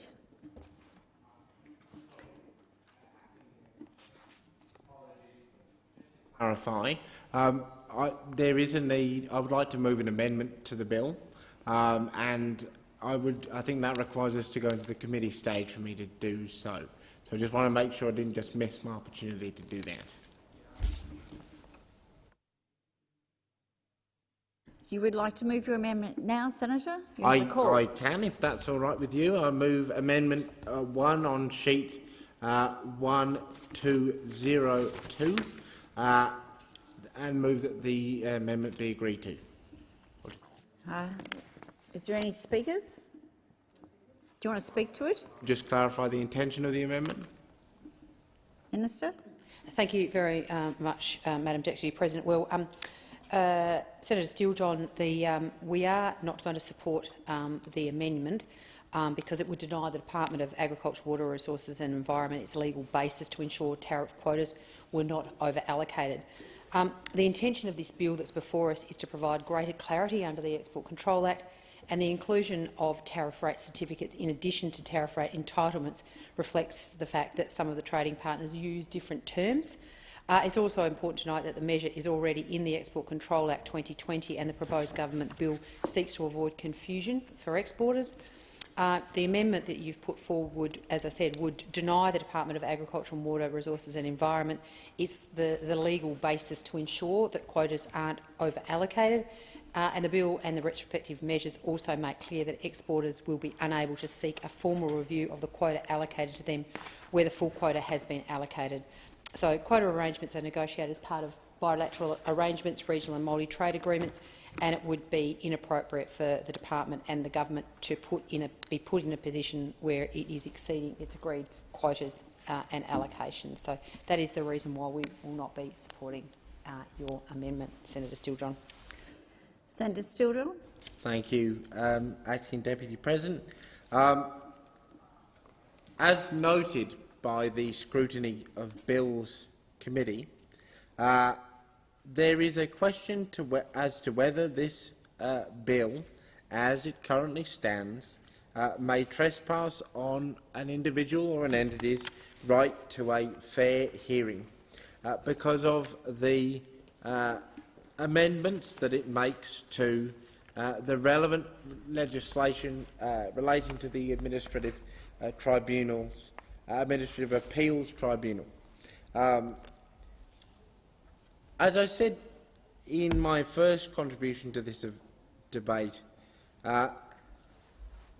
when combined with the so-called Henry VIII clause within this bill, these two aspects of this legislation take something which would otherwise be seen as purely administrative, and they put up some pretty significant red flags. And I'm speaking particularly to the ALP when I'm thinking here that there are a few times during the course of my time here when I've been genuinely moved and motivated by a speech made by a member of this place. One of those times, however, was the speech made by Senator Carr in the previous sitting in relation to the absolutely urgent need that this House of Review, this Chamber of Review, reassert its prerogative to review actions and decisions made by the government under legislation, and that it in no way volunteer the opportunity for that power to be taken away unless there's a good reason made for it.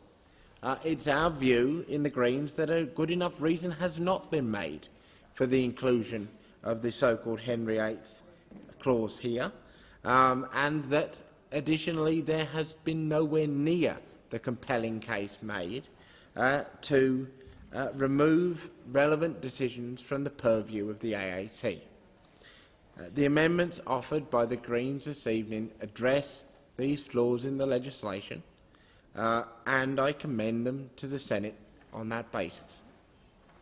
Thank you, Senator. Minister? Put the question. No. I'll put the amendment be agreed to. Minister, what's your second response? Look, thank you, Madam Acting Deputy President. Look, Senator Sealjohn, the methodology for allocating quotas differs across different markets, and it also allows, the way that it's been designed, allows new entrants and small exporters to be able to access those quotas as well. So it is just simply a means of us being able to provide all exporters with an opportunity to be able to participate in our export markets. And whilst I've heard your concerns, we do not believe that the amendment that you are putting forward will improve the bill. We believe it will be detrimental to the bill, so therefore we won't be supporting it. Put to the chamber that the amendment sheet 1202, that the amendment be agreed to. Those of that opinion say aye. Those against? No. The noes have it. You require a division? Call a division. Ring the bells for 4 minutes.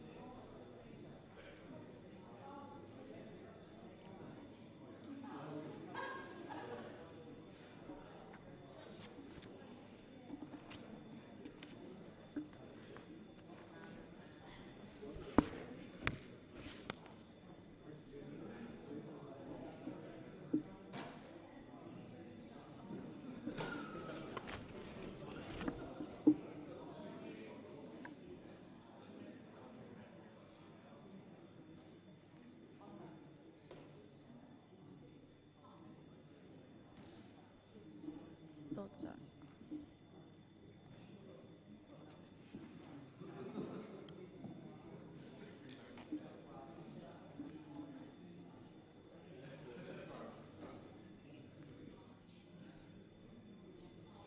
Order. The bills have stopped ringing. The motion before the chair is an amendment moved by Senator Steele-John. All those in favour, please say aye.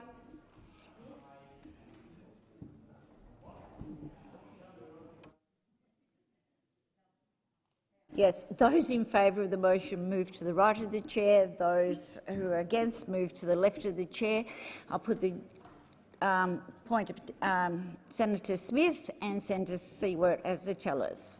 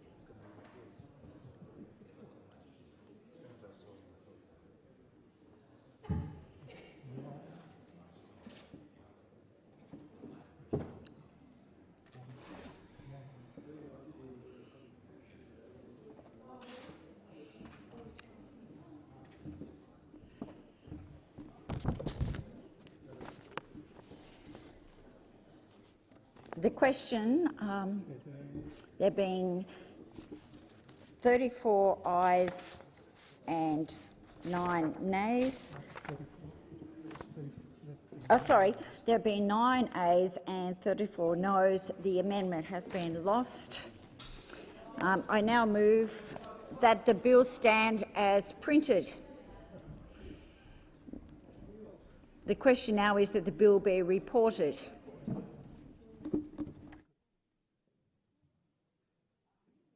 Sorry. I move that the motion before the chair is that the bill as amended, that the bill stand as printed. Those in favour, please say aye. All against, say nay. I declare it carried. The question now is that the bill be reported. All of those in favour, please say aye. All those against, say nay. The ayes have it. The ayes have it. The committee has considered the Export Control Amendment Miscellaneous Measures Bill 2020 and agreed to without amendment. All those in... Minister? I move that the report of the committee be adopted. All those in favour, please say aye. Aye. All those against? Declare it carried. Minister. I move the bill now be read a third time. The motion is that the bill be read a third time. All of those in favour, please say aye. All those against? I declare the ayes have it. There's a call for a division. Ring the bells for 1 minute.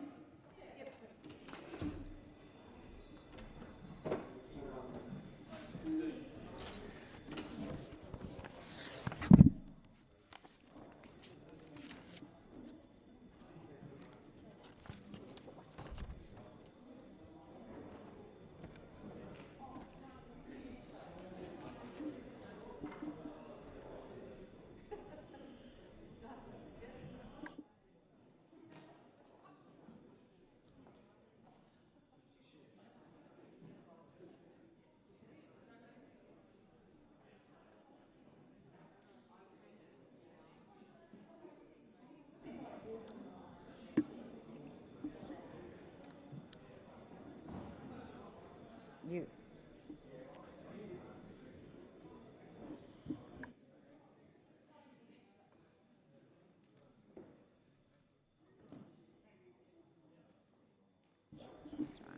Sorry.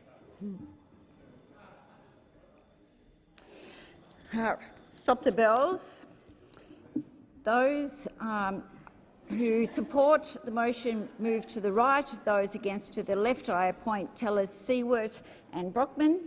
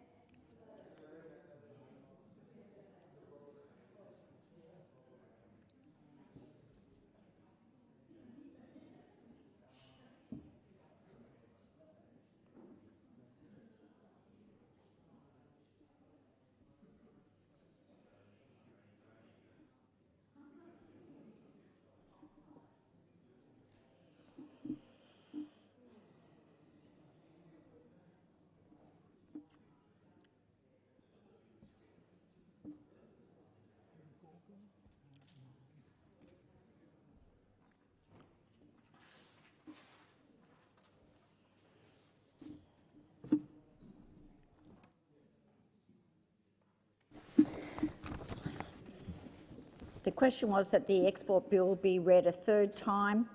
Ayes 34, nays 9. Declare it carried. Clerk.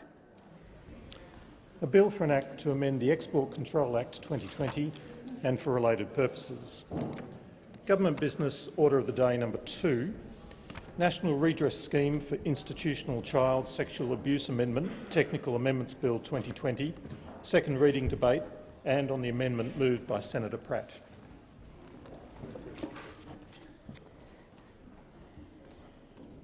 Senator Pratt. Thank you. Seeing as I've spoken to the motion, it just needs to be put, I believe. Is that right?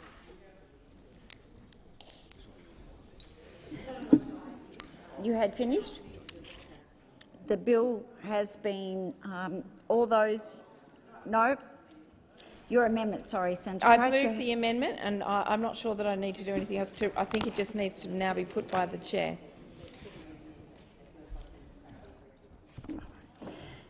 The amendment moved by Senator Pratt be agreed to. All of those in favour, please say aye. Aye. All those against? No. The ayes have it. Noes have it. Call a division. 4 minutes.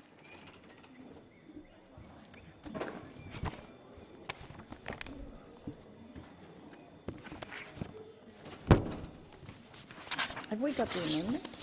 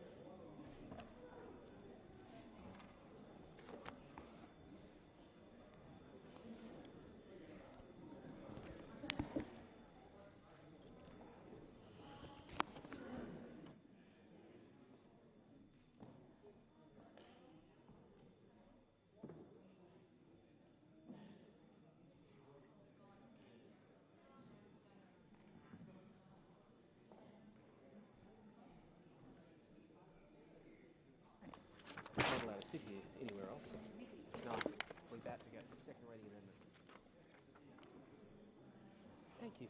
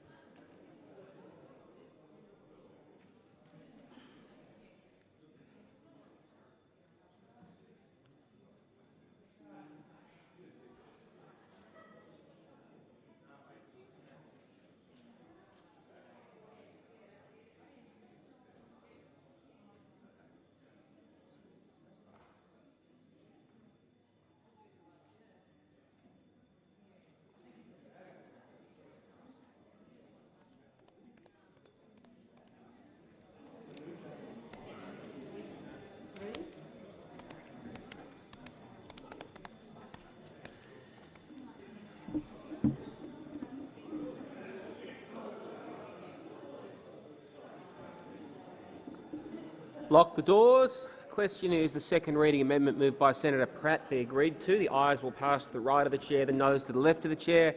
I point Senator Green tell if the ayes and Senator Brockman tell if the noes.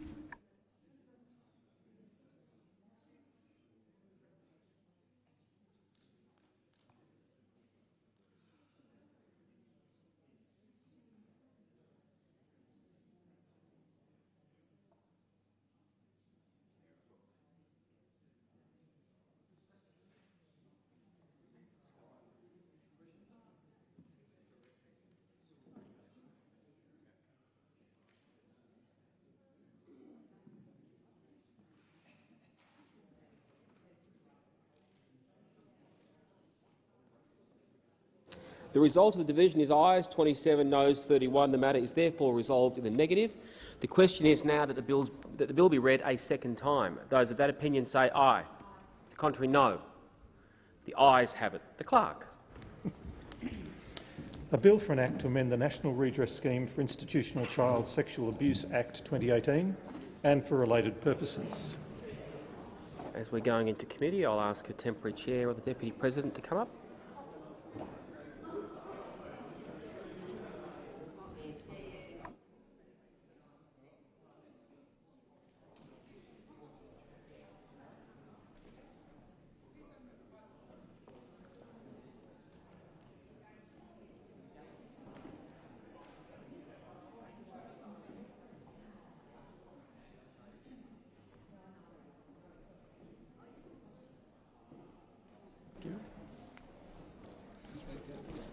What are we up to?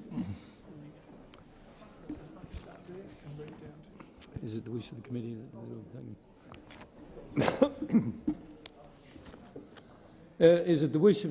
that the bill be taken as a whole? There being no objection, it is so ordered. The question is that the bill stand as printed. Senator Pratt. Thank you, Mr Acting Deputy President. Labor has some 10 amendments to this bill, and we had sought to move them together, but I understand in negotiations that we need to split them out. Now, the reason Labor is moving these amendments today is that the scheme as it currently stands does not deliver on the promise made by this parliament for redress. Redress that's timely, redress that does not re-traumatise, and redress that does not leave survivors missing out. The reality of this scheme, as rolled out by the government, does not reflect the will of this parliament. It falls short of the original recommendations of the Royal Commission. Our amendments seek to address major structural shortcomings of the scheme. We seek to bring the scheme back in line with the original intention and motivation of the Royal Commission, to end the delays caused by institutions not doing the right thing and not joining the scheme, to ensure no one misses out through strengthening funders of last resort provisions and the introduction of an advanced payment scheme, by delivering full redress for survivors by lifting the cap on payments as prescribed by the Royal Commission, and making sure that prior payments are not indexed to take away from a redress payment, including from members of the stolen generations who were paid redress for the fact that they were removed as children, not necessarily for the sexual abuse that they suffered at the hands of the perpetrators in the institutions that they were stolen away to.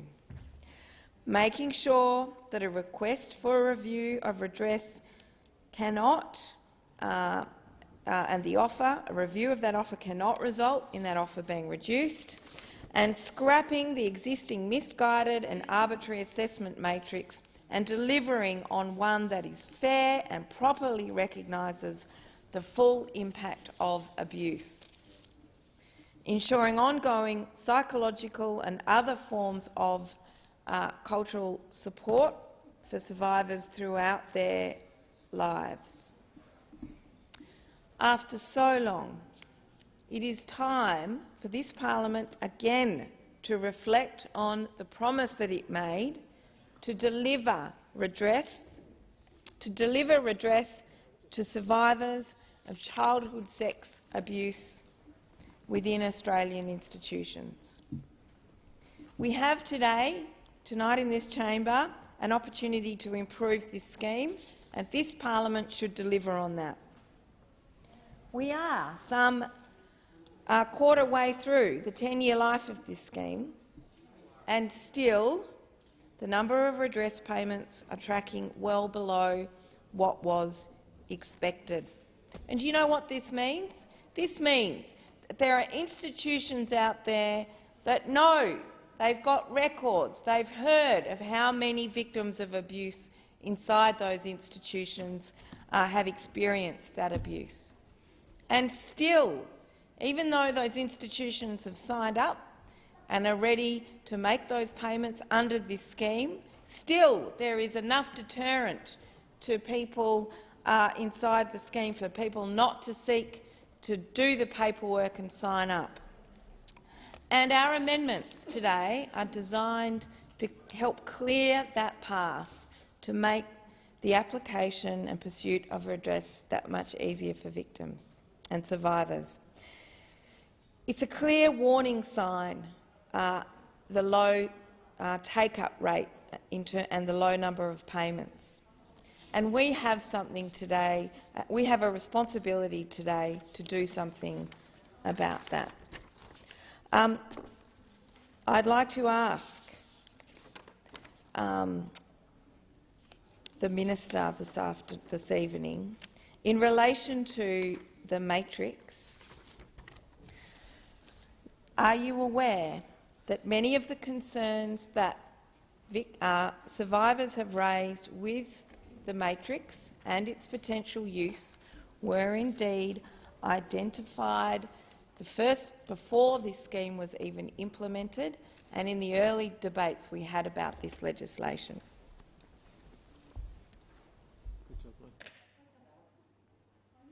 Senator Ruston. Thank you very much, Mr Acting Deputy President. Well, in a broad response to the contribution just made by Senator Pratt, I would say a couple of things. First and foremost, there seems to be a lack of understanding by those opposite about how this scheme was actually designed to operate.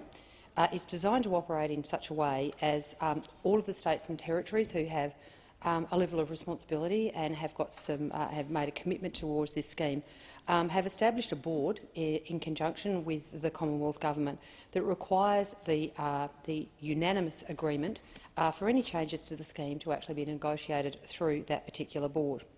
The other thing that is failed to be recognised in the contribution that has just been given to us is the fact that part of the establishment of the scheme in the first place was that we would undertake a statutory 2-year review by an independent assessor.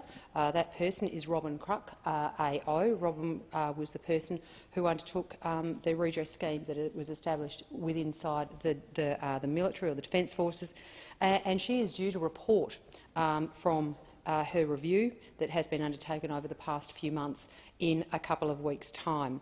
Her review has sought to get the advice from a number of different sources, but most particularly her review has been informed by the contribution and the interviews and the consultation that have been undertaken by survivors themselves. And what the government wishes to do as part of the process of that review is to wait to find out what the reviewer recommends so that we are able to understand a formal independent review that has actually taken into account the voice of survivors. So, whilst I think that much of the amendments, many of the amendments that have been put forward by the opposition today, in principle, there is nothing to say that many of them don't have very good merit to them, and in principle, the government is certainly not arguing against them. But what we are saying is, you know the process, you understand the reviews in place. I have had significant and detailed conversations with the Shadow Minister in the other place, and it was tremendously disappointing to see that these amendments were still intending to be moved. And in doing so, we seek to supersede or preempt the response that we get back from our independent reviewer, who has been informed by survivors. So the government will not be supporting any of the recommendations or any of the amendments that have been put forward by the opposition, because we actually believe there is an appropriate process to go through to enable us to have a firm and solid independent benchmark against which we can make a continuous improvement.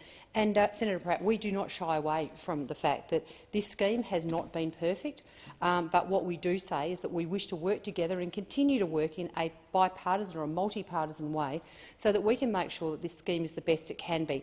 Coming in here 2 weeks before the independent review reviewer is due to table her report, which I have agreed to make public, I think suggests to me that you're not perhaps as genuine as you might be suggesting you are. Senator Pratt.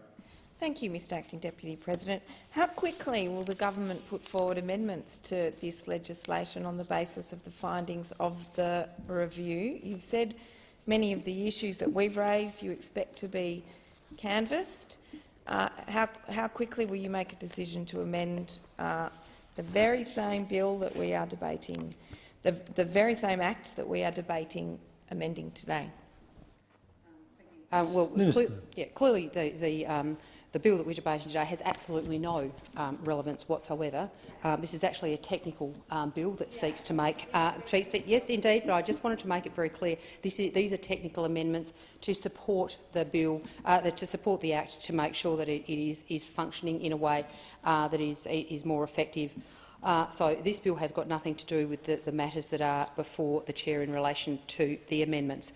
But as I said in my previous contribution, we have a redress board. The redress board is made up of me as the representative of the Commonwealth Government and also all of the other ministers in the states and territories who have responsibility in their respective jurisdictions for the redress scheme.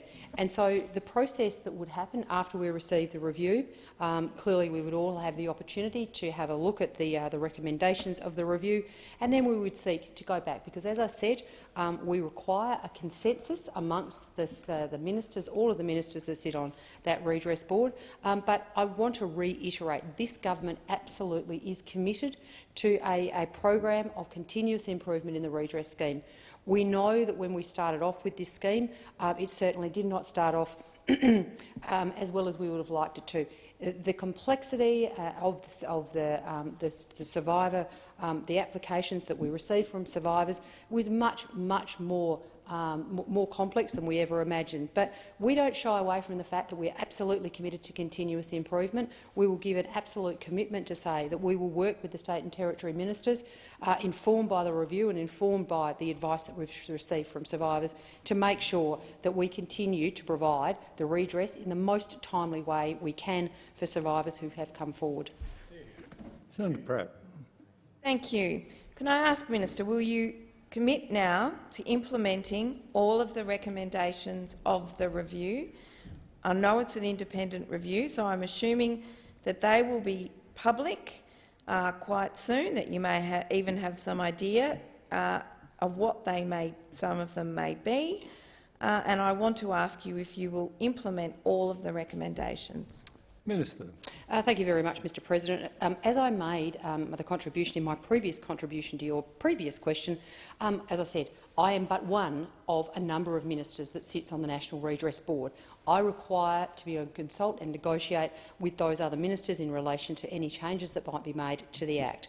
And equally, I do not know what is in the review, and so to come in here and speculate on this technical amendment bill about something that I haven't even seen would be inappropriate.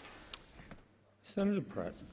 If the Redress Board, Minister, does not agree to a much-needed change, will you call them out publicly? Will you act unilaterally to make some improvements? How will you work to address the issues raised by survivors? What happens if this board rejects the findings of the review? Are you going to hide behind that board in order to get out of acting on behalf of survivors? Minister. I can assure you that I have no intention of getting out of acting on behalf of survivors, and I find the comment actually quite offensive. However, I'm not going to come in here and speculate on hypotheticals, but I will reiterate my commitment and the commitment of this government to make sure that this scheme is as best as it possibly can be to support survivors. Senator Pratt. Given the process you've outlined, Minister, that we're waiting for the recommendations that come out of the review, you said that's due in a couple of weeks, I believe, and you say that, yes, it's coming soon, so why are you pursuing these amendments now? And yet then you go on to say, well, it's still got to go, any changes still have to go to the Redress Board in order to make any changes to this Act. I want to ask you, Minister, given the issues with the matrix, given the indexing of payments, given the problems with the number of redress payments tracking below what is expected, given the delays caused by institutions not joining the scheme, given the issues around strengthening funders of last resort to ensure that everyone's got access, but particularly the issue of things like indexing, things like the matrix, what is your advice to survivors today? If they are concerned about the current management of the redress scheme and the current provisions of the Act, should they wait to put their application in? Will they be judged according to the old matrix, the new one? Will they be invited to resubmit their applications? You must have some idea, noting that this review is coming, you must have some idea of the kind of issues that you are going to need to take to this board, rather than just saying wait and see. You've got to be able to actively manage right here and now the expectations of survivors. Otherwise, they might be thinking, well, I'm going to have to wait 2 more years to put my application for redress in, and yet they may well find that nothing changes. What is your advice to survivors today, Minister? Minister. Thank you very much, Mr Acting Deputy President. And as I've said before, the independent 2-year review that's being undertaken by Robin Crock AO has sought to draw on the advice and experience of survivors in relation to this scheme. Her review will be informed by that advice. The amendments before us here today have not been informed by a formal process of consultation with survivors, and I believe the most responsible thing that I can do as the Minister, that this government can do and other governments of states and territories, is to wait and have the independent review informed by survivors before we make decisions about any changes going forward. Senator Pratt. Thank you, Mr Acting Deputy President. I ask you, Minister, to reflect more specifically on the amendments we have moved today, which indeed allow you as Minister to respond with flexibility and latitude to those recommendations. And I'm happy now, if you like, to go through some of the specifics of those. But if you look at the form of the amendments that we seek to move from 3 onwards, that the issues that are going to come up in the review are very closely match the issues that we raise in these amendments, and again would enable you in large part, and we can await to be corrected because you are going to have to legislate to make these changes at some point in the future anyway, would enable you to move much more quickly in response to that review in a couple of weeks' time. It will enable you to take the findings of the review and use the amendments made in this place to respond flexibly and take new arrangements to the board. So again, Minister, I ask you to reflect on the need to urgently pass these amendments today, rather than waiting, as you have suggested, until the outcome of the review. Minister. Thank you, Mr Acting Deputy President. Well, the contribution that we've just received from Senator Pratt assumes that the amendments that have been put forward will be the recommendations of the review. We do not have the review, and so we are preempting an independent review. So I don't accept the premise of your comment. Senator Patrick. With your indulgence, Chair, I'm not quite sure of the status of where we're up to. I heard Senator Pratt saying that you will move amendments separately. I'm not sure whether you've actually moved any amendments at this point, so the answer is no to that. I know that Senator Siewert's got some more general questions. Perhaps if you could assist. Senator Patrick, no amendments have been moved. Okay, so I'm just. I would ask for the assistance. Perhaps Senator Pratt could tell, because the running sheet basically says everything's being moved together, just to understand how they're going to be broken up. And I do have some general questions, as I know Senator Siewert does. Senator Pratt. Thank you, Mr Acting Deputy President. There are 10 amendments and they're numbered specifically because in our discussions with the crossbench we are not as yet clear on which amendments are being supported by which senators. It's incumbent on us, therefore, to move 1 to 10 separately, but the revised sheet does specifically number them separately. Senator Siewert. I have some questions for the Minister about the bill and a couple of things more generally as they apply to the scheme.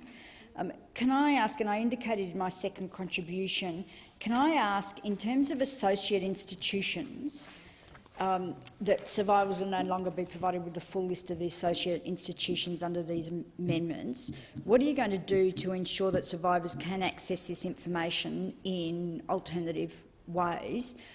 As I made the comment in my second reading amendment, they have a right to know who they are then signing away to the fact that they won't undertake any civil litigation.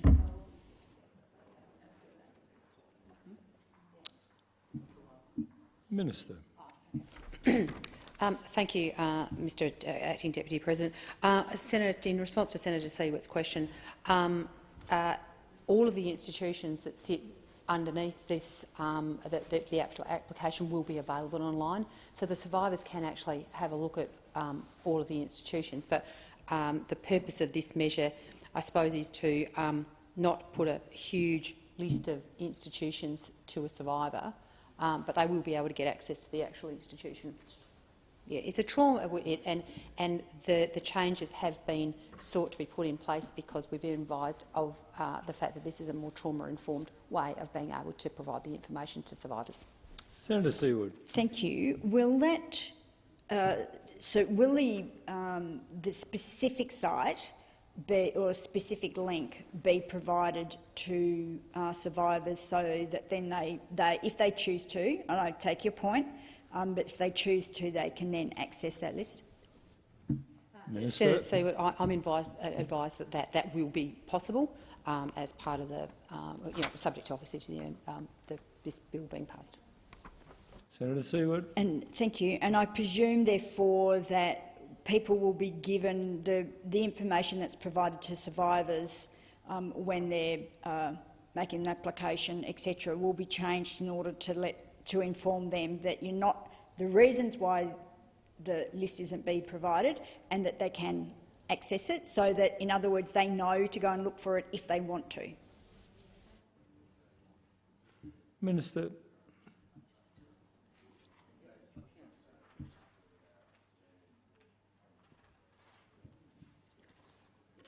Minister. Senator Siewert, I'm advised that will be able to be facilitated for the survivor if that is their wish. Senator Siewert. Thank you. The issue here is they may not know to go and look for it unless they're specifically told, not ask for it. I take the point about not giving them the whole list, that it should be up to the survivor, but they don't know. Sometimes you don't know what you don't know to ask for unless you are told that you can access it if you want to. Minister. Thank you, Senator Siewert. I'm advised that in the letter that is responded to the applicant, that they will identify the specific institutions in that, instead of, as we currently do, just putting a great big long list. It will be more specific so that the survivor doesn't have to trawl all the way through a million organisations to find the one that has perpetrated the action. Senator Siewert. Thank you. And I presume, just so I've dotted the I's and crossed the T's, that if somebody is not using the online system, there'll be an alternative way to be able to access that information. Minister. It will also be provided to them in written form by way of a letter. Senator Seward. Thank you. The next one that relates to this bill, the bill clarifies, as we've articulated during the debate, that one or more participating government institutions can become funders of last resort. What guarantees are there that no survivors are going to have to wait even longer and experience further delays as a result of these changes, because it's already a lengthy process when you've got one funder of last resort? Minister. Yeah. Look, the purpose of this actual amendment, Senator Seward, is we actually believe that it will make it, it will expedite the process and make it faster. But more than happy to keep you briefed and up to date as these amendments roll out to demonstrate, why we're putting them in place. But it is our belief, from the advice that we've received, that these changes will actually make it faster, not make it more complicated. Senator Seward. Could you just outline briefly why you think it's going to be quicker to do it this way, and will you be specifically looking at the times from now on that these applications that are for funders of institutions that are defunct, what the timeline is, so that there's actually going to be a process to make sure you're tracking it really carefully? Minister. Yeah. When the Royal Commission undertook its investigation, they didn't actually anticipate this as being an issue. So, for that reason, that in the primary legislation there was no provision for the funder of last resort to actually be shared between various jurisdictions. So, what this actually seeks to do is to make sure that there is a possibility of you can have more than one funder of last resort, and so that the defunct institution's share of the liability or the redress cost is divided equally between the two government institutions. At the moment, it doesn't actually work like that, so it just puts clarity back into it, and it gives us a quick and easy mechanism contained within the actual Act to be able to do it. At the moment, the silence in the Act in relation to being able to split the funding liability of a defunct institution. Senator Seward. Thank you. I'll just comment that I think that this isn't the end of dealing with the funder of last resort, and I think you will acknowledge that process, that there's further reforms that are needed. Can I go on to Fairbridge Restored and the Prince's Trust? I want to ask for an update. You'll be aware that this is close to a lot of people's hearts, and in particular us Western Australians.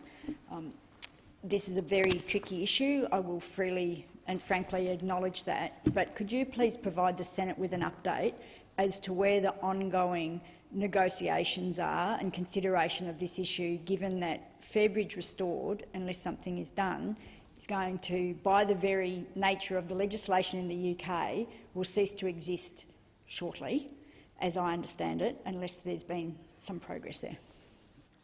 Minister. Yeah, thank you very much, Mr Acting Deputy President, and look, thank you, Senator Seward, and I know for the West Australian senators in this place and others in this parliament this has been a particular issue, not the least of which because of the sizable number of people that were involved with Fairbridge.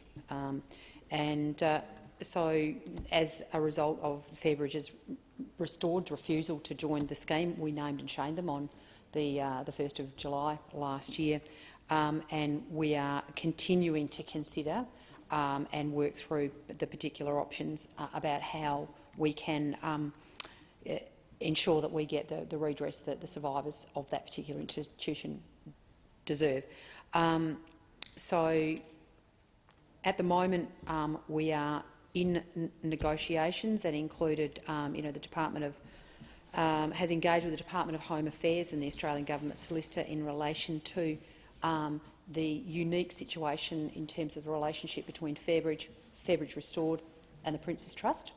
And because of the stage of those negotiations, I can't really give you a lot more information, because clearly we need to move to the settlement, and we would not seek by any commentary in here to prejudice the outcome of those negotiations. But can I just say that we will continue to advance the work to make sure that we resolve this issue, and we are confident that we will be able to find a solution that can be progressed to ensure that survivors of that particular institution can get the redress that they deserve. And I regret I can't give you any more detail than that.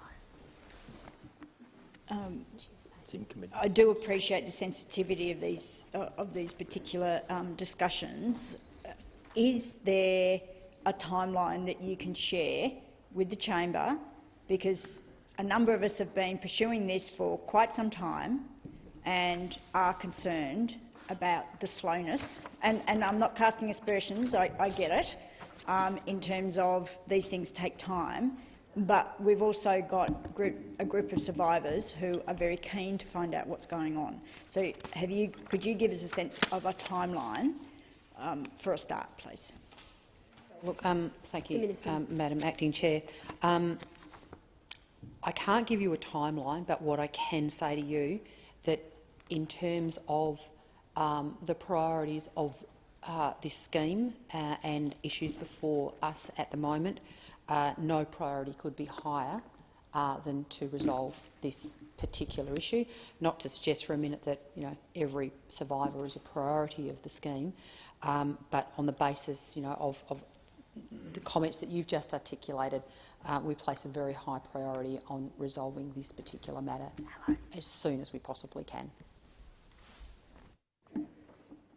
Senator Patrick. Yeah, thank you.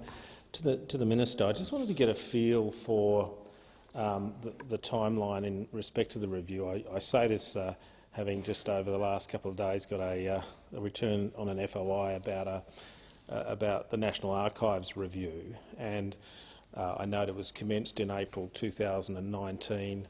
It was provided to the Minister in February or thereabouts, February 2020.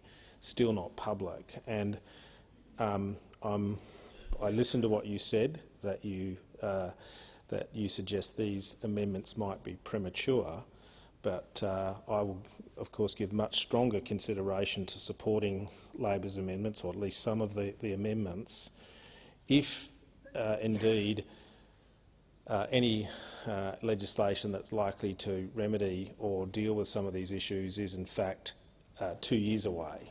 So I'm just trying to get a feel for, you're going to get the review at some stage in the next couple of weeks, and I wonder how long you're anticipating considering the review, and then perhaps a timeline. Best endeavours. I just want to get a feel for that, please, Minister. Minister. Thank you, Madam President. Senator, the operation of the scheme is such. Well, so just a quick. I mean, you weren't in the chamber when I gave a bit of a timeline to Senator Pratt a minute ago. The process that occurs will be the report will be provided to government sometime in the next few weeks. I mean, hopefully by the end of this month. The report will then be provided to the other members of the Redress Board, which are the ministers in the states and territories who have responsibility for redress in their particular jurisdictions, and then we will seek to meet straight afterwards. So, I mean, I'm assuming we meet April. We're meeting in April, so that the state and territory ministers will have a month to consider the recommendations in the review. We will then meet in April, and then at that meeting we will consider those recommendations and seek for decisions to be made as to whether there is unanimous support to implement those recommendations.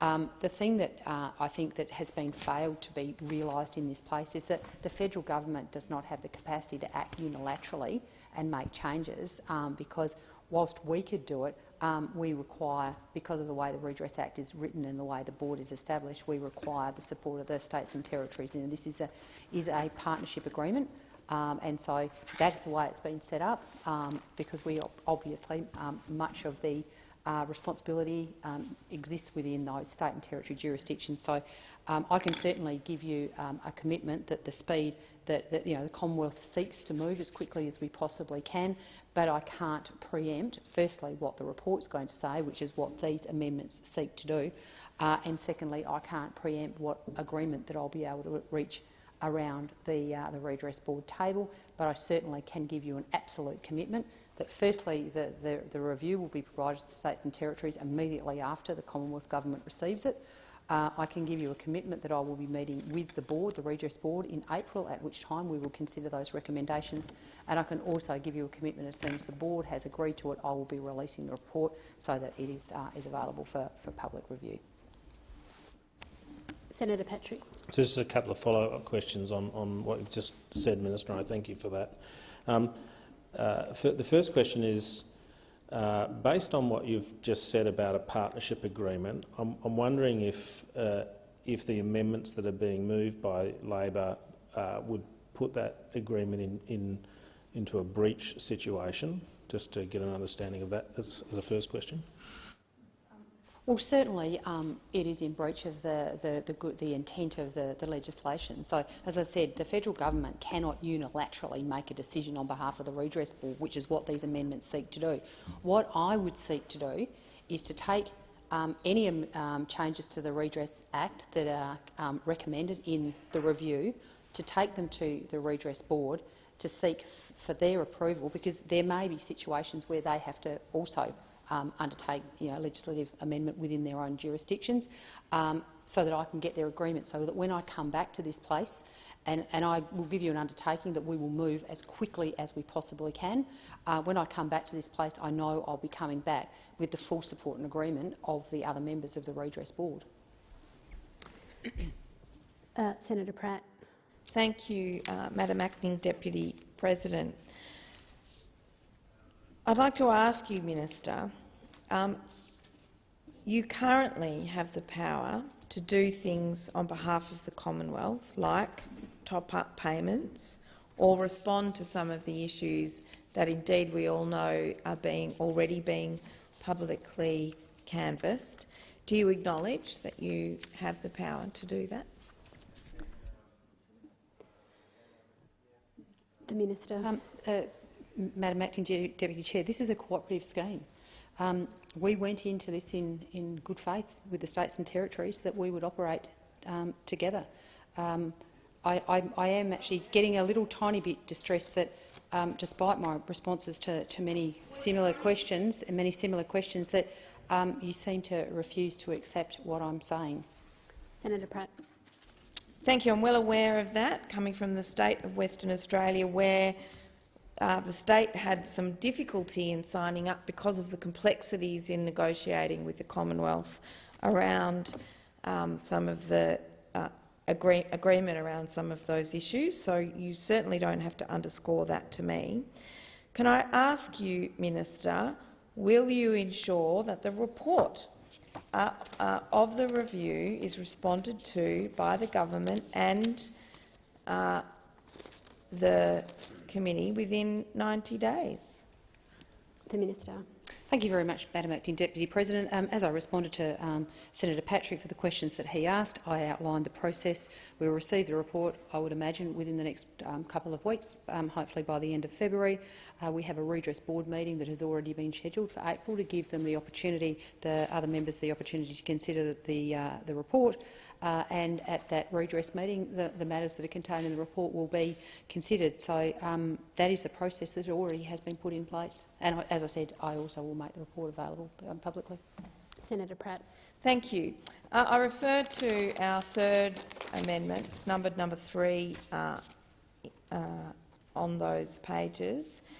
I'm happy to move it now, or I can move them in order. But specific to this question, I want to ask you, Minister, do you agree that the issue of the cap remaining at $150,000,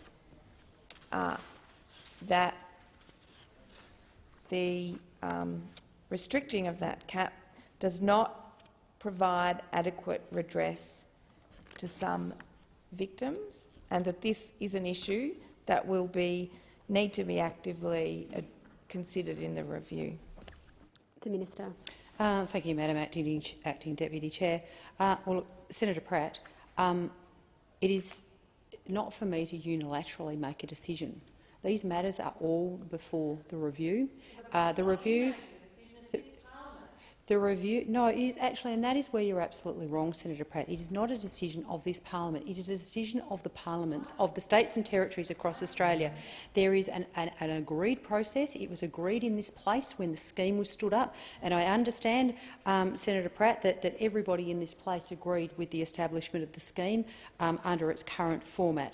We are seeking, as part of that process, we undertook a two-year review because we believed, setting up a scheme of this magnitude. I mean, this is a very complex scheme, and it has proved to be very difficult. We are not shying away from the fact that it has been a very difficult scheme, but we are absolutely committed to the continuous improvement, and part of that is making sure that we allow the independent review to be undertaken and to provide that advice back to us. I think really all we're seeking to do here today is to preempt by a couple of months the determinations of a group of people that have been established under the Act with the responsibility for delivering this particular scheme.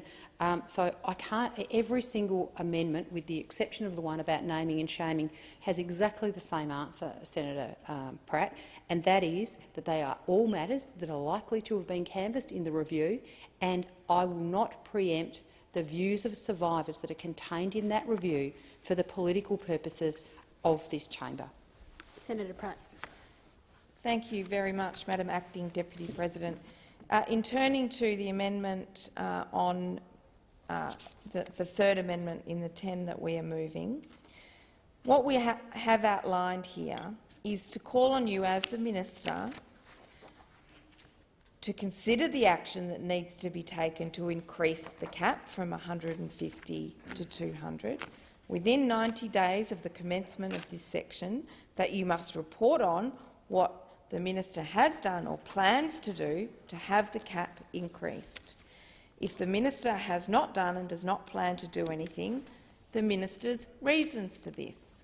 Now, you can do all of those things in a manner that is consistent with the review, except if the review says, well, I guess we don't want to recognise the rest of the public debate that's happened that clearly argues that the cap is too low and that $150,000 is an inadequate cap and that it needs to be increased to $200,000. I do not understand why, if you're heading into negotiations with the states, why you would not want to be armed with the demonstrable will of the Senate and indeed the Parliament to show that there is a clear position that the cap should be increased. It doesn't restrain you in any way other than commit you to working through a process about what actions you will undertake to increase the cap. The Minister. Thank you, Madam Acting Deputy President. What I have committed to do is what the Act has asked me to commit to do, and that is to undertake an independent review that is clearly informed by an independent structured process to get the views of survivors, to make sure that anything that goes before the Redress Board is fully informed by an independent assessment that takes into account the full views of survivors that have been a significant part of the consultative process. Nothing changes from that. I've given an absolute commitment to this place, and I will continue to give a commitment to this place to work through the appropriate processes to make sure that I am listening to the voices of survivors through the most appropriate means, and that is the independent review, not a political discourse. Senator Pratt. Thank you, Madam Acting Deputy President. I'll now move to moving some of our amendments. Amendment number 1, asking that a review cannot result in a reduced payment. I'm sure these issues will come up in the review that you are referring to, but it is a common-sense safeguard. It is a safeguard that could be enacted and considered by the Parliament now, so that so that this government and the Parliament can make progress on these issues. It's such a simple amendment, but it would mean so much to those in the scheme. As we know, people are not asking for a review of their payments because they fear the amount being offered being reduced. It's connected with the complexities in the matrix and the application, whereby there are a whole range of reasons where the sum offered to them does not in any way reflect what they think and what any other assessment, if you actually went through the particulars of their case, would show adequate redress to be.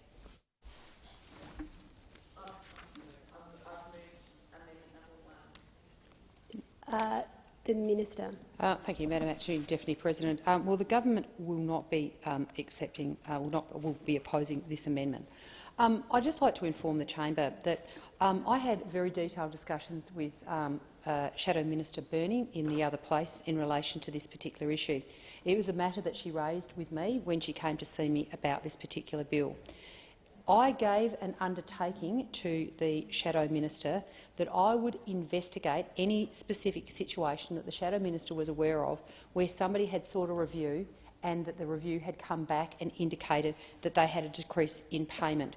I'm still waiting for Ms Burney to come back to me because, you know, if in any situation in this place, if there has been a detrimental or an outcome that has been delivered through my department that has caused concern to somebody's constituent, my door remains open.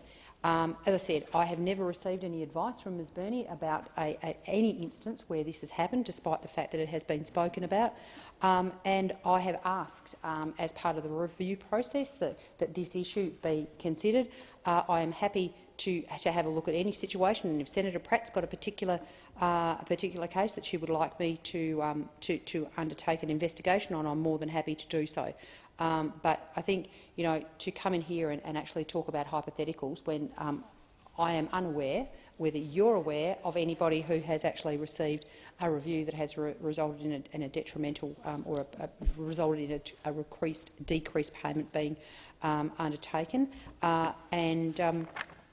My understanding is that the situation as it currently exists is that if there was a situation where there had been an error made by my department in relation to an assessment resulting in the review showing that no, well, I'm telling you that now, Senator Pratt, that in any circumstance where the review has resulted in a mistake by the independent assessor or by my department where a lower amount has been recommended underneath the review, the payment has not been reduced. Senator Pratt, can I just clarify, did you wish to formally move Amendment 1 or are you wishing to move them together? I do want to move them separately. However, it would make sense so that we're not calling everyone down to the chamber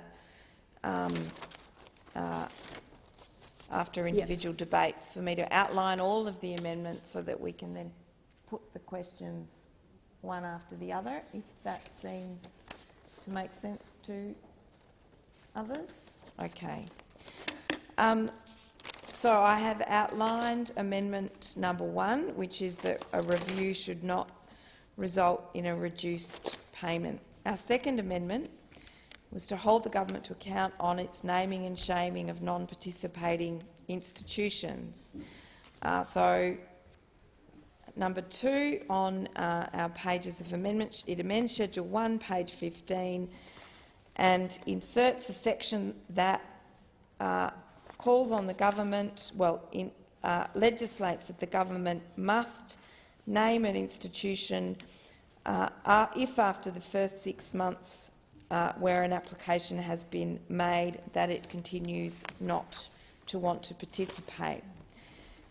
It introduces a requirement that the minister names any institution that refuses to join the redress scheme within 6 months. I acknowledge the government's policy. I acknowledge that that policy was put in place after significant pressure from survivors, and we Labor brought voice to that within the parliament. But this naming and shaming is not guaranteed. It requires proactive management by the government. I've no doubt you'll do the right thing, but this is also Parliament wanting to express its will about this policy, and that this policy should be legislated. If you, as you say, that your undertaking as a minister is entirely consistent with ours as a parliament that sees this as important, then we've got a moral duty in this place to vote this amendment up. Participating in redress is a part of any institution's social licence, and we have an expectation in this parliament that a failure to participate should have the full glare of the Australian community. Now, in speaking to the further amendments, they are, as I outlined, deliberately structured to give the government flexibility and latitude. Flexibility to negotiate with the states and territories to make the changes needed by the scheme. And it foreshadows very much a commitment to not only the outcomes of the review, but the issues that have been identified in public debate, in parliamentary committees and by senators in this place. We don't need to wait for the review to know how substantial these issues are. We have a clear commitment from the government to bring the scheme back. We need a clear commitment, for the government to bring the scheme back to what the Royal Commission intended, and what we need is leadership, not we're just going to wait for the review. We need leadership because we know that that's what survivors of abuse have been saying.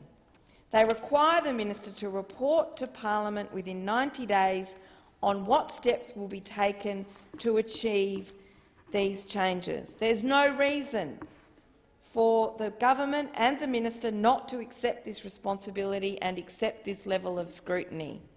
Indeed, it is our right to be able to scrutinise these movements, not just that of the committee that's made up by the states. These issues include increasing the cap on redress payments, as we've already outlined in debate. Again, with flexibility, that it calls on you to outline your actions on increasing the cap. That report should be tabled. Ending the indexing of relevant prior payments. What the minister has done or plans to do to have indexing ended, as mentioned in the subsection, and if the minister has not done and does not plan to do anything, the minister's reasons for this. We've seen the legacy of the impact of prior payments being indexed, and it's heartbreaking to hear those stories of people who go through the onerous process of retelling the story of their abuse to then barely get any redress once a tiny payment from years ago is indexed. People feel insulted and disrespected when this happens. It's incredibly difficult for people to dredge this up, and they should not be left with the feeling they are being left empty-handed after this process. Deducting prior payments. We need to see safeguards, and this is item 5. Deducting prior payments, we need safeguards to ensure that the prior payments deducted from redress are relevant prior payments. And again, I'm sure this issue will come up in the review. Then we've got Schedule 1, Item 51 at Item 6, Amendment 6, advance payment schemes for elderly and ill applicants. We know for elderly and old applications, too many people have already died. It's a scheme already working well in Scotland. There's no reason that you should not accept the will of the Senate today on behalf of survivors of abuse to support this amendment. It would not cost more. It would just give people recognition and peace of mind at the end of their lives. And 7, finally, an amendment in relation to the funder of last resort. This amendment makes sure that no one misses out on redress. If an organisation that's folded and has no longer any links to a continuing organisation, or if an organisation genuinely does not have the resources to participate in the scheme, the government should make sure redress is paid.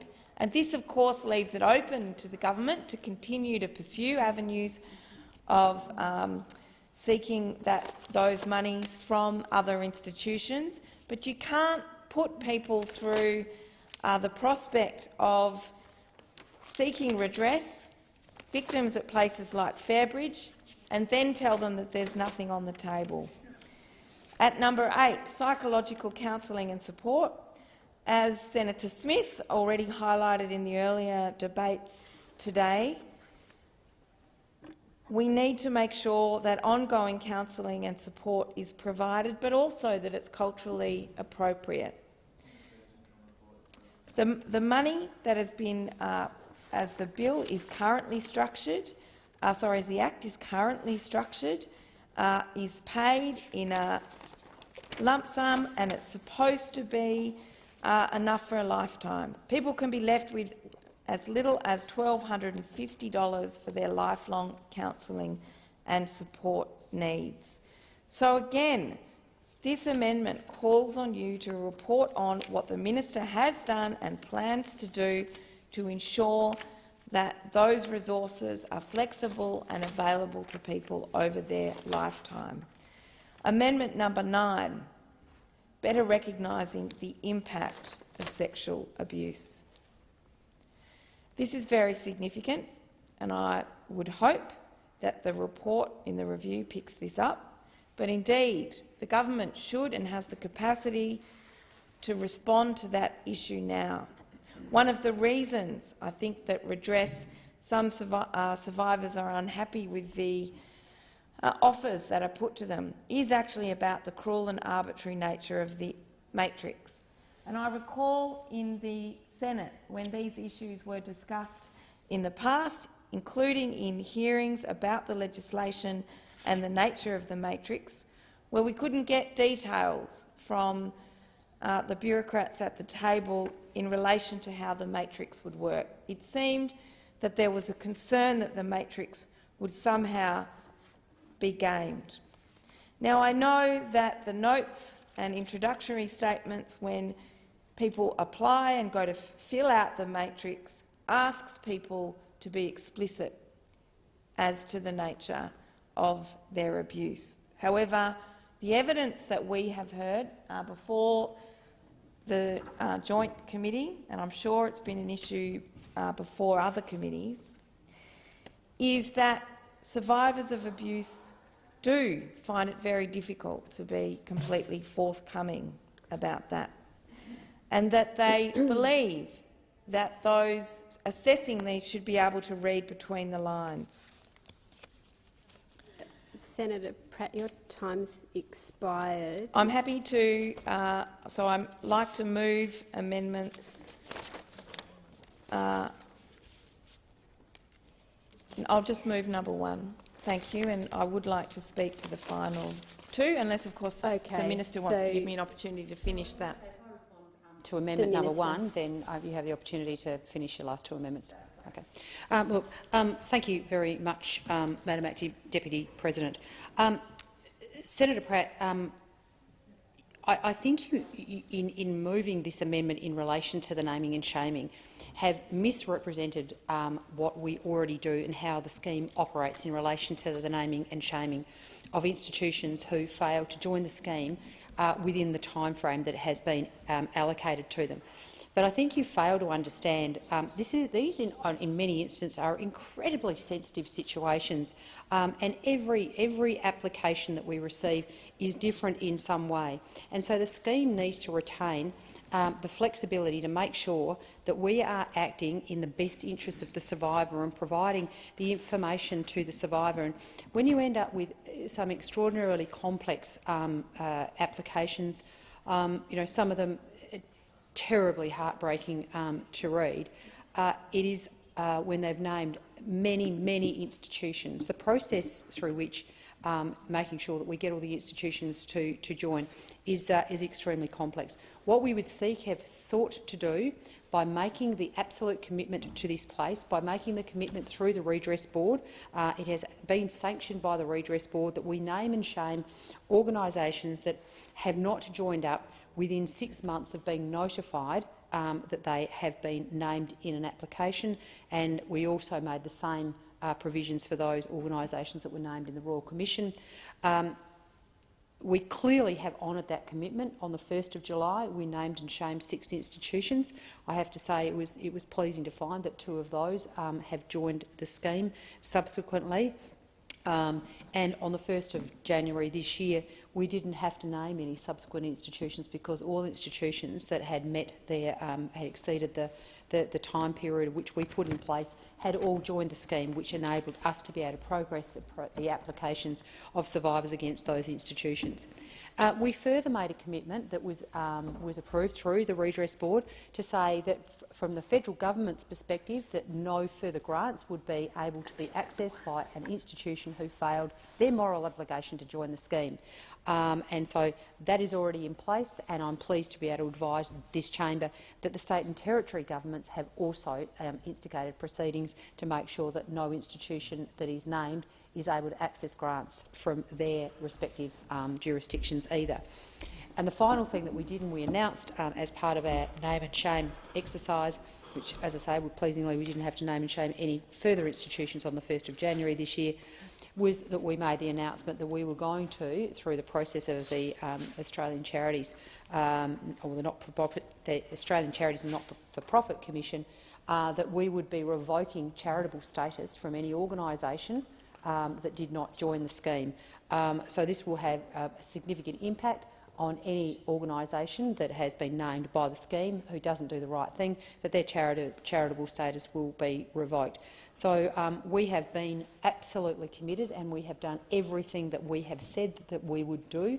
We have committed into the future by changes to the Act that we will that we will continue to name organisations. We got the policy through the Redress Board to say that any institution would have 6 months to join from the time that they were advised that they'd been named by an application to join, go through the process of joining.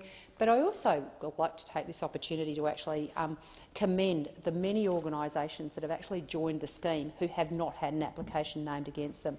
These are organisations that have a history of working with children and have taken their responsibility going forward to working with children to such a degree that they've actually joined the scheme without an application against them.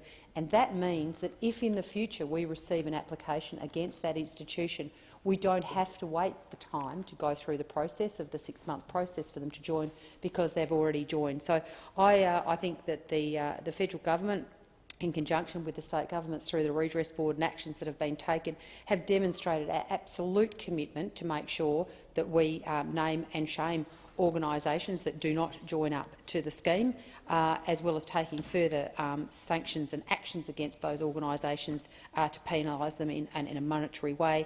But we seek to remain the level of flexibility to understand the sensitivity of the scheme so that the government and the scheme, as the scheme operator with the states and territories, that we can maintain maximum flexibility to make sure that we're doing the best that we possibly can to have a trauma-informed response to survivors so that we can get them their redress in the least traumatic and fastest possible way. Thank you. Senator Pratt. Thank you, Minister, and thank you for taking to your feet so that I can finish outlining our amendments. I do note you responded, I think, to Amendment 2. The first but the first question before the chair will be Amendment 1, which is about the review, just for your clarification. So Amendment number 9 requires that the impact of abuse be better recognised. Survivors have told us in the committees that I've been participating in about the arbitrary nature of the matrix, which likes payments for impacts to the nature of abuse. For example, was it physical? Was it penetrative? Was it exposure? Was it contact? Was it penetrative rape? Was it fingers? Was it and what was the nature of the penetration and what sex organs were involved? Now, this has actually been very hard for some survivors of abuse to be so explicit, and while in some cases they've outlined the very traumatic impact that the abuse has had on them, they haven't been able to bring themselves to be as explicit as they need to be in their documentation. Likewise, there are others that have outlined the nature of their abuse, but indeed the matrix discounts because it rates payments on the basis of the nature of the act that took place rather than on the nature of the impact of that abuse. This amendment calls on the government to report again on these issues so that payments for abuse are calculated independently as recommended by the Royal Commission. Amendment 10 requires non-participating organisations to participate. It makes sure that if an organisation refuses to participate in the scheme or deliberately restructures their assets so as to appear they can't participate, the government will be able to get funds from organisations in order to pay redress. This could take the form of a levy or collection through the tax system. As we know, there are constitutional limits on seizing assets. However, it is indeed unacceptable for organisations to simply refuse to participate or to hide their assets. They need to be compelled, and it needs to be legislated that they pay redress to those they have hurt. So I've ripped through our 10 amendments, and now, in looking to the chair, I seek to move amendment number 1 on the revised page, on the revised sheet 1196. It's very clearly numbered number 1. It means that this amendment means that if a person seeks a review of their offer, it cannot be reduced, and this will give people more confidence to seek a review. Senator Patrick. Thank you. Just noting you moving Amendment 1, I just wanted to ask the Minister, I think you said in your one of your statements before that this is a matter that would be considered by the review. I'll probably ask the same question of each of the amendments as they're moved. So my question is it your understanding that the review is looking into this particular aspect of the scheme? And I just ask, in the event that the review didn't cover off on this particular issue, whether or not you are open to considering it in the event that the report that's provided to you is silent on this. Minister. Thank you, Mr Acting Deputy Chair. Senator Patrick, I can confirm that all of the issues that have been travailed in the amendments that have been put forward by the opposition are matters that are currently being considered by the review, and so the matter of this amendment that currently is before the chair, number 1, yes, is being considered as part of the review. Senator Patrick. Thank you. That will truncate the remainder of my questions. But the second part of the question was, actually, I guess it's redundant in respect that you say all of these issues will be traversed. That just takes me to amendment number 3, if I may, in relation to the cap. It's my understanding that the Royal Commissioner recommended a minimum of $10,000 in a payment, a maximum of $200,000 as is proposed to be considered here, and indeed $65,000 was considered to be the sort of average payment. So this particular amendment is of particular interest to me because the Royal Commissioner had actually made a specific recommendation in respect of this. Minister. Mr Acting Deputy Chair. Senator Patrick, you are correct in relation to the recommendations of the Royal Commission. However, in order for us to be able to get the unanimous agreement that we required with the Redress Board, the States and Territory Ministers and the Governance Board, it was the view of that board that the maximum payment be $150,000. We have sought for the reviewer to undertake an assessment as to that particular number. You're also quite correct that the Royal Commission also suggested that the average payment would be $65,000.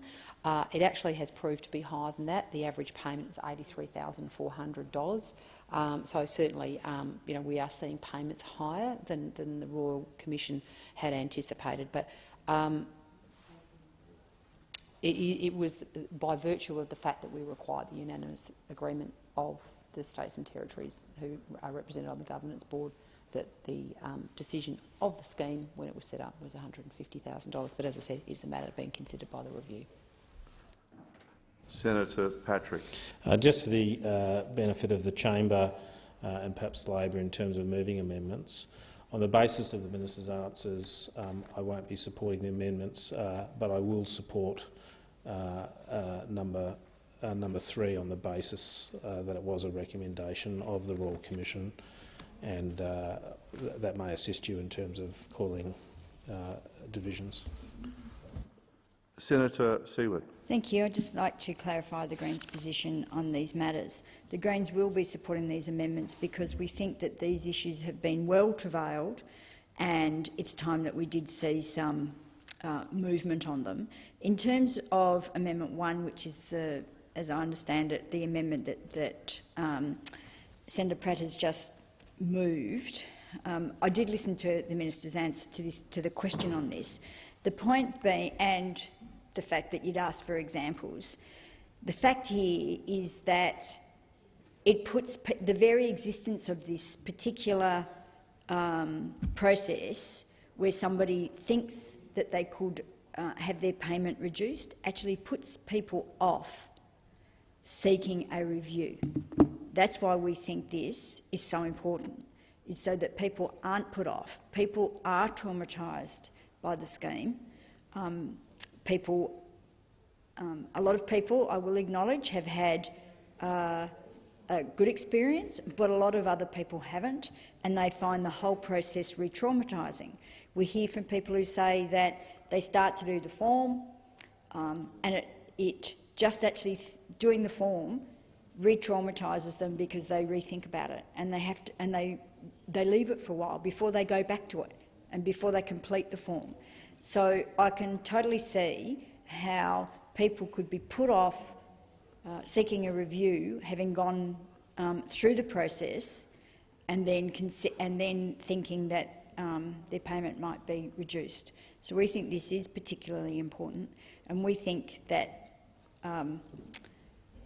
these amendments, as I said, are way past time.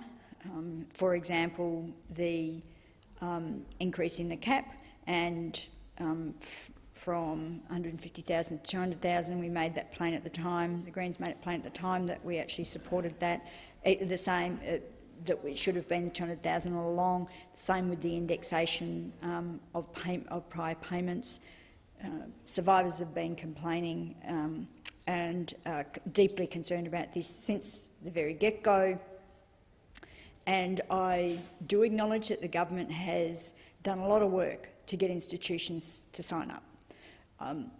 But having this in legislation gives effect to that, to something the government has been doing now. Same with the other amendments, but I'll come back to those as Senator Pratt moves each one. Thank you, Senator Siewert. Senator That's all right. Pratt, so the question before the chair is that Amendment 1 on sheet 1196 be agreed to. Those of that opinion say aye. Aye. Those against say no. I think the noes have it. Ayes have it. Division required. Ring the bells.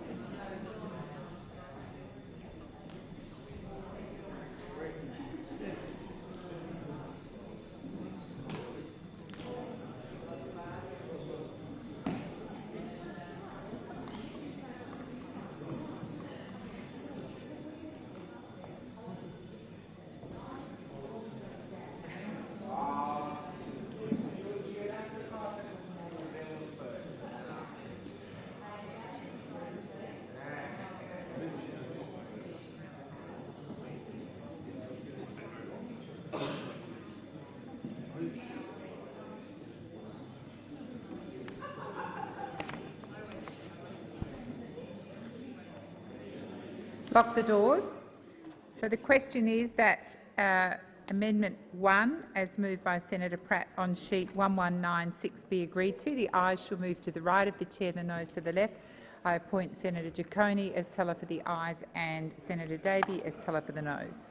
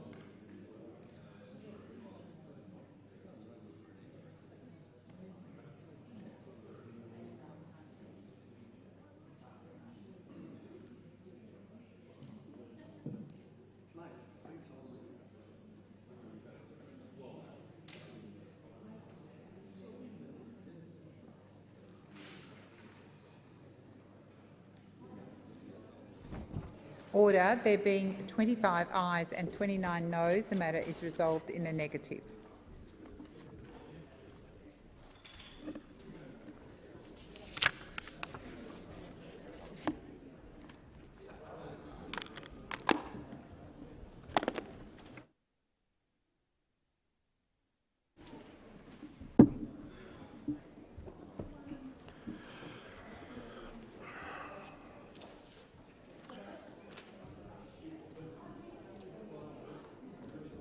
I think, Senator, I'm looking towards the chamber and I'm giving the call to Senator Siewert.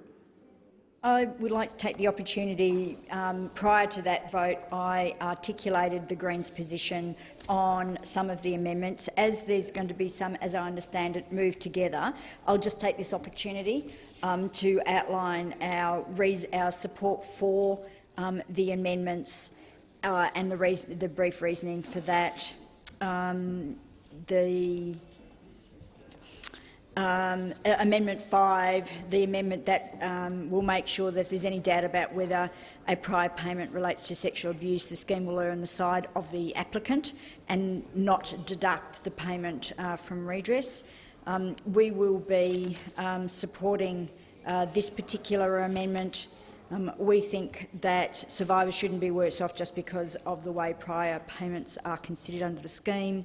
In terms of the advanced payment scheme, we think this is a particularly important amendment for elderly and ill applicants. Other jurisdictions, as Senator Pratt articulated, like Scotland, have made advanced payments available to applicants as part of their redress schemes. This is particularly important as we know that some survivors are ageing and also they are very vulnerable, and we think this would go a long way to helping them and ensuring they at least see some form of justice, given the vulnerability of some of our survivors. In terms of Amendment 7, this relates to the issues related to... Excuse me, Senator Siewert. Yeah.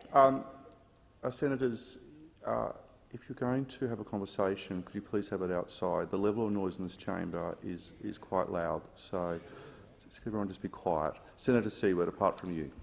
Thank you. Thank you, Chair. I was finding it a little bit difficult to focus on the issues at hand with the noise levels, so thank you. This relates to funder of last resort. As I've articulated before, the Greens are indeed very focused on funders of last resort, because we don't want to see people missing out because of issues around the funder of last resort.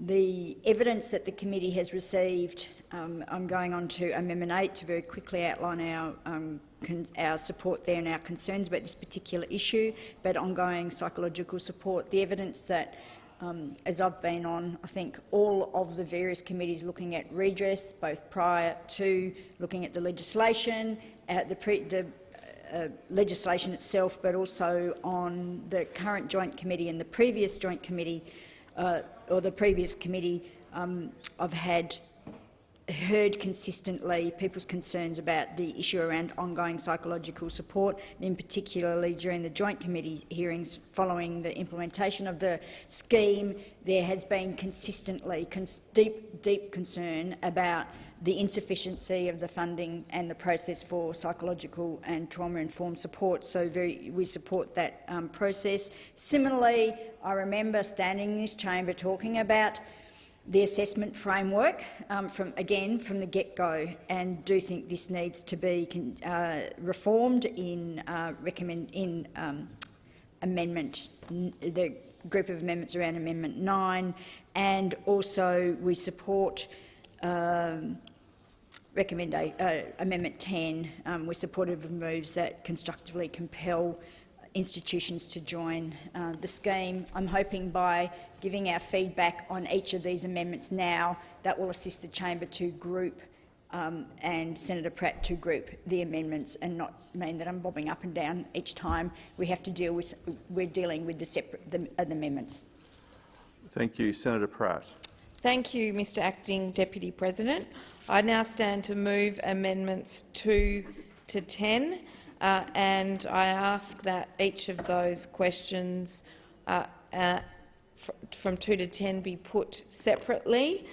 We seek in this chamber to advance the interests of survivors. We know that these issues are before the review, and there's nothing in these amendments that constrains the government other than to be accountable to this chamber and indeed to the interests of survivors in a positive direction.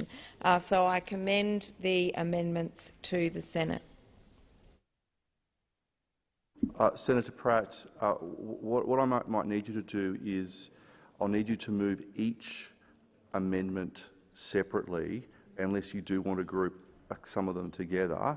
Otherwise, I'm in the hands of the chamber here, but if you want to do it numerically from 2 through till 10, we can do that, but that will mean 9 divisions.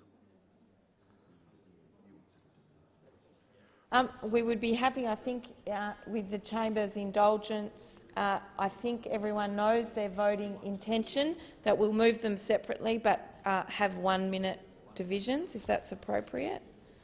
I think the first division might end up being a 4-minute Of course, naturally that would be the case. Therefore, I stand to move amendment number 2, question 2, on sheet 1196. So the question before the chair is that Amendment 2 on sheet 1196 be agreed. Those of that opinion say aye.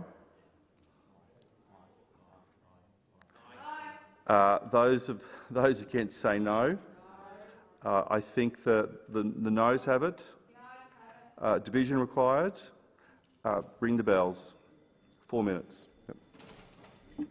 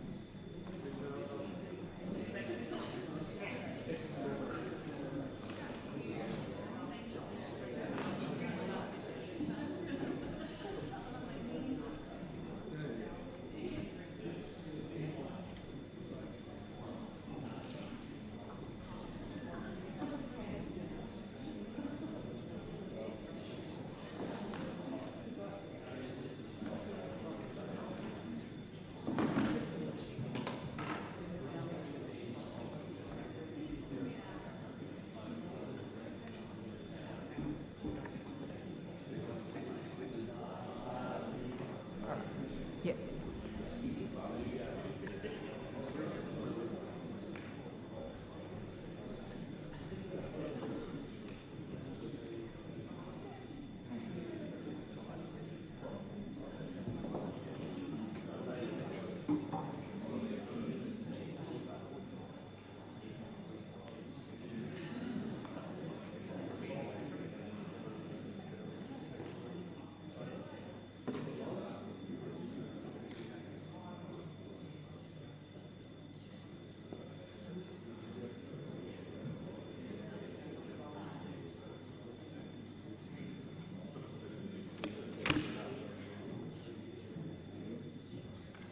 Lock the doors.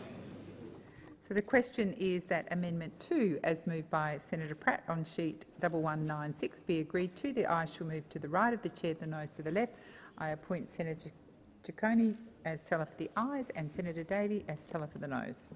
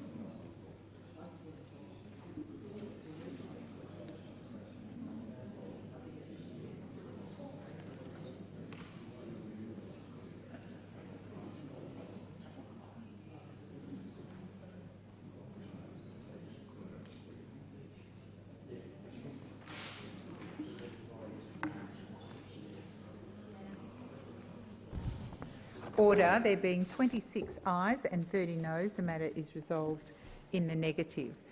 I am advised that the opposition intends to put the rest of its amendments wherever Senator Pratt is.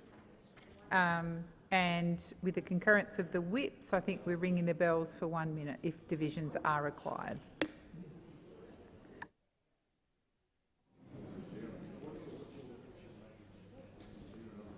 Senator Pratt. Thank you. I now move amendment number 3 on that sheet, which is to increase the cap on redress payments from $150,000 to $200,000 as recommended by the Royal Commission. So the question is that the amendment as moved by Senator Pratt be agreed to. Those of that opinion say aye. Aye. Against? I believe the noes have it. Division required. Ring the bells for 1 minute.